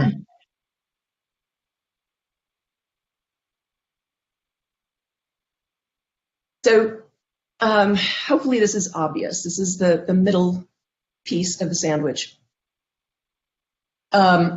Many or most businesses engage with a contractor to work out water, energy, the product environmental compliance and such with prescriptions, essentially. Circularity cannot be done that way, and if there are not strong leaders who are committed on a minimum of two sides, Seagate, the supplier, and the customer, you can't take the very first step. And we're going to go to the next slide, which I'm going to skip. It was something I developed internally. We need to wrap up, Joanne. Sorry, I'm so sorry. So skip that one. The final one is a wish list, which I think is not even needed because I've seen people address in various ways each of these items. So thank you very much, and I apologize for going over. Thank you very much. I'll have you know that the last time I handed in a computer, I took out the hard drive and I smashed it to bits. I'm going to recycle that too. Is that a bad thing? Did I do a bad thing? What you did is fairly typical. Please take it to an e-waste. Oh yeah, no, I put it in a plastic bag and I'm gonna recycle it. But I didn't want to take any chances. Most people do not. Okay. All right. Well, thank you very much. That was very interesting. The next talk is by Kathleen Fear from Intel. So, Kathleen, the stage is yours. Great. Hello, and thank you for inviting me to speak on Intel's circularity in manufacturing. As Marty said, my name is Kathleen Fear, and I'm a materials engineer in Intel's global supply chain, overseeing the responsible disposal of our fab chemical waste. Next slide, please. Today, I won't be discussing circularity with respect to our products or computing e-waste, but rather I'll be discussing circularity with respect to Intel's manufacturing waste. Manufacturing CPUs requires a lot of chemicals and a lot of water. Specifically, I'll be discussing Intel's goals for manufacturing our fab chemical waste, as well as how those efforts compare to our 2020 corporate environmental goals for chemical waste. In addition, I'll discuss Intel's internal efforts over the past 8 years to decrease our global chemical waste management costs and our efforts to drive our waste disposal up the waste hierarchy, which I'll be discussing. Lastly, I will discuss where we are directing our disposal efforts in the future relative to our new 2030 corporate sustainability goals that we announced in May 2020. Next slide, please. In 2012, Intel developed our 2020 corporate sustainability goals. These goals covered many aspects of sustainability, including responsible mineral extraction, greenhouse gas emissions, diversity spending, waste management, water, supply chain accountability, etc. Prior to the 2020 goal development, Intel had mainly focused on ensuring compliance and logistics management for fab waste disposal. But after the goal development, the chemical waste team continued to emphasize compliance and logistics, of course, but we also began educating our waste suppliers on prioritizing waste disposal for the waste hierarchy, as well as our 3 corporate environmental goals related to fab processing waste at that time. Now, the first goal is that Intel would recycle 90% of our solid waste, which includes office waste, construction waste, kitchen waste, of course, and then some kinds of fab non-hazardous waste. The second is that we would direct zero chemical waste to landfill. And the third was the most challenging. We would reduce our overall chemical waste by 20% relative to our 2010 baseline. Now, our waste material group did not focus on chemical reduction efforts for this goal, but only on waste management, moving our waste disposal methods to recovery and reuse in order to be 10% below our 2010 baseline. In 2012, when our group took over the waste management contracts, Intel directed most of our waste for disposal to landfill, incineration, wastewater treatment, or fuel blend. Very little was directed to recovery or reuse in alignment with this goal. Now, I'm sure everyone here on the phone is familiar with what the waste hierarchy is. It's a tool used in the evaluation of processes that protect the environment with respect to resource and energy consumption. It characterizes waste disposal from least desirable, such as landfill and incineration, to most favorable disposal methods, reuse and recovery. Reduce is the highest priority method on the waste hierarchy as it decreases the amount of resource consumption in the manufacturing process. In my role, I am not involved in efforts to reduce fab chemical consumption. We leave that to the fab process engineers. My focus and my group's focus is on disposal management only. Now, to meet that third 2020 goal of a 10% reduction in relative waste, we needed to drive beyond fuel blend and recycling to reuse and recovery at the top of the waste hierarchy. Around 2015, after reevaluation, this third goal was abandoned, given that our chemical waste generation was expected to triple from 2013 to 2019, and we did not have a roadmap to achieve this goal. However, the supply chain waste group continued to strive towards meeting our waste from incineration, or from moving our waste from incineration and landfill to recycle and finally reuse and recovery in line with the waste hierarchy. Now, in addition to educating the waste suppliers regarding Intel's 2020 environmental goals, the chemical waste team, of course, focused on cost. Our goal in the waste group is therefore twofold. Focus on driving up the waste hierarchy to meet our goals, our corporate goals, while maintaining or decreasing cost. Next slide, please. Now, once the goal was eliminated, why would Intel want to focus on fab chemical waste reuse and recovery disposal methods? For one, our previous CEO had stated publicly that Intel is committed to caring for our people and the planet by integrating design for the environment and safety principles into all aspects of our business. We strive to conserve natural resources through innovative processes and continuous improvement methodologies with the goal of reducing, reusing, recycling, and identifying safer material substitutes or alternatives for our operations. In addition, public benchmarking reveals that many of our competitors are focusing on in-house reuse or overall waste reduction programs. For example, one competitor recovers 30% of their waste for reuse to the front end of their fabs. Another competitor has a 2030 goal of total waste reduction greater than 20% and recycling more than 95% of their waste. Many tech companies, including our customers, have stated waste recycling goals.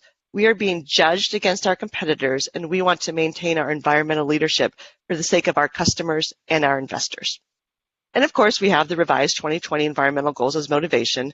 Again, direct zero hazardous chemical waste to landfill and recycle 90% of our solid waste. And lastly, despite what many pundits think, the chemical waste group realized that we could improve cost savings by investing in more sustainable waste disposal methods such as reuse and recovery. Next slide, please. So with the goal of driving down costs and moving up the waste hierarchy, the Intel chemical waste supply chain team published 2 disposal bids.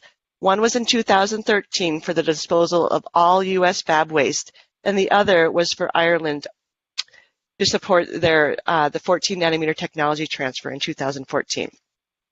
Ireland was expected to increase their waste significantly in the technology transition to 14 nanometer. Now, as part of the preparation for the 2 bids, we conducted extensive discussions with our current suppliers on our goals, focused on cost and disposal methodologies. In addition, we included new suppliers in the bidding process to ensure increased competition. We also stated to our suppliers that we would not award an entire campus to one supplier. Previously, a supplier would win disposal of an entire campus's waste stream rather than individual waste streams.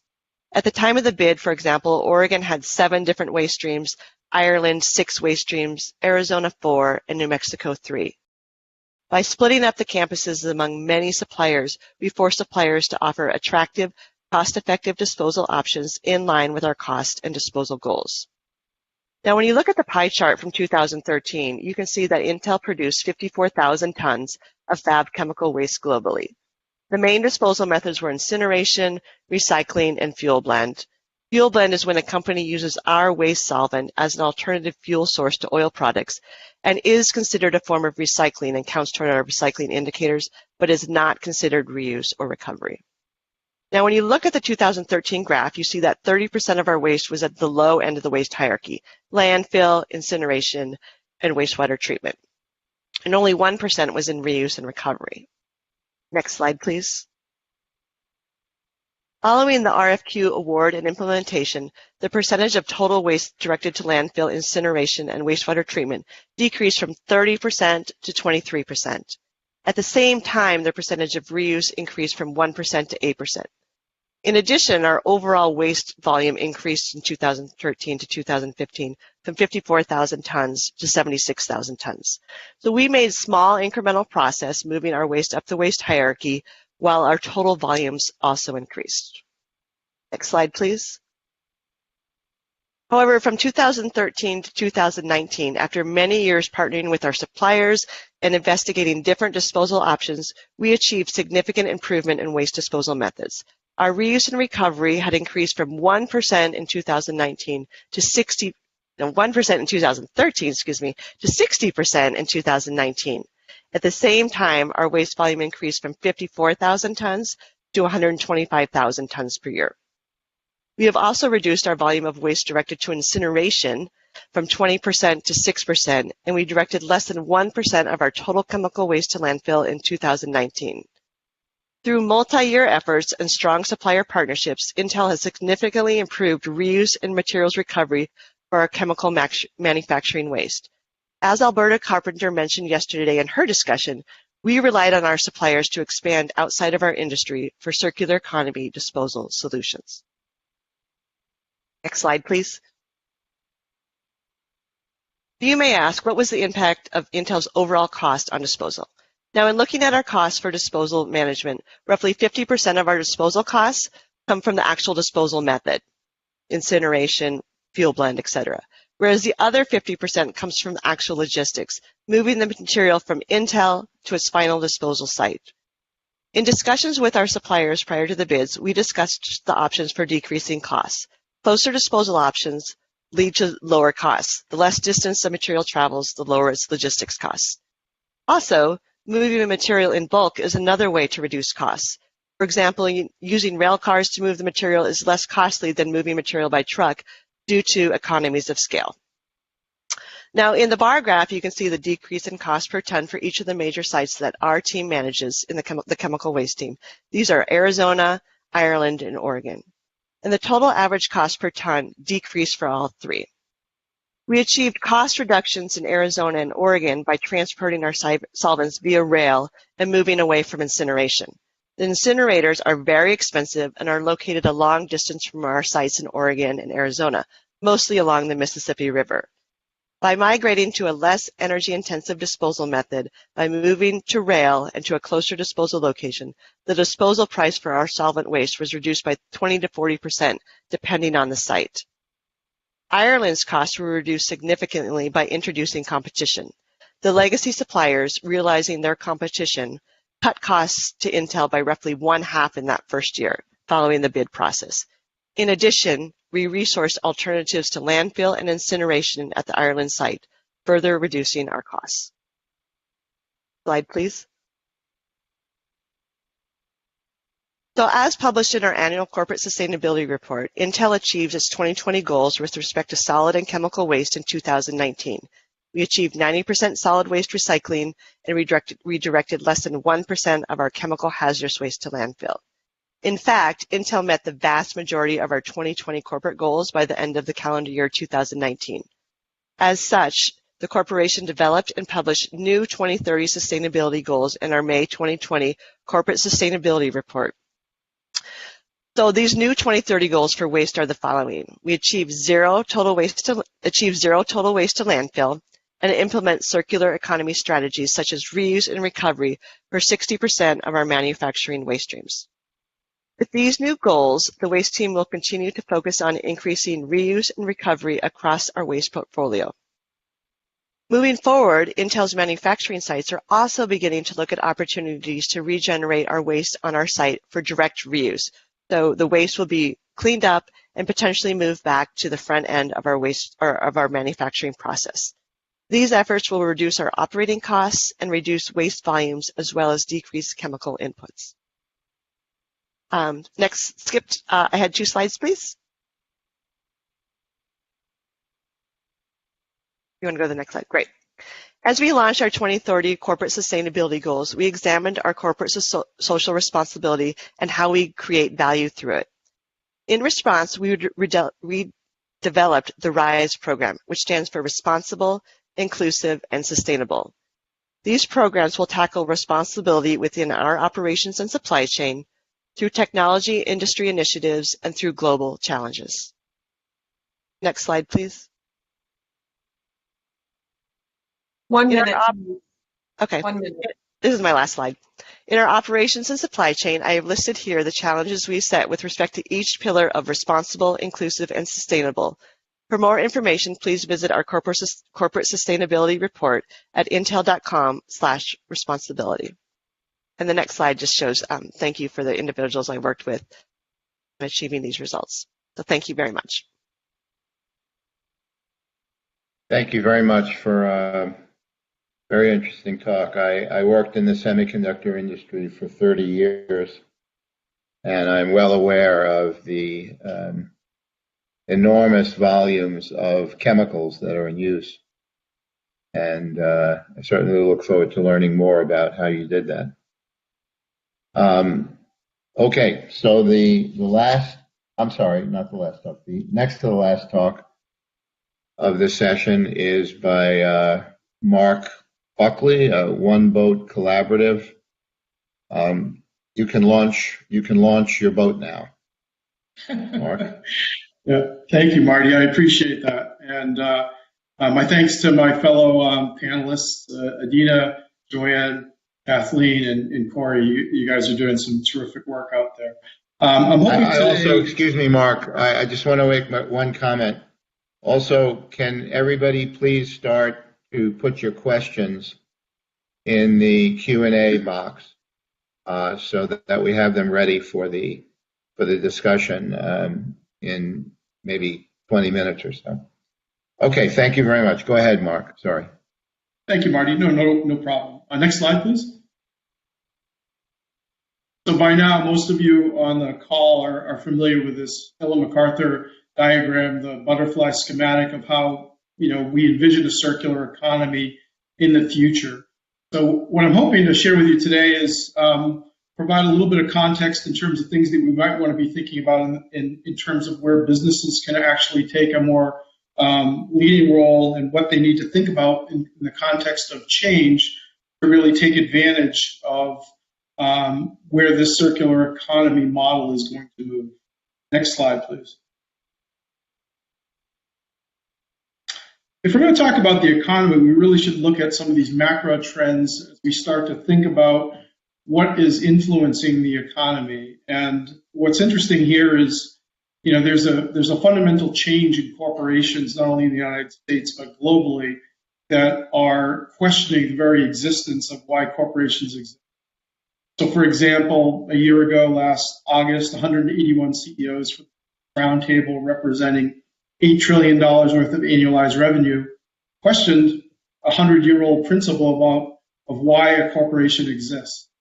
It doesn't exist just to maximize shareholder value, but it has to exist for looking at broader issues around social and environmental and governance issues. Larry Fink every year sends out a letter to CEOs and boards of directors and suggesting that they need to start to lean in on these kinds of. Today, $1 in $3 managed professionally in the United States are managed under the umbrella of ESG, socially responsible investment, and those dollars have been continuing to increase, up 42% in 2018.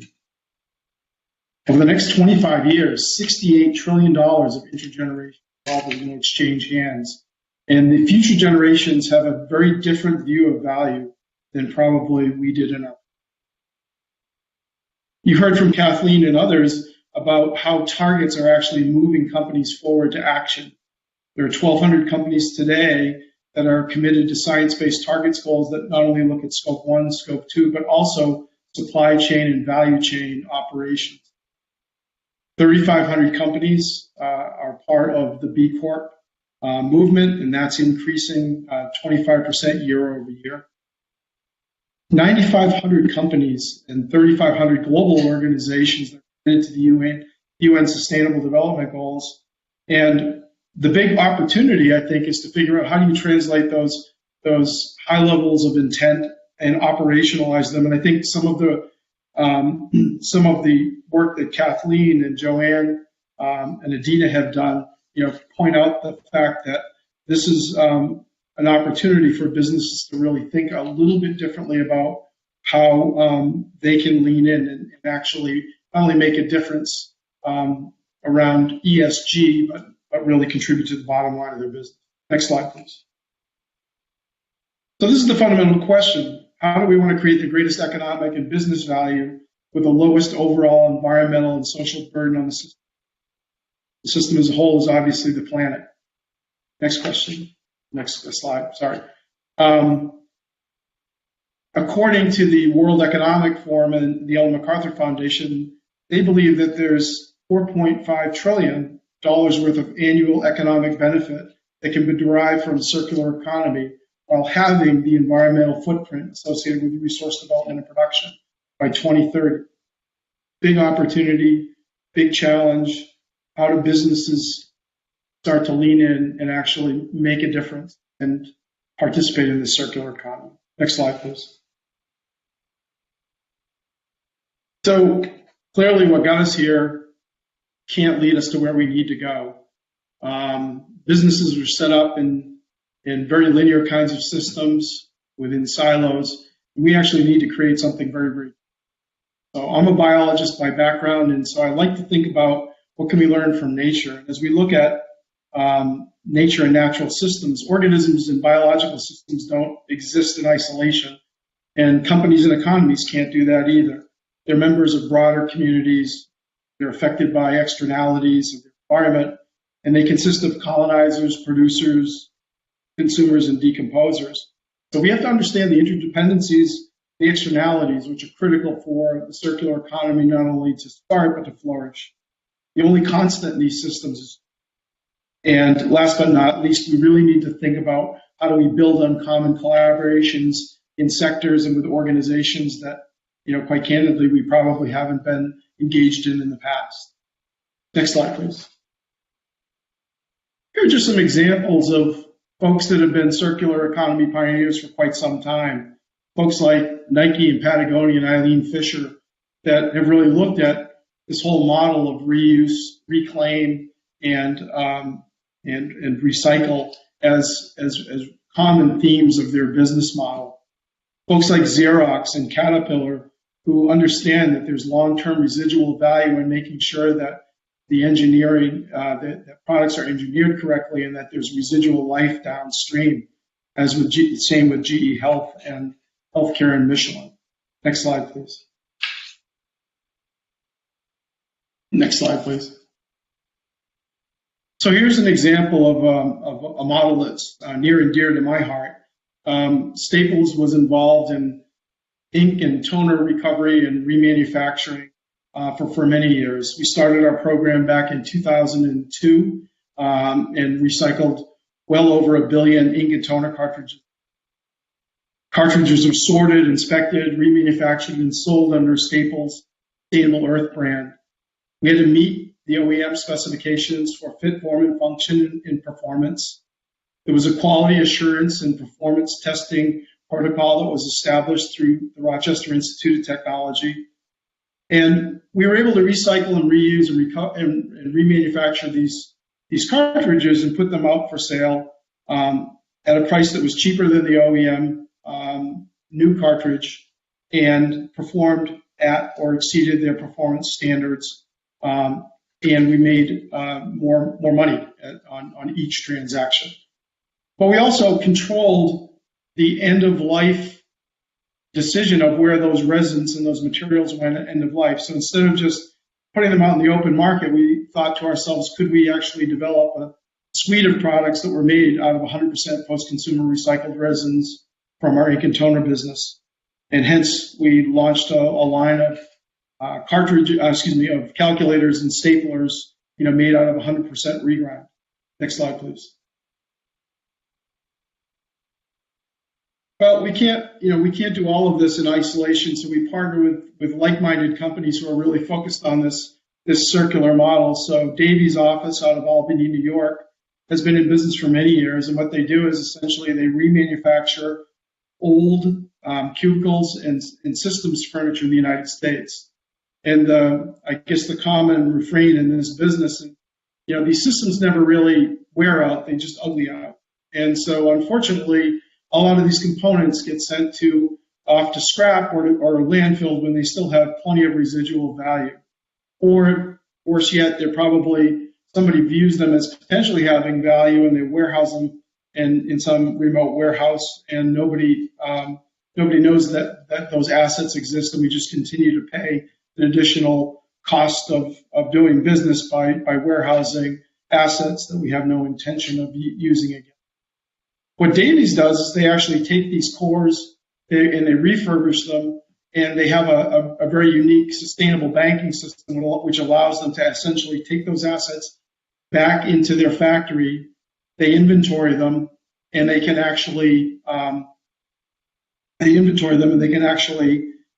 provide credit for a customer that would be putting those into the banking system. So it not only provides a unique environmental option, but there's certainly cost savings and capital savings associated with meeting those.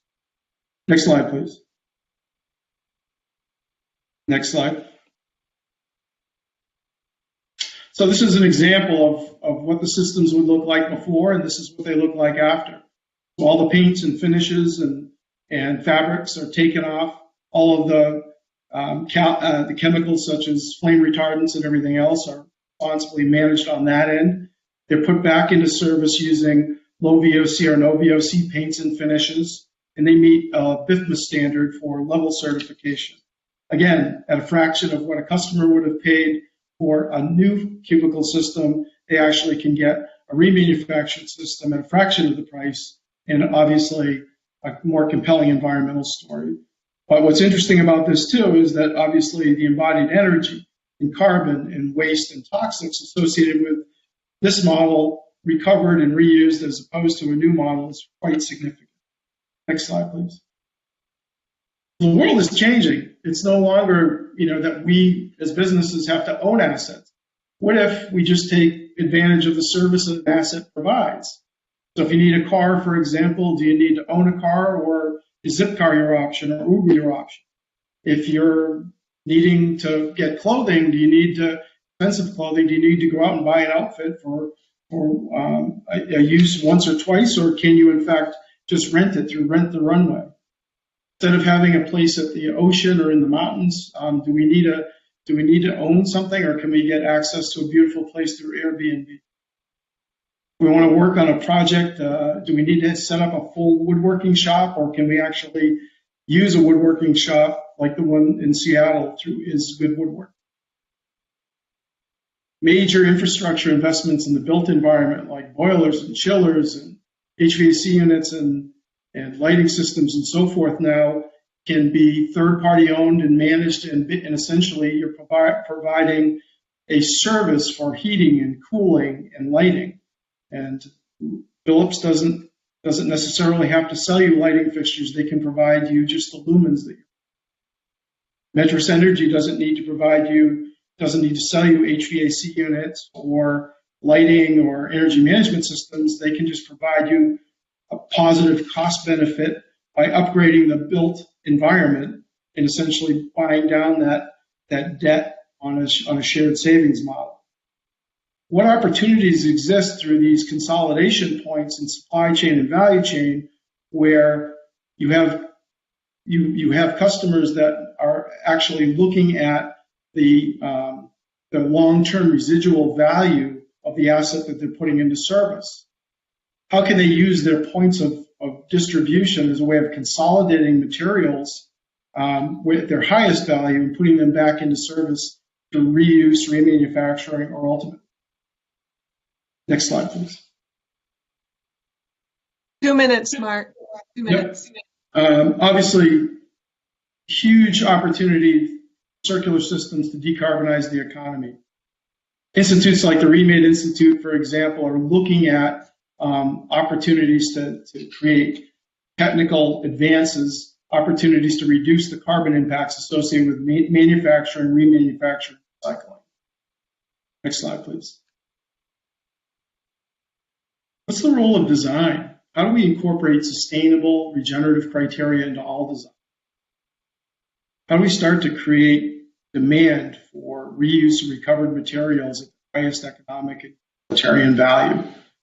There are certainly plenty of great third-party standards like EP, Level, and Cradle to Cradle that provide guidance for that. How can we create new and robust demand for recovered and recycled materials? As Adina mentioned before, we need to create demand. If we don't have demand, at the end of the day, these systems don't work. So the role of design is very, very. Next slide, please. Procurement. The role of procurement is incredibly important in this. It's important to develop a common language so that we support circularity and convey intent. Not necessarily, that something is built yet, but we need to convey intent of where we want our suppliers to move in the form of requests for information, requests for proposals, to signal the demand that isn't there yet, okay, to start to build the need for innovative solutions. I would also suggest that, as Kathleen mentioned, we need to take a look at end-of-life requirements from suppliers to make sure that reuse, remanufacturing, recycling are part of this. And then how do we leverage supply chains and spheres of influence to start shaping and building robust secondary materials markets? Next slide. So in closing, I would say these are the keys to help build and accelerate a transition to a circular economy. First, we need to understand that it's part of a broader ecosystem. And we need to intentionally figure out what that circular ecosystem is. Second is we need to start to create through relationships. And, again, I think Joanne mentioned this. It all starts with the conversation. We need to create these uncommon collaboratives through cross-sectoral collaboration in industries that have had much to do with each other. We need to understand the role of life cycle design of all products and materials. I think Adina mentioned this before. Diversion and recovery of materials don't constitute success. We might have just a lot more clean paper or PET, but at the end of the day, if we don't have robust, resilient secondary markets or cores and secondary feedstock to attract infrastructure development, then we haven't really closed the loop on this. And last but not least, and I think Adina brought this out early on, is that we need well-constructed national and international policies. Businesses have to be at the table and they have to partner with and help craft thoughtful, effective policy regulation and leverage sector leadership. And I would argue not dismiss sector laggards, but maybe encourage sector laggards to join the party. Thank you so much. Have a great day. Thank you. Thank you very much, Mark. That was extremely interesting.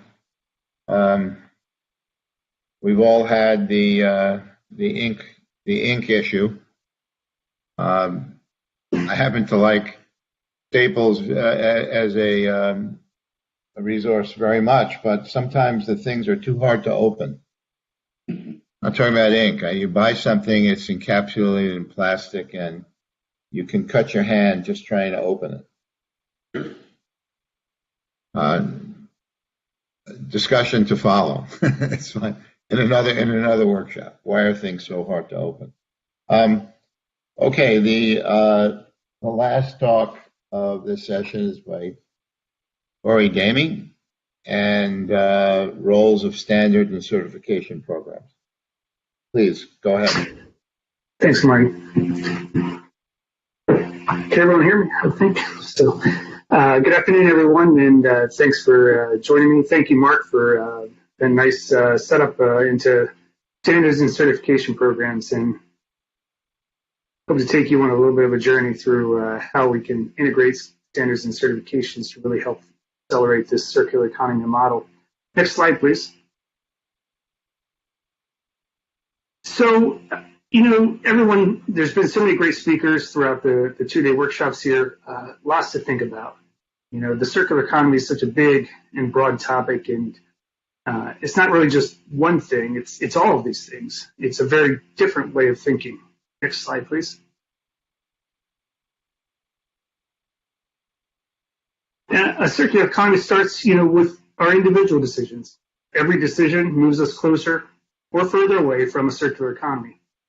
And individual decisions definitely have an impact, but when we combine those decisions, when we have many decisions, all working in harmony, we can create a movement. Next slide, please. But these decisions, they're more complex than just deciding what to do with our devices. I mean, we've all seen the pictures of children burning piles of cables to recover the copper. I think we can agree that's not really a good idea. And it's probably not a good idea to sell, broken smartphones that aren't wiped of our data. If we do it wrong, it won't be sustainable, and we'll do more harm than good. So it's more about how it should be done and about who's going to do it. Next slide, please. Most people, they want to do the right thing. There's definitely social pressures out there around climate change, as a negative, or social pressures like getting computers for schools, which is a positive. Obviously, nobody wants their personal information stolen. And at the end of the day, there is some money to be made in many cases, like trading in our old phones. But here's the thing. We rely on others to reuse or recycle our electronics. And even when we think we're making the right decision, it doesn't guarantee circularity by those who we're entrusting to process our used electronics. Next slide, please.